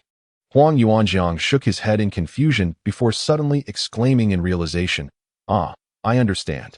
His excitement was palpable as he slapped Lin Onping on the shoulder, nearly knocking him over. By heavens, brother, you are truly a genius, remarkable indeed. Inwardly, Lin Onping grumbled at Huang Yuanjiang's exuberance. Unfazed by Lin Onping's apparent annoyance, Huang Yuanjiang rose and began pacing around the diagram drawn on the ground, his mouth incessantly exclaiming, Brilliant, brilliant. Lin Onping stood, brushing off the grass clippings that clung to his attire. This concept requires practical application to ascertain its effectiveness, he remarked, uncertain of its utility. It must be effective, Huang Yuanjiang asserted, disregarding the origin of the idea. He caught up with Lin Onping, casually draping an arm over his shoulder. Tonight, let us rally the brothers from the Yin division for some practice. Lin Onping grimaced. Have some consideration, it's late to be troubling them. However, upon reflecting on Huang Yuanjiang's intentions, he understood that his friend was simply trying to keep his brilliance under wraps and no longer felt compelled to dissuade him. What brings you to me? Lin Onping asked. Huang Yuanjiang, wearing a smile, replied, I bring news of great import. The emperor has consented to strike against the northern Hans. A force of 30,000 has already departed from the capital and should reach Fangya within a month. Due to the necessity of transporting supplies, their march would indeed be slower, but should they march urgently, the journey from Jiangdu to Fangya could be accomplished in merely half a month. An expedited ride could shorten the duration to 6 or 7 days. Is that true? Lin Onping responded, his excitement evident. This is splendid news. The northern frontier is frigid now, and it is the perfect moment to catch the northern Huns off guard. Indeed, Huang Yuanjiang concurred, nodding in agreement. This wretched place turns cold early. I wouldn't be surprised if it snows by the end of October. Lin Onping nodded thoughtfully, contemplating the impending siege. With the emperor dispatching 30,000 troops, it was likely that the number directly engaging in battle would be around 20,000, after accounting for those tasked with logistics and provisions. Nevertheless, when combined with the garrison in Fangya, they should have sufficient force to assault Gula City. Brother, he continued, please inform the Major General that with the approaching army, we should venture outside the city to gather useful intelligence. In warfare, whether attacking or defending, the more one knows about the enemy, the greater the chance of victory. Agreed, Huang Yuanjiang replied with gravity, for he rarely jested when it came to serious matters. We should ideally infiltrate Gula City for reconnaissance. Lin Onping nodded noncommittally, as this aligned with his own thoughts. Their knowledge regarding Gula City's troop numbers, supplies, and fortifications was currently non-existent. As for Huang Yuanjiang's awareness of the army's movements, Lin Onping was not surprised. Information was readily available to those who sought it. Do you know who the commander is for this expedition? Huang Yuanjiang asked, feigning mystery. You would never guess. I truly cannot fathom it.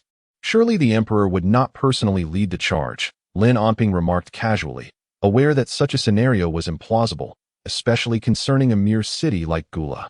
Close enough, came the response. Lin Onping's curiosity piqued. Could it be His Highness the Crown Prince? It is the second master, Lin Onping replied, his expression one of astonishment. It was difficult to imagine anyone other than the current second prince being referred to as such by Huang Yuanjiang. The notion of a royal campaign had genuinely surprised Lin Onping, evoking memories of his initial encounter with the second prince. He could not help but ponder. Did the second prince possess the mettle to lead troops in a battle? Perhaps he was more suited for composing poetry and songs. Chapter 48. The Three Evil Formation under a star-studded sky. A solitary figure was asleep in the barracks of the Yin camp. Later, Lin Omping engaged Huang Yuanjiang in discussions about the minor three talents formation, analyzing training methods and coordination techniques. As night fell, Huang Yuanjiang summoned the brothers of the Yin camp to the training grounds. Observing the yawning soldiers, he admonished, "For heaven's sake, muster some spirit. If you cannot, go splash your faces with cold water at the trough." Zhao Mang, Zhang Qi, and others huddled together, shivering in the chill of the northern night. "Sir, what on earth are you making us do at this hour?" Lu Yuanba could no longer contain himself. After a full day of training, he would typically be lost in dreams at this hour, perhaps even enjoying a second encounter with a woman. "What am I doing? I'm ensuring your survival." Huang Yuanjiang shot him a glare. "This is for your own good, so you might live a little longer. Now stop your whining and stand straight." Huang Yuanjiang had a penchant for colorful language, and his comrades were well accustomed to it. Despite their grumbling, they recognized the seriousness of the situation, straightening up as required. "Starting tonight, we shall teach you a formation," Huang Yuanjiang proclaimed, pacing before them. "This is a life-saving formation devised specifically for you." Upon hearing this, the soldiers instantly perked up. They were indeed fearless and willing to risk their lives. But who among them did not wish to live? Achievements could only be celebrated in life. It was through survival that one could ascend in rank, bask in glory, and enjoy the rewards of their valor. With the prospect of acquiring this life-preserving formation, who would not desire to learn it? Surely, no one wished to court death. This formation is called the Three Evil Formation. The name was Lin Omping's final choice, as he felt the minor three talents formation lacked a certain gravitas. The term Three Evils held significant weight in the realm of feng shui, comprising the year evil, disaster evil, and calamity evil.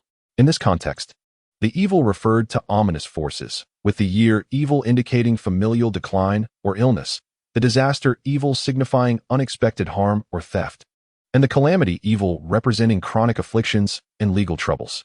In essence, encountering the three evils was never a good omen. Lin Omping used this to symbolize that enemies on the battlefield must perish. Indeed, upon hearing the name of the formation, the soldiers' expressions tightened in apprehension, instinctively recognizing it as a malevolent formation. Observing their reactions, Huang Yuanjiang felt a swell of satisfaction, inwardly marveling at the brilliance of his comrades. He then began to elucidate the arrangement of the formation to the gathered crowd. This formation required 3 individuals to form a unit, and the 100 or so people standing attentively exhibited a myriad of expressions, transitioning from confusion to curiosity, from astonishment to excitement, ultimately culminating in eager anticipation for the practical application of the formation. According to Lin Omping's strategy, within the trio of the Sansha formation, at least one individual should wield a shield. The shield bearer would carry a crossbow, while the other 2 would wield either a spear or a sword, thereby maximizing their offensive capability. Meanwhile, Huang Yuanjiang had already called forth Lu Yuanba, Zhao Mang, and Li Liang to step forward. In the late evening, rather than arming them with swords, he provided each with a wooden stick, mindful of the diminished visibility at night, to prevent any accidental injuries among comrades. Once the 3 had taken their positions, they commenced training according to Huang Yuanjiang's directives. The remaining individuals were not to remain idle. They were encouraged to find partners and practice. The others quickly formed groups of 3, eagerly engaging in the exercises, though there were exceptions. Zhang Qi stood forlornly in place, furrowing his brow. With over 100 members in the Yinzi camp, the groups of 3 did not align perfectly, leaving Zhang Qi isolated. Noticing Zhang Qi's solitude, Huang Yuanjiang approached him. "What are you up to? What can I do?" Zhang Qi replied, feeling frustrated. "Is your eyesight failing you, Commander? There aren't enough brothers left to form a group." Zhang Qi suggested, "Why not call Brother Lin over so we can form a trio?" "Dream on." Huang Yuanjiang yawned dismissively. "Since you're alone, I'll assign you a task." "What task?" Zhang Qi inquired, wondering if there might be a solitary formation. "You will be responsible for watching over them. You can return to sleep once they have practiced for an hour." "And you, Commander?" Huang Yuanjiang shrugged nonchalantly. "I'm tired. I'm going back to sleep. You keep an eye on them, and if they do not practice sufficiently or slack off, be prepared for a beating tomorrow." With that, he left without allowing Zhang Qi a chance to respond. "What a situation," Zhang Qi lamented as he watched Huang Yuanjiang depart. I'm tired too. The Yinzi camp was dutifully obedient, and despite his fatigue, Zhang Qi dared not sneak a nap, standing vigilantly to monitor the others.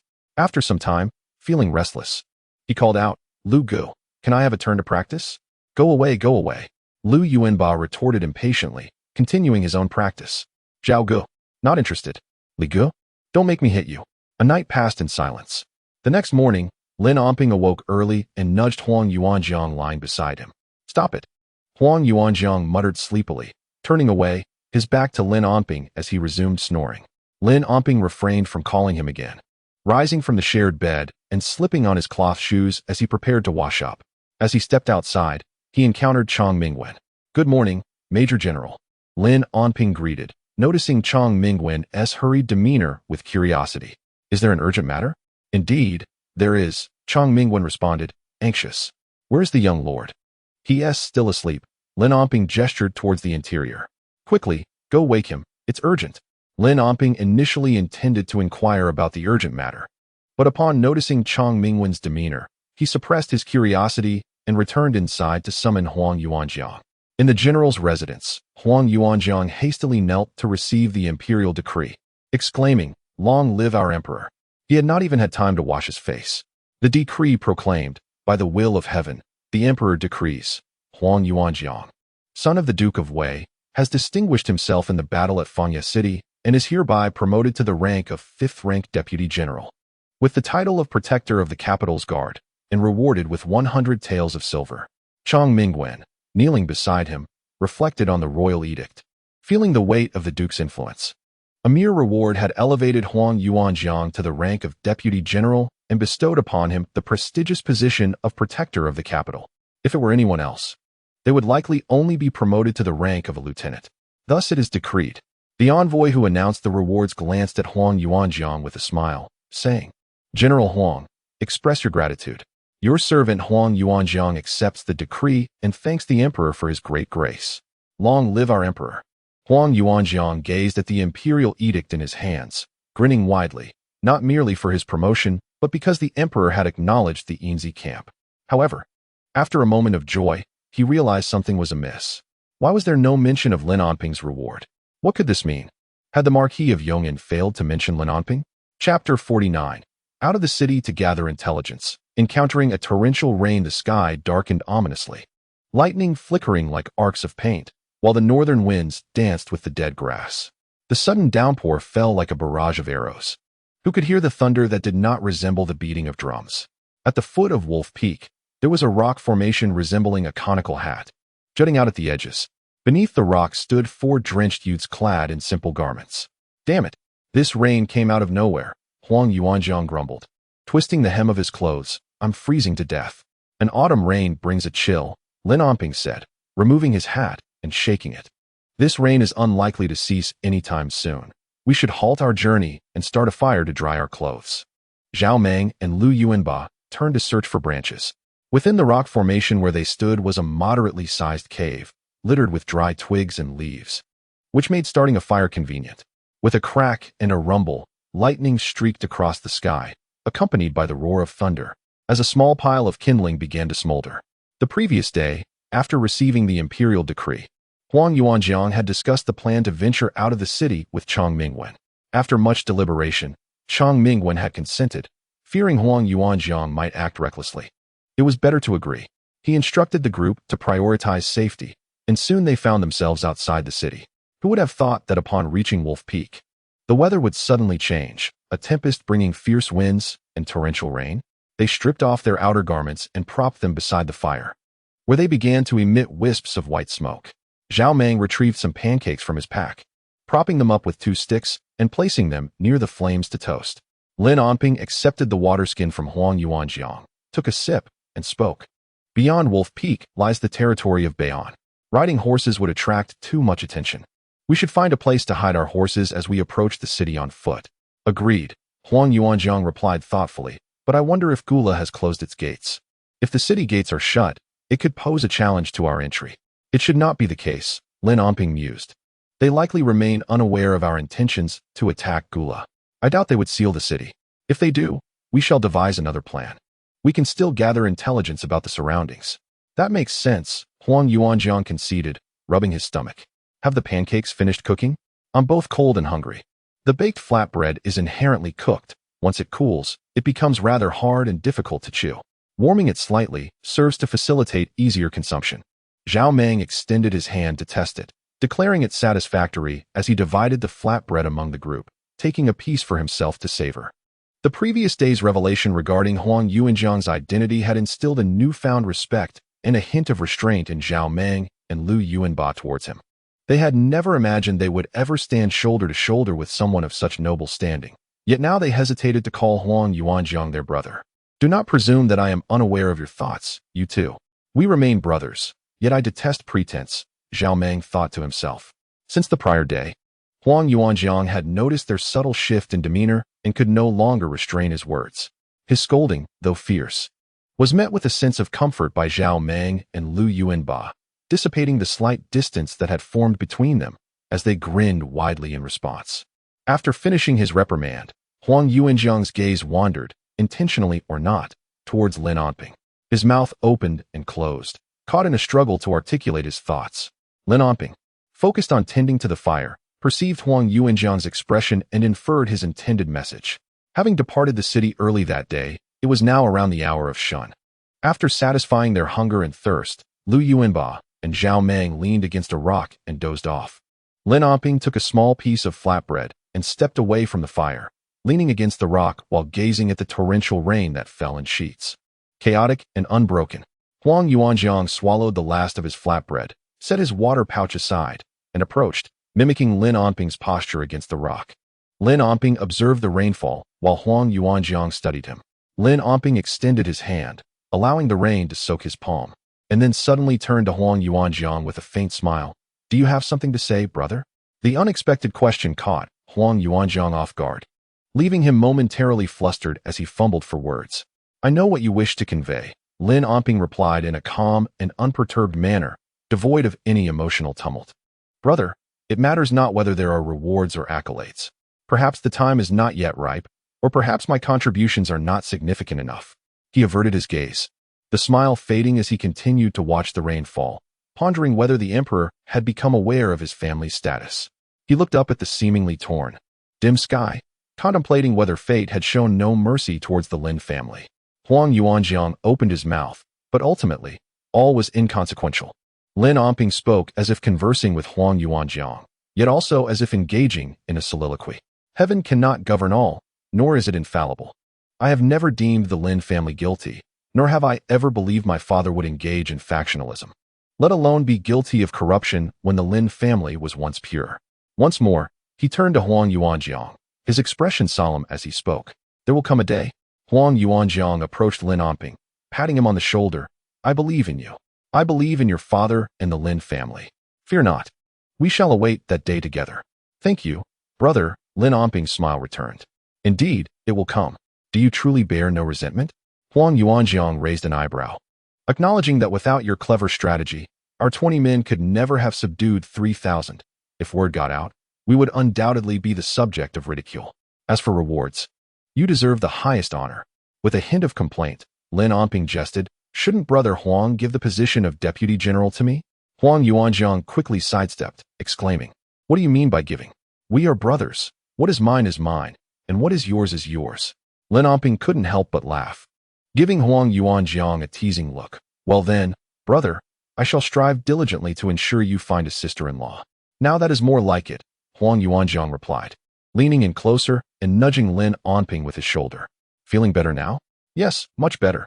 I can't wait to bring back a sister-in-law for you, Lin Onping replied, not taking the matter too seriously. After years of hardship, the notions of rewards and honors held little significance for him. If there were to be a reward, it would be for Lin Xian, not Lin Onping. What was there to be concerned about? However, Huang Yuanjiang was worried. As brothers, he couldn't dismiss Lin Onping's goodwill. Hearing this, Huang Yuanjiang laughed heartily, his previous fears dissipating. Enough of this nonsense. In this desolate wilderness, if you bring back a wild woman covered in fur, there won't be anywhere for brother to even begin. Not just that, right? Lin Onping suppressed a mischievous smile. Brother, you've changed. You've gone astray. Huang Yuanjiang feigned seriousness. From now on, I must keep you away from old Lu and old Zhao. Huh, what's wrong? Are we continuing our journey? Zhao Meng and Lu Yuanba groggily opened their eyes and spoke to the two by the cave entrance. Huang Yuanzhang shot them a glare, cursing, "Damn it, you two pigs." The rain had lightened. Lin Onping smiled gently at the two and suggested, "Let us continue our journey, aiming to reach the northern Han territory before nightfall." The torrential rain gradually subsided, and the four steeds galloped through the muddy wilderness. Beneath each conical hat, sharp eyes remained fixated on the path ahead, as lightning illuminated the fierce glint in their gazes. Chapter 50.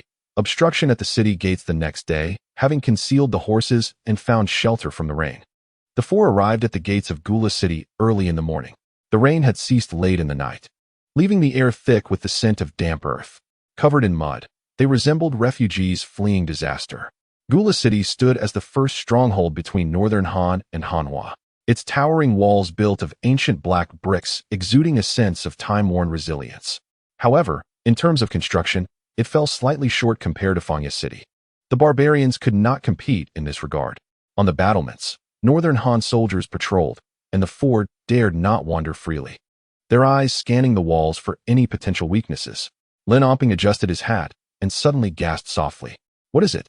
Huang Yuanzhang leaned in. "Nothing, just a dog." Lin Onping replied casually. "Let us keep a low profile and avoid drawing attention." As the sun rose, a crowd began to gather at the city gates, including villagers selling vegetables, woodcutters with bundles of firewood, vendors with assorted goods, and merchants carting wooden crates. The common folk and woodcutters are primarily the inhabitants of Beihan surrounding Gula City, while the merchants present are a mixed lot, consisting of Beihan natives and those from other tribes, although no Han merchants are in sight.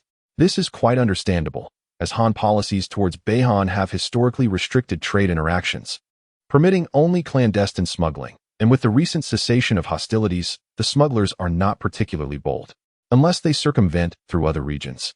The inspection of merchants departing from Fangya City is stringent, especially concerning prohibited goods like salt, iron, and tea. Despite the presence of mineral deposits within Beihan, they are deemed as inconsequential, as extraction and smelting capabilities are far inferior to those of Han artisans. The high consumption and costs have led to the abandonment of these mines, rendering the populace reliant on external trade, akin to beggars clutching golden bowls. Lin Onping's inclination towards an active military intervention against Beihan is intertwined with the prospect of seizing their mineral wealth.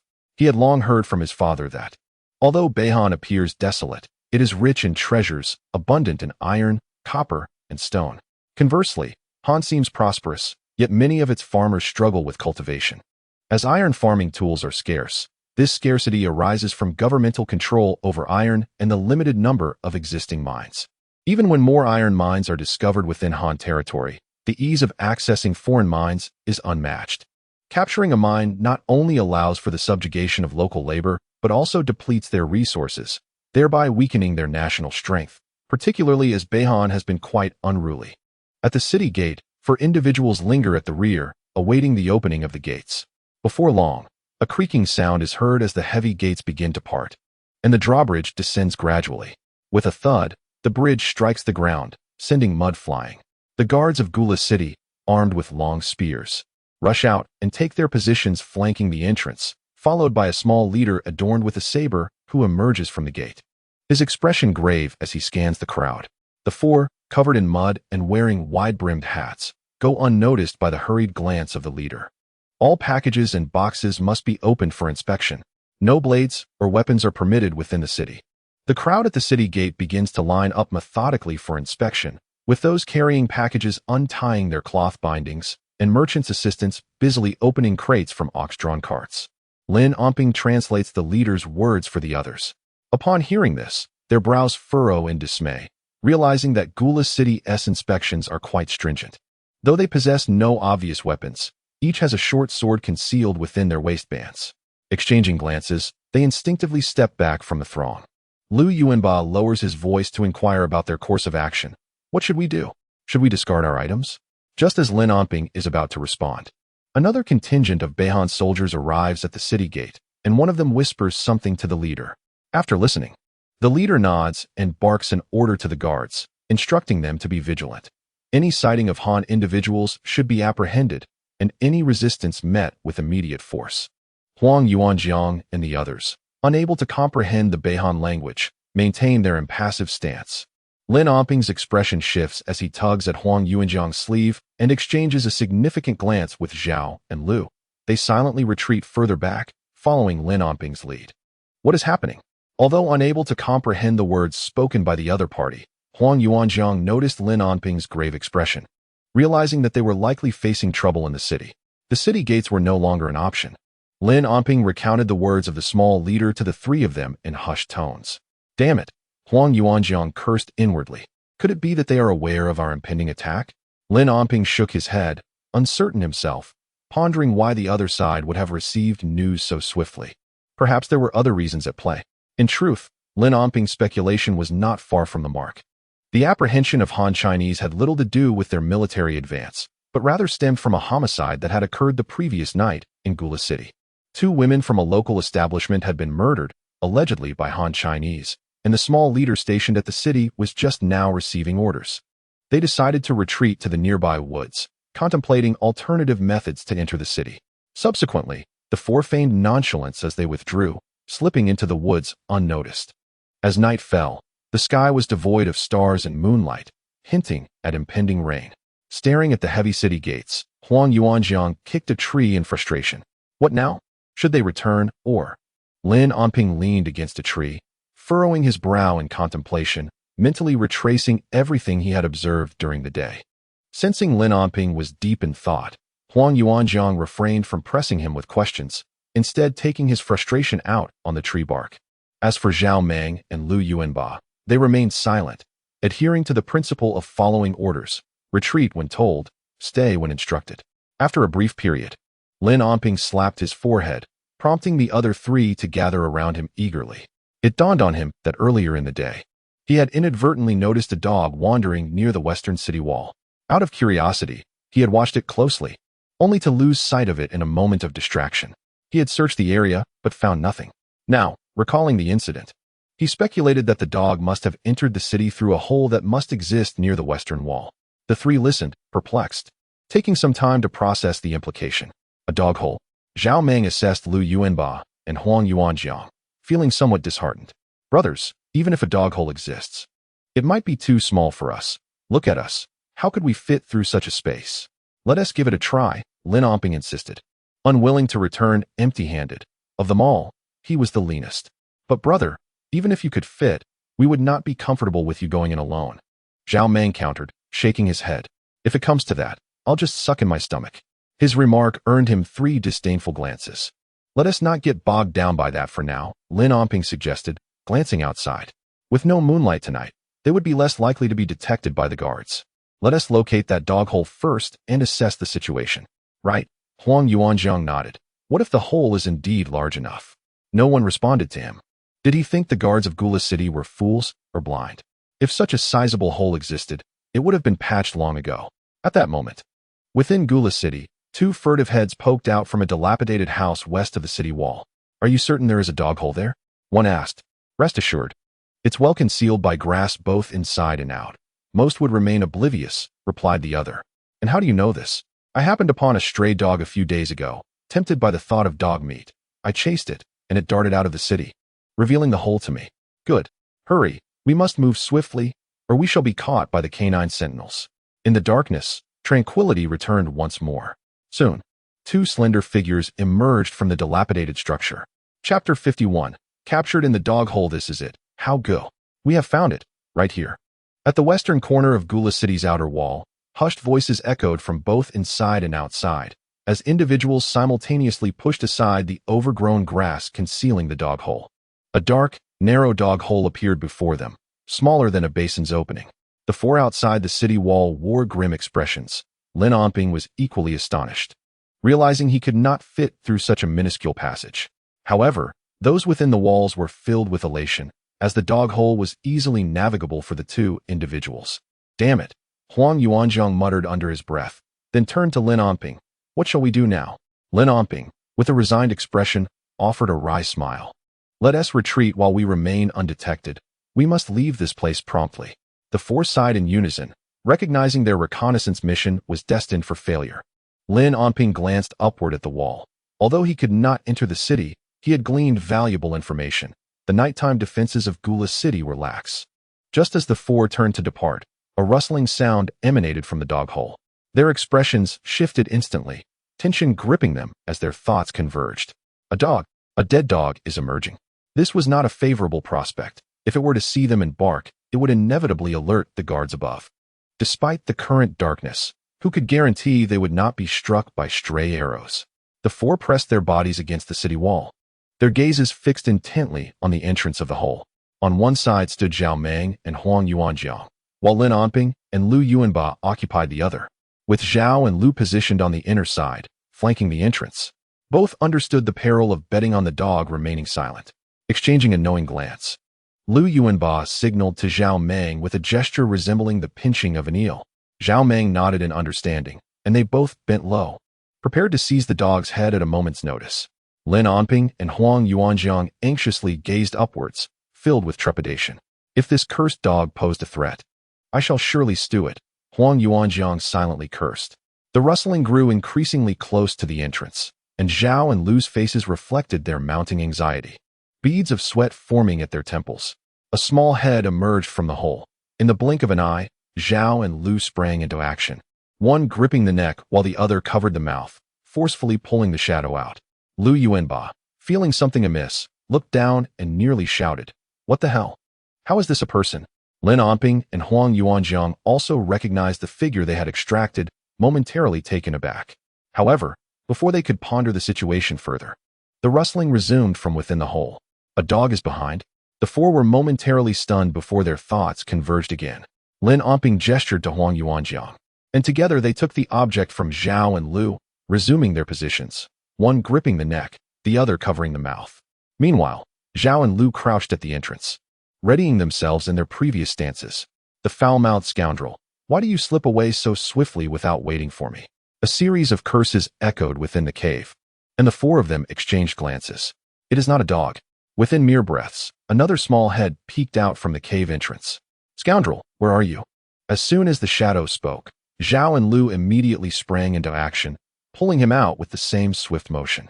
Lin Onping, disregarding the flailing limbs of the two, leaned at the cave's mouth, straining to listen for a couple of breaths, and upon confirming that there was no further movement, he swiftly rose to his feet. Lowering his voice, he urged, "Let us retreat first." Zhao and Lu each grabbed an item, covering their mouths and tucking it under their arms as they dashed toward the woods. With bated breath, they entered the forest unscathed, and without pausing for a moment to catch their breath, Lin Onping and Huang Yuanjiang deftly unfastened each other's waistbands. After binding the two securely and stuffing their mouths with torn cloth strips, they tossed them onto the horses. "Hurry, we shall discuss matters once we are away from here." In no time, the four horses burst out of the woods, galloping into the night, soon vanishing from sight. The night remained as dark as ink. In the military governor's residence of Gula City, in a side hall, a long table was laden with delectable dishes, with one particularly conspicuous bowl at the center. The chef remarked that it was dog meat freshly slaughtered that day. "You should give it a try." The burly old man at the head of the table, around 60 years of age, said this as he speared a piece of dog meat with his small knife and savored it with delight, exclaiming, "Delicious." Observing a man at the table who hadn't touched his chopsticks, he expressed his displeasure, saying, "Why do you linger over this? It has been quite some time. You still brood over it. The camp was ambushed, and it was not entirely your fault. Moreover, this matter has already been reported to the king, and he has not held you accountable, so why do you persist in wearing such a grim countenance?" The sullen man was none other than Chu Zhe, who had been released by Su Kuei last time. The burly old man was Chu Zhe's brother-in-law, the commander of the Gula City Guards, and one of the three great generals of Beihan, General Kemohai. Before the unification of Beihan, his grandfather was a tribal chief. While it is true that Kemohai is Chu Zhe's brother-in-law, Chu Zhe's sister was not the primary wife, but rather a secondary wife after Kemohai's first passed away. Through his brother-in-law's connections, Chu Zhe entered the royal court of Beihan, but in terms of ability, he was rather mediocre, and his temperament was meek. After experiencing life and death, he remained haunted by the memories. Chu Zhe gazed at the simmering dog meat, raised his cup, and drained it in one gulp. After setting down the cup, he spoke, "Brother-in-law, How do you think Emperor Hanhua will deal with Li Daoyuo? Up to now, there has been no news regarding the captured Li Daoyuo. It remains uncertain whether he is alive or dead. What does his fate concern you? Kemahai interjected, spearing another piece of dog meat, saying, once in the hands of Hanhua, he will not only suffer but will be deemed superfluous. It is inconsequential. Does the old emperor of Hanhua truly intend to leverage this against our king? Let alone Li Daoyuo. Even if his father were captured, the king would not care. Beihan has no need for useless individuals. Brother-in-law, the soldiers of Hanhua are truly brave, unlike the guards of the past. It seems Hanhua has reformed its army. Do you think they might come to attack Gula City? Ha ha ha. Kemohai laughed heartily, pointing at Chu Zhe. You, my friend, are quite the coward. Hanhua attacking Gula? What are you thinking?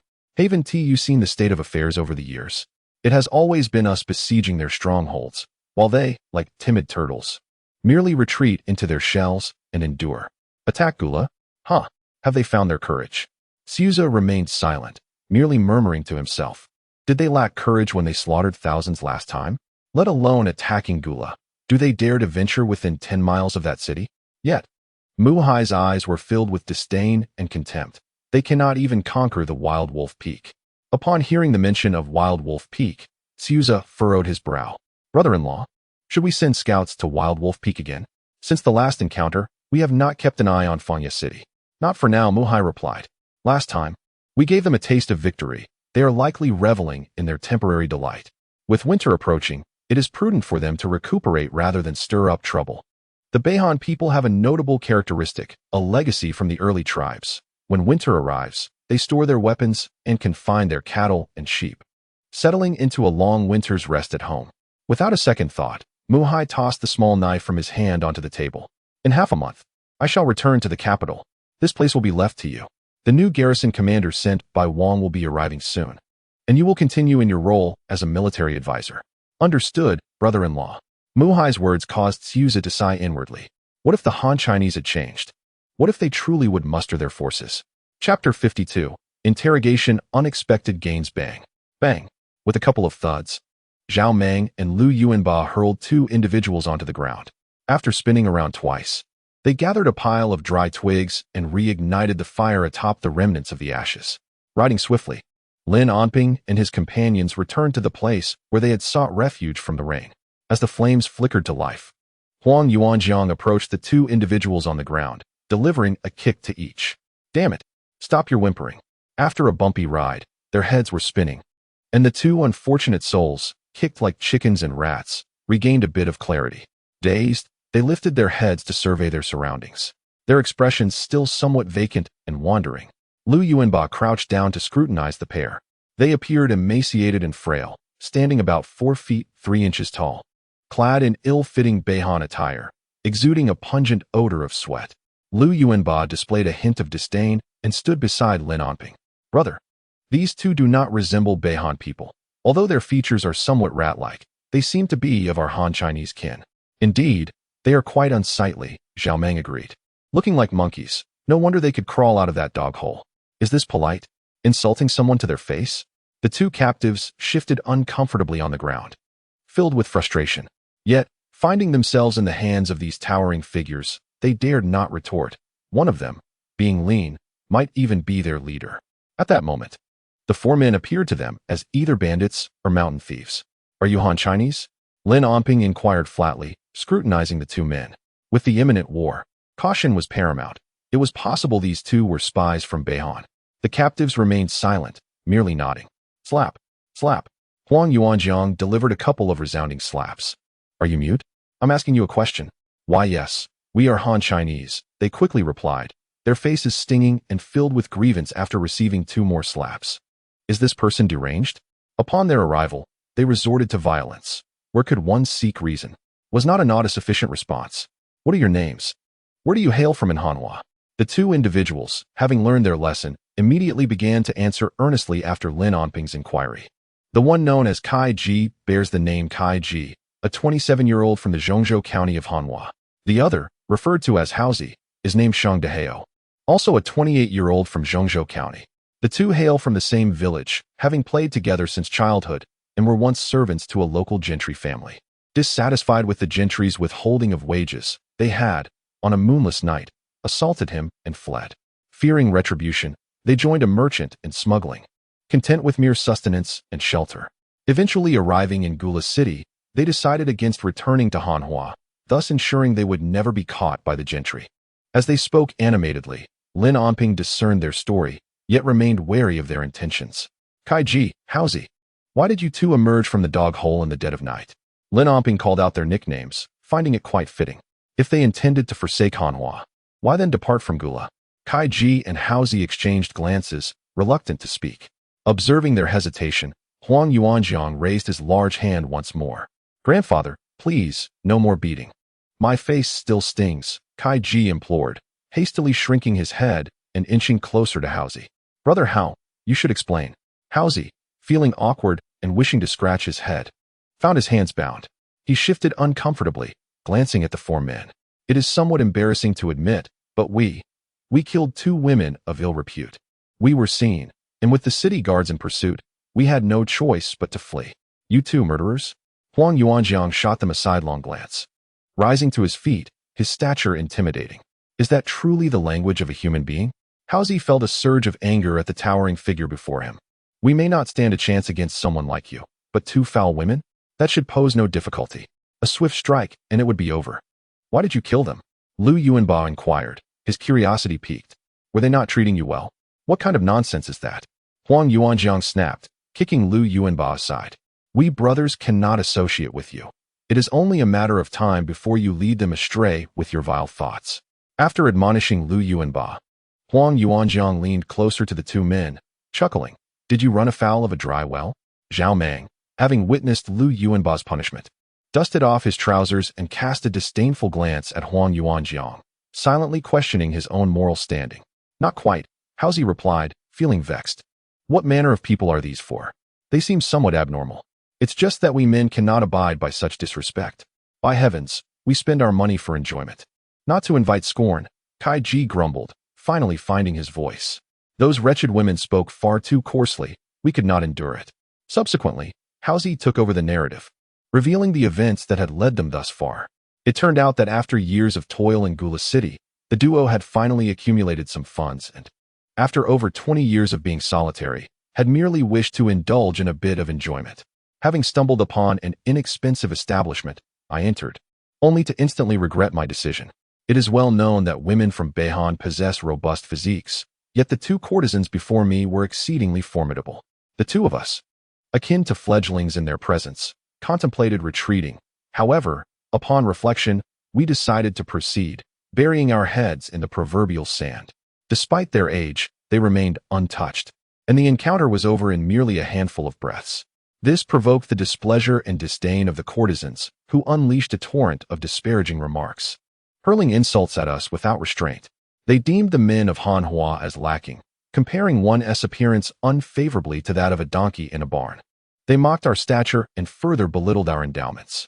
The vitriol was unbearable. While they intended to chastise us, they dragged Hanhua into their scorn. Although we perceived ourselves as insignificant in Hanhua, we still harbored a sense of national pride.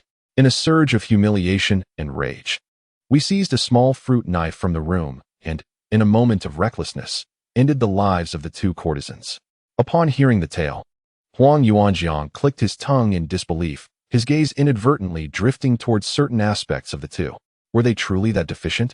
The terms fledgling and rodent echoed in his mind, and upon noticing their woeful expressions, he scratched his head, thinking they deserved their fate for daring to insult men from Hanhua.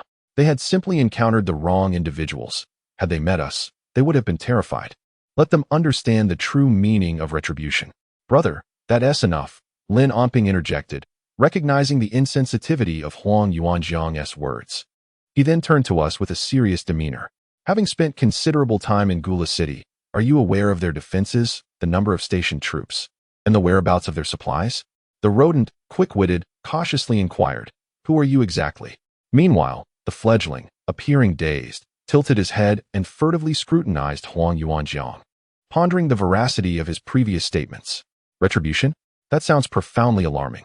Lin Onping gestured to Zhao Meng to assist in freeing us from our bindings. Zhao Meng unfastened our belts and carelessly tossed them back to us. Observing the youthful countenance of the boy adorned with a faint smile, the rodent contemplated for a moment. While he was uncertain about the troop numbers, he indeed knew the location of their supplies, having inadvertently spotted them while chasing a dog behind a dog hole. A glimmer of intrigue flickered in Lin Onping's eyes. Would you care for an opportunity to attain wealth and status? Chapter 53. The misfortune of the rodent and the fledgling. The fledgling and the rodent were taken back to Fanya City.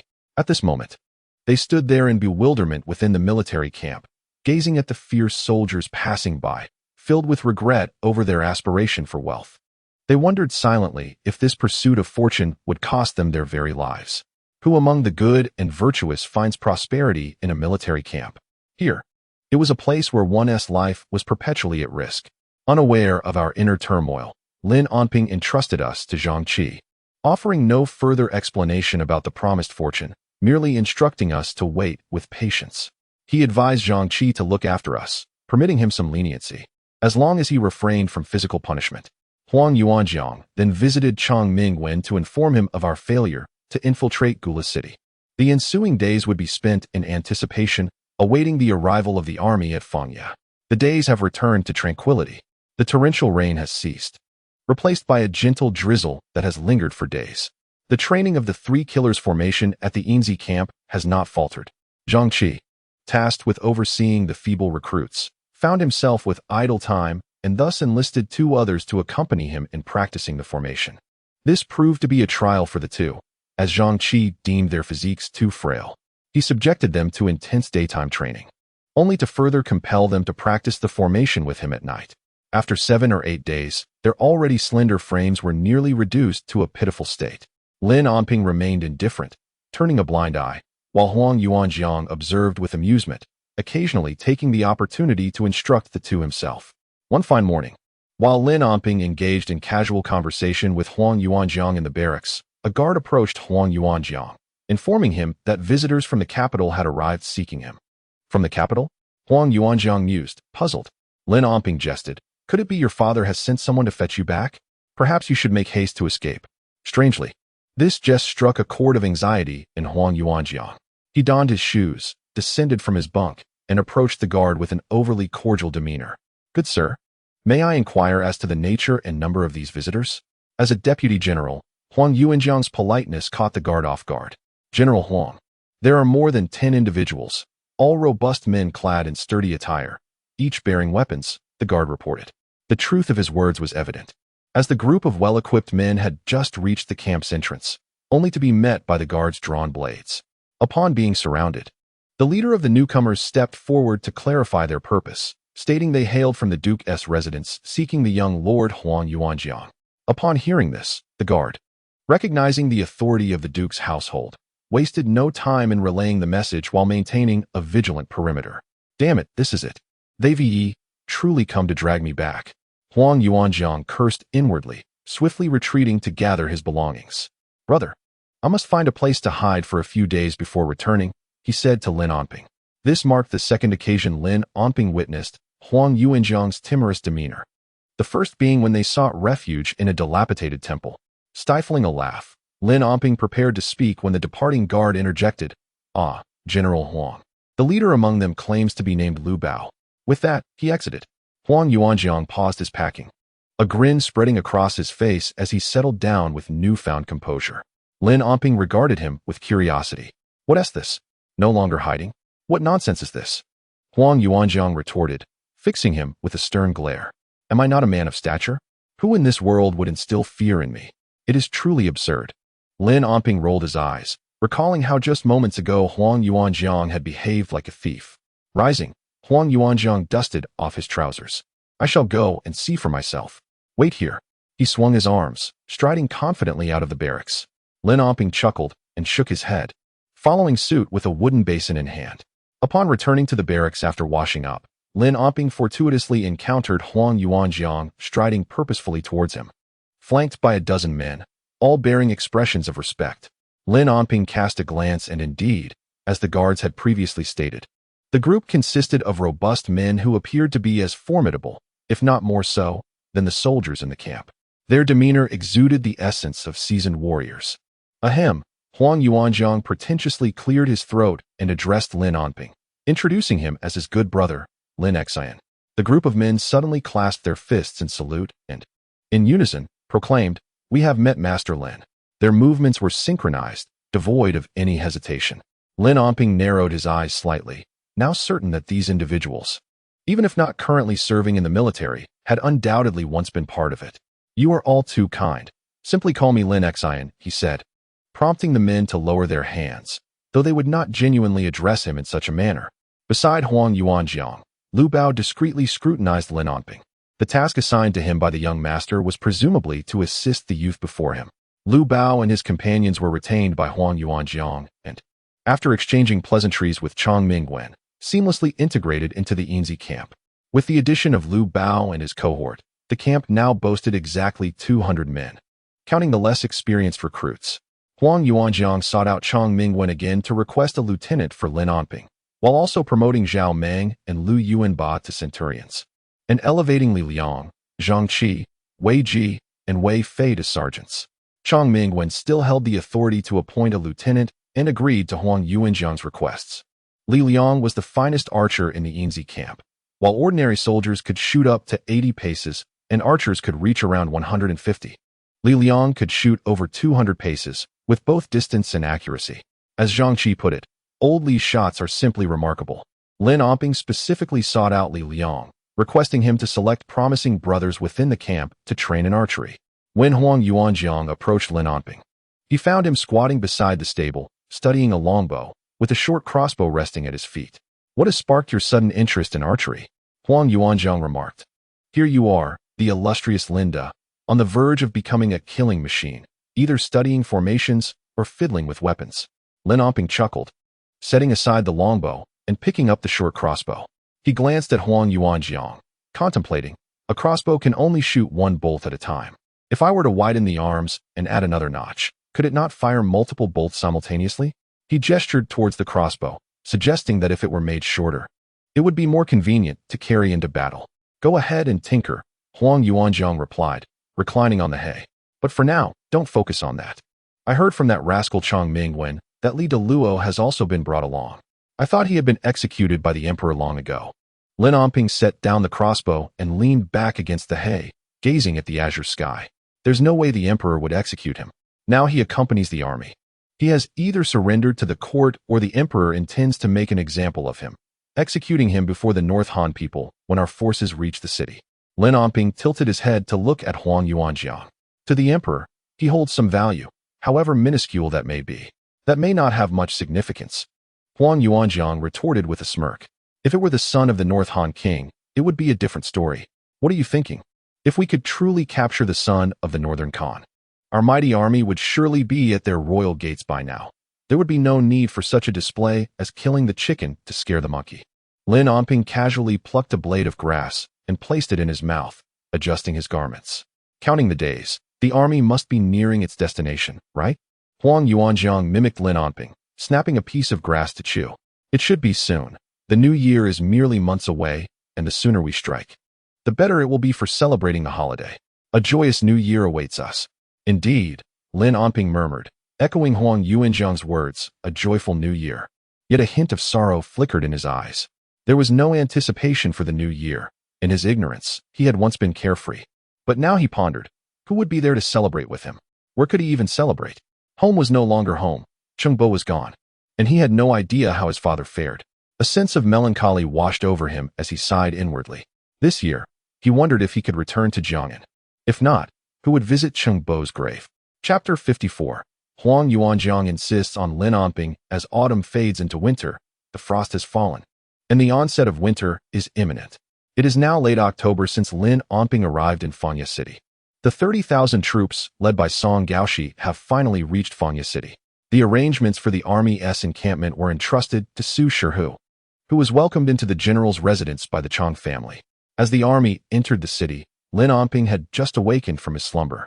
Stepping out of the barracks, the morning breeze chilled him, prompting him to tighten his coat. Suddenly, he turned his gaze into the distance, exclaiming softly. At that moment, Huang Yuanjiang also emerged from the barracks, standing beside Lin Onping. "What are you looking at?" "Isn't that Su Shihu?" "In the distance." Several junior generals were gathered around a figure, engaged in conversation. Huang Yuanjiang furrowed his brow, shading his eyes with his hand to peer closer. Indeed, it was him. Wasn't he supposed to be in Jiang'an? Why was he here? Realizing the army had already entered the city, Lin Onping surmised that perhaps the Yong'an Marquis had also arrived. Huang Yuanjiang, catching on, suddenly wrapped an arm around Lin Onping's neck, grinning mischievously. Are you wondering if Su Shiryao has come along? You? Lin Onping shook his head in exasperation, unsure how to respond to Huang Yuanjiang. He truly had not thought of Su Shiryao and was too lazy to explain. Come on. Let us head to the training grounds. We haven't even had breakfast yet. Within the general's residence, in the main hall, upon entering, Song Gaoshi changed out of his armor and donned a light yellow formal robe, seated alone at the head of the table. The Chang father and son stood respectfully at a lower position. Your Highness, after a long journey, I have instructed my men to prepare a feast and resting quarters for you. Rest for the night, and I shall summon the military leaders tomorrow. Chang Yucheng had already arranged for the main hall of the general's residence to be tidied up while awaiting the army's arrival, replacing all the tables, chairs, bedding, and tea sets with new ones. Holding a cup of tea, Song Gaoshi observed the Chang family. This is my first expedition to the northern Khan under the imperial command. I dare not be lax. There is no rush for a meal. Let us summon the generals to discuss matters. Yes, I will inform them at once. As Chang Yucheng departed, Chang Mingwen stood there, feeling somewhat awkward, hoping that the second prince would also send him away. Chang Mingwen, present. He immediately bowed upon hearing the second prince call his name. What are your commands, Your Highness? Song Gaoshi cast a sidelong glance at him, a half-smile on his lips. What? Do you appear reluctant to be in my company? Chang Mingwen tensed. I dare not. Your Highness, you jest. In truth, Chang Mingwen truly wished to avoid being near Song Gaoshi, a sentiment born from the painful memories of his childhood. As one who once accompanied the prince in his studies, he had suffered numerous beatings at the hands of the very second prince before him. Whenever the second prince secretly broke a ruler, he would shift the blame onto Chang Mingwen when questioned by their teacher. During breaks, he would draw ghostly faces on the teacher's paper with a brush, only to claim it was Chang Mingwen's doing afterward. Such incidents were countless. As a timid child of a minor noble, he dared not refute the second prince. If he said it was Chang Mingwen, then it was so, resulting in the teacher's merciless punishment and the tender care of his father's fists and kicks upon returning home. These childhood grievances remained etched in Chang Mingwen's memory, while Song Gaoshi had nearly forgotten them. Setting down his teacup, Song Gaoshi rose and descended. I have heard that Huang Yuanjiang is in the army, he remarked nonchalantly. What position does he hold? I heard from Su Shihu that he is a candidate for a long-standing position, typically uninterested in court affairs. He was unaware of the emperor's decrees until he had overheard Su Shihu mention them on the road. Your Highness, Huang Yuanjiang is currently a subordinate general. Oh, a subordinate general, Song Gaoshi chuckled. So he works under you? I remember he didn't spare you a beating in Jiang'an. How is it that he is willing to serve under you now? Huang Yuanjiang, a prominent figure among the aristocracy, was notorious in Jiang'an. Chang Mingwen grimaced. Huang Yuanjiang was merely a nominal subordinate, and in reality, he did not regard this junior general with any seriousness. Upon seeing his expression, Song Gaoshi understood that he bore unspoken woes. After I conclude my discussions, you shall find an inn tonight and invite Huang Yuanjiang. We will dine together privately. As you command, I shall arrange it at once. Go on. Chang Mingwen clasped his hands in respect and departed, his steps light as though carried by the wind. Beside the stables of the camp, Brother Lu Bao, I have yet to express my gratitude to you. Tonight, we shall leave the camp, and I invite you to drink. Lin Onping said, smiling at Lu Bao while sitting on the hay. Due to Lu Bao's arrival, Huang Yuanjiang had informed Lin Onping of the tasks he had assigned to Lu Bao. Upon learning this, Lin Onping was deeply moved. He had merely mentioned it in passing to Huang Yuanjiang, unaware that he would take it to heart. Although he harbored some regrets about not being able to avenge Li Wu, he considered it a means of repaying Cheng Bo's debt. Lu Bao squatted beside Huang Yuanjiang, chuckling and rubbing his nose. Lieutenant Lin, you are too courteous. As the brother of the young lord, it is our duty to see this through. I cannot allow you to treat us to drinks. What do you mean? Huang Yuanjiang, reclining on the hay, playfully kicked Lu Bao. Are you suggesting that you want the young lord to treat you to drinks? I wouldn't dare, Lu Bao quickly replied, rubbing his rear. I merely thought to spare Lieutenant Lin the expense. He frivolously squandered his money, and Huang Yuanjiang, brimming with arrogance, declared that Lu Bao had brought him silver, making him quite affluent. Later, I'll treat you to a jar of wine as a token of gratitude, he asserted.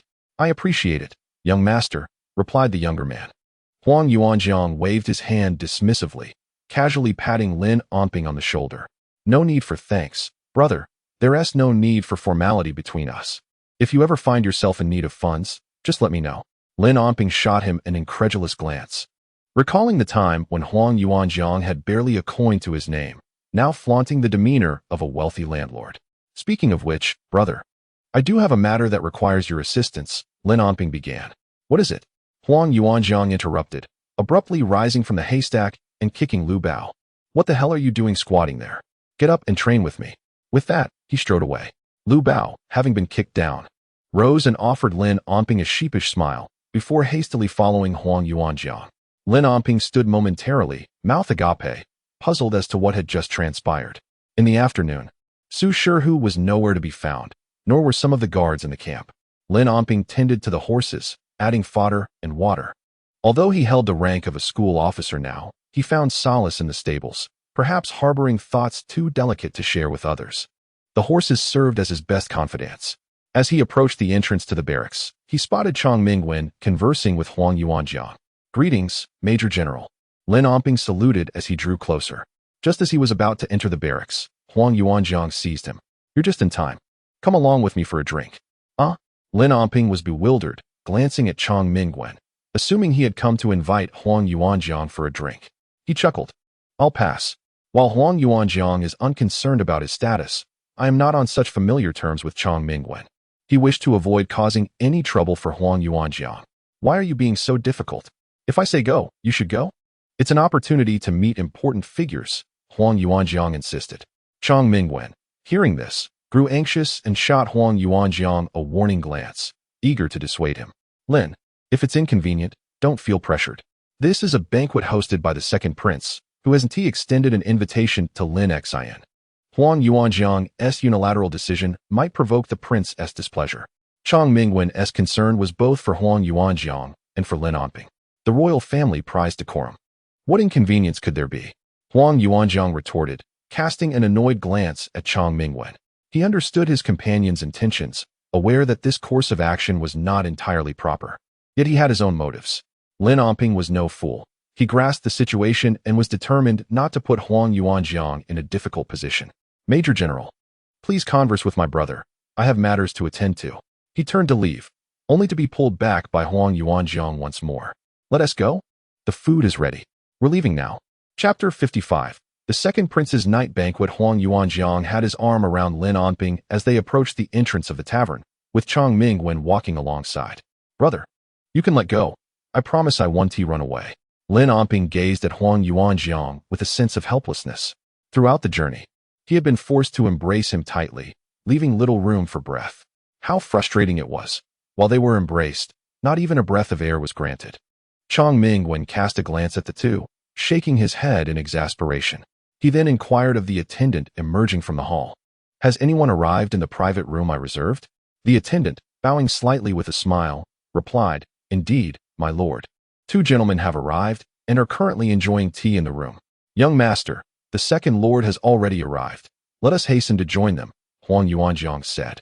Releasing Lin Onping and retracting the playful expression from his face, nodding solemnly. As they crossed the threshold, he gave Lin Onping a reassuring tug and a comforting glance. The attendant guided the trio upstairs. This way, esteemed gentlemen. The tavern keeper, busily calculating at the counter, glanced at the three ascending the stairs, a smirk tugging at the corner of his mouth. He mused to himself, they have indeed arrived quite early today, rather than at the dead of night to cause a ruckus. The attendant led them to the innermost room on the second floor before bowing and excusing himself. Lin Onping and Chang Mingwen exchanged a glance, straightening their postures as they adjusted their robes. Huang Yuanjiang gently patted Lin Onping's arm, quietly swallowing hard. Chang Mingwen pushed the door open slightly, stepping in first, followed by Huang Yuanjiang, with Lin Onping trailing last.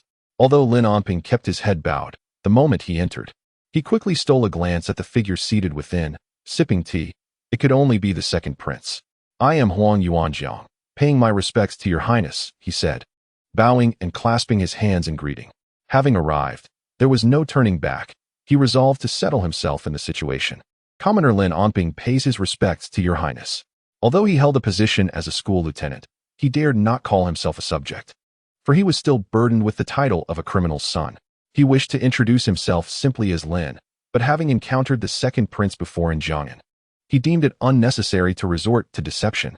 Little did he know that, while deception was absent today, a greater treachery awaited him in the future. It must be noted that Huang Yuanjiang's act of adding a name was a gesture of goodwill, but that is a tale for another time. Brother Lin, are you not? Chang Mingwen's initial recognition of the name sparked a distant yet familiar feeling, prompting him to speak out. Huang Yuanjiang discreetly kicked him in the heel from behind, interrupting, "We apologize for our tardiness. Please forgive us, your highness." Song Gaoshi, in contrast to his usual meticulous demeanor, lounged lazily against the back of his chair, wisps of steam rising from the teacup before him. Su Shihu sat upright beside him, observing the three with keen interest. Song Gaoshi appraised Huang Yuanjiang and Lin Onping with curiosity, his gaze lingering particularly on Lin Onping. Su Shihu mirrored this sentiment upon seeing Lin Onping again. His expression reflected a complex mix of emotions, tinged with a hint of regret. "Please, make yourselves comfortable," Song Gaoshi gestured casually. "Thank you, your highness." Huang Yuanjiang exhaled a sigh of relief, grateful that the second prince had not put Lin Onping in a difficult position. Though the second prince invited them to sit freely, they dared not do so lightly. Su Shihu, for instance, had distanced himself from the main seat. Huang Yuanjiang and Chang Mingwen took their places on the right, leaving 2 or 3 vacant seats between them and the second prince, intentionally reserving a spot near the door for Lin Onping. "Young Master Lin." As Lin Onping was about to take a seat, Song Gaoshi spoke up, causing Huang Yuanjiang's heart to race.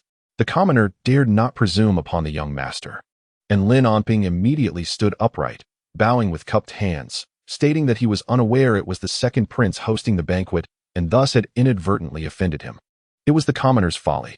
Fearing that the second prince would seek accountability, Lin Onping hastily offered to bear the brunt alone, suggesting that his elder brother be excused first.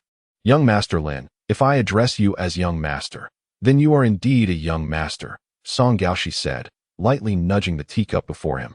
"Furthermore, if I were to hold you accountable for intruding uninvited, you would not even be able to enter this door." Huang Yuanjiang sat there, nervously clutching the hem of his garment, puzzled by Song Gaoshi's words. Su Shihu was already prepared to exonerate Lin Onping. The commoner felt anxious. Yet Lin Onping maintained his composure, once more cupping his hands, expressing that it was a great honor for him to meet the second prince. "Haha," Song Gaoshi chuckled. "One should regard a scholar with fresh eyes after a 3-day absence. You are no longer that foolish lad from Jiangnan City. I merely wish to inquire about your well-being in Fangya City." "Thank you, your highness, for your concern. I am well," Lin Onping replied succinctly, devoid of pretension. "Please, have a seat." With a nod of gratitude to the second prince, Lin Onping settled down, discreetly wiping the sweat from his palms on his clothing beneath the table.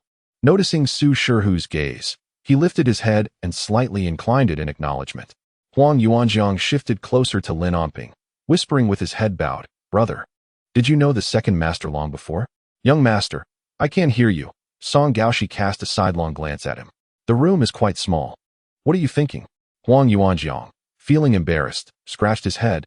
"Please do not mind me. I was merely curious." Not only was he curious, but Chang Mingwen also cast furtive glances at Lin Onping, pondering who this Lin Xian or Lin Onping was that had been with Huang Yuanjiang from the outset. And from the second prince's tone, it was evident they were already acquainted in Jiangnan City. What was his true background? Moreover, he felt a strange familiarity with the name. Song Gaoshi showed no intention of clarifying for Huang Yuanjiang or Chang Mingwen. After surveying the room, he raised his teacup and took a sip. "This evening, I have arranged this banquet for 2 reasons. First, because you have known me since childhood. Second, I wish to hear your thoughts on the impending assault on Gula City. Shihu has shared some insights with me on the way," he said, turning to Huang Yuanjiang. "Young master, please share your thoughts on how we should approach the siege of Gula City."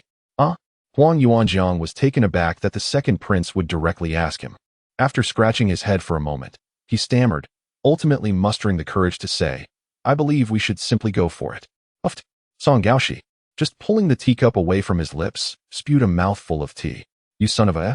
Huang Yuanjiang grinned widely at the second prince's exclamation, finding it amusing. It was this moment of vulgarity from Song Gaoshi that lightened the atmosphere in the room somewhat. Young master, you are a dignified scion of the Wei Guogong estate. You ought to have inherited at least a modicum of decorum from the old duke. Do you think this is a street brawl? Song Gaoshi continued. The old duke fought valiantly on the battlefield alongside the emperor in his youth. Had he acted as you do, there might not be a young master like you in this world. I simply believe that once we are on the battlefield, we should act decisively. Huang Yuanjiang murmured softly. What? Song Gaoshi glanced at him, perplexed. Nothing. I am merely ignorant. Huang Yuanjiang thought to himself, feeling a twinge of frustration at the second prince's keen hearing. Chong Mingwen, what are your thoughts? Chong Mingwen remained deep in thought, oblivious to the call from Song Gaoshi. Observing this, Huang Yuanjiang hastily kicked him under the table. Young master, why do you keep kicking me? Cough, cough. Huang Yuanjiang winked at him. Realizing the situation, Chong Mingwen promptly rose and clasped his hands in respect towards Song Gaoshi. Second master, he greeted. Song Gaoshi, unperturbed by the minor interruptions, spoke calmly. Please share your thoughts on how we should conquer Gula City. During the discussions at the general's residence earlier in the day, Chong Mingwen had not been present. Thus he was unaware of what had transpired between the second prince and the seasoned military generals. I believe, Chong Mingwen quickly contemplated, that we should first deploy infantry to attract the attention of the defenders, while a battering ram crashes against the city gates. Once breached, cavalry can swiftly exploit the opening, allowing our forces to enter the city. Limping shook his head gently upon hearing this. This method is conventional, yet it may not be effective at Gula City. Not to mention, the walls are thick and towering, making them difficult to scale. The defenders will not simply wait for you to set up ladders, and the ram may not even reach the gates. Furthermore, we must consider how to address the drawbridge issue. Gula City has not experienced a siege in decades. Its fortifications remain intact, with ample supplies of rolling logs and stones. The rear is expansive, and there is no imminent threat of encirclement, so concerns about provisions are unwarranted. They will undoubtedly hold their ground resolutely. This conventional strategy is futile. It not only wastes time, but also provides the enemy with an opportunity to summon reinforcements. After contemplating Chong Mingwen's words, Song Gaoshi nodded, then shook his head. What Chong Mingwen proposed was quite similar to what some of the elder generals had suggested earlier that day. Without rushing to dismiss Chong Mingwen's opinion, Song Gaoshi ordered the first course to be served. Chapter 56. Limping's Banquet and Strategic Discourse. It is best to eat first, Huang Yuanjiang remarked, his stomach growling with hunger. The attendant opened the door, and dishes were brought in one after another, filling the room with a delectable aroma. Fangya City, being a border town, did not possess the culinary refinement of cities to the south of Zhongzhou County. The variety of dishes was limited, with only 7 or 8 offerings on the round table, yet they were abundant and hearty. The table boasted charcoal-grilled lamb, hand-pulled beggar's chicken, braised fish, and pickled vegetables with tofu. This spread was likely the finest the tavern had to offer. Song Gaoshi picked up his chopsticks. No need to wait. Let us eat if we are hungry. Do not feign hunger, for you will have no one to blame later. Laughter erupted among the group. Once Song Gaoshi had taken the initiative to serve himself, everyone else followed suit. Su Shihu poured wine for the second prince, while the others poured for themselves. Aside from Huang Yuanjiang indulging heartily, the rest partook with moderation. After several rounds of wine and an array of dishes, Song Gaoshi set down his chopsticks and pulled out a silk handkerchief to dab at his mouth. Having nearly finished their meal, he suggested, "Let us now return to matters of importance." He cast a sidelong glance at Huang Yuanjiang, who was still gnawing on a chicken leg.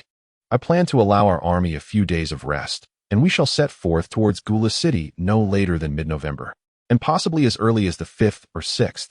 He regarded Chong Mingwen, reflecting on the latter's earlier remarks.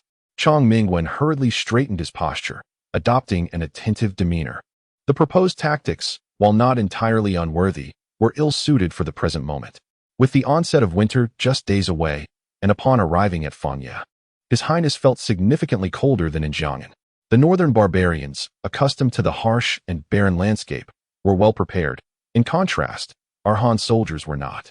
Should we employ Chong Mingwen's suggested strategy to assault Gula City, it would inevitably prolong our efforts. Once the snow and frigid winds arrive, it would undoubtedly affect the morale and resolve of our troops. A protracted siege could lead to detrimental consequences.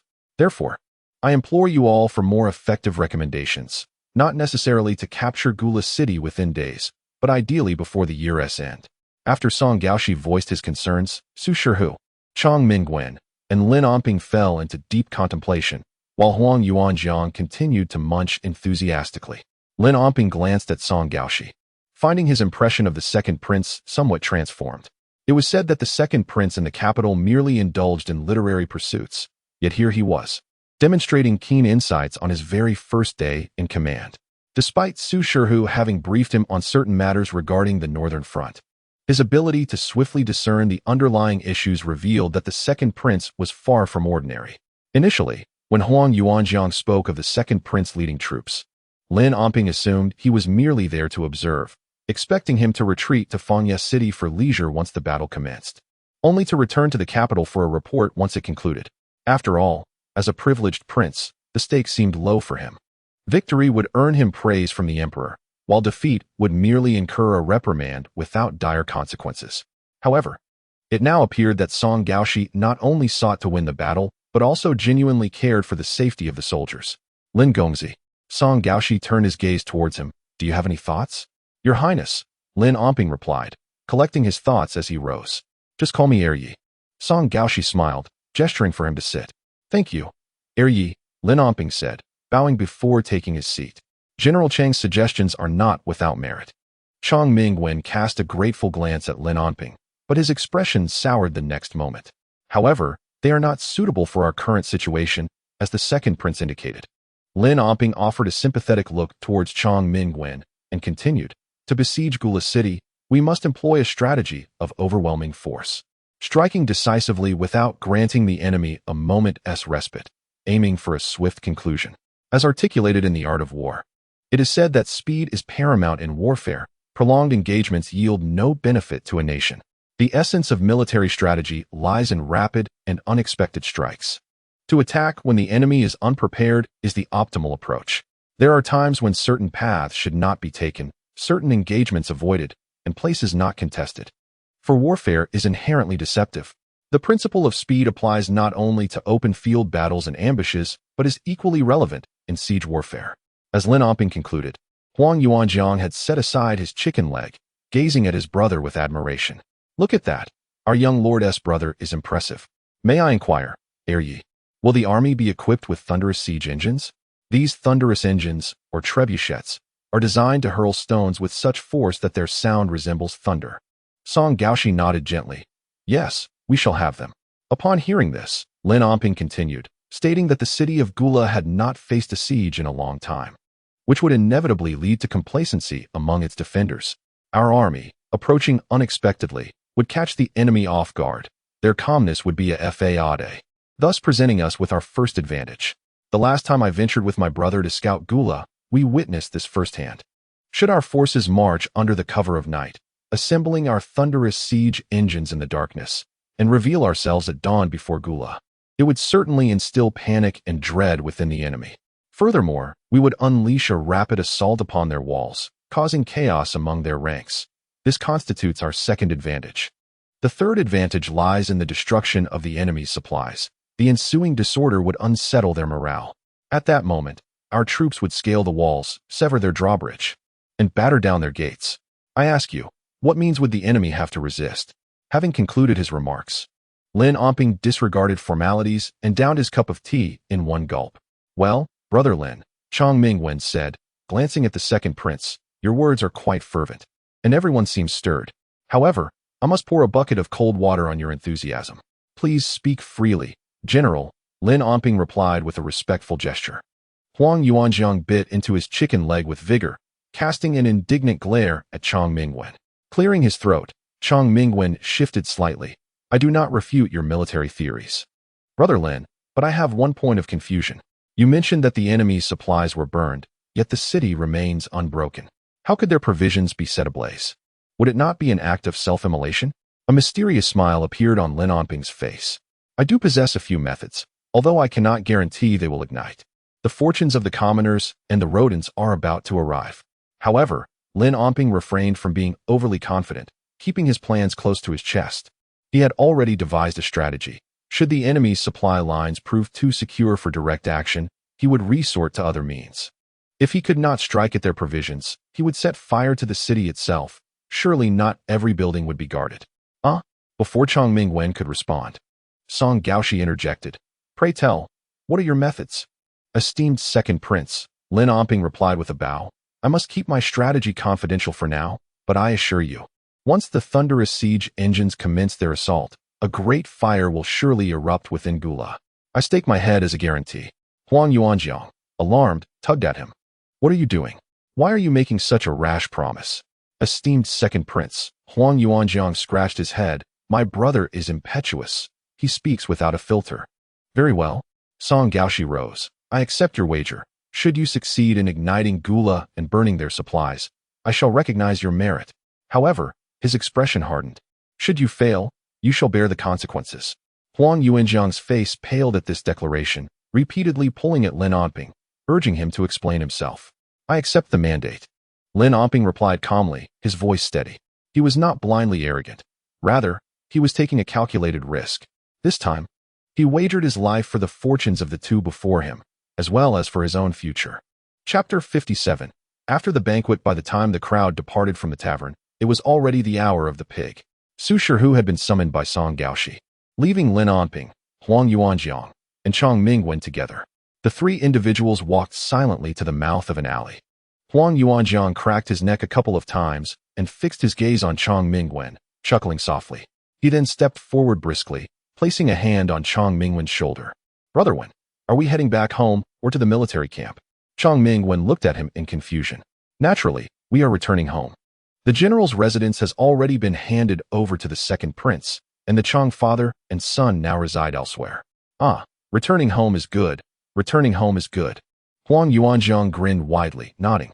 Brother Wen, we are not in the military now. Can we not consider ourselves brothers? Of course, of course. I have never regarded the young lord as subordinate. We are all good brothers, are we not? There are no military rules between us. That is splendid, splendid. Allow me to speak candidly, brother. Come this way, Huang Yuanjiang said, pulling Chong Mingwen into the alley. He did not forget to inform Lin Omping. Brother, you go ahead. I will have a private chat with Brother Wen. Lin Omping, perplexed by their antics, nodded and continued on his way. After walking a few steps, he heard Huang Yuanjiang's loud voice and contemplated checking, but thought better of it, reasoning that perhaps the two truly had matters to discuss.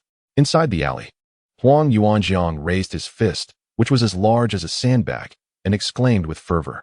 When they emerged from the alley, Chong Mingwen's face bore 2 dark bruises, and he was covering his face, wincing. Brother Wen, we agreed that our conversation was private, free from military decorum. Surely, I am not overstepping any boundaries here. Do not hold this against me later. Don't go reporting to the young lord. Huang Yuanjiang continued to embrace Chong Mingwen, his laughter both unsettling and jovial. Of course, I am not afraid of a report. If needed, I will have another talk with you later. Chong Mingwen dared not retort and could only shake his head in frustration. No. Huang Yuanjiang chuckled, patting Chong Mingwen on the shoulder. Good brother, I will catch up with our comrade. You head back home. With that, Huang Yuanjiang strode off to chase Lin Omping, inwardly scoffing at the notion of being given trouble by him. Finished your talk? Lin Omping glanced at the approaching Huang Yuanjiang. I heard the young general's voice. What were you discussing? That fellow Chong Mingwen drank too much and was in quite a state. No need to concern yourself with him. Let us return to the camp. Lin Omping frowned slightly and looked back, not seeing Chong Mingwen, and though he had doubts, he chose not to press further. Are you familiar with Lin Omping? It seems he has a betrothal with your sister? In the carriage, Song Gaoshi tapped his fingers against the side while casually addressing Su Shihu. Indeed, his engagement with my younger sister was arranged in their youth. As for my knowledge of him, it is limited to our childhood, as I joined the army early with my father. Song Gaoshi nodded slightly, acknowledging that Su Shihu had entered the military at around 15 or 16, thus limiting their interactions. I only know that he was quite talented before his condition. Indeed, he possessed remarkable talent. Song Gaoshi recalled their encounter with Master Go and the poetic exchanges, at which time Lin Omping still displayed a foolish demeanor. Your Su family is destined to have an excellent son-in-law. This remark caused Su Shihu's heart to tighten, a fleeting look of helplessness crossing his face as he silently sighed within. What are your thoughts on what he said tonight? Speak frankly. Do not offer your support merely because he is your brother-in-law. Upon hearing the term brother-in-law, Su Shihu let out a bitter smile. He harbored feelings for this brother-in-law. Yet his sister remained oblivious. Dismissing his inner thoughts, his expression grew exceedingly serious. Second Master, if he truly could incinerate the supplies of the Northern Han army during the clash of two armies, our forces would hold the advantage, and Gula City would surely fall. Regarding military strategy, I find myself in agreement. To possess such insights at a young age is indeed promising for the future. Noticing the second prince's lack of reaction, he glanced over, observing the prince with his head bowed, lost in contemplation. Su Shihu straightened his posture and clasped his hands respectfully. He continued, Second Master, should that not come to pass, I beg your forgiveness for Lin Onping's reckless words tonight. After all, he is still quite young, and such youthful exuberance is to be expected. Song Gaoshi, with his head lowered, found his fingers tapping a slower rhythm. Having not absorbed the conflicting statements Su Shihu had made about Lin Onping, he pondered silently on the source of Lin Onping's confidence and the methods he might employ. Song Gaoshi raised his head, looking at Su Shihu with confusion. What did you just say? Are you in a dream? Su Shihu felt the urge to curse. After all his efforts, the second prince had apparently not been listening at all. Taking a deep breath, he clasped his hands once more. What I meant to say? If Lin Onping did not. Su Shihu, are you suggesting, Song Gaoshi interjected, his eyes lighting up, that he intends to use a thunderous chariot to set fire to the supplies, tossing fireballs into the city to burn the provisions? Frustrated, Su Shihu felt disheartened. Not only had his words gone unheard, but he was also interrupted yet again. What could he do? He chose to endure. After all, this was the second prince. Second Master, I do not believe that will be the case. For a thunderous chariot to successfully launch fire into the city, one must first ascertain the location of the supplies, which I do not know if he is aware of. He paused. Even if he did know where the supplies were stored, such a method would be difficult to execute, as the fireball is airborne. The enemy can observe and predict its landing. If they discern it is heading for the provisions, they can promptly issue countermeasures. This strategy is not feasible. I see, Song Gaoshi said, his earlier spark of enthusiasm dimming as he lowered his head, muttering to himself. Then what method could he possibly employ? Su Shihu, seeing the state of affairs, chose to remain silent, casting a resentful glance at the second prince. He lifted the carriage curtain, feeling bored, and gazed out at the dimly lit streets. Brother-in-law? Su Shihu chuckled to himself in self-mockery. The night road was sparsely populated, the sound of hoofbeats echoing clearly. At the military stables, two men, a rookie and a rat, yawned endlessly, huddled by the fodder. They exchanged glances, noting the handprints on each other's faces, both wearing expressions of despair. Who would drag a good person from their warm bed in the dead of night, only to slap them twice? They cast a resentful gaze toward Huang Yuanjiang, then glanced at Lin Onping. What are you staring at? Still not awake? Huang Yuanjiang glared at the two, raising his hand threateningly. Please, please, please, General Huang. We are awake. The rat quickly replied. Whatever you need, just command us, my lords. The rat has come to a realization. It is certainly not the case that they were summoned to enjoy a midnight feast under the moonlight. I apologize, my two brothers. Lin Onping said with a sincere bow. My elder brother acted rather harshly, and I must offer my apologies on his behalf. You are too kind, Lin Shaowei. The other replied, not daring to dismiss the apology. Humph. Huang Yuanjiang let out a cold snort, causing the two to instinctively shrink back. In truth, the reason for summoning the two brothers late at night was that I have a matter to entrust to you both, Lin Onping said earnestly, alleviating their earlier gloom.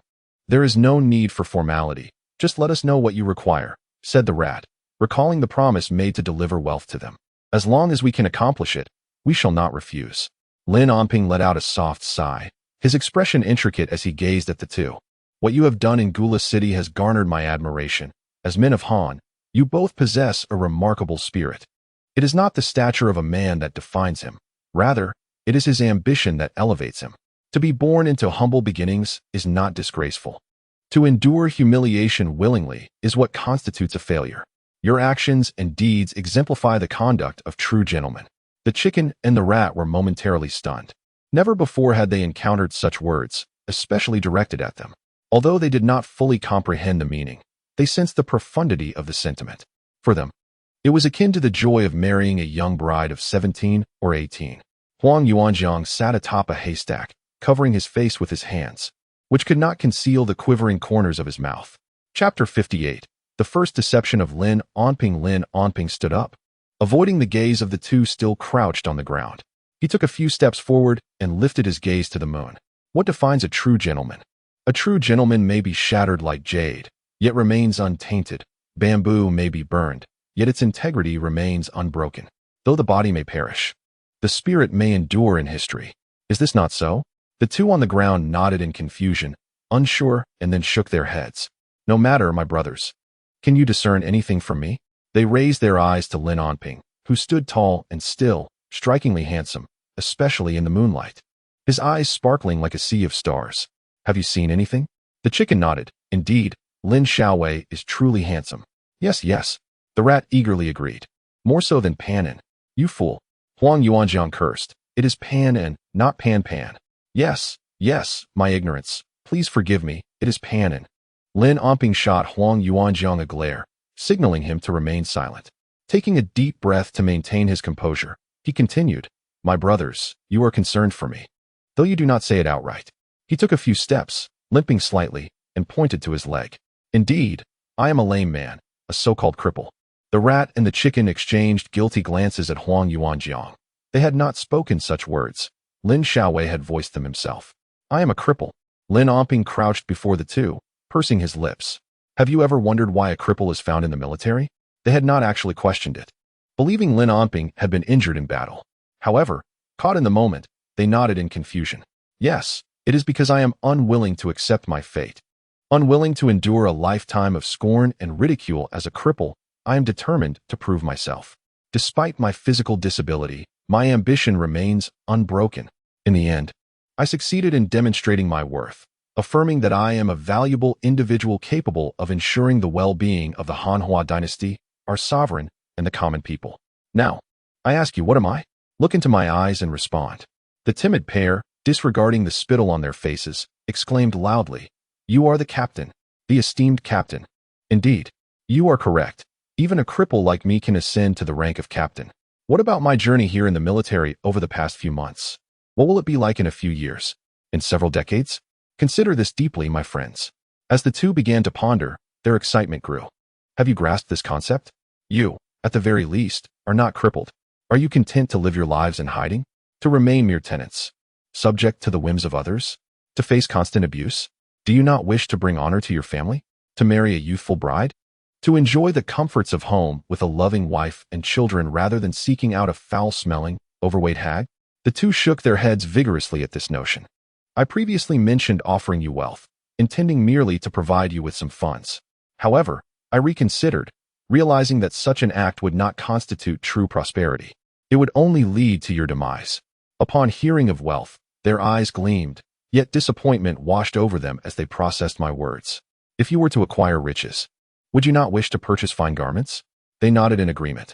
Would you indulge in a lavish feast? They nodded again. Would you then seek entertainment at the brothel? They nodded once more. And then what? Would you continue down this path? Eventually, money will run out, leaving you destitute, forced back into a life of evasion. They nodded again. But if you were to become a captain, a general, and receive a noble title, would you not enjoy a lifetime of unending salary? An opportunity has arisen, one that could alter your destinies. A genuine chance for prosperity lies before you. Do you desire it? The two nodded eagerly, their eyes alight with longing. I then revealed my plan for them to set fire to Gula City. Initially, the two were filled with fervor, but suddenly their excitement waned as they began to contemplate the feasibility of the endeavor and their chances of survival. Noticing their hesitation, I stood and shook my head in resignation. Perhaps it was unwise to put my brothers at risk. I had been presumptuous. Without waiting for their response, I turned to leave. What? You are leaving just like that? The two stood bewildered, unable to process the abruptness of my departure. They deserved a moment to think. Suddenly, each received a kick from Huang Yuanjiang. Damn it! How could our brothers be so blind as to choose you two cowardly souls? If we fall, you shall accompany us to the grave. The two men, scolded and bewildered, were left in a state of utter confusion. With a surge of courage, the rat spoke up. Sir, if the younger one does not go, Lieutenant Lin won't die, right? How dare you utter such words? Huang Yuanjiang raised his hand as if to strike, but ultimately restrained himself, slamming it down on his thigh instead, his face etched with sorrow. You are unaware of the circumstances. Tonight, we propose the idea of burning the rations before the second prince. Do you understand? He is the emperor's son. If this succeeds, think of the accolades we would receive. We already have a plan, albeit with some risks, but risks are the stepping stones to wealth. However, on our way back, we inadvertently discussed the two of you. Compassion stirred within us, and we remarked on your plight. You've killed someone, and though it wasn't one of our Han people, it was still a Beihan. The Han have their gentry seeking you, and the Beihan have their soldiers hunting you down. Where else can you go? You are left with no options. Since we have encountered such a fortuitous opportunity, why not extend it to you? If you succeed, you will rise in the military ranks, and the gentry won't dare to touch you. But who knew you would be so disappointing? Alas, I shall convey this to my brother and advise him to exercise caution. You should tend to your own matters and prepare to leave the military camp by tomorrow with some silver. With that, Huang Yuanjiang stood, flicked his sleeve, and departed without a backward glance. Suddenly, a thud echoed behind him. General Huang, wait. He halted and turned, puzzled by the sight of the two men, tearful and sniffling, simultaneously raising their hands to slap their own faces. General Huang, we were wrong. We apologize for disregarding Lieutenant Lin's goodwill. This task will be handled by us. The rat sobbed earnestly. Please, General Huang, inform Lieutenant Lin that if we fail, my brother and I will throw ourselves against the ancient walls of Gula. Oh, you too. Rise, rise. Quickly now, Huang Yuanjiang urged, helping them to their feet. I did not misjudge you, given the circumstances. I shall escort you out of the city now and explain in detail what you must do along the way. At your command. By midnight, Huang Yuanjiang returned to the camp, having escorted the rat and the chick out of the city, where they vanished into the enveloping darkness. Have you made the arrangements? Yes. Rest assured, everything that needed to be said has been addressed. Lin Omping tossed a pouch of silver to Huang Yuanjiang. If they return safely, I shall acknowledge these two brothers. Keep it for now, Huang Yuanjiang replied, returning the pouch. Wait for their return. Very well, Lin Omping said without hesitation. Brother, is it unreasonable for a child of the realm to descend into this world? Before Huang Yuanjiang could respond, he continued, I believe that everyone born into this world possesses inherent value. We are all human, and what differentiates us is merely the recognition or obscurity of our worth. Thus, Huang Yuanjiang nodded, admiring his brother's heartfelt intentions, as radiant as the moonlight on this night. Moreover, my brother is the greatest deceiver of our time, he chuckled. Enough of this banter. Let us retire for the night. Today, he had indeed played the deceiver, but also prepared alternative choices for the two, genuinely intending to provide them with funds to leave this place. As for the military decree he established, he had also left himself a way out. A limping beggar, speaking fluent Northern Han dialect, could easily infiltrate the city alone. Chapter 59. The Emperor's Roar in the Great Hall at dawn, in the capital city of Jiang'an. The wealthy were still indulging in their beautiful concubines while the common folk had risen early to tend to their livelihoods. The streets were abuzz with vendors shouting their wares of vegetables and fish, and the steam from the early morning food stalls filled the air. Shop assistants busily dismantled the wooden shutters of their stores. Pedestrians, porters, and those walking their birds began to fill the streets in increasing numbers, their voices intertwining, creating a vibrant atmosphere of human life. The resonant sound of the morning drum echoed, signaling the arrival of civil and military officials through the Zhaoda Gate, who entered the square and formed two orderly lines. Ascending the steps to the Zhenghe Hall, they waited in silence. The Minister of Revenue, Qian Jin, kept his gaze lowered, his expression grave, as he held a tablet in his hand, tapping it lightly with his index finger from time to time. The emperor did not keep his ministers waiting for long. Within the span of a tea brew, Song Qingbang entered the grand hall clad in a dragon robe. He paused before the dragon throne, casting a brief glance at the officials in attendance, and noted the displeasure on the face of the Minister of Revenue, prompting a slight furrow of his brow. Song Qingbang then turned and settled into the dragon throne, adjusting his robe, one arm lazily draped over the armrest, his hand resting upon the dragon's head. The court herald announced, "Long live your majesty. May the emperor live for 10,000 years. 10,000 years. 10,000 times 10,000 years. All ministers, rise," the emperor commanded. "Thank you, your majesty," the officials responded, standing with hands at their sides. The monotonous ritual of courtly respect concluded, and the ministers maintained their position. The herald shouted once more, "If there are matters to address, please step forward. If not, the court is dismissed. This time, there was no delay. Even as the herald's voice faded, Minister Qianjin stepped forward. I have something to report, Your Majesty, he began. Song Chungbang feigned disinterest, squinting slightly as if he had not heard. Your Majesty. Qianjin raised his voice. I have words to share. Oh, Song Chungbang lifted his eyelids, reluctantly replying. If you are to speak of the military expedition, there is no need. I am already aware of your concerns. Your Majesty, since you have mentioned it, I must speak. Although the Ministry of War is beyond my purview, how can we mobilize tens of thousands of troops without provisions and military funds? Are you waiting for me to deliver silver to you in these coming days? Qianjin's voice was firm as he declared, the Ministry of Revenue lacks funds. He was agitated, frustrated that the emperor had launched a military campaign without prior notice, only to later demand resources from the ministry. Your Majesty, I too have words to share, interjected the left Vice Minister of Revenue, Lung Ming. I first beg pardon for my impudence. This military action was merely mentioned in passing during the court meeting, yet no discussion was held with the ministers afterward. The matters of war are critical to the nation. Such impulsiveness is inappropriate. I second this, declared the right Vice Minister of Rights, Li Shilong, stepping forward. I too have something to say, hesitated the Minister of Rights. Wang Chongluan, before continuing, Your Majesty, our kingdom has just reached a truce with Northern Han. To act recklessly now might put us at a disadvantage. If word of this reaches foreign nations, it could bring reproach upon our dynasty and undermine our authority. As we have yet to commence battle, I implore you to reconsider, or perhaps withdraw the troops for now. Even if framed as a military exercise, it could serve to intimidate Northern Han. We support this view. The ministers echoed in agreement. Subsequently, numerous officials stepped forward to express their agreement, attributing blame to His Majesty for disregarding them, his ministers, in such a critical matter as the assault on Bayonne.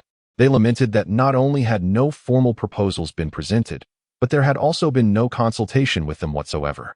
Naturally, some were genuinely averse to the court engaging in warfare, preferring a tranquil existence. Have all spoken?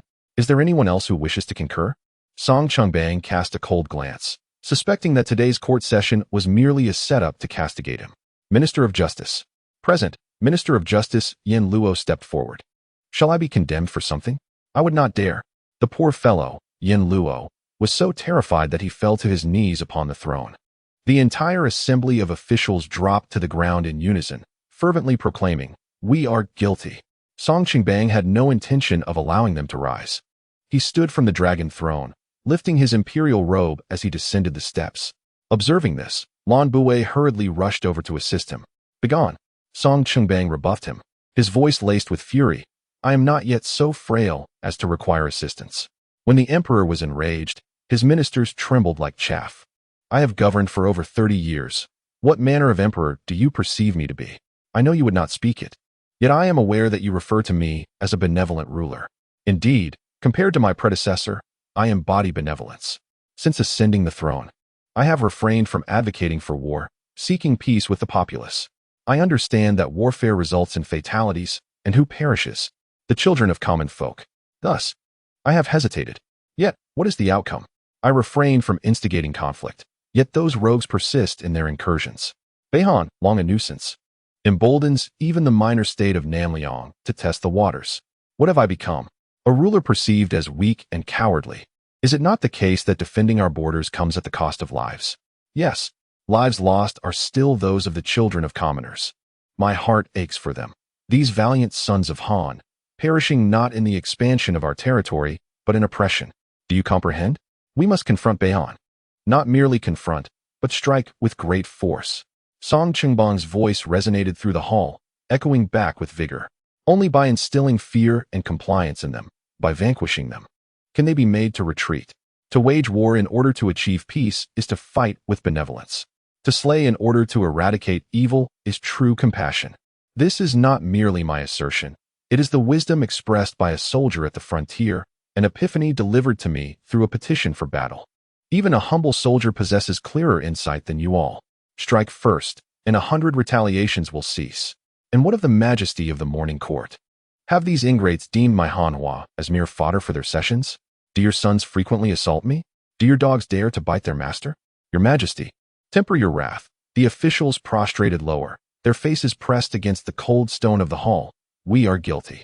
Song Chungbang's visage darkened, and after inhaling deeply, he disregarded them, striding directly to the dragon throne.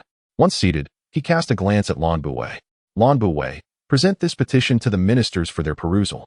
"Yes," Lan Buwei replied, retrieving the prepared document from within his robes and hastening down the steps to stand before the Minister of Revenue. "Minister Qian," he announced, and Minister Qian, kneeling, lifted his hands above his head to receive the petition. As he spread the document before him, he began to read, trembling with anticipation. "Gather round and examine it together." Song Chungbang's voice thundered, "Read it thoroughly, without missing a word." Kneeling on the ground, the ministers trembled at the emperor's voice, swiftly inching towards Qianjin. Lan Bufei brought a cup of tea to the emperor, stealing a glance at the scene below, marveling at the unprecedented speed with which one could move while kneeling. The memorial lay flat on the ground, surrounded by ministers, with only the secretaries and deputy secretaries able to approach for a closer look, while those of lower ranks remained kneeling, craning their necks to catch a glimpse. Even if they could see nothing, they still had to put on a show before the emperor. Chapter 60. The debate in the court concludes within the hall. Two individuals remained motionless on the ground, having remained silent throughout, and now refraining from joining the fray. Huang Yuda knelt in the hall, inwardly cursing the few literary officials who had jumped forth, causing him to endure such hardship at his age. Su Kuei, with his head bowed, appeared lost in thought. The emperor cast a glance at Huang Yuda, then surveyed the 6 ministers who were kneeling together. "Have you all finished observing? If so, please rise and speak," he commanded. "Thank you, Your Majesty." The ministers collectively expressed their gratitude, rising one by one, with some deputy secretaries assisting their elderly secretaries. "How is your health, my lord?" Su Kuei gently inquired as he helped Huang Yuda. "No harm done," Huang Yuda replied, adjusting his ceremonial attire. "Thank you for your concern, Lord Su." Su Kuei inclined his head respectfully before returning to his position. "Now then," the emperor's voice resonated softly as the court officials took their places. "Qianjin, you may begin." Holding the memorial still in his hands, Qianjin stepped forward upon being summoned. "Your Majesty, I am ashamed to say that this talent possesses great aptitude, evoking a sense of maturity beyond his years. He is indeed worthy of significant service to the court." Song Qingbang shot him a sideways glance. "I did not summon you to sing praises. My question is whether we can engage in battle now." "Yes, we can," Qianjin affirmed, then shifted his tone. "However, my department lacks funds." "Huh." Song Qingbang chuckled with frustration. "You truly are a purse that only takes in and never gives out. Are you expecting the soldiers to endure hardships without proper provisions?" "Your Majesty, you cannot fault me for this. You did not consult me beforehand." "Enough," Song Qingbang interjected, aware of Qianjin's lingering grievances. "For this military expedition, I have already allocated funds from the imperial treasury. Your Majesty, while the imperial treasury is indeed your private reserve, it cannot be used recklessly. Should an unforeseen need arise, would it not fall back on the Ministry of Revenue? This would only lead to chaos in the court's finances." As soon as the topic of money arose, Qianjin became agitated. Regardless of whether it was the imperial treasury or the ministry's funds, to him, they were all public resources not to be squandered. "Even if you have taken funds from the imperial treasury this time, what if we cannot breach the city of Beihan after prolonged siege? What will happen to the subsequent supplies?" Qianjin found himself envying his predecessor, Lin Ziyuan, who seemed to have faced far fewer troubles during his tenure as Minister of Revenue. "Your Majesty, it is not that I, as your purse, refuse to disburse funds, but rather that I dare not," Qianjin said, his mustache trembling. "I have already reported to Your Majesty about the droughts in several regions this year, leading to poor harvests. With the new year approaching, we must at least ensure the people have enough grain to celebrate. The funds in the Ministry of Revenue are reserved for disaster relief for the populace. The common people suffer from disasters, and I shall not turn a blind eye. If grain is needed, grain will be provided. If silver is required, silver shall be given." Song Chungbang spoke in a calm tone, no longer expressing anger towards the Minister of Revenue. "One cannot extract money from the populace, hence I have made my decision." He cast a glance at the officials in the Grand Hall. "This year, the official salaries shall not be disbursed. To govern is to serve the people, and therefore, we shall tighten our belts this year. I shall do the same. All expenditures within the palace will be halved." The emperor's words fell like droplets into boiling oil, igniting an uproar among the assembled ministers. "Your Majesty, that is unacceptable." We and our families await our salaries for the new year. Your Majesty, think twice. We implore you to reconsider. Song Qingbang's brow furrowed deeper, and his countenance grew more severe. Silence. Lan Bue shouted sharply, and as the ministers noted the emperor's displeasure, they gradually quieted down. I merely stated that the disbursement shall be postponed. Once the battle is concluded and the new year has passed, I shall compensate you. Do you all lack funds for the new year? Which of you is without blemish? Song Qingbang's ire swelled, and he rose from his seat, pacing in front of the dragon throne, scrutinizing the crowd. Do not think that just because you are high-ranking officials, even a county magistrate or a mere constable could celebrate the new year without my salary. He fixed a glare at the Minister of Rights. I am a benevolent ruler. I do not wish to embarrass you, do I? But do not force my hand. Should you push me too far, I shall cast aside this title of benevolence and adopt the methods of my late father. Under the previous emperor, my father, Emperor Kunwu, those who engaged in corruption, from constables to top officials, faced the gruesome punishment of disembowelment. Those guilty of vast corruption had their entire families exterminated, their bodies left unburied. If the emperor's earlier words were akin to water droplets in hot oil, then these words fell like a stark winter chill, sending shivers through the hearts of the ministers. Since my ascension, I have granted you salaries and turned a blind eye to certain matters, yet that does not imply my ignorance. Should any of you dare to challenge me again, I shall dispatch officials to investigate, and do not hold it against me for lacking loyalty. The once boisterous ministers now bowed their heads, too fearful to utter a sound. Your Majesty, Huang Yuda suddenly stepped forward. What is it? The emperor furrowed his brow. Does the Duke of Wei have an objection as well? The ministers, previously silent, sensed newfound courage with the Duke's appearance and began to stir, awaiting his words to follow suit. In response to your Majesty, I have no objections. As an elder, I find myself without pressing matters and idle. If your Majesty wishes to investigate corruption, allow me to handle it. I shall thoroughly examine each official, uphold the law impartially, ensuring that no virtuous colleague is wronged, while not sparing any corrupt individual.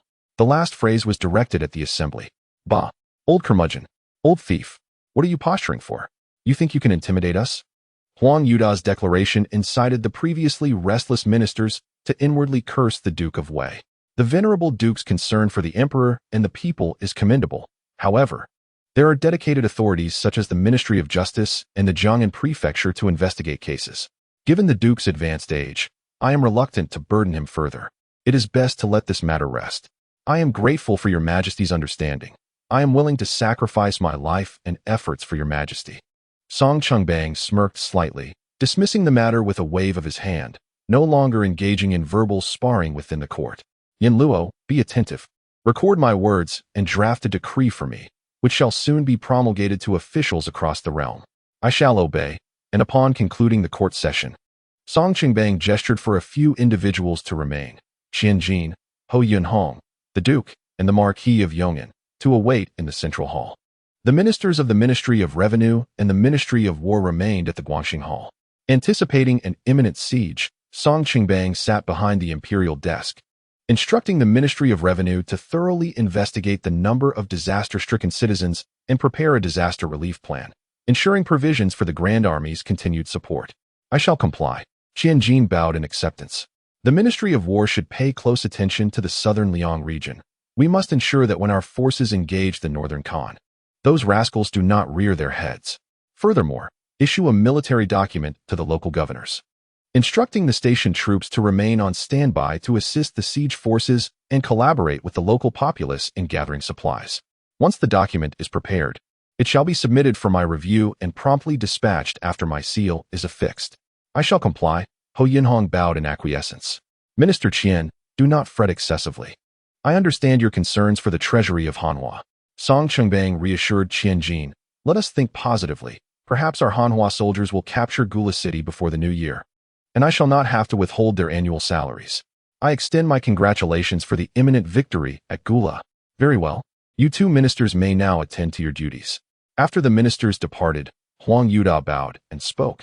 Your Majesty, I share the sentiments expressed in today's court. I am aware, Song Qingbang furrowed his brow.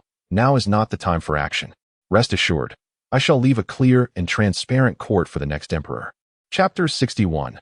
Night march of the troops. Dark clouds surged, obscuring the slanted moon. while iron armor clanked, devoid of grass. The cold earth enveloped the hooves, hastening slowly. As 30,000 Han warriors rallied once more. On the 5th night of the 10th month, at the hour of the rat, the creatures atop Wolf Peak emerged. Startled by the tremors of the earth, their emerald eyes glimmering in the darkness before retreating into their burrows. The chilly night wind swept through the darkened expanse. A cacophony of banners fluttering, muffled footsteps, the rustling of armor, the snorts of war horses, and the sound of wooden wheels grinding against the earth mingled together. Shadowy figures moved like a great serpent in the darkness, exuding an eerie chill, their form unseen and elusive. Su Shihu rode alongside Song Gaoshi, gesturing towards Wolf Peak, saying, "Second Master, this is Wolf Peak." After speaking, he cast a glance at Song Gaoshi, swallowing back the words he had intended to say. Previously, during their time in the city, the Duke of Dingxing and several generals had beseeched Song Gaoshi not to join the army on its expedition. Yet he had steadfastly refused their counsel. Now clad once again in armor, Song Gaoshi turned to gaze at Wolf Peak, sighing inwardly, the peak living up to its name. "Huang Yuanjiang, was it here that you ambushed the camp last time?" The details of the ambush at the Inzi camp had been relayed to Song Gaoshi by Su Shihu in the past few days. Initially skeptical, he found it hard to believe, thinking it improbable that even 20 men could capture 3,000 pigs without a struggle. Later, Su Shihu elucidated that the Inzi camp initially employed a toxic substance to incapacitate the enemy's soldiers, taking them by surprise when they were preoccupied with their own safety. Amidst the chaos, they fortuitously captured the formidable Luo and Xiuza, effectively halting the onslaught from the adversaries. Furthermore, with the timely arrival of his father, Su Kuei, the ambush was ultimately a success.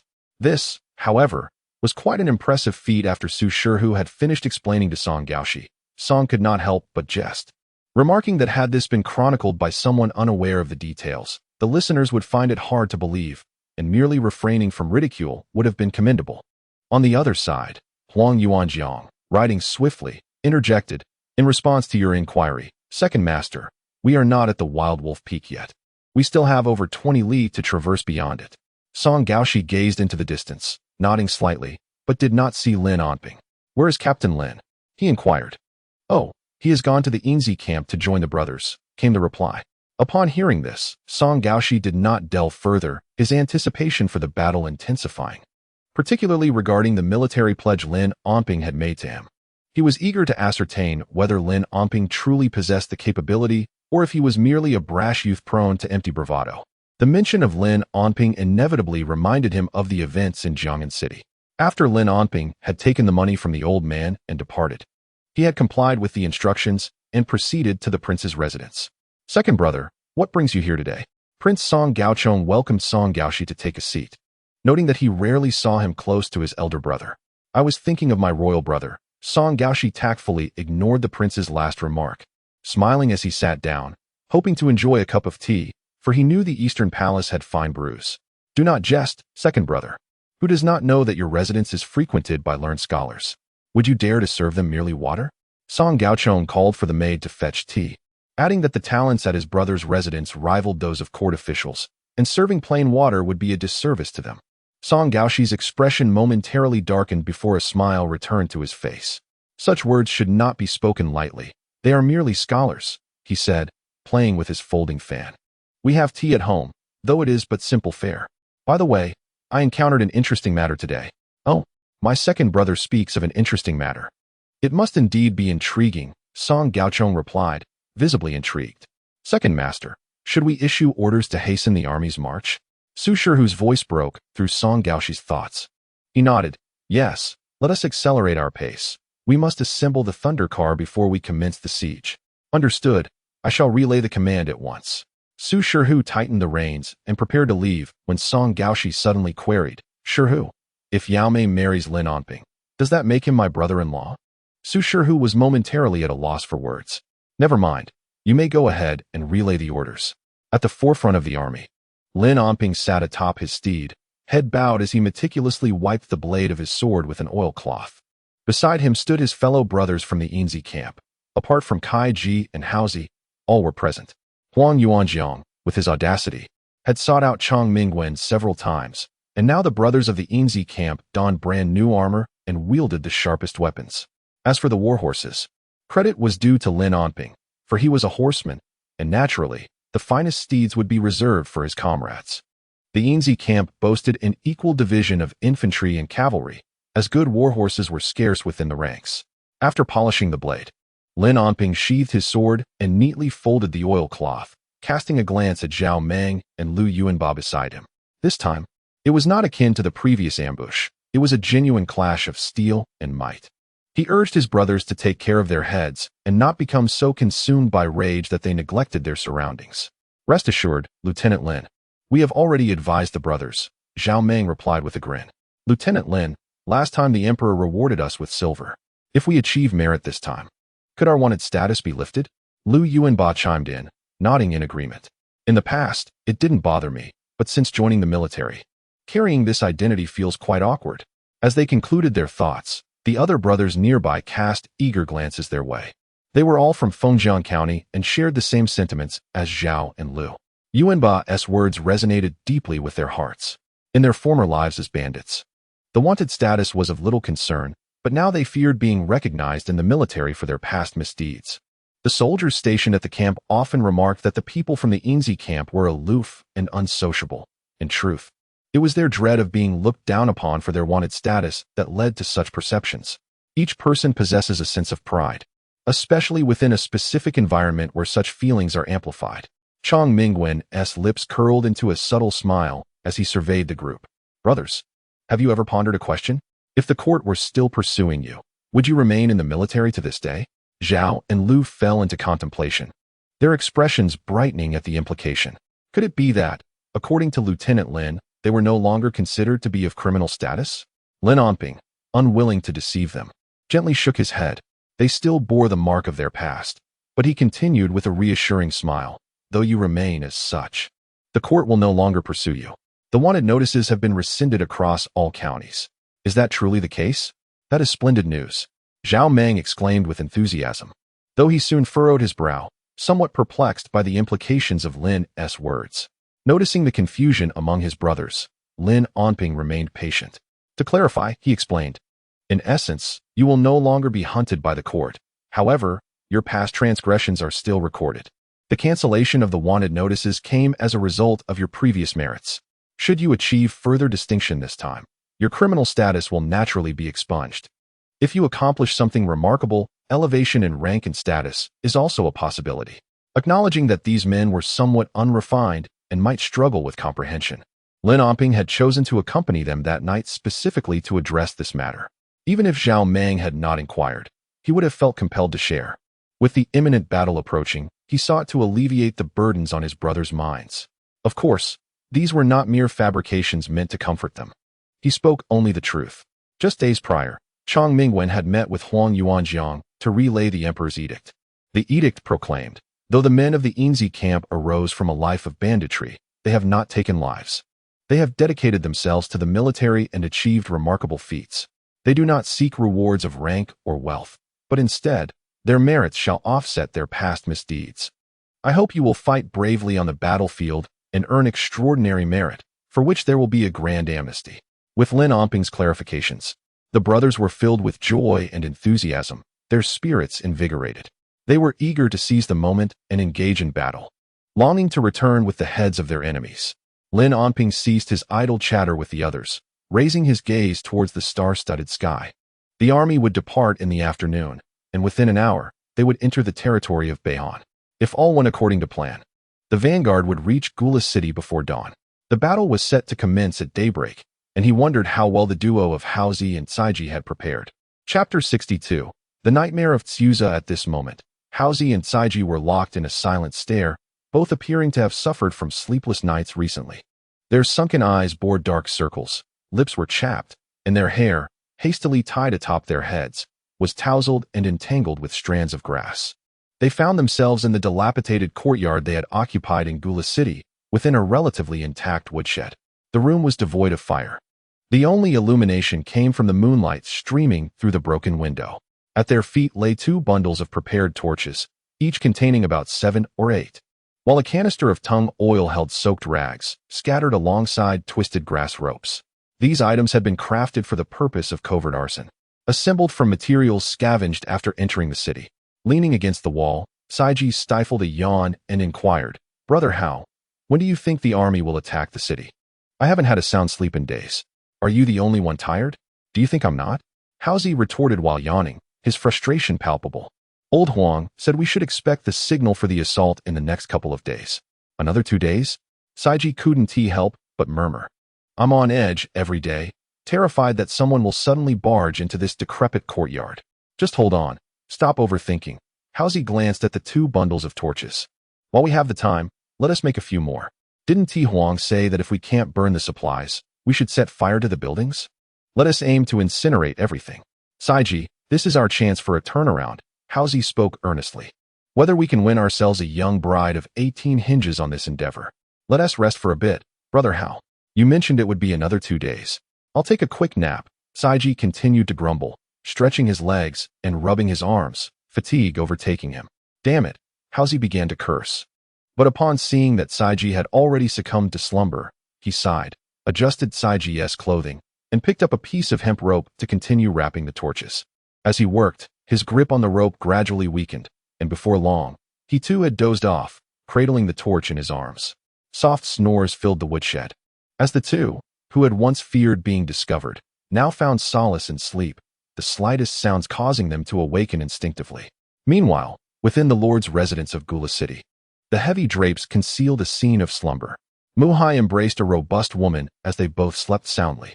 The woman, plump and round, emitted soft murmurs and snorts as she slept, even releasing a series of flatulent sounds before scratching her nose and continuing her deep slumber, while they rested peacefully.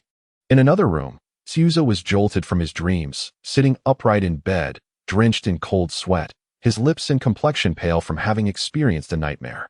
In his dream, the Hanhua army loomed at the city's gates, and Gula City was engulfed in flames, as the Hanhua siege stones relentlessly battered the walls. Soldiers defending the city were seen plummeting from the battlements, and severed heads rolled amidst the chaos. The anguished figure, a man of flames, stood atop the city wall, clutching a bloody dagger, his gaze fixated in terror upon the unfolding scene before him. Suddenly, a sharp pain pierced his chest. Glancing down, he beheld an arrow embedded in his flesh, its fletching quivering slightly. The excruciating agony made it difficult to breathe. And just as he felt himself on the brink of suffocation, he jolted awake. Dazed, he found himself seated on his bed, looking down to see that his garment was merely drenched in sweat, with no arrow protruding from his chest. Thank goodness, it was all but a dream. However, the lingering dread remained, evoking memories of a past ambush. He swiftly rolled out of bed, slipping on his shoes and making his way to the door, yanking it open. Someone's coming, he shouted. The others, a pair of comrades, were still lost in slumber. Not far from their dilapidated courtyard, flickering lights danced in the night. Damn it, I cannot fathom Lord Chu's reasoning for rousing us at such an hour to patrol the supplies. I was immersed in a delightful dream, one with a lovely lady. What was that? To be your mother. Damn it. Move swiftly. Let us make a quick round, then return to our slumber. Perhaps I can pick up where I left off. I heard from a messenger of the Lord's estate that Lord Chu let out a ghostly wail in his chamber. Brother, do you think he is possessed? Silence. What nonsense is this in the dead of night? A group of 4 or 5 city guards from Beihan City brandished torches, each bearing expressions of resentment, trudging along while grumbling. They had already inspected 2 courtyards, finding everything in order. They cursed Chu Zhe for his needless disturbances as they pondered the remaining areas to patrol. As they passed the crumbling courtyard, one of them paused at the fallen wall, peering inside. Brother, should we venture in for a look? Damn you, are you possessed as well? There are no supplies stored here. What do you expect to find in this decrepit courtyard? Did the messenger not mention that Lord Chu instructed a thorough inspection around the storage sites for any suspicious activity? Inside the wood shed, the other comrade, known as Rat, suddenly opened his eyes, preparing to rouse his companion, only to find that the latter, known as Chicken, was staring at him with eyes as red as blood. Rat signaled for silence, cautiously shifting from the ground to the door, pressing his ear against it. Chicken, crouching low, stealthily approached the door and peered through a crack to the outside. The firelight in the darkness was striking, and the brazen chatter of voices made them exchange glances, each drawing their short swords in readiness. At that moment, they could not only feel their own heartbeats, but seemingly hear the rhythm of each other's hearts. Brother, there are 5 or 6 of them, Chicken whispered, his voice barely above a murmur. Rat nodded subtly, lifting himself from the ground, crouching against the door, his back pressed to the wall. He made another gesture for silence and a final motion across his throat. Chicken swallowed hard, nodding in response, gripping his sword tighter with determination. Damn it, why are we still standing here? Let us move. I long to return to my rest. Outside, the shouts and curses rang out once more. The two remained utterly still, daring not to make a sound, holding their breath for what felt like an eternity before finally exhaling, collapsing onto the ground in relief. With a sigh, the novice sheathed his short sword, wiping the sweat from his forehead. How go, are you all right? What could possibly be wrong? How's brushed his palm against his clothing. It's peculiar. We've been here for several nights without anyone patrolling, yet today there are guards. Could it be that they discovered us during the day? The novice, feeling anxious, inquired, Are you really so frightened? If they had found us, wouldn't a whole crowd have rushed in by now? How's he rolled his eyes, squatting down and repeatedly touching his nose. What is going on? Suddenly, he slapped his thigh. Kaiji, we can't sleep now. Do you think our army is close to the city? Perhaps the guards only began their patrol after discovering us? Huh. The novice paused, realizing Housy's words made sense. He quickly nodded. What should we do? Should we light the fire now? We haven't heard the sounds of the siege yet. Once these patrols finish, they likely won't return for a while.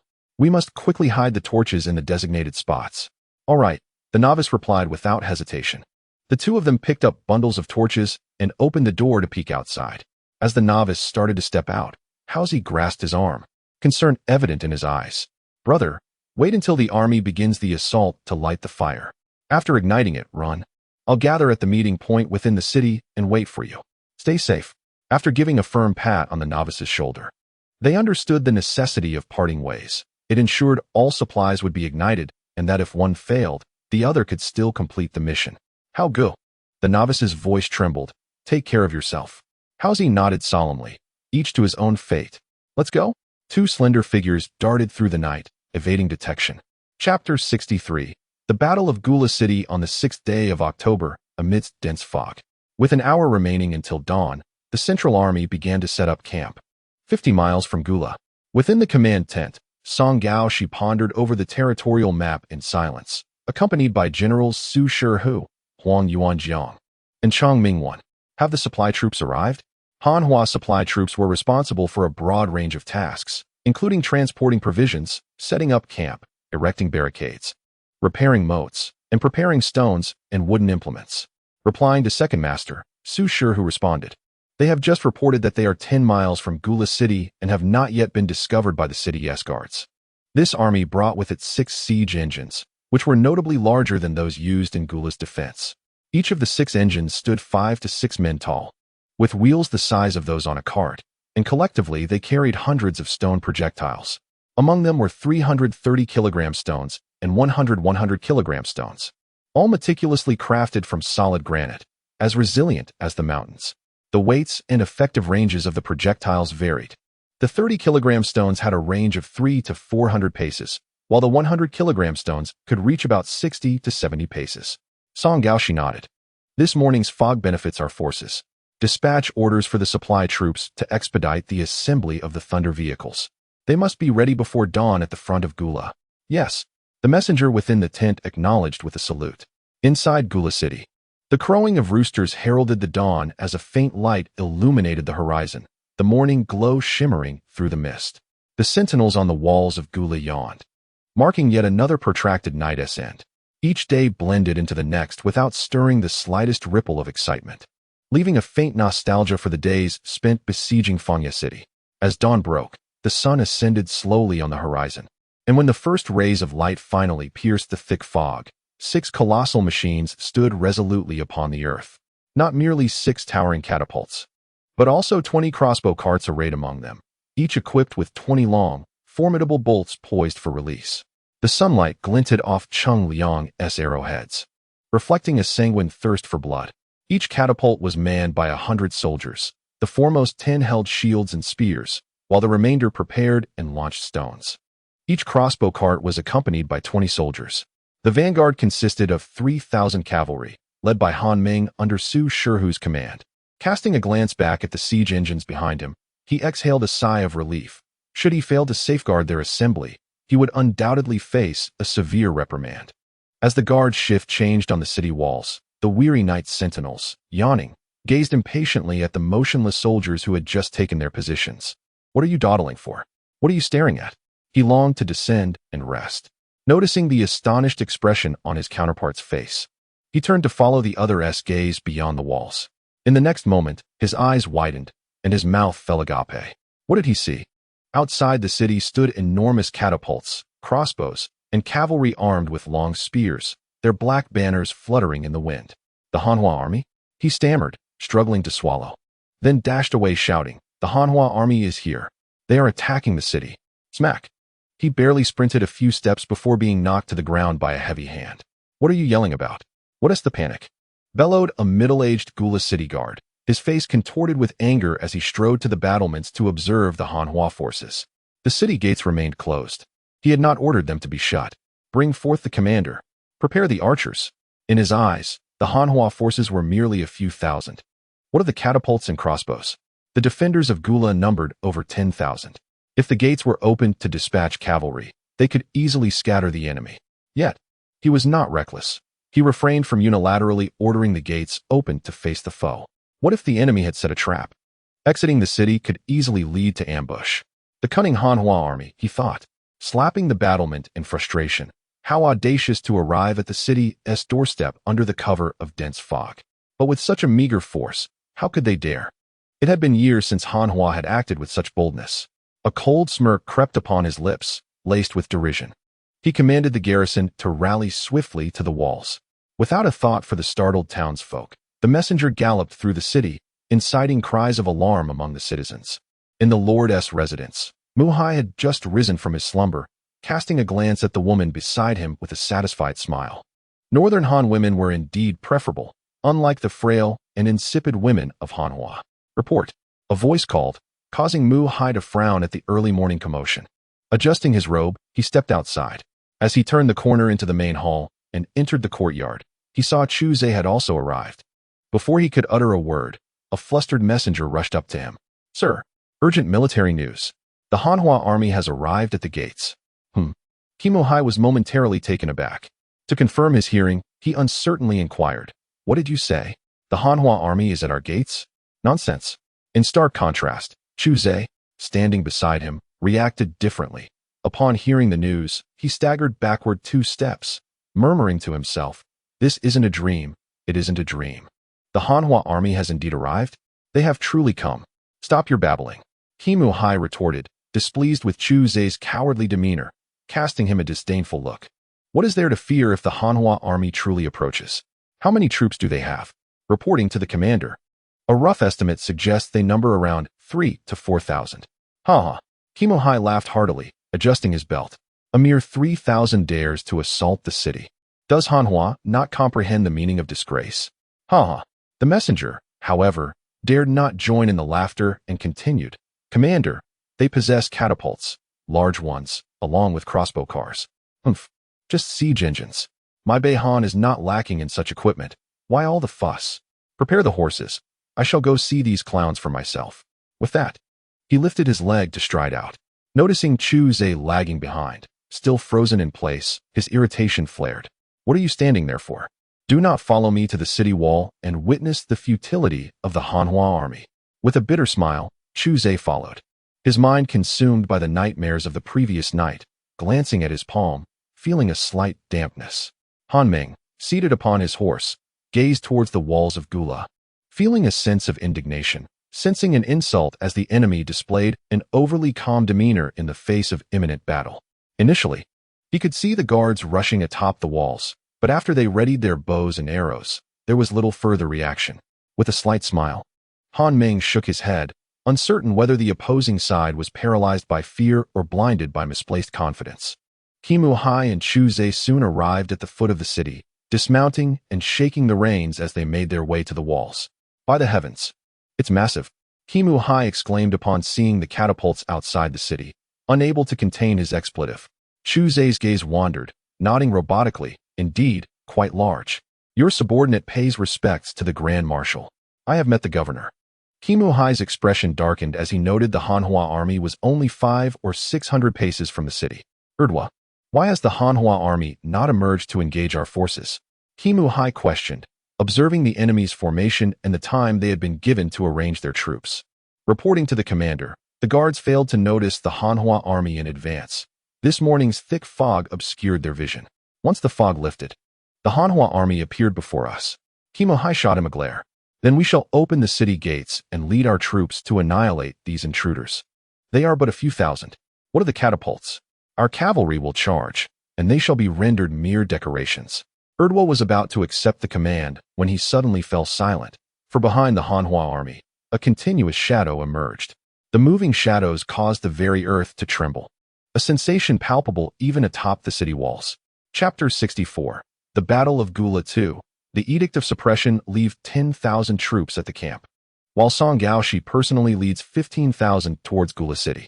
At the forefront stands a phalanx of armored infantry, each soldier wielding a round shield in one hand and a long sword in the other, the lion-headed emblem on their shields fierce and formidable.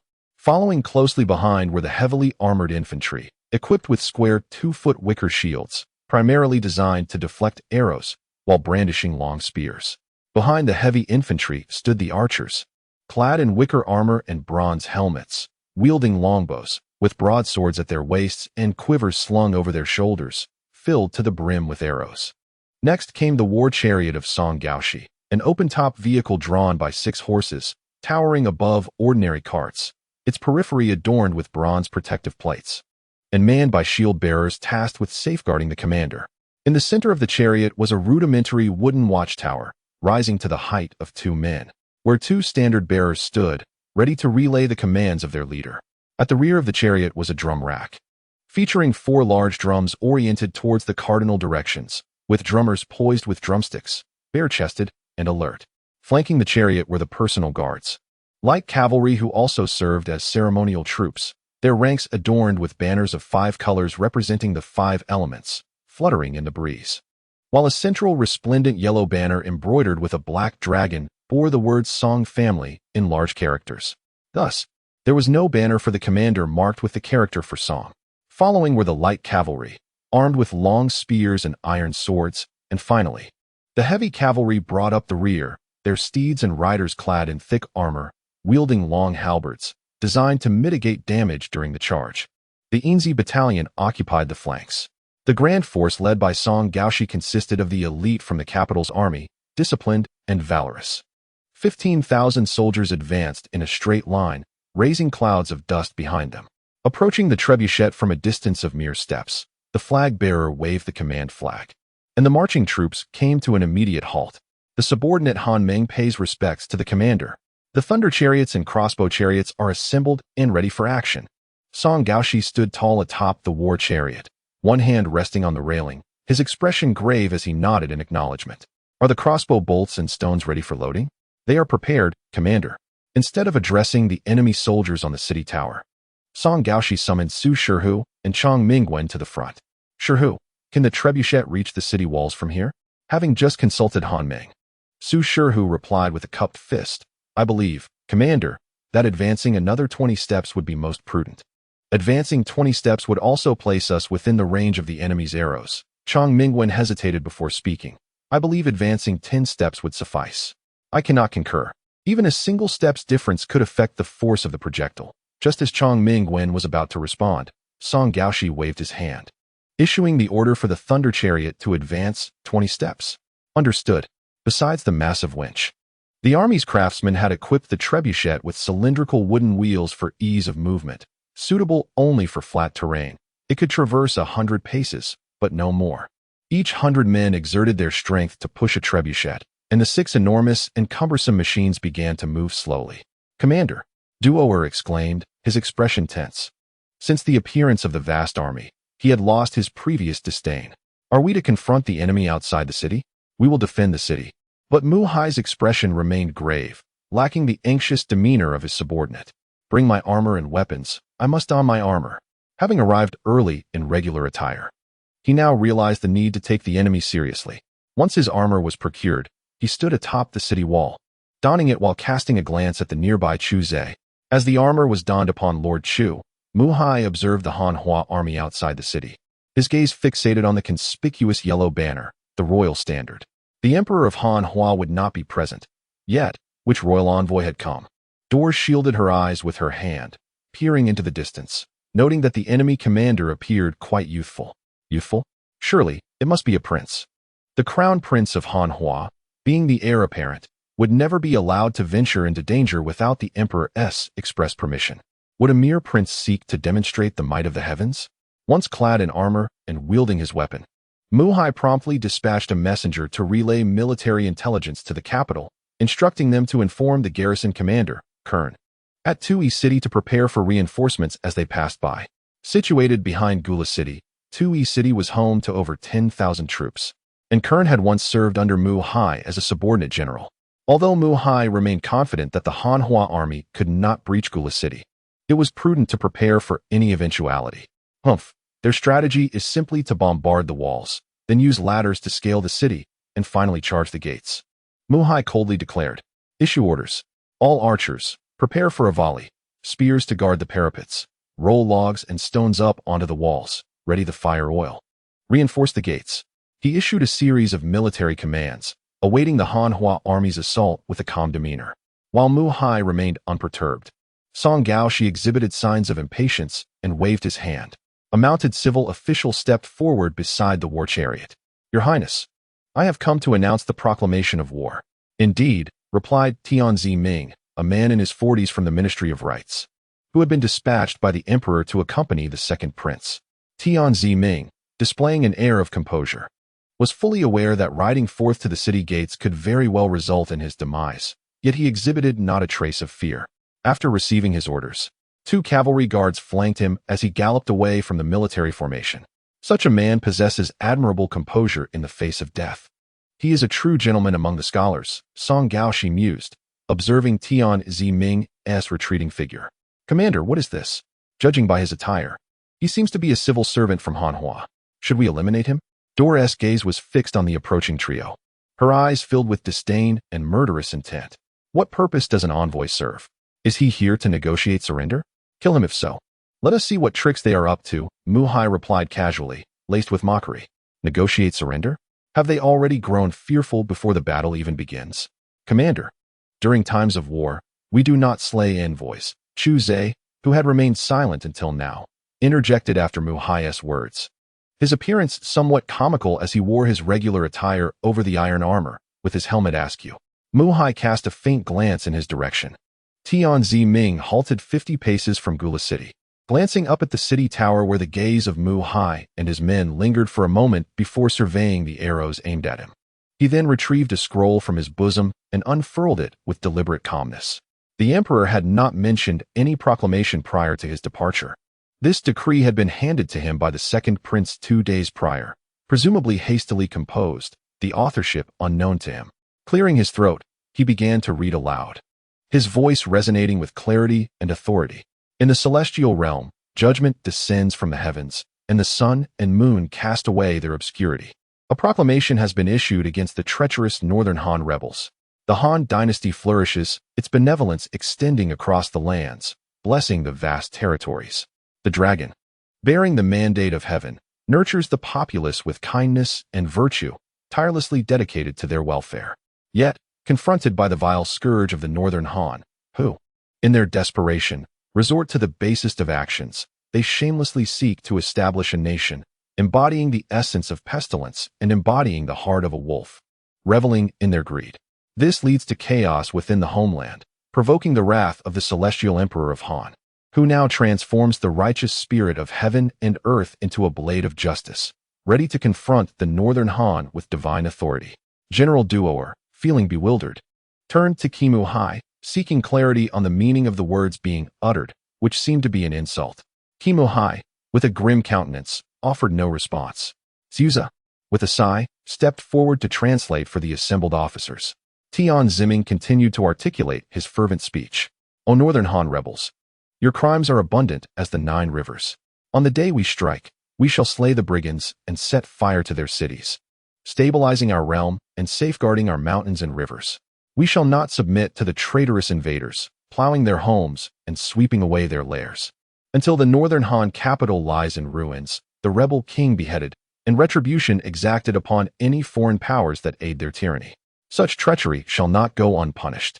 To the valiant soldiers of Han, you are all men of iron and valor, summoned by heaven and commanded by the holy emperor of Han. Wield your swords and trample upon the remnants of the traitors, drink deeply of their blood, and courageously claim the enemy's skulls. The day the northern Han rebels lie prostrate is the day you shall be honored as lords. The proclamation resounds, heard by the sun and moon, acknowledged by all under heaven. Those who trespass upon the lands of Han shall face annihilation, near or far. Henceforth, wherever the iron cavalry of Han treads, it shall be the sovereign soil of Han, free from pests and vermin.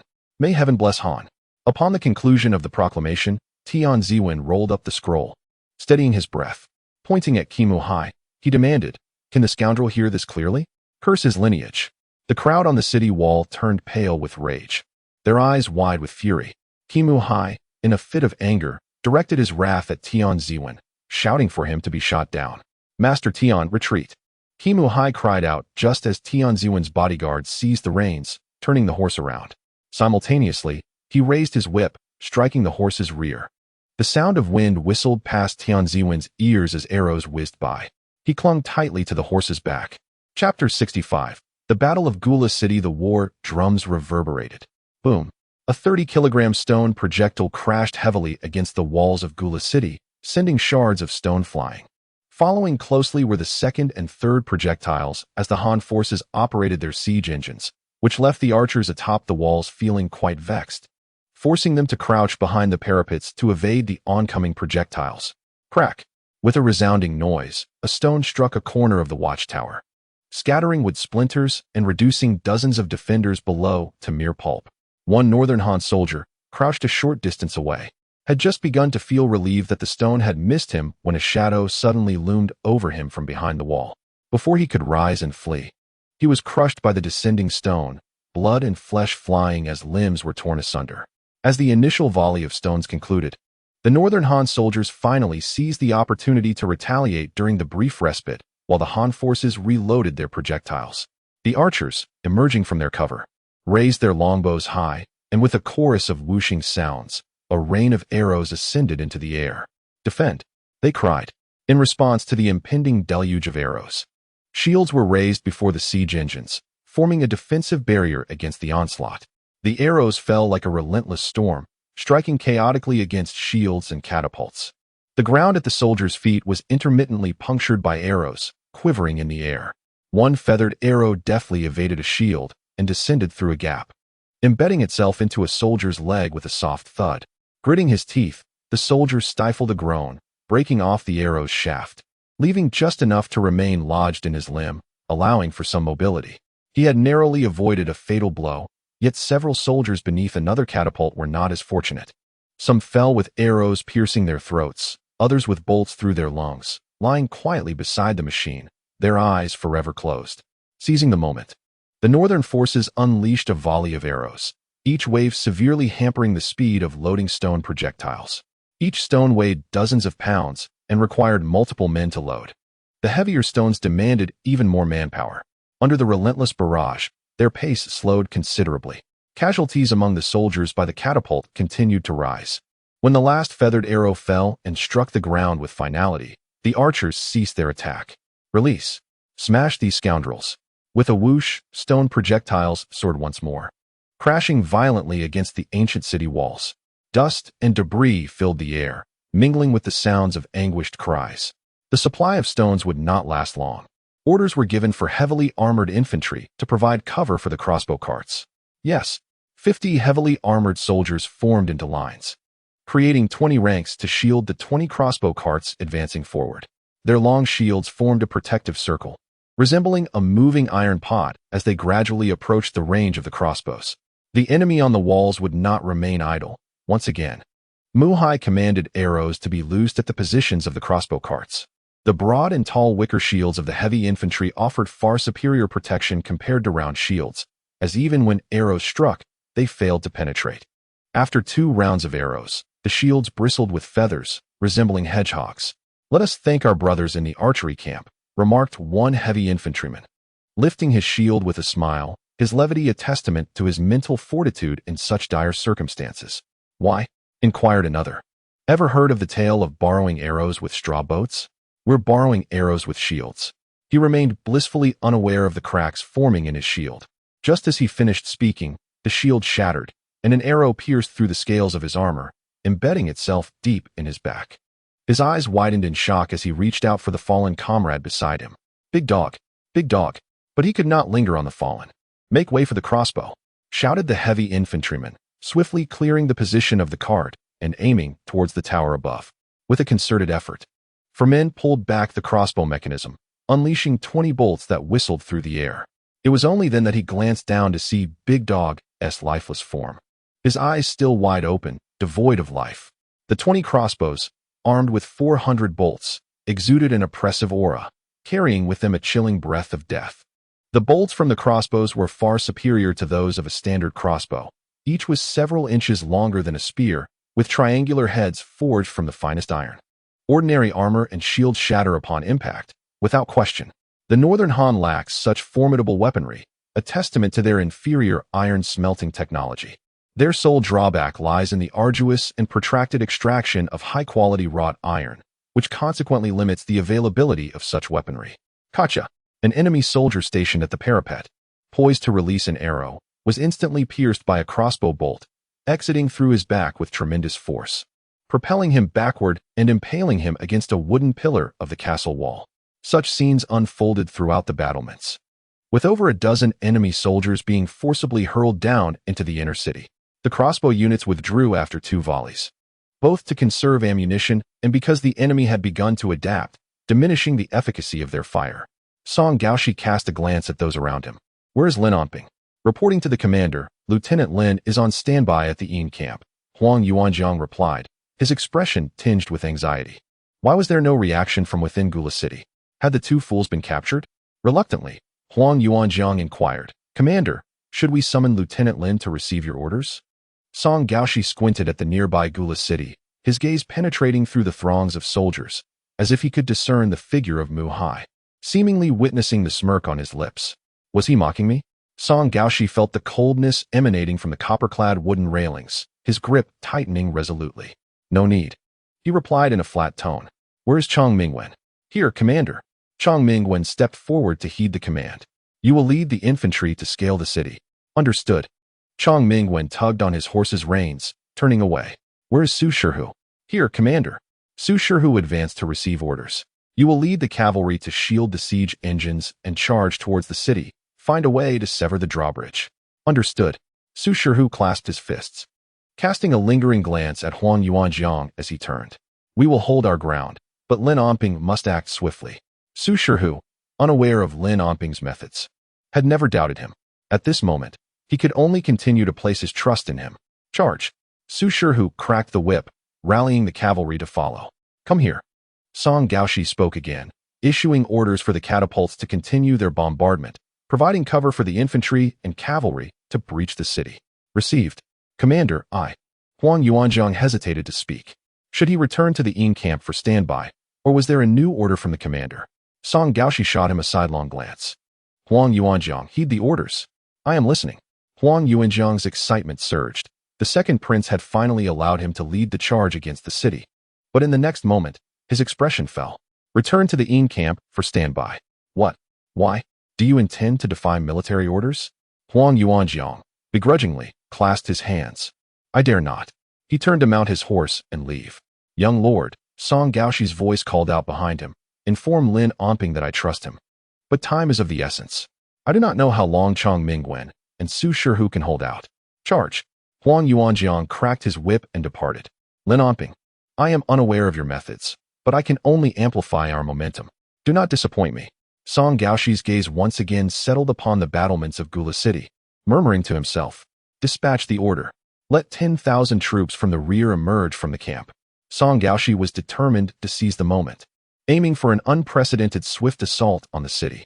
Chapter 66. The bitter siege and the flames within the city. 10 infantrymen, bearing a scaling ladder, advanced in formation. Shields raised against the hail of arrows raining down upon them. hastening towards the city walls. Those struck by arrows would fall, only to be swiftly replaced by their comrades, who surged to the base of the walls. The ladder was forcefully cast against the ramparts, and the soldiers drew their weapons, beginning the ascent. As the Hanhua army launched their charge, Commander Muhai had already ordered the defenders to hold the walls steadfastly. At this moment, boulders and debris were incessantly hurled from above. Thud! A Hanhua soldier, halfway up the ladder, was struck by a falling stone and plummeted to the ground. Thud, thud, thud. More soldiers fell victim to the barrage of timber and stones, taking those on the ladder with them. The first Hanhua soldier to grasp the edge of the wall barely had time to roll into the city before a flurry of spears pierced through his armor, impaling him in the abdomen. He was then cast away, a heart-wrenching cry escaping his lips as his innards spilled forth into the air. The catapult had ceased its fire, for the throng of defenders near the walls made it perilous to strike. The crossbow carts were maneuvered back into position, with the operators continuously adjusting their aim, targeting the densest clusters of enemy troops. The enemy archers split their focus, one group aiming at the Hanhua infantry still rushing towards the walls, while another targeted the galloping cavalry. I have ascended. Slay. A Hanhua soldier leapt from the top of the ladder onto the wall's pathway, bellowing as he swung his blade. He swiftly dispatched two foes before being surrounded, spears and broad blades converging upon him. Ultimately, he succumbed, bloodied and kicked to the edge of the wall, where several spears found their mark in his back as the enemy sought to dislodge him. With grim determination, he clung to the wall's bricks, blood obscuring his visage as he gazed at his fellow soldiers scaling the wall, his teeth bared in a grotesque grin. Tell my mother, I am no coward. With that, he summoned the last vestiges of his strength, turning with a fierce cry, curse you. He lunged at the two enemies at the battlement, embracing them as they all leapt over the edge together. Accompanied by the terrified shouts of the two foes, the trio landed, stirring up dust, having claimed two more. A faint smile graced his lips as he slowly closed his eyes. Come on, what are you dawdling for? Hearing the urging voice from behind, the Hanhua soldier who had spoken earlier kicked off the ladder and rolled into the wall, springing to his feet and sweeping his long knife in a wide arc. Forcing back the enemy, he gripped the hilt of his weapon, his eyes now a fierce crimson. I am no coward, he murmured, charging at the adversaries before him. Though countless Hanhua warriors ascended the walls, they were still vastly outnumbered by the defenders, preventing them from securing a decisive advantage. Ladders were continually pushed off the walls by the defenders, sending the Hanhua soldiers tumbling to the ground below. The cavalry, led by Su Shihu, shielding the siege engines, reached the city gate, only to be halted by a trench, just as he prepared to order the construction of a bridge. Barrels of burning oil were poured down from above, prompting an urgent retreat. The cavalry and their steeds, unable to evade in time, were engulfed in flames. The fiery warhorses, now uncontrollable, charged wildly before collapsing with a thunderous crash. The burning oil emitted thick black smoke, quietly consuming the carcasses of both horse and rider. Lin Omping witnessed these harrowing scenes, his grip on the sword hilt turning pale with exertion, his gaze gradually transforming into a fearsome snarl. Clenching his teeth, his breath grew heavy and labored. Huang Yuanjiang had already approached him, relaying the words of Song Gaoshi. At that moment, he attempted to articulate something, his mouth opening and closing without uttering a sound, casting a profound glance in Lin Onping's direction. Huang Yuanjiang's eyes were fixed on the scene of the city wall ahead, the veins on his hands pulsating. Damn it, I can't wait any longer. His face flushed crimson, an unquenchable fury brewing within him. He drew his long sword with determination, intent on slaughtering those wretched beasts. Just as he was about to spur his horse forward, he felt a sudden grip on his arm. Turning to glance back, he cried out in anguish, "Let me go. We must go and chop those bastards to pieces." Defying military orders is a grave transgression. Lin Onping shook his head at him, his tone icy, observing the brothers of the Inzi battalion, each one yearning for vengeance, but urging patience. Damn it! Huang Yuanjiang roared in frustration, slamming his fist onto the saddle. How much longer must we wait? No sooner had he spoken than thick black smoke began to billow from the western wall of Gula's city. One sight, two, three, ultimately 6 or 7 plumes of smoke ascended. Are they coming? Lin Onping, who had been vigilantly watching the city, felt a shift in his expression as he saw the multiple smoke trails rise from behind the wall. His eyes moistened as he murmured uncontrollably, "It's happening. It's finally happening." Earlier, Huang Yuanzhang's fury mirrored his own. Witnessing the brave men of Hanhua fall from the city walls pierced his heart like a dagger. He understood all too well the commander's rationale for launching the assault. Huff! Song Gaoshi gazed at the rising smoke, exhaling heavily, and then his expression hardened, issuing commands. Launch a full-scale attack on Gula City. The war drums beat louder, resonating throughout the battlefield. Kill! The Inzi battalion sprang into action. General! General! A cry of alarm rang out. Our supply depot is on fire. What? Kumahai, startled, had been focused on the battlefield and had not noticed the chaos within the city. Which area is ablaze? The supply depot is on fire. Kumahai hurriedly turned and sprinted to the other side, his gaze fixed on the supply area where flames soared high and black smoke obscured the sky. What is happening? Why is there a fire? Why? Speak. What is going on? The soldier delivering the news fell to his knees in terror, trembling uncontrollably. I don't know. Useless. Kumohai swung his blade down, mercilessly ending the soldier's life. Extinguish the flames. Send word. The garrison station within the city must rush to put out the fire. He dared not withdraw the soldiers atop the walls. As long as they could hold their position, the few soldiers on standby inside the city could be dispatched to combat the flames. The supplies must not be compromised. Without provisions, how could they defend the city? If the troops lack sustenance, their morale will inevitably wane. For now, they must seize whatever provisions they can, and if absolutely necessary, they could requisition from the homes of the city's inhabitants. They must hold out until reinforcements arrive. Kumahai's face darkened. Reflecting the dire situation, trouble loomed in the front yard while flames raged in the back. It is over. The inferno does not deceive me. Kumahai was consumed by a furious rage, delivering a resounding slap to Chu Zhe's face, disrupting the morale of the troops. Beware, or I shall have your head. Get out of my sight and gather the men to salvage the supplies. Chu Zhe, dazed from the blow, hastily lifted his robes and dashed towards the city gates. Halfway through, his legs buckled, and he stumbled down the stone steps, rolling onto the ground. Useless. Kumahai cursed, turning back to command the defense of the city. Though the supplies were urgent, it was imperative to hold back the Hanhua army. This was a truth he fully comprehended. However, his soldiers were thrown into disarray. Upon learning that the supplies had caught fire, many defenders turned to look inside the city, their faces paling as they beheld the billowing smoke. The rhythm of their battle against the Hanhua troops faltered. The Hanhua soldiers atop the city walls also noticed the black smoke, their faces lighting up with glee. Though unaware of what was ablaze, the current disarray of the enemy presented an excellent opportunity. As the adage goes, strike while the iron is hot. One enemy soldier, still looking back in confusion, had his head severed by a swift blade. Defend the city. Defend the city. Kumahai stomped his feet in anger, charging forward to fell a Hanhua soldier who had just breached the wall. He then kicked a stunned defender, shouting, "For heaven's sake! The Hanhua troops are advancing. Why aren't you securing the battlements?" The tides of battle can shift in an instant. In the brief moment of distraction for the defenders, the Hanhua soldiers gained significant ground on the walls. After Kumahai dispatched several of his own men, the northern Han soldiers began to rally in response. However, in the blink of an eye, calamity struck. Another fire. How could the east city be ablaze? The south city too. Suddenly, thick plumes of smoke erupted throughout the city. Damn it! That is my home. My wife and children are still inside. That's my house, my 80-year-old mother. How could this happen? Why is there fire everywhere? Are there Hanhua spies in the city? Panic spread as the defenders realized the gravity of the situation.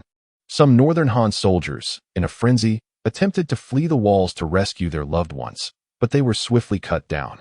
Any who retreat from their post will be executed on the spot. Kumahai's eyes blazed with fury, his blade still dripping with the blood of his own soldiers. Duoer, heed my command. Should anyone dare to speak of retreat, slay them. Hold the line. Yes, Kumahai knew that chaos must be avoided. Order must be maintained to safeguard the city. If disorder reigned, Gula City would be lost. The Hanhua soldiers numbered around 20,000. As long as they could not breach the gates or scale the walls, the advantage remained with them. Who is it? Who is setting fire to the city? Kumahai, realizing that infiltrators had indeed breached the city, longed to seize them and exact revenge. Lord, look! Duoer exclaimed, his expression changing as he pointed outward. A dark mass appeared behind the Hanhua commander. By the heavens, is that another army? Kumahai's heart sank. This was disastrous. Faced with the formidable army that had just appeared, he remained unperturbed, managing to maintain the composure of his troops. However, should a second army of Han and Hua emerge, the already fragile morale would surely become unmanageable. As anticipated, after establishing his authority and rallying the defenders, the sound of thundering hooves outside the city walls heralded the arrival of yet another Han and Hua force, causing many of the defenders to falter and retreat. The morale of the garrison at Gula City had begun to wane.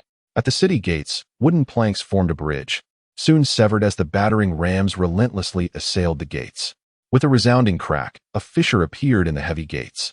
With each violent impact, the crack widened until, with a thunderous crash, the gates collapsed, crashing heavily to the ground. Kill! Su Shihu rode through the fallen gates, and in an instant, his lance felled an adversary.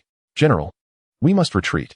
The sound of the gate's collapse could not escape the ears of Kimu Hai, momentarily leaving him dazed. Suddenly, he forcefully pushed aside Duor. I shall slay the enemy. I will not retreat. After leading troops against Han and Hua for so many years and defending Gula City for so long, I cannot allow it to fall on my watch. I refuse to accept such a fate. Any who dare retreat shall be executed. Huang Yuanjiang and Lin Onping's Inzi battalion had already surged into the city, raising their swords against the obstructing enemies, their eyes ablaze with fury as they charged forth. In this moment, all their anger coalesced into a desire for bloodshed. Commander, how shall we deal with this one? Li Dalu, long held in the rear camp, was now brought forth. Song Gaoshi cast a cursory glance at Li Dalu, a faint smile gracing his lips. Regrettably, you shall not be of use here. Remain for now and assist the vanguard in seizing the city. Understood. The final contingent of 10,000 soldiers surged toward Gula City. Clang! Lin Omping deflected a thrusting spear with his sword, charging forward. The brothers of the Inzi battalion closely followed, scattering the defending troops before becoming embroiled in fierce combat. The cavalry charged while the infantry utilized the Sansha formation to engage the enemy, steadily advancing towards the city's ascent. Upon reaching the citadel, Lin Onping dismounted. Suddenly, a curved blade swung down toward him. He sidestepped, stepping forward to plunge his sword into the assailant's abdomen, grasping the man's neck with his left hand. He exerted force to hurl him down the stone steps. Quickly, he seized the spear aimed at him, pulling down with force, causing the enemy's balance to falter as they stumbled toward him. As the enemy's body hurtled toward him, he sidestepped, simultaneously reversing his grip on the sword to meet the adversary's neck. In that instant, their terrified gaze met his as he forcefully slashed to the right, blood gushing forth like a fountain from the severed neck. Ignoring the blood splattered on his face, he charged once more at the enemy before him. Compared to the robust figures of his comrades in the Inzi battalion, Lin Onping appeared slender, yet at this moment, his limping form, fierce in battle, shone brightly in the eyes of his brothers. The scholarly demeanor he often wore, characterized by a gentle smile, transformed into that of a bloodthirsty demon. Each thrust of his sword exuded an insatiable thirst for destruction, yet there was an elegance to his movements that instilled fear in his foes. Lin Onping wielded his long sword mercilessly, his expression void as he beheld the lifeless bodies of the enemies he had slain before him. His mind haunted by the visions of countless Han Hua warriors who had perished in battle. He dispatched 7 or 8 foes with relentless precision. Mere steps away from scaling the city wall, where 2 enemy soldiers stood guard with curved blades raised. Having witnessed Lin Onping's advance, their will to resist had vanished. We surrender, they shouted, casting their weapons at Lin Onping's feet. We surrender. With an impassive demeanor, Lin Onping stepped forward, his wrist twisting as he executed a swift flourish with his sword. I do not accept surrender, he stated flatly. Yet his tone was laced with an icy resolve as he walked past the 2 men. Suddenly, with a thud, they clutched at their throats. Too late to comprehend their fate, collapsing heavily onto the stone steps. As Lin Onping stood upon the city wall, his gaze fell upon the many Han Hua sons lying lifeless below. Some were impaled by spears, others bore grievous wounds, while numerous arrows pierced their bodies, and some still burned with the remnants of oil. Anger surged within him as he fixated on the remaining enemy soldiers, brushing aside the strands of hair that clung to his forehead. The Yin division does not accept captured foes. Attack! Roared his brothers behind him. Simultaneously, Huang Yuanjiang, having ascended another part of the wall, was equally incensed by the tragic sight of his comrades. Damn it! Let us eradicate these brigands, he bellowed. charging forth like a ferocious beast against the defenders. Slay them! Lu Bao shouted as he leaped into the fray. Lu Yuanba and Zhao Meng, their bodies drenched in blood, wiped the crimson from their eyes, howling as they surged forward. Zhang Qi, Li Liang, along with Wei Ji and Wei Fei, though each nursing injuries, cast aside their fears in that moment, raining blows upon the enemy with their weapons. Elsewhere on the wall, Chang Mingwen led his troops in fierce combat. At that moment, Gula City resembled a blood-soaked inferno, the sounds of battle echoing throughout the walls and within the city. Su Shihu, who had reached the wall first with his personal guards, carved a bloody path through the enemy ranks alongside Han Meng. As they felled the adversaries before them, they approached the watchtower, where Kumo Hai and Dual faced them. Spitting blood, Su Shihu coldly addressed Kumo Hai, "Kneel and bow your head. I grant you a moment more of life. You foolish lad, with your sharp tongue. Do you not fear it may cut you?" Kumo Hai, fully aware of his impending doom, showed no fear. "I shall fulfill your death wish. Come forth, old fool. Meet your end." As they exchanged words, the two charged at one another. Han Meng, with a cold gaze fixed on Dual, licked the blood from his lips. Dual wasted no breath and charged at him first. "Hasten your demise. I shall grant you your wish." Without hesitation, Han Meng met him head-on. In a secluded corner of the city, Chu Zhe, having endured a slap, tirelessly extinguished fires that seemed unquenchable, flaring up anew in the east as he doused the flames in the west. Now covered in soot and grime, his armor, once donned, had long been discarded. He surrendered to despair. The fires were insatiable, an endless battle against the flames. He touched his face, wincing at the lingering pain. The scoundrel had struck him with considerable force. Muttering a curse, he trudged towards the Lord's manor, fearful of being summoned back, for a slap might await him once more. The primary cause of his distress was the nightmare he had endured, wherein he perished upon the city walls. It would be prudent to seek refuge in the manor until the general had repelled the Hanhua army. In a daze, he remained oblivious to the current state of the battle, disregarding the frantic passers-by along the way. In times of conflict, the common folk are often the first to lose their composure, hastily gathering their belongings to flee. Yet, what purpose does fleeing serve when escape is impossible? During wartime, the city would inevitably be sealed, with soldiers guarding the gates, rendering exit futile. The chickens and stray dogs huddled in the shadows of the walls. Although their task had been momentarily delayed by the sudden influx of guards at the supply depot, they had ultimately completed their mission without incident. The chicken picked up the last remaining torch. Would they still set fire to something?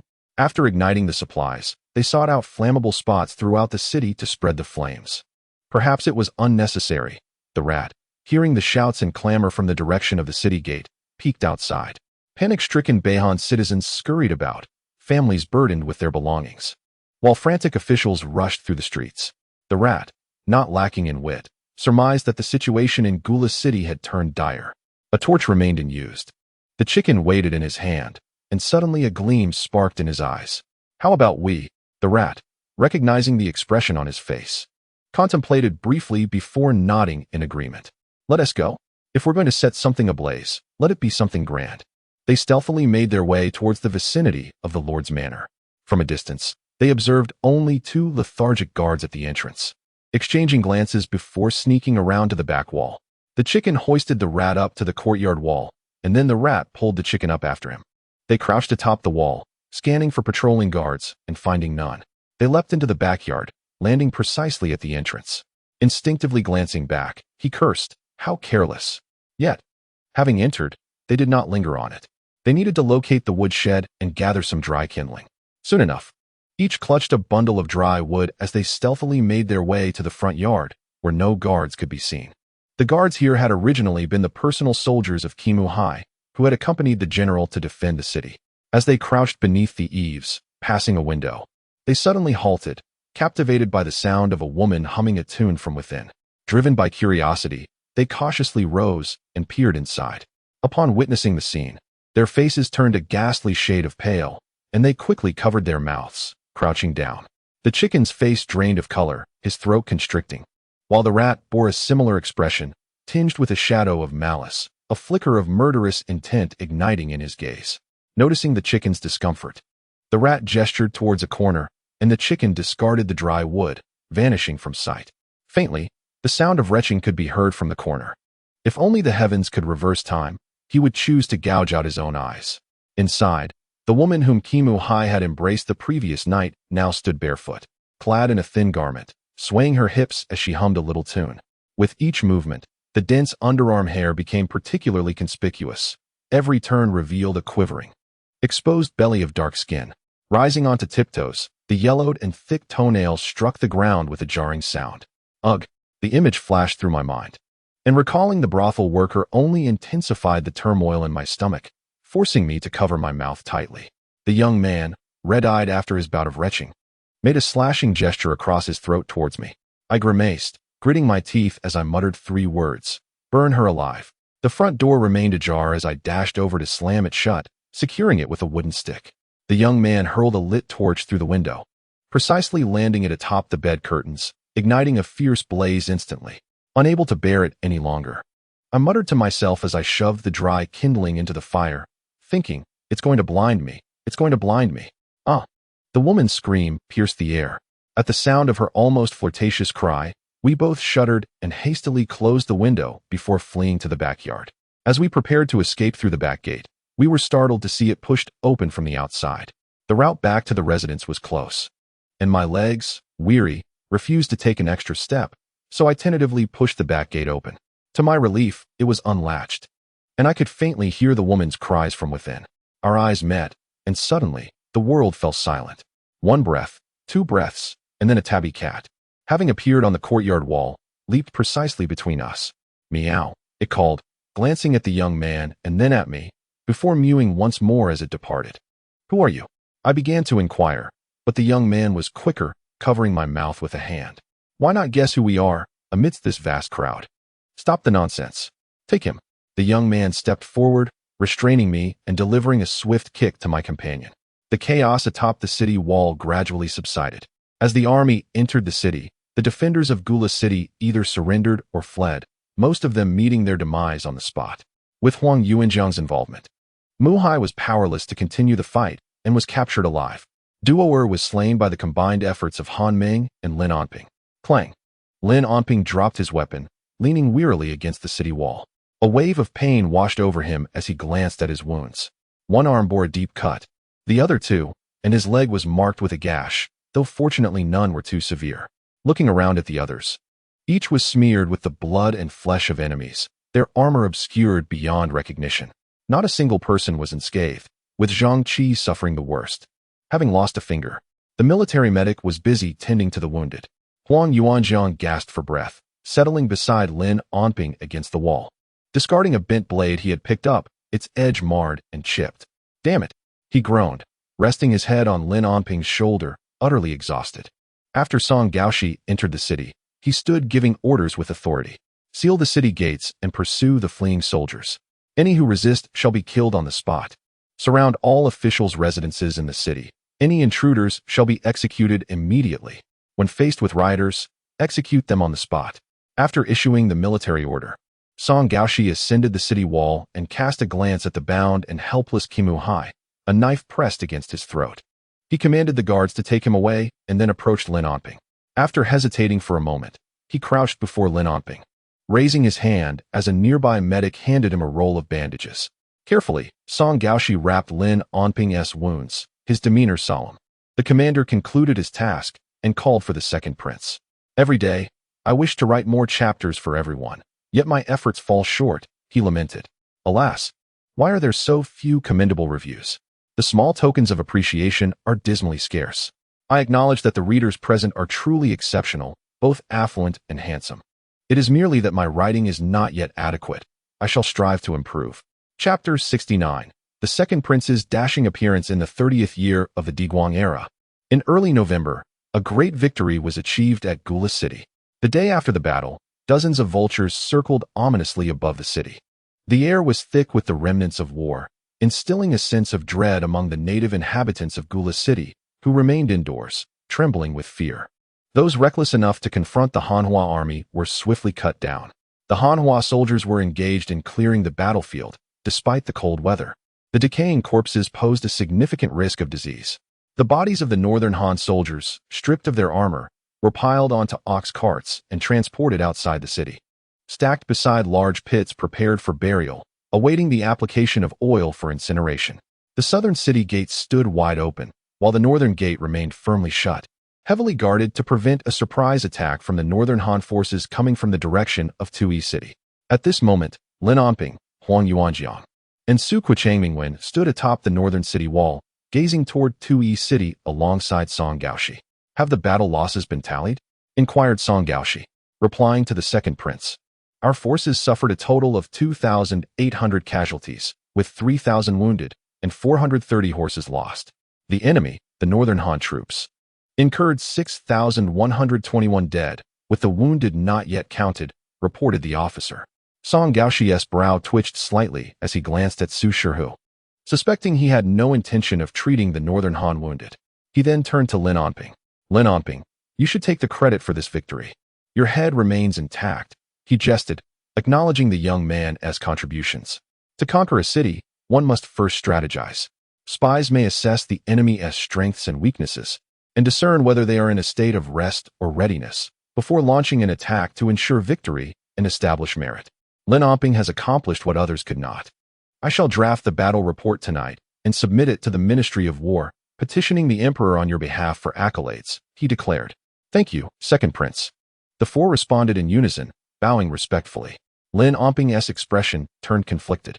He feared his identity as the son of a treasonous minister would soon be revealed to the Emperor. "Though our army has triumphed, now is not the time to relax," Lin Onping stated, furrowing his brow. "While moving through the city earlier, I witnessed soldiers vandalizing shops and stealing wine. Their arrogance is beginning to surface, which is indeed inappropriate." "Oh," Song Gaoshi's expression darkened. "Were there any acts of dishonor towards women?" Lin Onping shook his head earnestly. "No, that truly did not occur." As for the northern Han women, he paused, choosing silence to avoid tarnishing the royal ear with further discussion. "Lieutenant Lin, one must not speak in such a manner." As Chang Mingwen retorted against Lin Onping's accusations regarding the destruction of the tavern and the looting of wine, Lin Onping had caught the eye of the second prince. And with his recent accomplishments, although still a lieutenant, he treated him as an equal rather than with the authority of a superior officer. After all, this fellow's promotion was merely a matter of time. He might even become his subordinate one day. Lin Onping turned to Chang Mingwen, clasped his hands together, and awaited his further remarks. Huang Yuanjiang twisted his neck and clenched his fists, but Chang Mingwen feigned ignorance. "What? Do you wish to display bravado before the second prince?" The brothers in the army had just captured Gula City, and it was only natural for them to feel exhilarated. The battle had concluded, and a moment of relaxation was not unwarranted. They had risked their lives during the siege, so could they not afford a brief respite? "Major General, has the battle truly concluded?" Lin Onping replied with an even tone. "Our forces have merely taken Gula City. I doubt that prior to the conflict, the Muhan had not dispatched messengers. It would not be long before the Northern Khan learns of this. Does the Major General believe that the King of the Northern Khan will endure this? Will he willingly abandon Gula City? Were I in his position, I certainly would not. If someone were to attack my child, would I, as a father, not retaliate? Moreover, we have lost a city. Before the snow even falls, they will urgently mobilize their troops. It will surely be within a month that the Northern Khan's army presses towards Gula City. This time, we shall be compelled to hold our ground." Lin Onping was not intentionally seeking to contradict Chang Mingwen. This was not the time for relaxation. To command a strong army with lax orders is to foster arrogance. Unclear rewards and punishments, and lax regulations are the gravest of military errors. Chang Mingwen felt somewhat aggrieved, thinking it unnecessary to hold the city. If the Northern Khan's army were to approach, abandoning Gula City would be a viable option. What losses could we possibly incur? Perhaps we could ransack Gula City one last time before departing, leaving them with an empty shell. However, he refrained from voicing such thoughts, noticing the displeasure on the second prince's face. Having captured Gula City, how could they abandon it? "We cannot forsake Gula City," Lin Onping asserted resolutely, as his thoughts diverged sharply from those of Chang Mingwen. Between Tui City and Gula City lies a small mountain range, within which is a modest mine. If they were to relinquish Gula City, how could they obtain this resource? Though it is but a small iron mine, the yield is substantial enough to forge many weapons in the future. However, Lin Onping's intentions lay not in weaponry, but rather in agricultural tools. Song Gaoshi furrowed his brow. Having achieved victory and harboring a long-standing animosity towards the Northern Khan, he was willing to overlook certain excesses. However, Lin Onping's assertions held merit, while Gula City appeared secured. It remained precariously vulnerable. Su Shihu, I command you. The traditional military order rang out. All soldiers must remain in camp. No one is permitted to venture outside without military orders, nor disturb the citizens of this city. Those who transgress shall not be punished retroactively. However, any future violations will incur 20 strikes with the military staff, and for more severe offenses, execution. Yes. Furthermore, in light of our victory at Gula City, all soldiers shall receive a reward of 10 taels of silver. This reward is not from the court. The emperor will confer honors upon our return to the capital. Additionally, this evening we shall feast the troops, providing ample food and drink.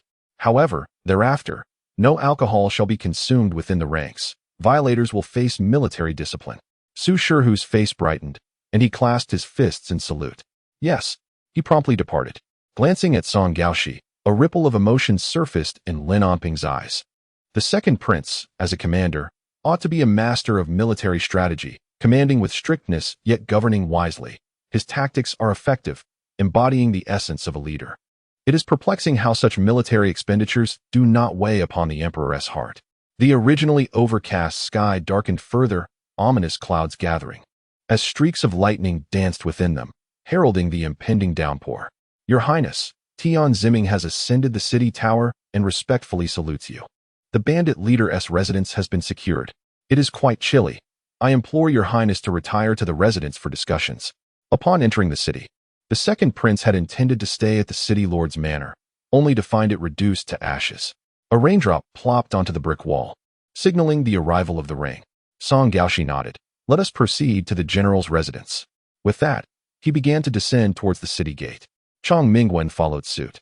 While Huang Yuanjiang, about to leave, noticed Lin Onping leaning against the battlements, gazing intently at the desolate land beyond the gates.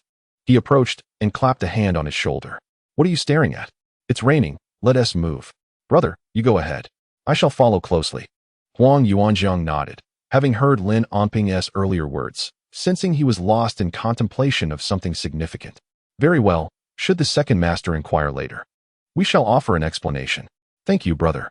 Lin Onping leaned against the battlement, peering out with narrowed eyes at the barren expanse beyond the city gate. Without knowledge of the enemy's disposition, one cannot act. Yet, should one discern their intent, strategies must be devised in advance. A thunderous roar erupted, and the rain fell in earnest.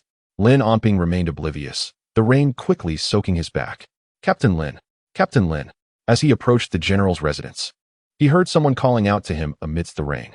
Turning around, his face lit up with joy. The timid rat had not returned promptly to report after the army entered the city, just as he intended to head back to camp. He encountered Lin Onping on the street. The two hurriedly pulled him into an empty house. Quickly, find Captain a clean set of clothes.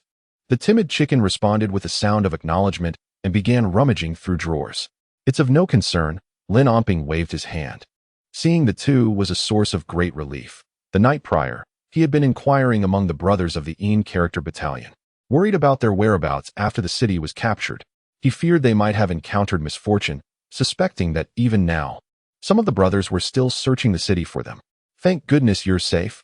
Thank goodness you're safe. Lin Onping assessed the rat with a keen eye, noting he was unscathed, then turned to the chicken, who was bent over searching for clothes, seemingly unharmed as well.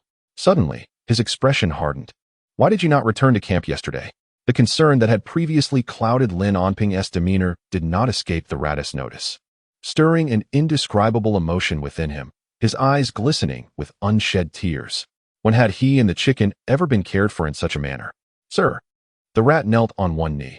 I acknowledge my wrongdoing and am willing to accept punishment. The chicken, bewildered by the rat's gesture, knelt down as well. Rise. Lin Onping's heart softened. Now, tell me what transpired. In a moment of mischief, the rat rubbed his hands together with a sly grin. Sir, the reason we haven't returned to the camp is that my brother and I are concerned that the fellow might escape. What fellow? Lin Onping inquired, his brow furrowed in confusion. Can a mere fellow run away? Have you two been pilfering wealth? No, not that kind of fellow, the rat interjected, pulling Lin Onping towards the inner room. It's a person. My brother and I have captured a significant figure. As Lin Onping stepped into the room, His eyes fell upon the bound figure of Chu Zhe seated in a chair, instantly bringing a smile to his face. Indeed, calling him a fellow is not entirely unfounded. Given his current predicament, Master Chu, what a coincidence to see you again, Lin Onping said with a subtle smile, bowing slightly. Upon entering the city, I was puzzled by your absence and feared you might have fled. Sir, the rat scratched his head. Do you know him? Is he truly a big shot? Yes, indeed. Lin Onping replied with an amused nod. He is a significant figure, and you two have certainly earned yourselves another merit. The rat beamed with joy, nearly bursting with excitement. Save for his concern over Lin Onping's potential displeasure, Chu Zhe, feeling both famished and parched, lifted his eyelids to gaze at the damp young man before him. Growing increasingly familiar, suddenly, he recalled that fateful night when the young man had charged into the burning tent, rescuing him while bound. Alas, fate has a curious way of unfolding. Chu Zhe sighed weakly, then bowed his head, resigned. You may do with me as you wish. Huh? What fate are you speaking of? It is simply the consequence of your defeat, Lin Onping scoffed. Rat, take this man along. I have little desire for further conversation.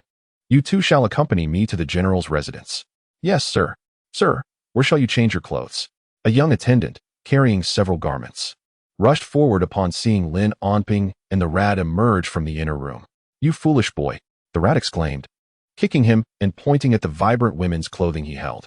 What on earth have you found? Lin Onping shook his head in exasperation. No need to change. We must first proceed to the general's residence.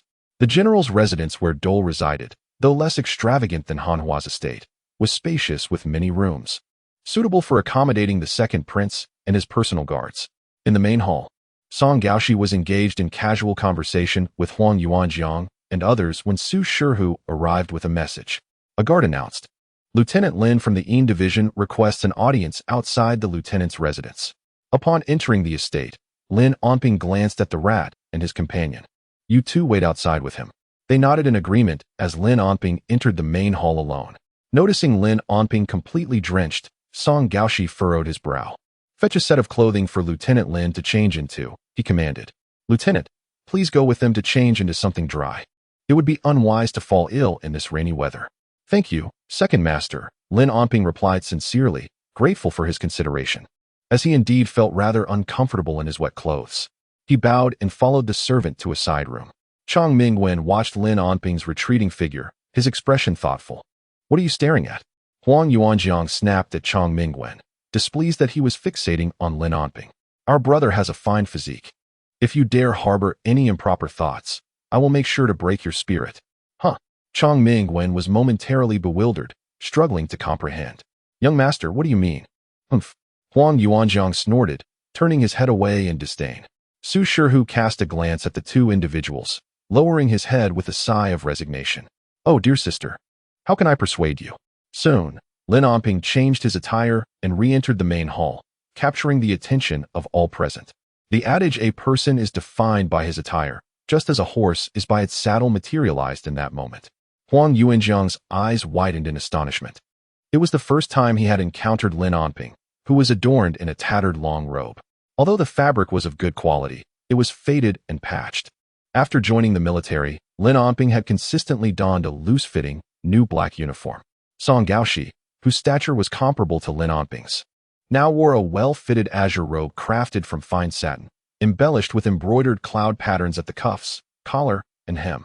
With Lin Onping's handsome visage, he exuded an air of nobility without sacrificing elegance. Standing there, he resembled Ji Kong, upright and solitary like a lone pine, intoxicated yet poised, akin to a mountain on the verge of collapse. What a splendid young man in a blue robe, a celestial being in Huang Shou's presence, as refined as jade, bathed in the gentle light of the spring moon. Song Gaoshi could not resist offering his praise, nodding appreciatively. He jested, remarking that it made his own attire appear somewhat inferior. What does that mean? Huang Yuanjiang nudged Chang Mingwen, questioning whether the second master was displeased with Lin Onping's attire, considering it was he who had suggested the change. Chang Mingwen contemplated bestowing a silver piece upon him, but feared the repercussions, ultimately opting to lean in and clarify. The second master admires Brother Lin's appearance and demeanor, but feels that this outfit does not quite match. Indeed, upon hearing this, Huang Yuanjiang felt elated, thumping his chest. Our young master's companions cannot be lacking. Unlike you, mind your own business. Lin Onping approached, bowing in gratitude for the second master's clothing, promising to return it clean after his descent into the estate. No need to return it, Song Gaoshi interjected with a smile, waving his hand. Consider it a gift. Moreover, this attire was prepared for my departure and has never been worn. I hope you do not find it unsuitable. I would not dare, Lin Onping replied, bowing once more to express his gratitude. Enough of the formalities. Since you are here, let us proceed with our discussions. With Chang Mingwen already seated beside Huang Yuanjiang, Lin Onping clasped his hands in salutation and took a seat at Su Shihu's side. Su Shihu nodded slightly, silently sighing once more. Second master. Lin Onping began after sitting down. Before we commence our discussions, I would like to request an audience with someone. Oh, who would that be? Chapter 71. The best strategy is to use stillness to control motion. Chu Zhe was brought to the main hall by the rat and the vegetable chicken. Song Gaoshi raised his gaze towards the three, observing Chu Zhe kneeling on the ground in a submissive posture. The other two slender individuals, dressed in the attire of the Beihan people, knelt there, visibly anxious and hesitant to lift their heads. Who are these three? Second master, Su Shihu replied, recognizing Chu Zhe.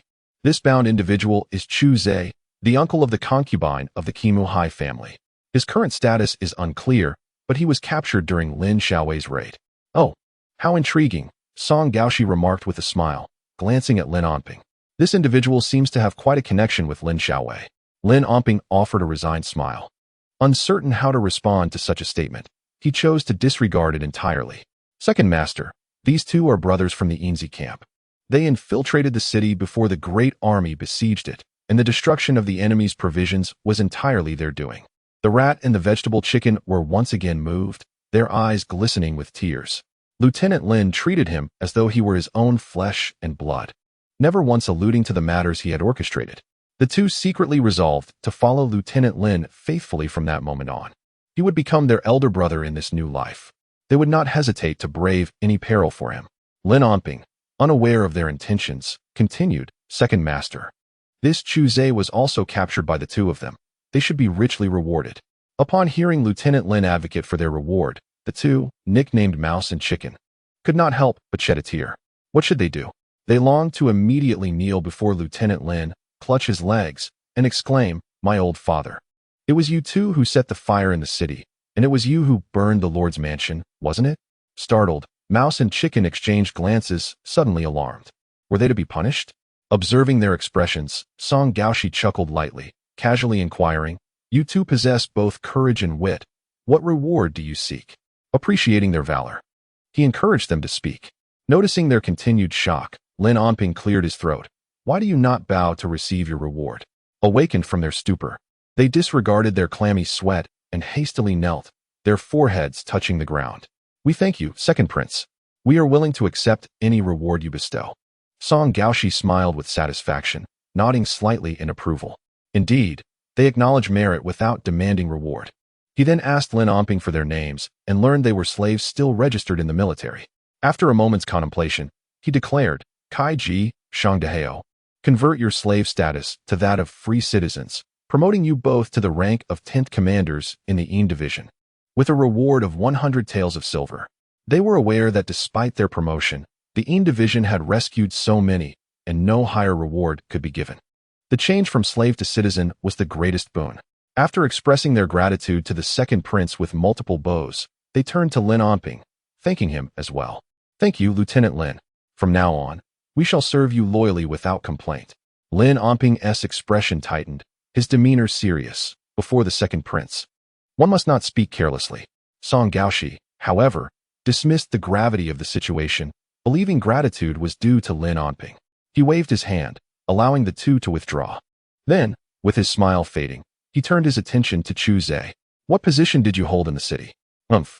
Chu Zhe retorted defiantly, the position of city lord. If you wish to kill me, do it swiftly. Kill. Did this prince say he would kill you?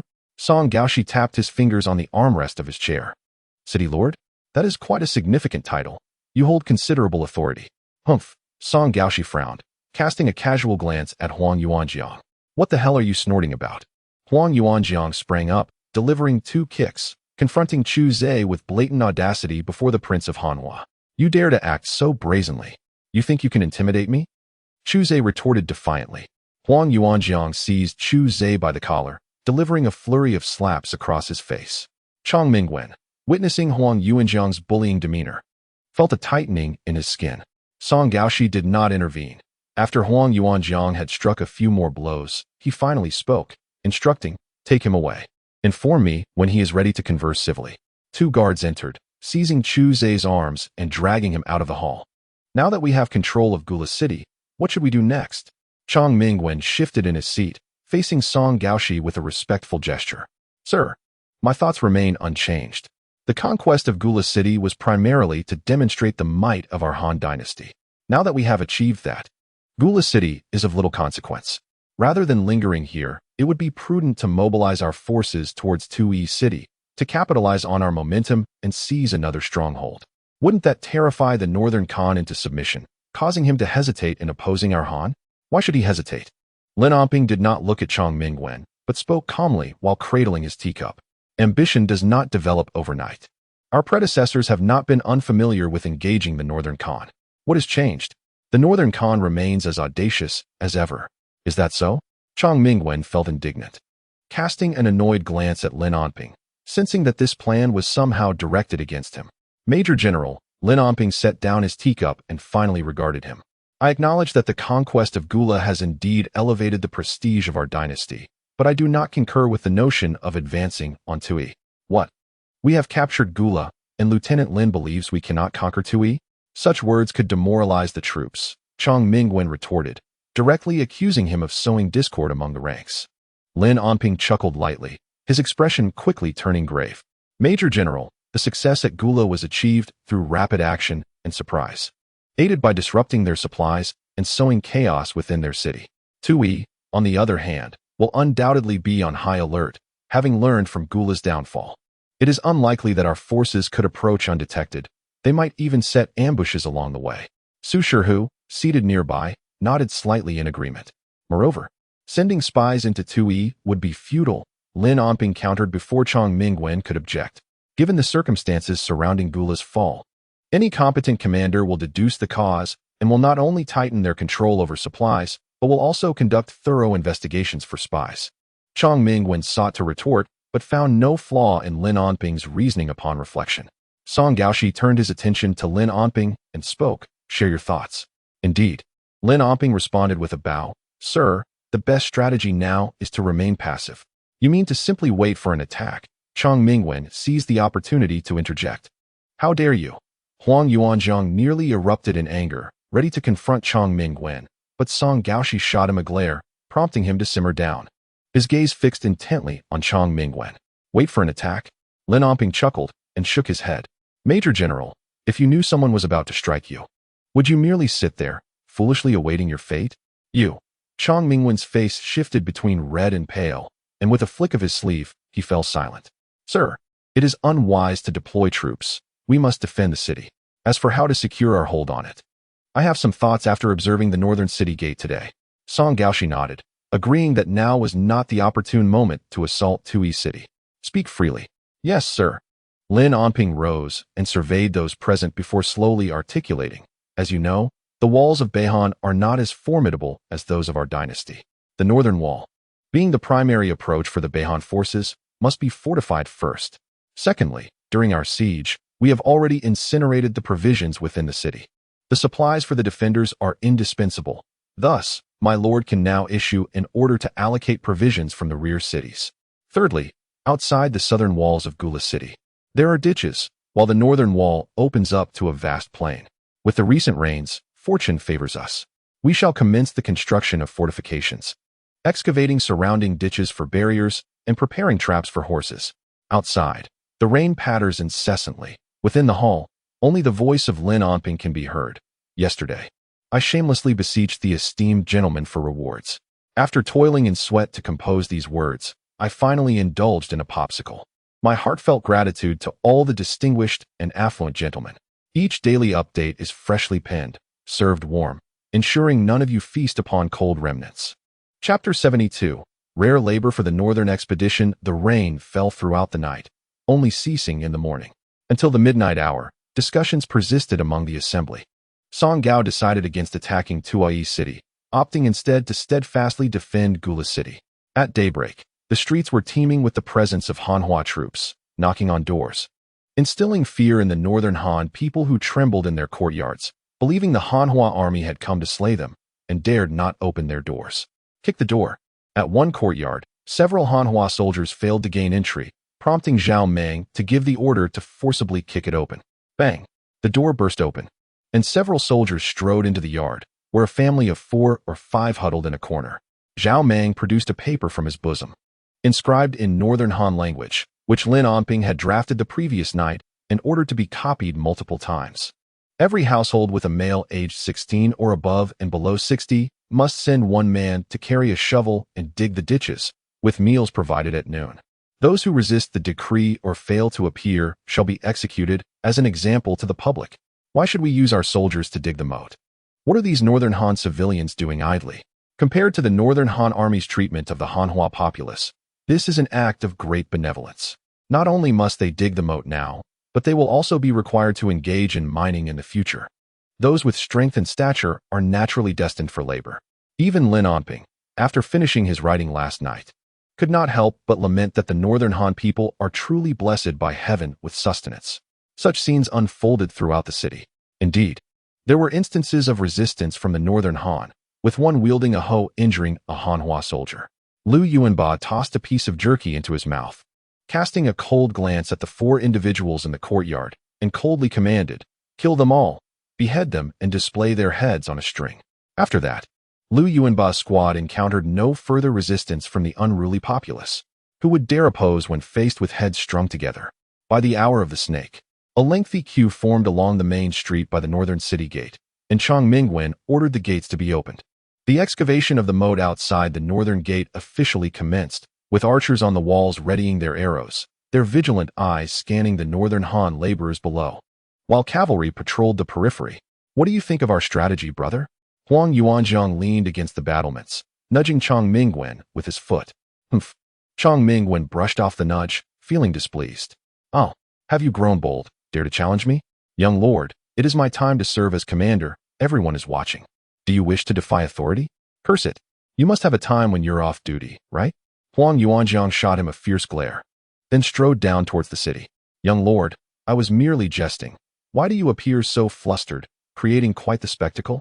Huang Yuanzhang noticed that no one paid him any heed and soon vanished around the corner. Upon returning to the barracks, he immediately spotted Kai Ji and Hao Zi counting silver coins. A smile instantly graced Huang Yuanzhang's face as he strode over. "General Huang," the two stood at attention. "No need for such formality. Sit, sit. We are brothers, after all," he said, affectionately draping an arm around their shoulders and settling onto the bunk. "What are you two doing, counting money?" "Oh, so much silver. Would you lend a bit to your elder brother? Just a little will suffice."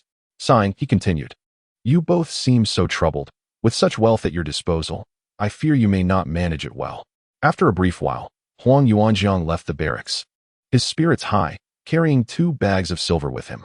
In a modest courtyard not far from the camp, which now belonged to Huang Yuanzhang, Lin Onping had also been invited to stay. Clang! The 2 bags of silver were placed before Lin Onping. He looked up from his writing desk, bewildered. "Brother, what is this?" Finally remembering to settle the debts, Lin Onping was touched. Huang Yuanzhang grabbed a teapot nearby and poured himself a drink. "Oh, this is the silver from Hao Zi and Kai Ji, which the second master bestowed upon them last night. I've brought it for safekeeping. Brother, they have enough troubles of their own. Why would you burden them further? You must be thinking of something else. As the saying goes, wealth should not be flaunted. One should fear not the thief, but the covetous eye. This is for their own good. Oh, and I've kept the portion you intended for them together as well." "My apologies, brother. I must have misunderstood," Lin Onping replied. Huang Yuanzhang laughed. "You speak as if you understand the treacherous world we inhabit. You, a young master. How would you know? If you truly understood, would you have been so brazen as to flaunt 50 taels of silver in public?" Indeed, Lin Onping fell silent, realizing that otherwise, he would not have drawn the attention of Niu San. Recovering his thoughts, Lin Onping inquired, "Has work begun outside the city?" "Yes," Huang Yuanzhang nodded. Lin Onping set down his brush and rose to change into his dry black attire. "Where are you going?" "I wish to take a look and also need to relay some instructions to Chang Mingwen." "What instructions?" regarding the remnants of the enemy's broken spears and swords. Lin Onping replied while stepping outside. Initially, he had intended to keep them from melting down later, but then he thought, why not deposit them at the bottom of the moat? The moat of the Hanhua dynasty is nearly 10 zhang wide and about 3 zhang deep. Achieving this now would be challenging. Time is of the essence, for no one knows when the Beihan army might retaliate. Furthermore, the cold weather makes the ground difficult to excavate. The rain last night, I said, was fortuitous. Lin Onping initially planned for a width of 4 zhang and a depth of 1 zhang too, but to achieve the standards of our dynasty's fortifications, we would have to gradually expand it later. Wait for me, Huang Yuanjiang said, hastily slipping on his shoes. As noon approached, Su Shihu arrived at the North City Gate and cast a glance around. He saw Lin Onping standing in the freshly dug pit, his trousers rolled up, legs covered in mud, and a half-eaten bun in hand. Piles of broken weapons lay beside the ditch, some iron pieces beginning to rust, likely due to the soaking from the rain. Su Shihu sat astride his steed, fixating upon Lin Onping. Such a youth. How could he not become a remarkable figure in the future? Without delay, he turned and mounted his horse, the whip cracking sharply in the air. He was eager to send word to Jiang'an City, imploring his father to vehemently oppose his sister's engagement annulment with Lin Onping. Indeed, no matter the cost. Even if it meant crippling his sister, that foolish girl, his elder brother was utterly consumed with worry. Su Shihu murmured while bouncing upon his horse. His elder brother feared that she would regret her decision immensely in the future. At the general's mansion, now referred to as the Western Mansion, Song Gaoshi sat in a chair, perusing the accounts presented by Tian Ziming. How could the lord of this city possess such wealth? The ledger indicated a current sum of 200,000 taels of silver, alongside various cultural artifacts, paintings, and precious jewels, which collectively amounted to a significant fortune in silver. Astonishingly, the estate of Duol alone yielded 50 to 60,000 taels of silver, suggesting that these two had amassed considerable wealth during their years in Gula City. Yet, given that Mu Hai and Duol had been stationed in the city for many years, it was likely that their fortunes were not as abundant as they appeared. Tian Ziming remarked with a slight furrowing of his brow. He pondered that some officials in Jiang'an City were similarly engaged in such practices. Yet he dared not voice these thoughts to the second prince. The emperor had rarely undertaken military campaigns, deviating from his benevolent governance. One could only wonder if he would become as corrupt as the previous emperor. Shaking off these thoughts, Tian Ziming produced a document from his robes, presenting it with a respectful gesture. Your Highness, I have completed the detailed report on the victory at Gula City. Once Your Highness reviews and approves it, I shall arrange for its dispatch to the capital. Very well, I shall read it now.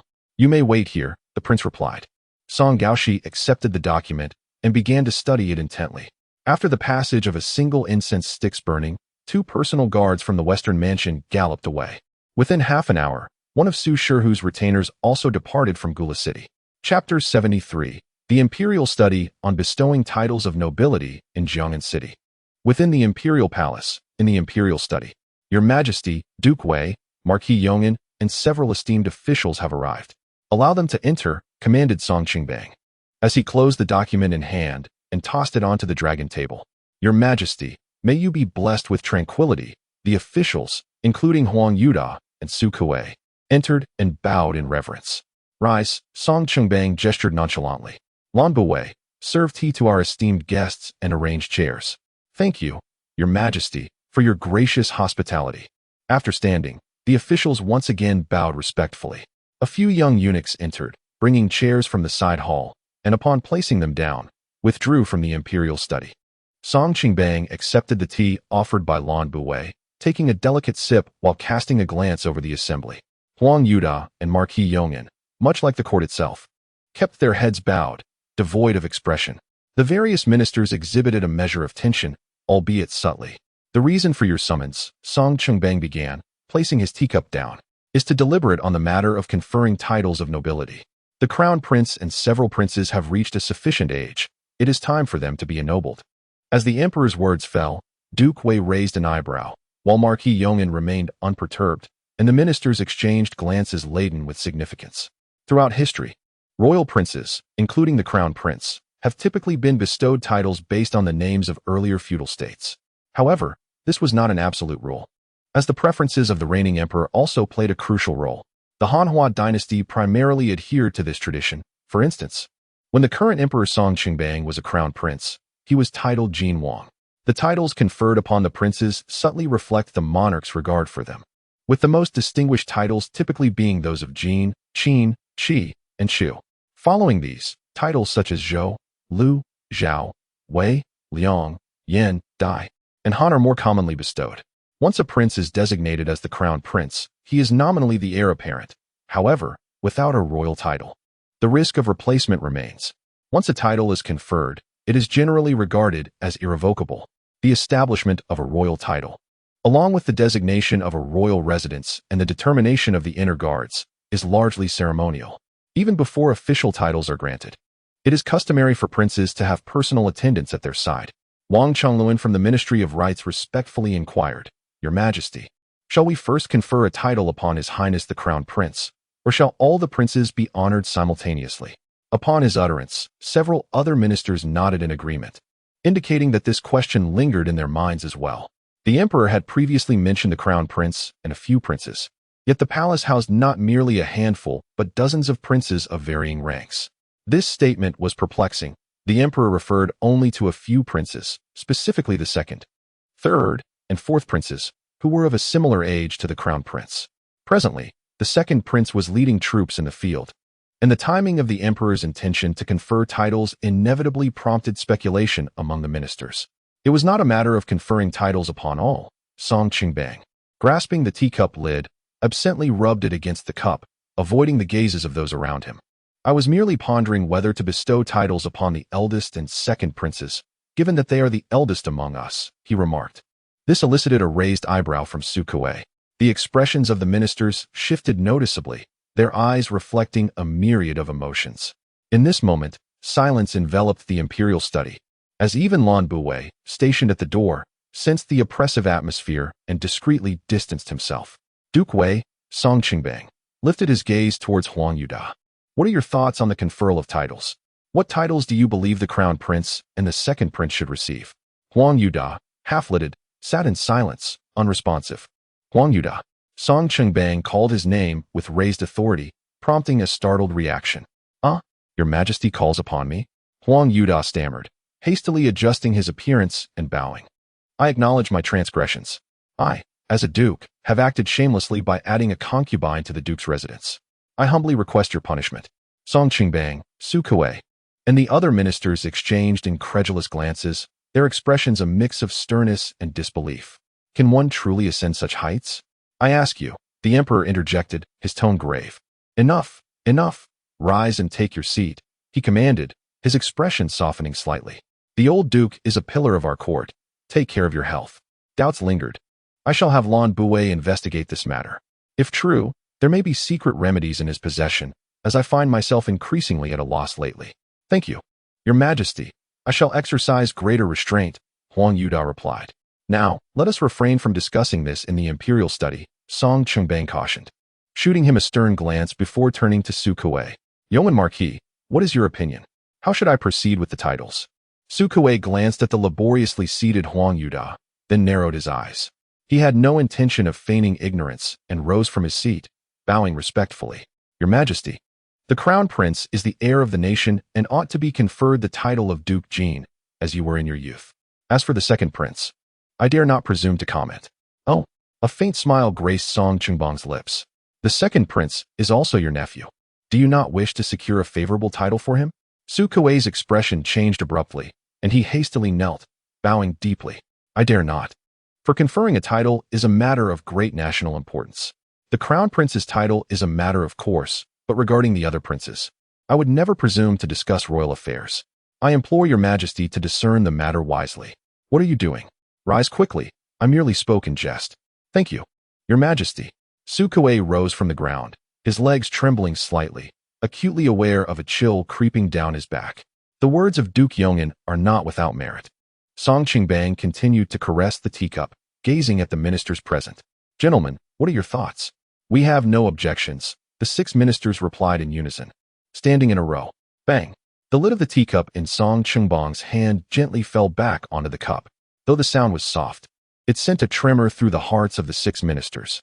"I wonder how the crown prince would feel if I conferred upon him the title of Duke Jin?" The emperor's tone remained calm. Surely, the crown prince would not be overly anxious by now. It appeared as though he was addressing the ministers present while simultaneously engaging in self-reflection.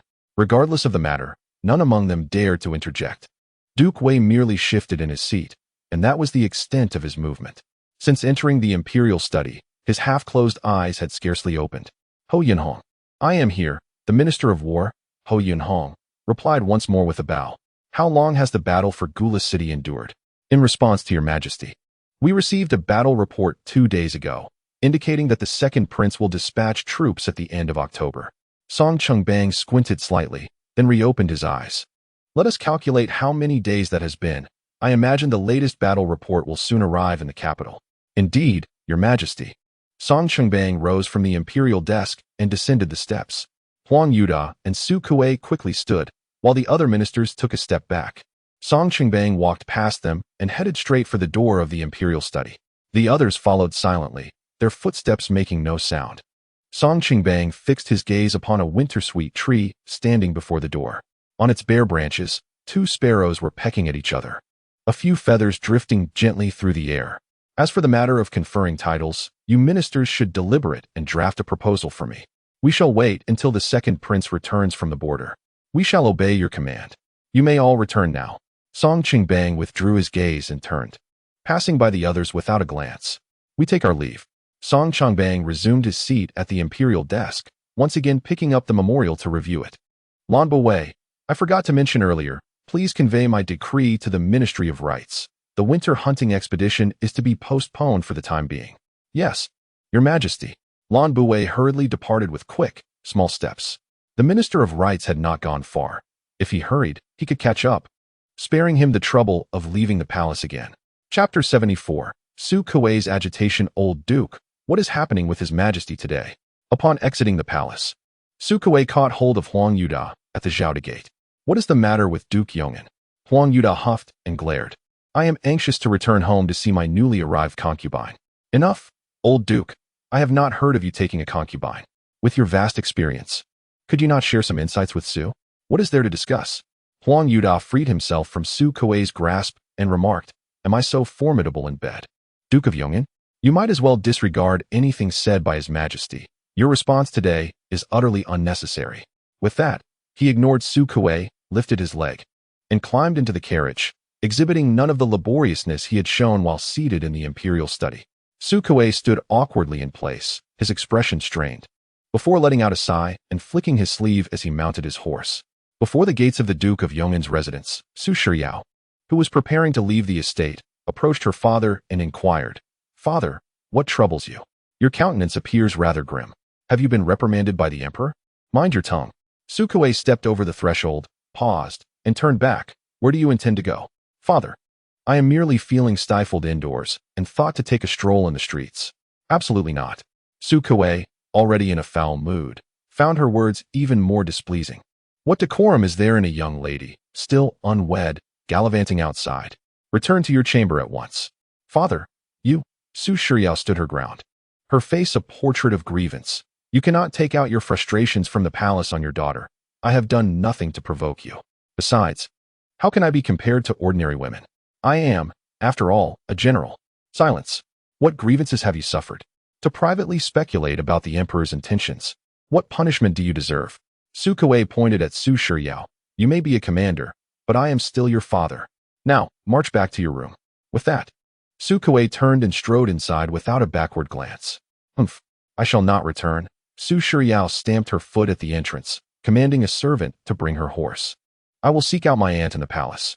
With no reprimand from her father, she urged her horse forward and departed. Su Kuei, oblivious to his daughter's voice, sulked into the main hall. After sitting down with a cup of tea, feeling even more vexed, he retreated to the rear courtyard. Has the master returned from the palace? Mrs. Su greeted him with a smile. Yes, what is the matter? Were you scolded? With a sigh, Su Kuei looked at his wife, prepared to share his thoughts. But upon noticing her inquisitive demeanor, he swallowed his words. It's nothing, he replied, rising to leave, and made his way from the courtyard to the study. Is the master quite free today, wandering aimlessly around the estate? One of the servants remarked upon his arrival in the study. He opened a book, but found it impossible to concentrate. He picked up a brush to practice calligraphy, yet could not produce a single stroke. Tossing the brush aside with another sigh, he lamented the vastness of the Duke's residence, devoid of anyone with whom to converse. I miss my second son. How delightful it would be if he were here. I wonder how his battles are faring. That rascal has not even sent a letter home. Su Shiqing returned from his watch and ran into a servant in the courtyard. Is father at home? The master is in the study, the servant replied before departing. Odd. Father has been in the study for quite some time, Su Shiqing mused as he approached. Leaning back in his chair, Su Kuei gazed at the rafters, repeatedly contemplating the words spoken by Duke Wei at the gate of Zhaoda. Did I err? Surely not. Should I not staunchly support the crown prince? The creaking sound of the door interrupted his thoughts. Su Kuei immediately straightened up, adopting a serious demeanor, and glanced up. Is it time to change shifts? Yes, father. Su Shiqing replied as he stepped closer. Has the Ministry of War received any battle reports? Father, it has only been a few days since the last report. Even with expedited couriers over hundreds of miles, it will take time. Are you worried about our second brother? Should we receive the good news sooner? It would certainly alleviate my concerns, Su Kuei murmured, a hint of worry flickering in his eyes. Since your younger brother joined the military, he has always remained by our father's side. With our father absent this time and the second prince assuming command, I fear he may lose his sense of propriety. Father has filtered the situation. Your brother should understand the boundaries. Yet, regarding the dispatch of news, I doubt that Gula City will fall so swiftly. The last report sent to the Ministry of War mentioned the second prince's deployment date and the list of generals for this campaign. Duke Gao Yuqing did not accompany them, and the second prince is surrounded by youthful commanders, not to mention that this is his first time leading an army. From my perspective, this battle will surely become a stalemate. Su Kuei nodded, casting a glance at his eldest son. If His Majesty were to grant a title to the second prince, what do you think he would be conferred? Su Shiqing did not ponder long before responding. Father, if His Royal Highness were to be named Duke of Jin, other princes' titles would pale in comparison. Indeed, Su Kuei mused, before inquiring further, your third sister has recently been causing a stir over her engagement. Do you believe I should acquiesce to her wishes? Has father come to a conclusion? Before Su Kuei could finish his thought, Su Shiqing interjected, his eyes shining with delight. Father is merely contemplating. No decision has been made. Su Kuei's expression turned slightly displeased. What? Do you wish for me to side with your third sister? Absolutely. Su Shiqing stepped closer to his father. You have never mentioned titles before. Now that you do, it must indicate the emperor's intentions. The crown prince is none other than His Royal Highness, who shares a close bond with me. Should he be granted a title, I would naturally become an official of the Eastern Palace, one of the future ministers of the 6 departments. If our third sister were to truly ally with the Lin family, it would likely invite censure and benefit neither party. Have you not considered a crucial matter, father?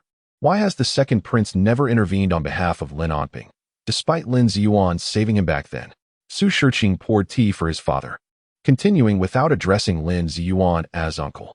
3 years away from the capital, he is unaware of Lin Onping's circumstances. What of Lin Ziyuan? He is your uncle Lin. Su Kuei shot him a glare. Has he truly not intervened? Did he not offer private assistance? That is not what you should be pondering, father. You ought to consider why he has remained indifferent. It is simply that the crown prince does not favor the Lin family. Su Shiqing pressed on. You must know what crime Lin Ziyuan was convicted of by the emperor. Su Kuei, recalling Lin Ziyuan, felt a pang of sadness and spoke with a tone of melancholy. Corruption and conspiracy, indeed. I do not believe in the corruption. Su Shiqing set down the teapot, but the conspiracy may hold some truth. Lin Ziyuan possesses talent and favors those of merit, yet he does not regard the crown prince as such. Su Kuei rose abruptly, his face flushed with anger. Where did you hear such nonsense? Do you not have official duties to attend to? Return to your study. Su Shiqing was momentarily taken aback. His father's sudden shift in temperament surprised him. Su Kuei, feeling agitated, contemplated visiting the Lin family's residence. Although Lin Onping was stationed at the border, there was still an old steward present. Su Shiao performed a deep bow. I pay my respects to the esteemed consort. You mischievous girl.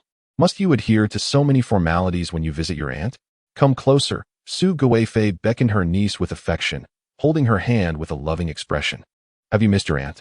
Su Shiao rested her head against the embrace of consort Su, lamenting the discomfort of home, where her father often scolded her without hesitation. Consort Su chuckled softly, affectionately stroking Shiao's hair, reminding her that she was well aware of her father's temperament. You know how your father is. Even I faced my share of reprimands from your uncle in our youth. Did you fear him back then? Shiryao inquired.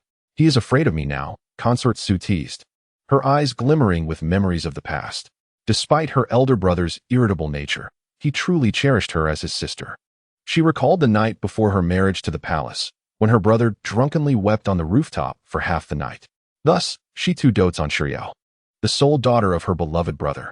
Aunt, since father fears you, is it possible for you to persuade him regarding what I mentioned last time?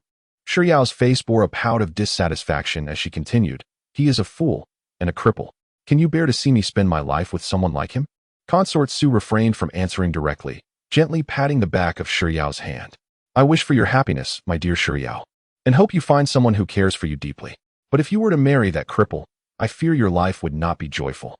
Consort Su sighed inwardly, pondering that perhaps one day she would inquire with Shiryao's father about this matter.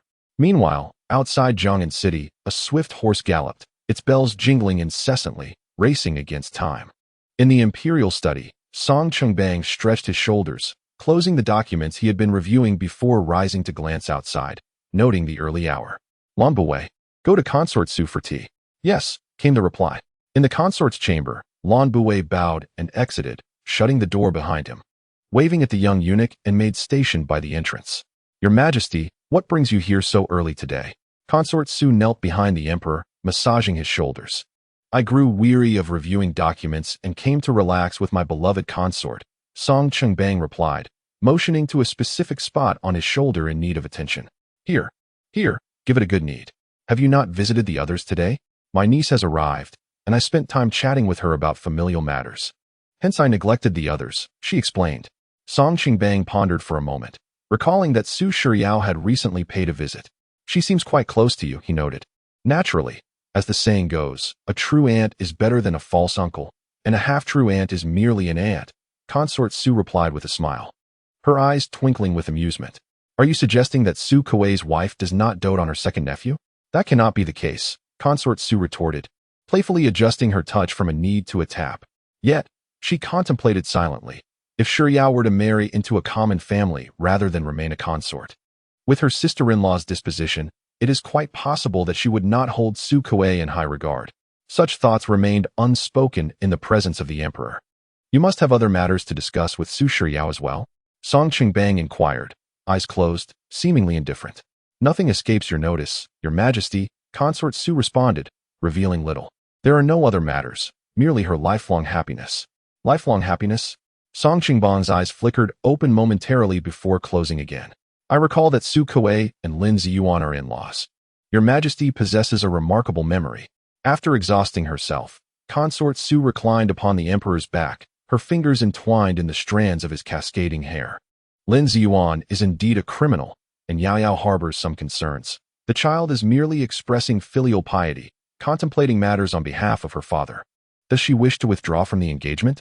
Song Qingbang opened his eyes and gently caressed the back of his beloved's hand, fully perceiving the implications behind Consort Su's words. Her silence was tantamount to acquiescence. Has Su Kuei also concurred? Your Majesty, if my brother were in agreement, Yao Yao would not have come to the palace to discuss this with me. Consort Su slid from the emperor's back into his embrace, uncertain whether she should persuade her brother.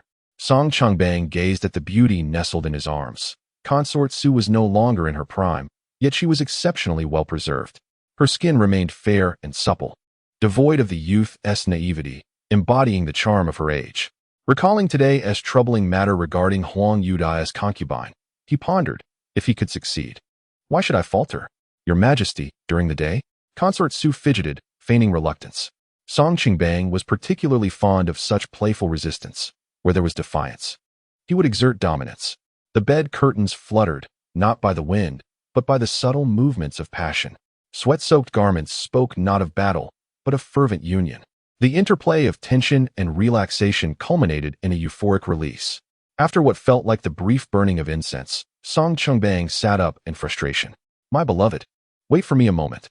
He approached the closed door, calling out, Lan Buwei. The ever-dutiful Lan Buwei hurriedly approached, bowing low even from a distance. Your Majesty? Go to the residence of Duke Wei and ascertain what Huang Yuda consumes for his meals, particularly dinner, and what follows thereafter. Having served the emperor for a lifetime, Lan Buwei was well aware of his preferences. As you command. With a cold snort, Song Chungbang returned to Consort Su's side. She rose, draping a cloud-patterned garment over herself and pouring him a cup of tea. I believe your Majesty's vigor remains as potent as in your youth. Alas, I have grown old, Song Chungbang sighed softly. Su Shiryao wishes to withdraw from her engagement. Even if this consort persuades Su Kuei, that scoundrel would never agree. Song Qingbang was well acquainted with Su Kuei's temperament. Years ago, when he condemned Lin Ziyuan, there were but a handful in the court who dared to speak in his defense, one being Su Kuei, the other Huang Yuda, with the former being particularly vehement. To compel such a man to act against his moral compass would be akin to sentencing him to death. Pondering over his teacup, Song Qingbang remained lost in thought, while Consort Su continued to massage his shoulders in silence. Generally, matters concerning ministers and their family affairs seldom warranted the emperor's intervention. Her mention of this topic was merely casual conversation, devoid of ulterior motives, yet observing the emperor's reaction, it seemed he harbored some thoughts. My beloved, speak to me truthfully. Song Qingbang turned to Consort Su, his expression grave. Is Su Shiryao disdainful of the Lin family? Does she scorn them for their status as a house of criminals? Do not deceive me. At this, Consort Su felt a pang of anxiety. The emperor's demeanor was far from jesting, leaving her momentarily at a loss for words. She feared that a misstep in her response might incite the emperor's wrath upon Su Shiryao, her brother, and the entire Yong'an Marquisate. Your Majesty, I may have been momentarily perplexed regarding Yaoer. I shall have a proper discussion with her later. Then let us call off the engagement. Song Qingbang did not pursue the matter further and directly provided his answer. What? Su Guifei was unclear about the emperor's intentions, her small face displaying confusion, the previous flush of crimson on her cheeks having faded. Is His Majesty displeased? Su Guifei's complexion paled, and she was about to leave her seat to bow and plead for forgiveness, but was halted by Song Qingbang. I am not angry with you. Nor do I blame Su Kuei, Song Qingbang stated in a calm tone. After consideration, I believe we cannot allow Su Kuei's obstinacy to jeopardize our daughter's happiness. Su Shiryao is, after all, a military leader. We must not allow matters concerning marriage to affect her future. If you cannot persuade Su Kuei, it is I who must intervene. But if that is the case, Your Majesty, it would mean breaking the contract. The consequences may be. What are you afraid of? Song Qingbang's expression darkened. I am the emperor. Who dares to speak ill of me in secret? I shall ensure their entire family is united. After a brief interval, Song Qingbang departed Su Guifei's quarters and returned to the imperial study. I have already wronged Lin Ziyuan. I cannot allow his son to marry a woman of lowly character. Song Qingbang murmured softly. I shall find Lin Ziyuan a good daughter-in-law. However, if I take the lead in this matter, it may not be received well. Whom shall I find to bear the burden and alleviate my concerns? Lan Buwei. No one responded. Lan the old dog. Your Majesty. A timid young eunuch stood at the door of the imperial study and spoke. Master Lan has not yet returned from the palace. Song Qingbang had forgotten this detail and lightly tapped the dragon table with his palm. The Duke of Wei's eyes brightened, a smile gracing his lips. Dear readers, today's performance was commendable, resulting in an additional chapter. Naturally, when the gentlemen bestow rewards, an extra chapter is warranted to entertain them. Chapter 76. The Duke of Wei visits the Yong'an Marquisate. Lan Buwei wore a forlorn expression. This back and forth had occurred several times. Huang Yuda was also frustrated. He had only just returned from the palace when the emperor summoned him again. Master, will you return for dinner tonight? What is it? Is the emperor your maternal uncle? Will he even keep me for dinner? Huang Yuda retorted irritably. Huang Yuda climbed into the carriage, rummaging through his belongings, only thinking of those precious items. Inside the imperial study, Huang Yuda was bewildered. He contemplated resisting the emperor's command. Which good and noble emperor would make someone commit such ignoble deeds? It is said that one would rather dismantle 10 temples than break a single marriage. If word spreads throughout Jiang'an City, they will surely accuse Huang Yuda of being mercenary, of favoring the rich over the poor, and of kicking someone when they are down. Just the thought made his scalp tingle. The servants at the Duke's residence would be overwhelmed, constantly cleaning the rotten vegetable leaves and foul eggs at the gate. Your Majesty, at my age. Huang Yudao's face was a picture of despair. Why not issue a direct decree, Your Majesty? Nonsense. Song Qingbang smiled at Huang Yuda. I do not desire a tarnished reputation, do I? Alas, old Duke, do not speak thus. You are a stalwart in the court, and at this age. It is right to be concerned for the sovereign. The Duke of Wei spent a moment in the imperial study before taking his leave. In his hand, Song Chungbang held a pill, murmuring, "Does this truly work?" As night fell, a servant announced, "Master, the Duke of Wei has arrived." Su Kuei set down his book. "Quickly invite the old duke to the main hall." Su Kuei hurriedly departed from the study, his spirits elevated. For the Duke of Wei had come to provide him with enlightenment. Upon entering the main hall, he spotted Huang Yuda standing there, who turned to glare at the steward. "Why have you not invited the duke to take a seat? Hurry and serve tea." Turning back, he donned a beaming smile. "Esteemed duke, please, take your place." Huang Yuda chuckled awkwardly, feeling somewhat uneasy. After seating himself, he frequently glanced at Su Kuei. "Ah, it's rather warm, and I couldn't sleep. I wandered out of the residence and happened to find myself at the gate of the Yong'an Marquise." Su Kuei was perplexed. It was November. How could it be warm? Yet, he thought little of it, and, with a chuckle, took a seat. "Esteemed duke, tea for you." "How polite," Huang Yuda murmured, his brow furrowing as he distractedly lifted the teacup, glancing around. "Is that niece of yours not at home?" Su Kuei's expression soured at the mention of his daughter. From the moment the duke entered, he sensed something amiss. Now, inquiring about his daughter, after just taking a new concubine, what ulterior motives might he have? How disrespectful. Su Kuei swallowed the urge to express his indignation, forcing a smile. "Is the duke in search of my daughter Yaora? Goodness. I am no longer referring to you as esteemed duke." Huang Yuda remarked. "What business would an old man like me have with her?" Internally cursing Su Kuei's ignorance. He reflected, "This is not just my wife, your sister-in-law, who naturally frets. You know well, many marriages have been arranged by her. Recently, she has been mentioning finding a good match for her niece, wondering which noble family in the capital possesses such fortune." Upon hearing this, Su Kuei felt relieved, but then reconsidered. "Esteemed duke, our family has an engagement with the Lin family, as you are aware. Nonetheless, I appreciate the kind intentions of the duke's wife." "Oh, that matter is known to me, but concerning Lin Ziyuan, you also know about his affliction, yes? Wouldn't you agree?" Huang Yuda replied. "Esteemed duke, your words are rather convoluted, leaving me quite perplexed." Su Kuei interjected, his brow furrowed. "If you have something to say, please speak plainly." Huang Yuda took a sip of tea, raising his eyelids to glance at Su Kuei, pondering that he indeed wished to be direct, yet found it difficult to articulate. At that moment, Su Shiryao entered the room. She had merely been passing by when she heard voices and decided to step in. Upon seeing the duke seated there, she immediately stood at attention. "Yaora pays her respects to the duke." "Ah, yes, indeed," Huang Yuda nodded, casting a brief appraisal of Su Shiryao, who had blossomed beautifully over the years, far surpassing her father in grace. "Why are you still awake at this hour? You should return and rest." Before Su Shiryao could respond, Su Kuei began ushering her away. "Oh," she exclaimed, turning to leave, but was halted by Huang Yuda's voice.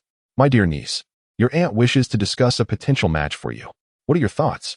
"Not at all," Su Kuei interjected, displeased. "Is it not common knowledge that there is already an engagement? Duke Wei, what is your intent?" "Is that so?" Su Shiryao exclaimed with delight, turning back. "Then I must go and express my gratitude to the duke's wife." "What nonsense!" Su Kuei's expression darkened, for his daughter's reaction was a blatant affront to him. Bringing disgrace to the Marquise, what a disgraceful display. Although Huang Yuda wore a smile upon his face, his eyes seemed to gaze deeply at Su Shiryao. It was evident that Su Kuei's daughter did not take the marriage engagement seriously, or perhaps she had no intention of marrying Lin Ziyuan's son at all. "Oh, uncle, you jest," Huang Yuda remarked, setting down his teacup with a laugh. "I was just discussing your engagement with the Lin family with your father." "I have no desire to marry into the Lin family," Su Shiryao replied, her previously cheerful demeanor vanishing. "The Lin family is no more." The implication of her words was clear to both Huang Yuda and Su Kuei. Huang Yuda remained unfazed, maintaining his jovial demeanor as he picked up his teacup once more. However, Su Kuei was less patient. He stood up, ready to scold her, but restrained himself out of respect for Duke Wei. After glaring at his daughter, he managed to utter two words, "Get out." "Oh, your grace, why are you losing your temper like a child?" Huang Yuda drawled. "The child has her reasons for her reluctance. Can parents truly force their children?" Su Kuei shot a dark look at Huang Yuda, questioning the meaning behind the duke's words. Did he imply that Su Kuei should act unkindly and unjustly? "Such harsh words, my friend," Huang Yuda replied, rising to pat Su Kuei's shoulder. I merely wish for your family to prosper. I was speaking in jest. He then turned to Su Shiryao, adopting a stern expression. You, my dear, must understand that a parent's wishes cannot be dismissed with a mere refusal. In your home, you are a daughter, and you must adhere to filial piety. Look at how agitated your father is. After saying this, Huang Yuda did not forget to pat Su Kuei's back, saying, all is well, do not be upset. Su Kuei's expression grew even darker. What are you doing? Are you trying to pacify a child? Ignoring him, Huang Yuda continued to admonish Su Shiryao. As a general in the army, you must also heed the emperor's commands. You cannot indulge in such childish whims. Just as your father, the Marquis of Yong'an, is expected to balance loyalty and filial duty, he remains dutiful before the emperor. If you are dissatisfied, you may always appeal to the emperor directly. The phrase emperor and father was pronounced with particular emphasis by Huang Yuda. Initially, Su Shiryao hung her head low, but suddenly her eyes brightened. Emperor? The emperor comes first, and father follows.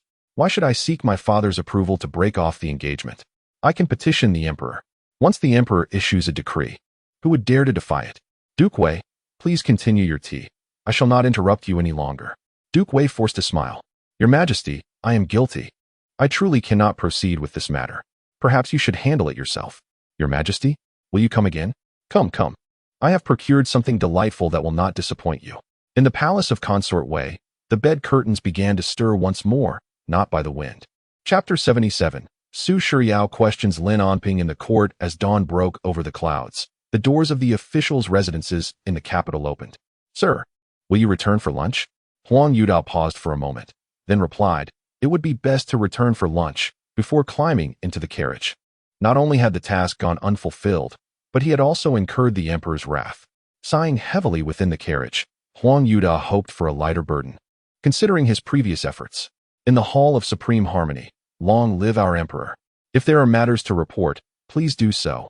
If not, the court is dismissed. The ministers fell into silence.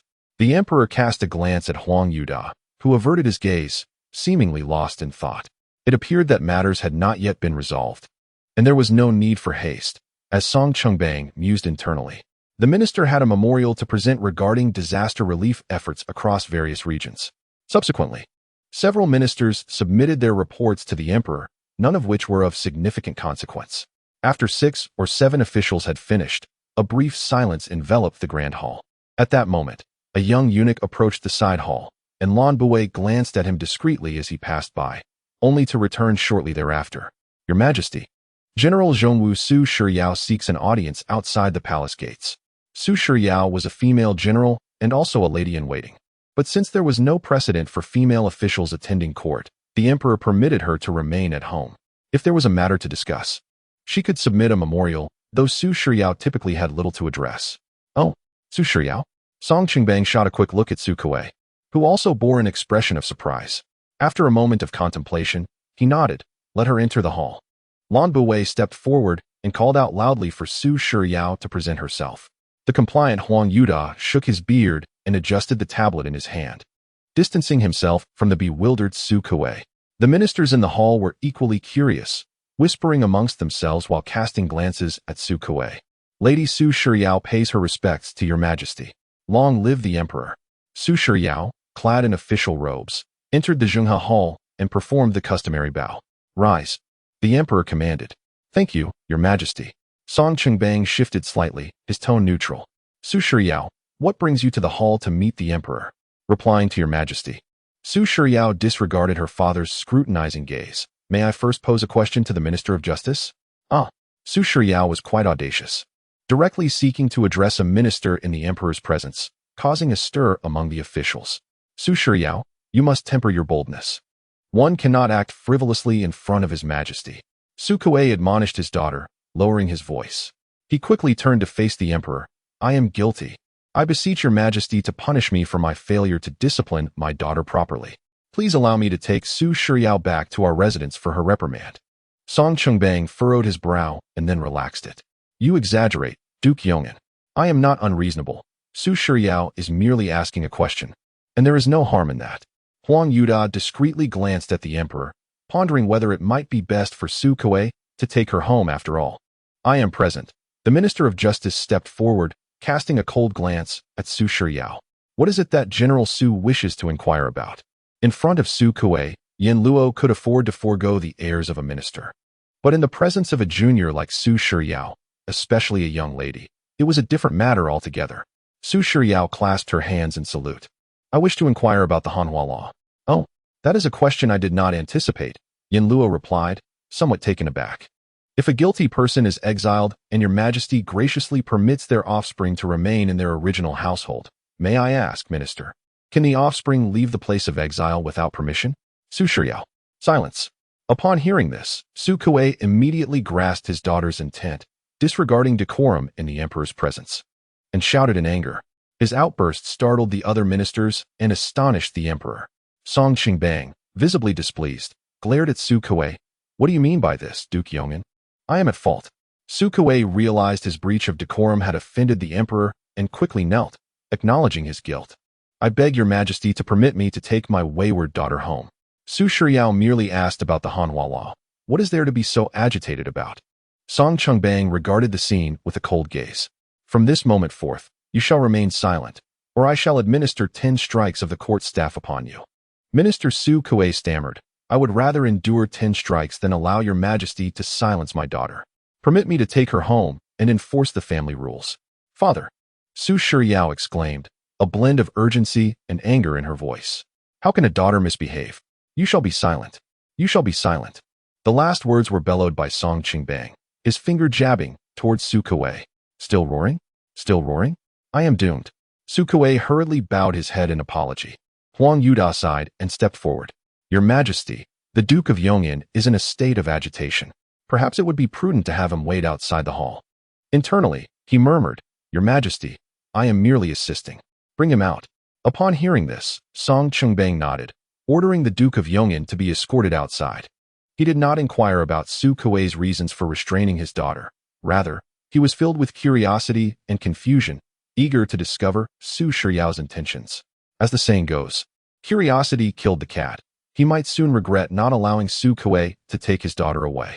Su Kuei's protests of Your Majesty were drowned out as the guards escorted him from the grand hall. Su Shiryao, please continue your inquiries. Su Shiryao bowed and replied, Your Majesty, I have finished my questions. It is now Minister Yan's turn to respond. Yin Luo, momentarily lost in thought, cleared his throat, and after saluting the emperor, he adopted a serious demeanor and spoke.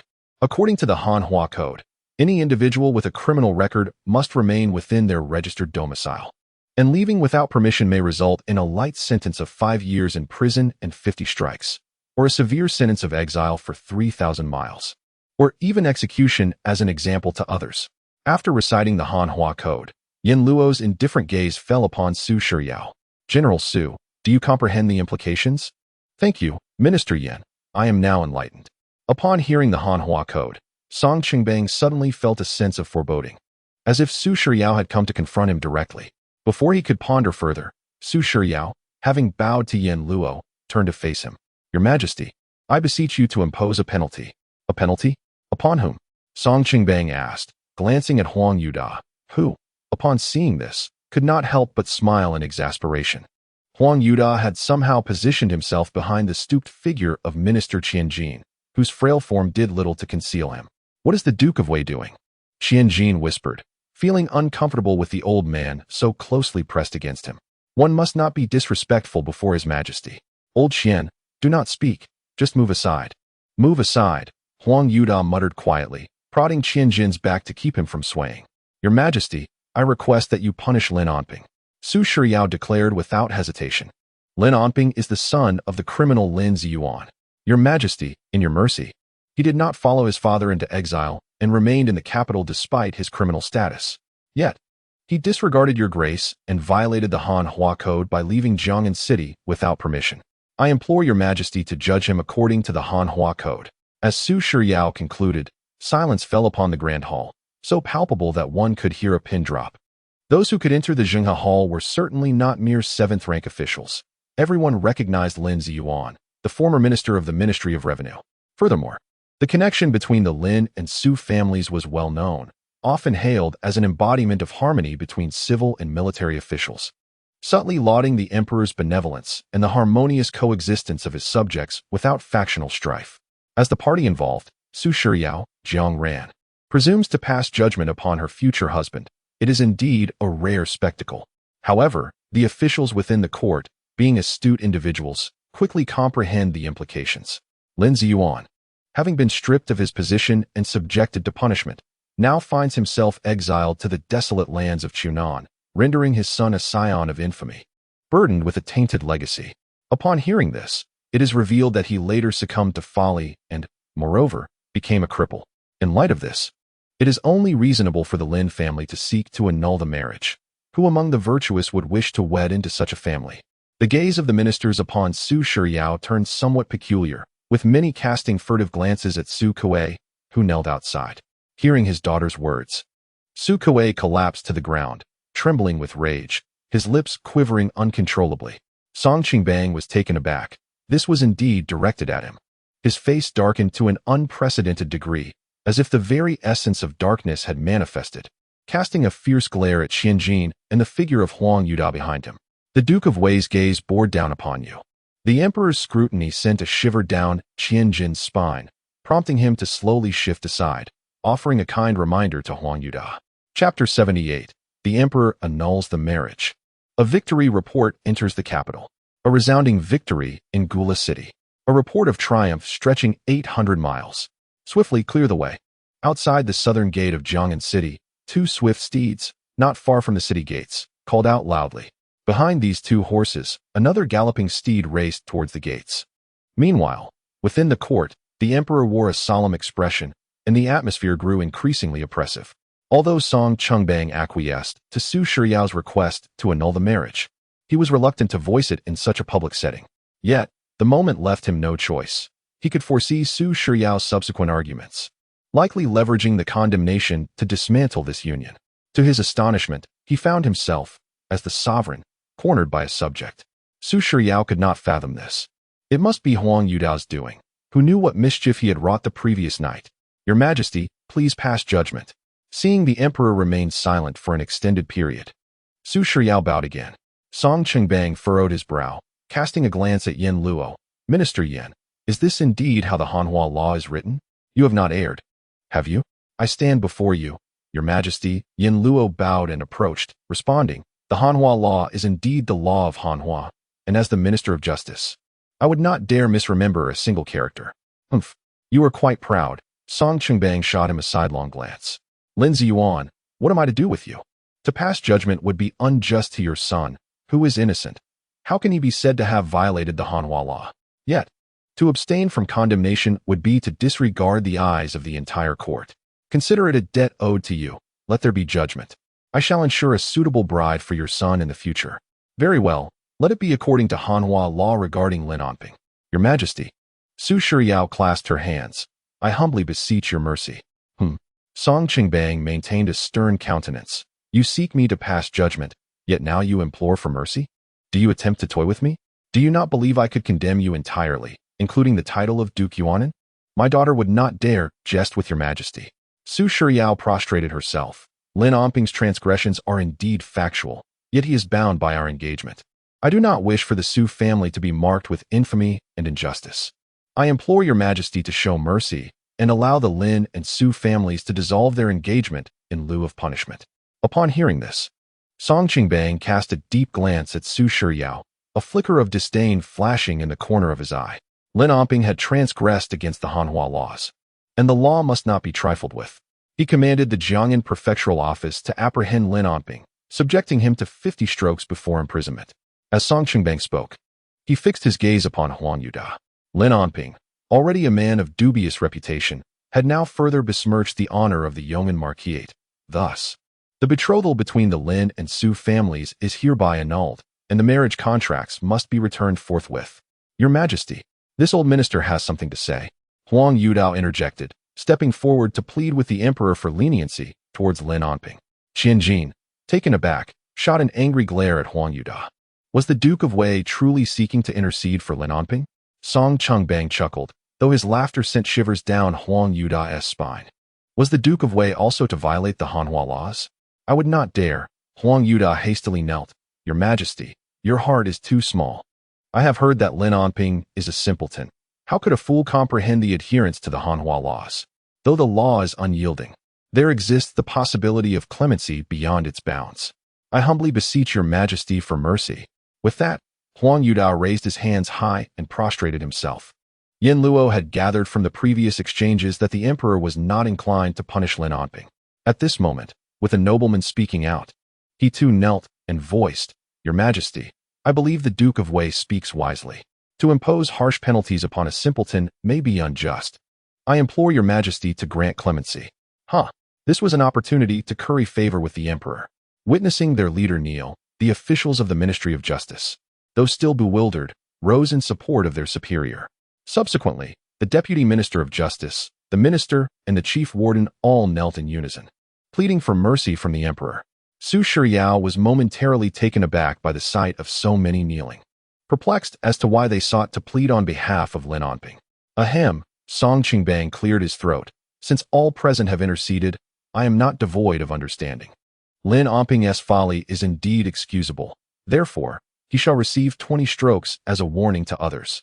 Your Majesty is benevolent. Huang Yudao exclaimed. Your Majesty's magnanimity and virtue leave us in awe. You are indeed a sage ruler, the great sovereign beneath the heavens. Your Majesty is benevolent, echoed the officials of the Ministry of Justice. Enough, you may rise. Song Qingbang's expression softened considerably. Before he could dismiss the court, a guard knelt at the entrance of the Grand Hall, raising a dispatch high. Your Majesty, a report from the frontiers. A great victory at Gula City. What? Song Qingbang's heart raced, rising from the dragon throne, as if fearing he had misheard. A great victory at Gula City? To your Majesty. The report has been dispatched with utmost urgency from 800 miles away, delivered by the personal guard of the second prince, who awaits outside the palace gates. Reward them. Reward them both. Song Qingbang's gloomy disposition evaporated in an instant. Quickly, bring forth the dispatch. Lanbu hurriedly scampered forth.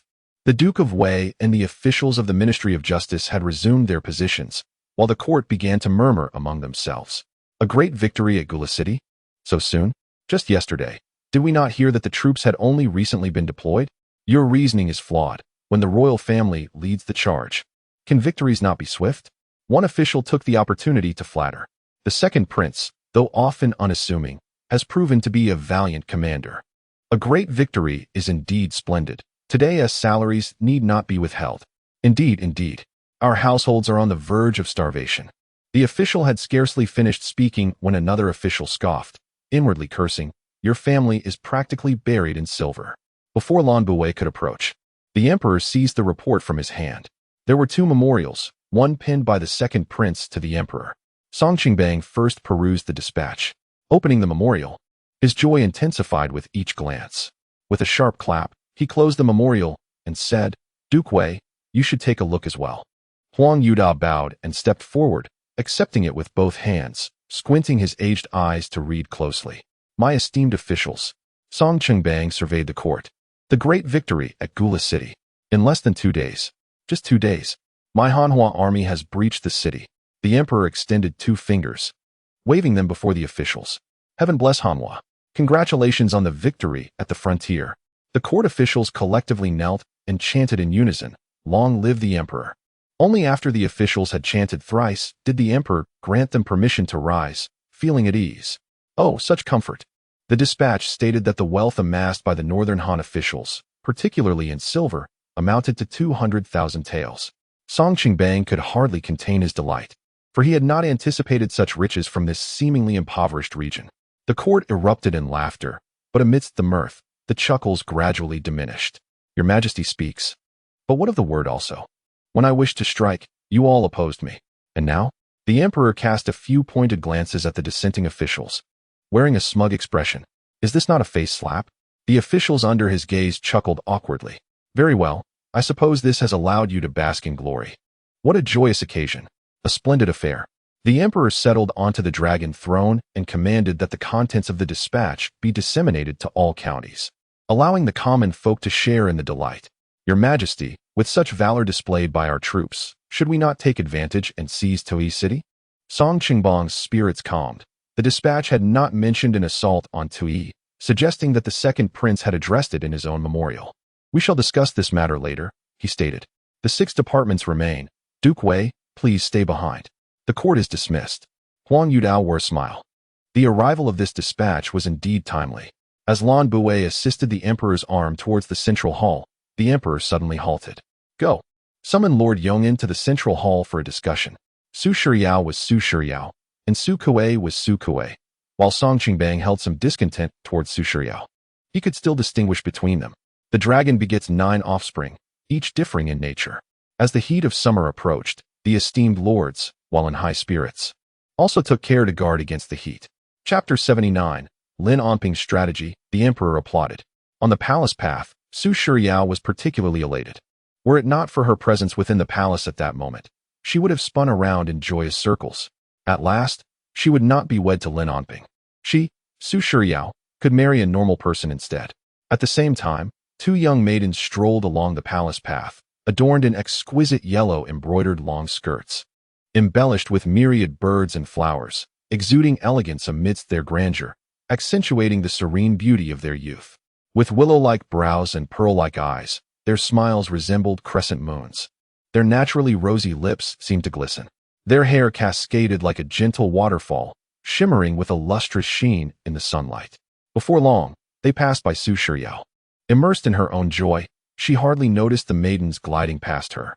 Song Yulong paused, glancing back at Su Shiryao's silhouette. The woman clad in official attire appeared somewhat familiar. The maidservant did not recognize her. A woman in official garb? Song Yulong tilted her head, pondering that she must be the 3rd miss of the Yong'an Marquise, now radiating an air of elegance. "Humph," the young maid scoffed. "Princess, I have never encountered a woman more beautiful than you. Enough of your prattle, let us move swiftly, lest we be discovered again." Sweet, yet cunningly adorable. Within the Guangxing Hall, Song Qingbang was perusing a memorial in his hands, one pinned by the second prince from the border. He read aloud, muttering to himself as the Minister of Personnel sat rigidly, half of his posterior perched on the chair. Huang Yuda cast a sidelong glance at Su Kuei before continuing to squint. Su Kuei appeared to be in poor spirits, clearly still reeling from the recent annulment of his engagement. In the central hall, he felt utterly humiliated. The second prince spoke of the Hanhua army's valor, exclaiming, "Excellent. The strategy for besieging cities, burning supplies, is indeed brilliant." The emperor, in good spirits, elicited smiles from the 6 ministers. A temporary halt to the assault on Tui, fortifying Gula to maintain a position of strength. Yes, this is feasible. With the new year approaching, it is prudent for the army to refrain from unnecessary turmoil and conserve their energy. Huang Yudao lifted his eyelids to glance at the emperor, who was brimming with admiration, reflecting the universal sentiment of parents, joy in their child's accomplishments. Outside, one may be a commoner, but at home, one is still the cherished darling of their parents. Commence the excavation of the moat, impose severe penalties on the bandits, and conscript them for labor, providing only sustenance, he suggested. This method is commendable and could save a substantial amount of silver. The Minister of Revenue, Qian Jin, nodded in agreement, recognizing the second prince's potential akin to that of a Minister of Revenue. Song Qingbang gazed down, suddenly adopting an incredulous expression, for the memorial concluded with the words, "My son suggests acting upon the military strategies of Colonel Lin Onping." Father, Lin Onping is indeed a remarkable talent, possessing both wisdom and courage in matters of warfare, as well as profound insights into governance. Attached is a strategy composed by Lin Onping. This strategy was inscribed on a single sheet of paper, which Lin Onping had written for Song Gaoshi. Upon reviewing it, Song Gaoshi included it with the memorial sent to the capital. The emperor had not noticed these final words, his mind preoccupied with the name Lin Onping. What? Lin Onping? Are all these his ideas? Why is Lin Onping stationed at the border? Abruptly, he recalled Su Shiryao's words from the court earlier that day about having left the capital without permission, heading to the borderlands. Su Shiryao must have prior knowledge of Lin Onping's presence at the border, he thought suddenly, glancing at Huang Yuda and Su Kuei. If Su Shiryao was aware, then Huang Yuanjiang must also be at the border? These two could not possibly be ignorant of the situation. Repeating Lin Onping's name in his mind, Song Qingbang began to sift through the memorials on the dragon table. He noticed the emperor's sudden silence, followed by a flurry of activity on the dragon table, leaving the few in the hall puzzled. They exchanged glances, uncertain of the emperor's intentions. After a thorough search, he finally retrieved the battle petition submitted earlier by Huang Yuda. Hastily opening it, his gaze landing on the name Lin Xian. Lin Xian? Lin Onping? That old rascal Huang Yuda. And Su Kuei is no saint either.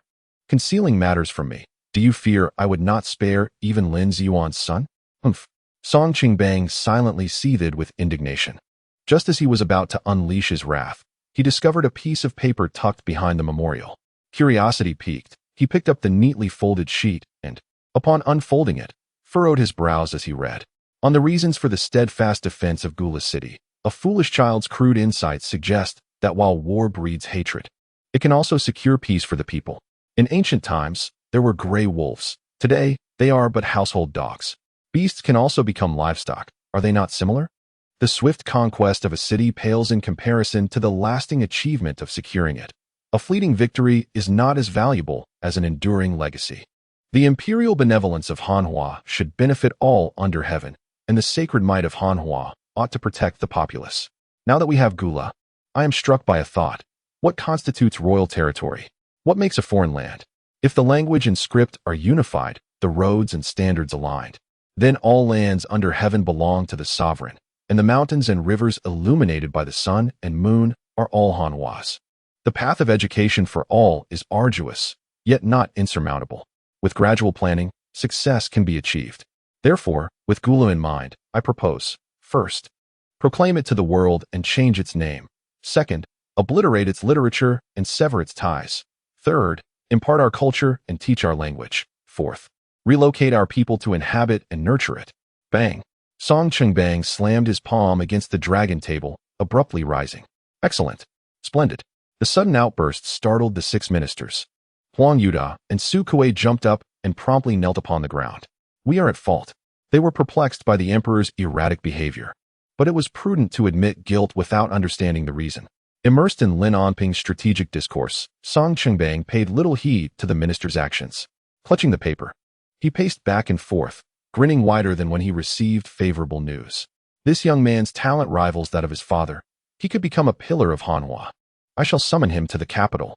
Yet, Song Qingbang refrained from expressing this thought, recalling that only moments ago he had condemned Lin Onping, stripping him of his wife and imposing 20 lashes. It is true, those capable of ruling often possess remarkable composure. Soon, Song Qingbang regained his calm. The affairs of Nanliang remain unresolved. Now is not the time for Lin Ziyuan's son to receive vindication. Thus, Lin Onping must not be overly valued. After all, how old is Lin Onping? Merely a youth. It is commendable to harbor such aspirations, yet the challenge lies in realizing them while remaining true to oneself. A few more years of tempering will serve him well, allowing his character to mature. Having contemplated this, the emperor finally noticed the ministers still kneeling before him. Their expressions bewildered. What is the meaning of this? Why are you all prostrating yourselves? Is there a thorn in the chairs of my palace? Or have your posteriors sprouted teeth? We, your humble servants, are. The ministers struggled to articulate a coherent response. Enough. Rise and speak. Song Qingbang resumed his seat at the dragon table, carefully refolding the paper and tucking it back within the memorial. I have matters to discuss with you, Your Majesty. We are at your command, the ministers replied, just as they were about to settle into their chairs. At the mention of his concerns, they hastily rose again. Gula City. Song Qingbang surveyed the gathered ministers with a resolute gaze, declaring, I have decided. Opposition is futile. Confusion spread across the faces of those present. What exactly is being decided? Clarity is needed. How are they to respond? Noticing their silence, Song Qingbang's impatience grew. I have declared that Gula City shall be mine. It is now occupied by my grand army, and thus it rightfully belongs to the Hanhua realm, severed from any ties with Beihan. My words are final. Who dares to oppose? Who stands with me? The assembled ministers understood the gravity of the situation, their faces devoid of excitement, instead furrowing their brows. Your Majesty, began the Minister of Rights, the cession of land and cities is typically a matter for negotiation between the two nations. Silence. Next, the Minister of War interjected, Your Majesty, if we press the King of Beihan over Gula City, we shall undoubtedly provoke a fierce backlash, detrimental to our dynasty. You too, be quiet. Next, Qianjin stepped forward, hunched over. Your words are unnecessary. Next, Qianjin, along with Song Qingbang. glanced toward the ministers of justice and personnel, both of whom shook their heads in silence. The Duke of Wei has no objections, stated Su Kuei, lost in distant thoughts. Song Chungbang lingered on Su Kuei for a moment, sighing inwardly. Su Kuei has a daughter. Such a fate is indeed cruel. Enough. Since none oppose, let us deliberate on the renaming of Gula City. The 6 ministers had not voiced any dissent, nor had they spoken out. An hour later, the 6 ministers departed from the central hall, and the outcome of their deliberations was revealed. In the spirit of renewal, Gula City would be renamed Xinya City, as it bordered Fanya City. The lands surrounding the former Gula City would remain allocated to Xinya, establishing a county and appointing officials, with the specifics to be discussed by the Ministry of Personnel and submitted for imperial approval. Currently, the military manages the area, and with Tian Ziming present, assistance can be rendered. The emperor himself inscribed the name Xinya. Artisans from Fanya City would be dispatched for the city name engraving, as the emperor harbored doubts regarding the craftsmanship of the Beihan people.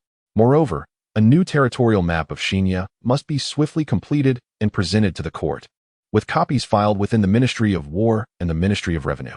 Following the establishment of Xinya, the emperor expressed displeasure at the Wolf Peak lying between Fanya and Xinya, renaming it Dinglang Mountain. After the 6 ministers' departure, Song Chungbang lifted his teacup, casting a glance at the 2 remaining figures in the hall. Does the Duke of Wei also perceive my actions as impulsive, lacking in forethought? The old minister is apprehensive. The Duke of Wei rose, bowing deeply. I dare not criticize your majesty. May your majesty see clearly. Sighing deeply, Song Qingbang's gaze bore an unusual hint of helplessness. I am fearful.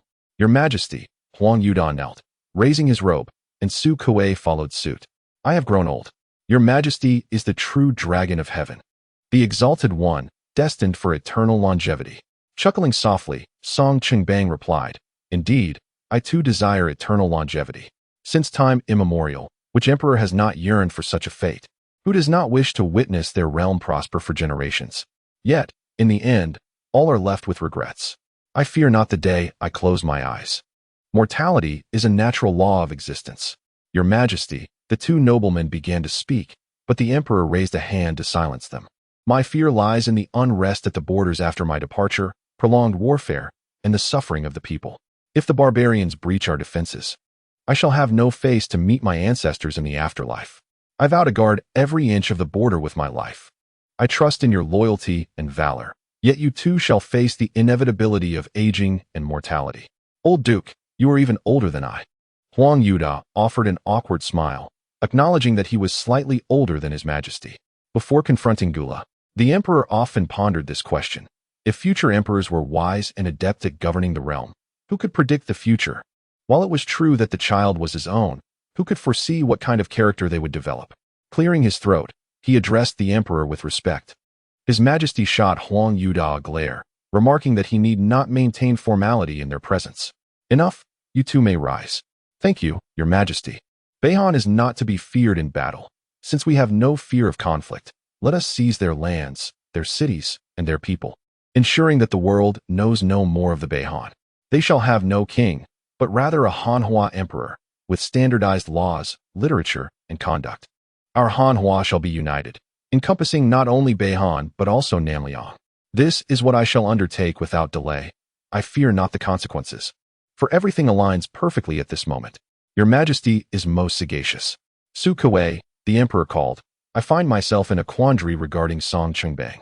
I am unsure how to broach the subject with him. Should I speak ill of his daughter? How presumptuous that would be. To claim Lin Omping unworthy? It feels insincere. As a father myself, I should allow my children autonomy. Even should they later regret their choices, the blame cannot fall upon you. Your servant is guilty. My unfilial daughter has offended your majesty, and I am willing to accept punishment on her behalf. Enough. It is midday. You should return home and comfort your daughter. There are many fine young men in the world. Song Qingbang uttered a disingenuous remark, while Su Shiryao was likely reveling in her happiness. I take my leave. Su Kuei indeed wished to depart, eager to return home to enforce familial discipline. After Su Kuei had left, Huang Yuda shook his head, letting out a sigh. What a forthright and sincere man the Marquis of Yong'an is. Yet, he has a daughter who takes after her mother. What is there to say? Song Chungbang frowned, noting that this was Su Kuei's family matter. He He opened the documents before him and handed the neatly folded papers to Huang Yuda. The reason for waiting until Su Kuei had departed to show Huang Yuda was not out of ulterior motives, but rather to avoid upsetting Su Kuei. Huang Yuda took the papers with both hands and began to read. Excellent. Well written. The second prince truly lives up to his majesty's lineage. This is not written by the second prince, the emperor remarked, casting a sidelong glance at Huang Yuda. It is Lin Omping's work. Talented indeed. Lin Omping is, wait, who? Upon seeing the emperor's bemused expression, Huang Yuda felt a jolt of fear and immediately knelt, banging his head against the ground. Your servant deserves death. I have committed a grave offense against your majesty. I would gladly face 1,000 deaths. I beseech your majesty, for the sake of this old minister's solitary lineage, spare my 9 clans. I am willing to accept any punishment, be it slow slicing, dismemberment, or being pulled apart by horses. Is your majesty not the least bit moved? Have you finished your performance? Every word I speak is sincere. I dare not deceive your majesty. Very well, I shall remember this. You may rise. Thank you for your graciousness, your majesty. Thank you for sparing this old minister's life. Huang Yuda, trembling, rose to his feet, secretly rejoicing in his reprieve. Is the young lord indeed with Lin Omping? As for this matter, I am truly uncertain. My son should be acquainted with him, but to what extent? I genuinely do not know. Huang Yuda pondered whether he should disclose the incident of the previous killing. After some contemplation, I decided against it. It is better to avoid unnecessary troubles. My first task upon returning would be to promptly send a letter to the dog. Without much ado, I casually inquired. You may head back now. I shan't keep you for a meal. Huang Yuda pondered. When have I ever been retained? With both hands. He returned the paper to his majesty, saying, I take my leave, your majesty. Humph. Song Qingbang did not even lift his head. Instructing Lan Buwei to escort you to find the Jinwu guard at once. Huang Yuda hesitated, retracting his foot. Received 10 or 5 lashes. Huang Yuda's face fell. Had his majesty not spared the old servant? Would it instead be a punishment of slow slicing, or a jovial fate for the 9 clans? I thank your majesty for your grace. Huang Yuda swiftly turned, seizing Lan Buwei's arm as he declared, Come, let us find the Jinwu guard. In a blink, he vanished from sight. Su Kuei emerged from the palace, riding home at a furious pace, his heart brimming with ire. As he neared his residence, he slowed his speed. Father, Yao Yao wants to be lifted high. Father, Yao Yao wishes to ride a horse.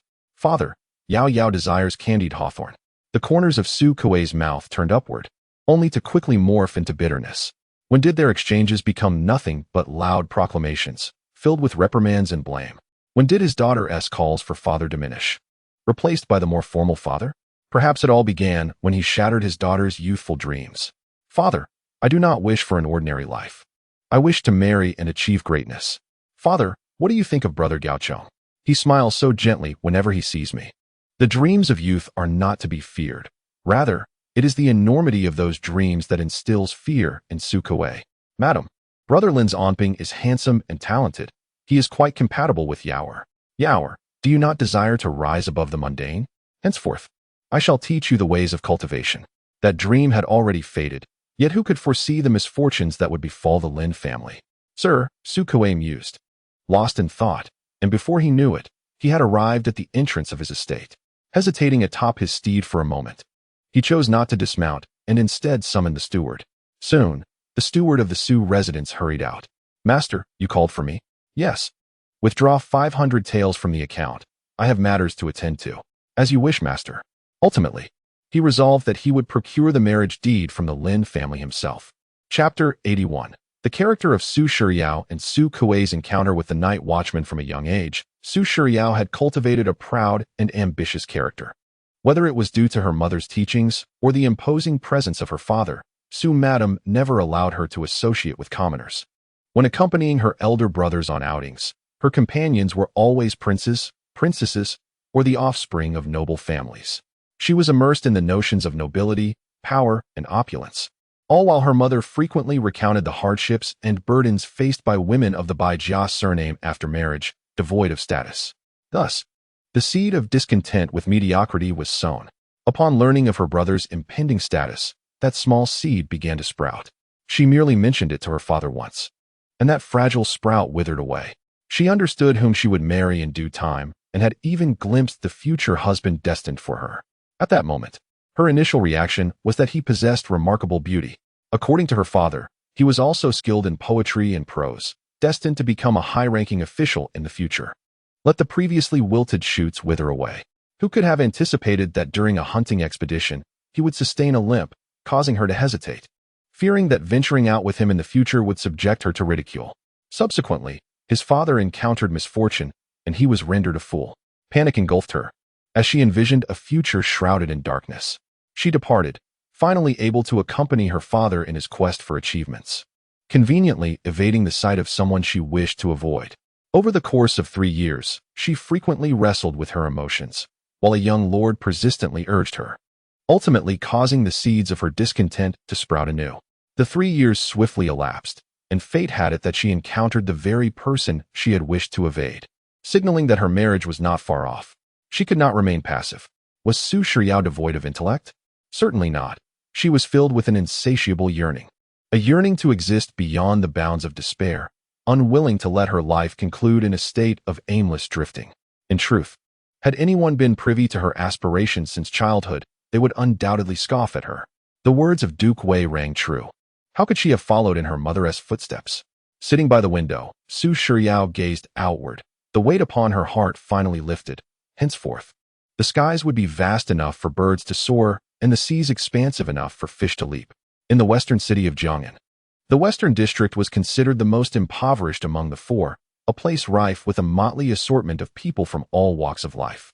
What had compelled her to this part of the city? Su Kuei muttered to himself while seated atop his steed. Logically, he had arranged for the Lin family to receive financial support each month, sufficient for a modest existence in the eastern district. After half an hour of inquiries, he still had not located the Lin family residence. Ah, brother. Lu Gengfu yawned as he strolled down the street. He had been on duty the previous night, and after enduring his wife's nagging that morning, he was utterly exhausted. Hearing someone call out, he looked around but saw no familiar faces. Brother, over here. Su Kuei urged his horse forward, dismounted, and glanced at the wooden plaque hanging at Lu Gengfu's waist.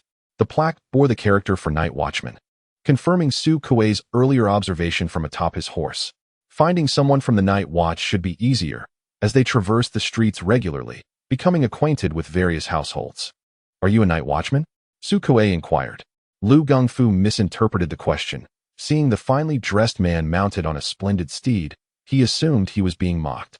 He promptly snatched the waist plaque, brandishing it aloft. What of it, sir? I am a legitimate night watchman of Hanhua. Su Kuei was momentarily bewildered by the old man's antics, who then shifted his stance. There is no one like Lu Laoan. I solely serve the royal family as a night watchman. Lu Gengfu mused that it was best not to offend this gentleman, who also relied on the royal coffers for his livelihood. Night watchmen of the Hanhua dynasty received a salary, several taels of silver, almost akin to a low-ranking official, living off the emperor's provisions. Su Kuei was perplexed. What was going on? He merely sought to ask a question. Are you putting on a show here?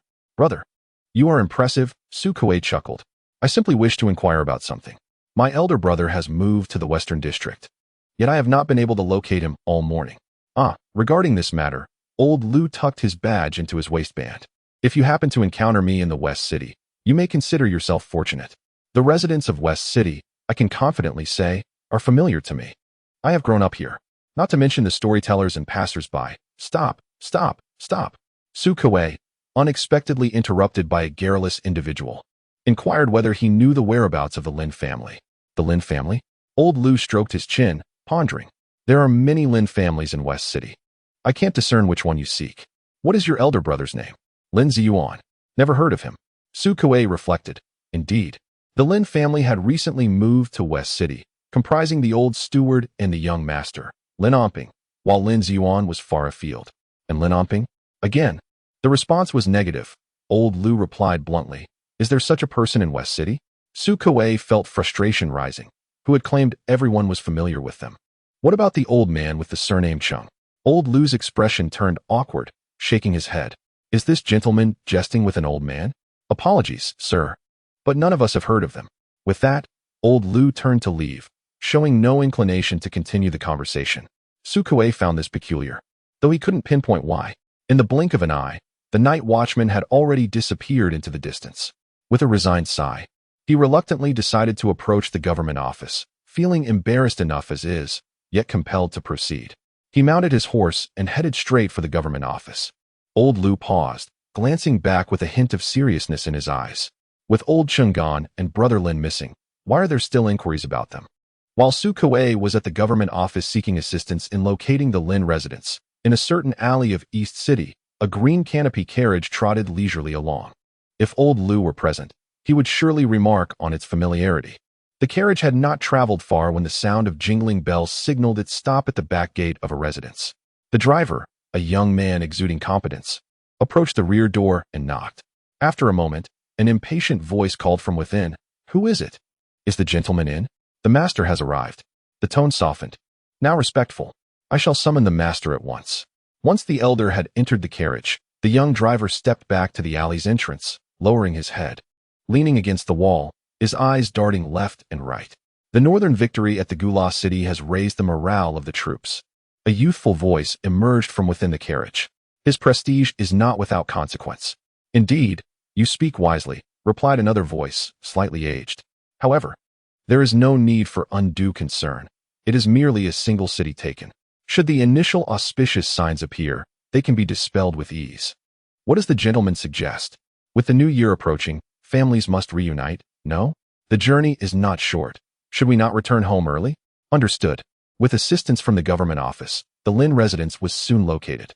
Yet upon arriving, Su Kuei stood bewildered at the entrance.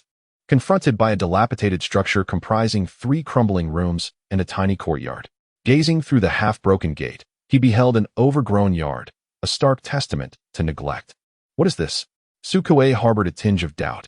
"Is this truly the Lin residence?" In response to the Lord Marquis, the constable respectfully spoke, "Indeed. This is the estate acquired by the Lin family, duly registered." After a moment's thought, he cautiously continued, "It was purchased by the old steward of the Lin estate." The Marquis inquired, "But that old fellow has passed away. Why do you still seek him?" "What?" Su Kuei exclaimed in astonishment. "The steward has died? When did this happen? How did he die?" The constable, assuming the Marquis was aware of the news, was taken aback by his apparent ignorance and recounted all he knew about the late steward Cheng, including various hearsay. In Chapter 82, An Old Man on a Donkey, Lin Omping adjudicated a case involving forced labor and violence. "Slap. My lord. Why do you strike your concubine?" The sound of slaps echoed as Su Kuei rained down over 20 blows upon his wife, leaving her dazed and bruised. "Vile woman. Wicked wretch," Su Kuei exclaimed, shaking his sore hand. "What deeds have you committed? How dare you question me?" The wife, her words slurred, sat on the ground weeping. "Humph. Unaware, are you?"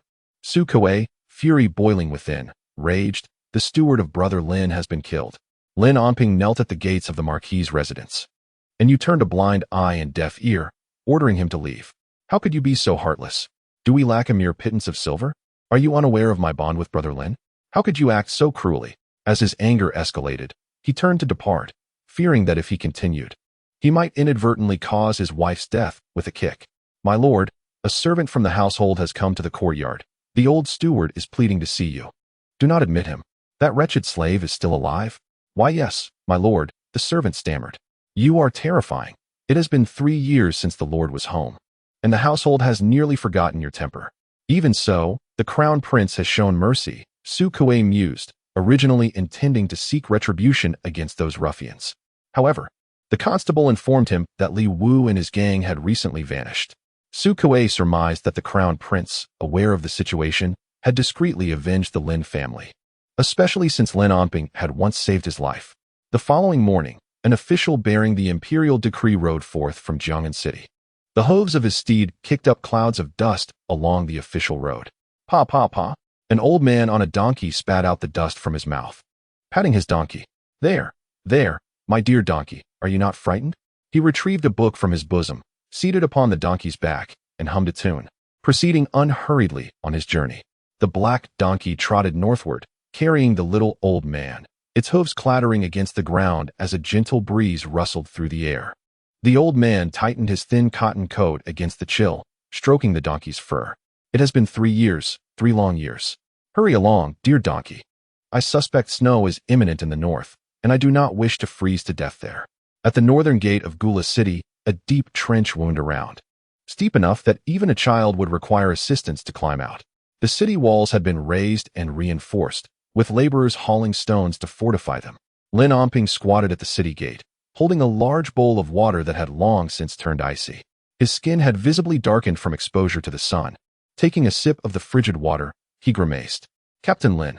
Captain Lin! Zhang Qi, covered in mud, rushed over. What's the matter?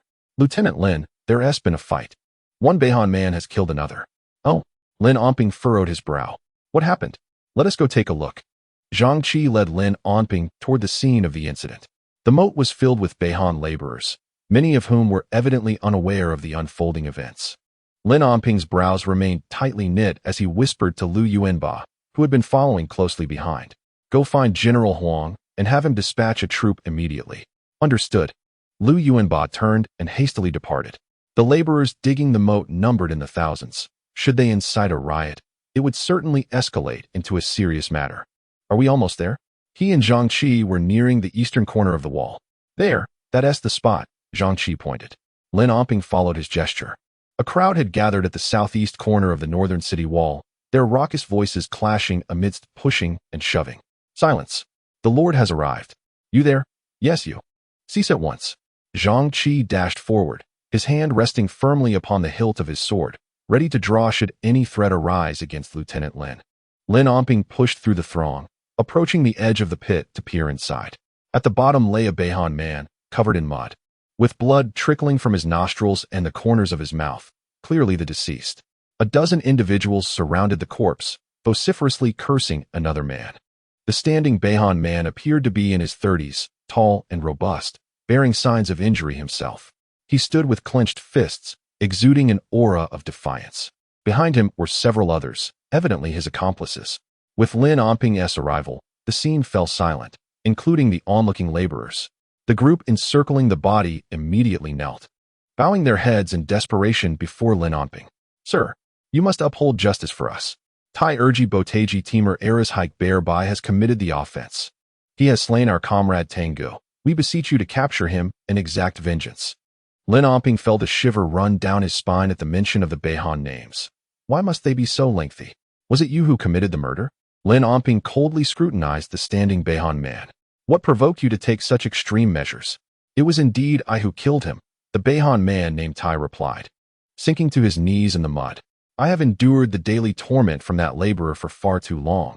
If he is not dealt with today, he will surely harm me again tomorrow. Good heavens! Lin Omping felt a wave of frustration. Oh, you have the audacity to speak so boldly. Enlighten me on the specifics of your grievance. What offense did this laborer commit against you? He takes advantage of his kin, bullying my people, stealing our rations, leaving us starving for days. They slack off, idling when the overseer is not watching, and mock us without cause. The man, Tai, vented his grievances, expressing a deep-seated sense of injustice that took considerable time to articulate. Lin Omping understood the crux of the matter. The long-standing animosity between the two clans had intensified due to their enforced proximity during labor. The primary reason lies in the prevalence of the Lao clan, who have historically terrorized the Tai clan, often bullying them. This time, when they crossed paths again, they maintained their notorious demeanor and continued their malevolent ways. The Tai clan endured the theft of their provisions, as they believed they could compensate for the loss later in the evening. However, just moments ago, one of the Lao clan members insulted the ancestors of the Tai clan, scrawling their names in the dirt before unfastening his trousers and urinating upon the inscription. This act ignited the ire of the Tai clan. Such an affront was intolerable, and the individual from the Tai clan retaliated violently, delivering fatal blows. Make way! Make way! Huang Yuanjiang arrived with 200 soldiers. The onlookers among the laborers were so startled that they fell to their knees, while others from different locations curiously turned their gazes toward the commotion.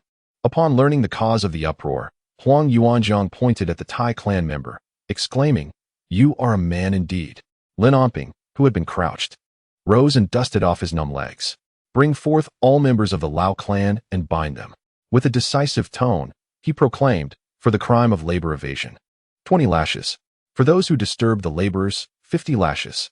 Those who incite chaos among the laborers shall be executed on the spot. The Lao clan, guilty of labor evasion and inciting disorder, would face beheading in front of all the laborers, and their assets would be confiscated. Unjust. Mercy, sir, cried the individuals, trembling in fear. The Thai clan member who had committed the murder also knelt, bowing fervently. Oh, benevolent sir, thank you for your wise judgment. Lin Omping, however, paid no heed to their pleas for mercy and instead focused on the Thai clan member. Rise and come with me. Tonight, I shall make a decision to compensate the gallant gentleman. May I also request a favorable review from the esteemed readers? Chapter 83. The arrival of the second prince. 15 members of the Lao clan were lined up, kneeling in fear, trembling and sobbing in desperation. Under Lin Omping's directive, all labor ceased, and the area by the moat was filled with laborers from Beihan. Lin Omping and Huang Yuanjiang stood before those awaiting their fate, with the Thai clan member who had committed the murder standing to the side. Relay the events leading to this moment to them, Lin Omping instructed. The Thai clan member recounted the incident to all present, and the expressions of the onlookers varied, from indignation to indifference, with some commenting on the ruthlessness of their fellow Beihan people. Nevertheless, Lin Omping did not intervene, allowing them to voice their thoughts. After a brief interval, Huang Yuanjiang bellowed, "Silence!" Instantly, all laborers fell silent. Song Gaoshi and Tian Ziming, having ventured outside the city to assess the progress of the moat, noticed that all labor had halted and initially suspected a riot. Upon seeing Lin Omping and Huang Yuanjiang nearby, they approached, puzzled. The second prince has arrived. All laborers knelt once more, while Lin Omping and Huang Yuanjiang offered their respects. After clarifying the situation, Song Gaoshi allowed Lin Omping to proceed. He chose not to interfere with this trivial matter but remained nearby as an observer. Lin Omping then recounted the transgressions of the Lao clan before all the laborers once more. Turning to Tian Ziming, who stood beside Song Gaoshi, he clasped his hands and spoke, "Master Tian, are there any flaws in my discourse regarding the Hanhua law?" The captain, possessing an admirable memory, nodded solemnly, surveying the gathered laborers. "What Captain Lin has stated is precisely accurate." Lin Omping inclined his head, his demeanor grave as he addressed the assembly of laborers. "By the grace of the benevolent sovereign, your lives have been spared following the siege. The imposition of labor is not a punishment, but rather an opportunity for survival. If you cherish this chance, let us coexist in peace. If you choose to disrupt, you shall be deemed as rebels. Rebels must not be allowed to live. The fate of the laborers is sealed." Lin Omping cast a glance at Huang Yuanjiang. "Proceed with the execution." With swift strokes of the Hanhua soldiers' blades, the pleas of 15 men were abruptly silenced. Their heads detached from their bodies, soaring momentarily into the air, one pair of eyes blinking even in the throes of death. Blood gushed forth in crimson columns, cascading down like a torrential rain. The heads thudded to the ground, some rolling towards the feet of the onlooking laborers, who recoiled in terror. In tumultuous times, stringent measures must be employed, and the same applies to these northern barbarians of Gula City. Despite their outward compliance, one can only speculate the treacherous thoughts they harbor in secret. Perhaps some have already begun conspiring to resist. The necessity of executing individuals serves as the most effective deterrent. Mere intimidation is insufficient. Additional strategies must be employed to better manage these northern tribesmen. These considerations have occupied his thoughts lately, and he has devised a general plan. Today, the laborer with the surname Tai has rendered significant assistance. "If you wish to test the swiftness of the Hanhua military's blades," Lin Omping smirked, "then let those with hardened necks come forth at any time." The lifeless bodies, now headless, remained prostrate, their severed heads still rolling beneath the feet of the laborers. At this moment, all laborers felt a tightening around their necks and a tingling on their scalps.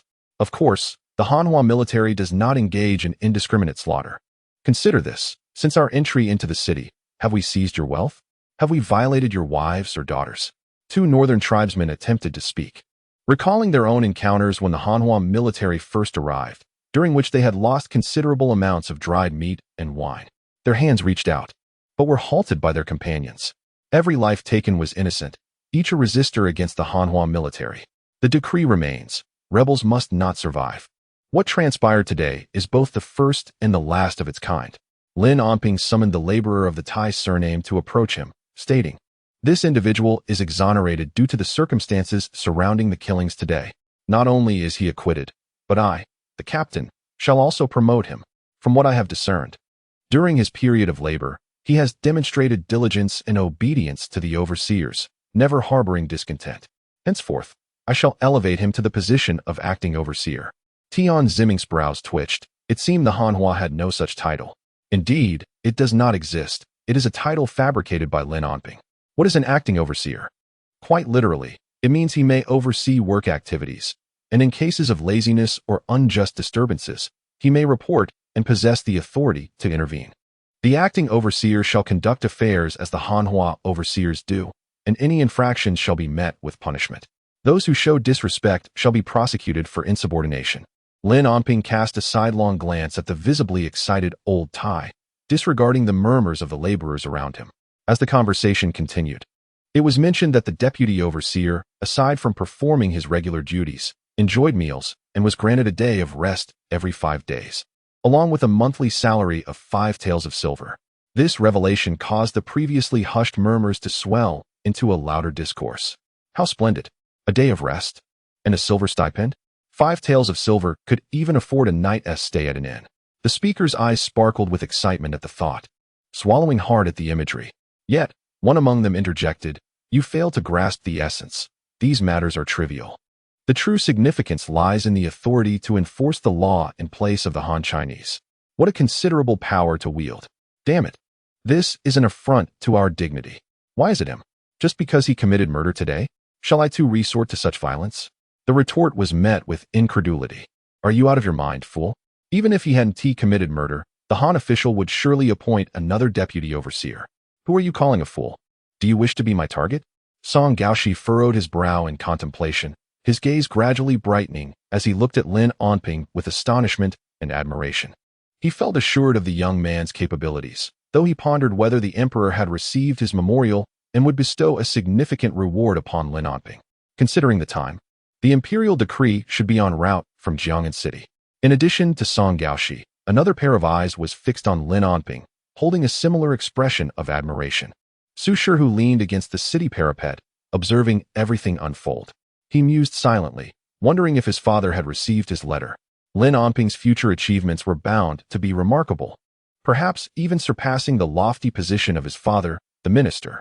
Meanwhile, Su Kuei sat in his study, feeling dejected, holding a letter from his second son that had been retrieved from the steward, letting out a weary sigh. The crowd continued to buzz with chatter when Lin Onping raised his hand to quiet them. Silence. Huang Yuanjiang's booming voice resonated once more. At his bellow, the workers trembled. Even if they could not comprehend his words, his imposing presence was enough to leave them bewildered and intimidated. Envy, jealousy, discontent. You too can achieve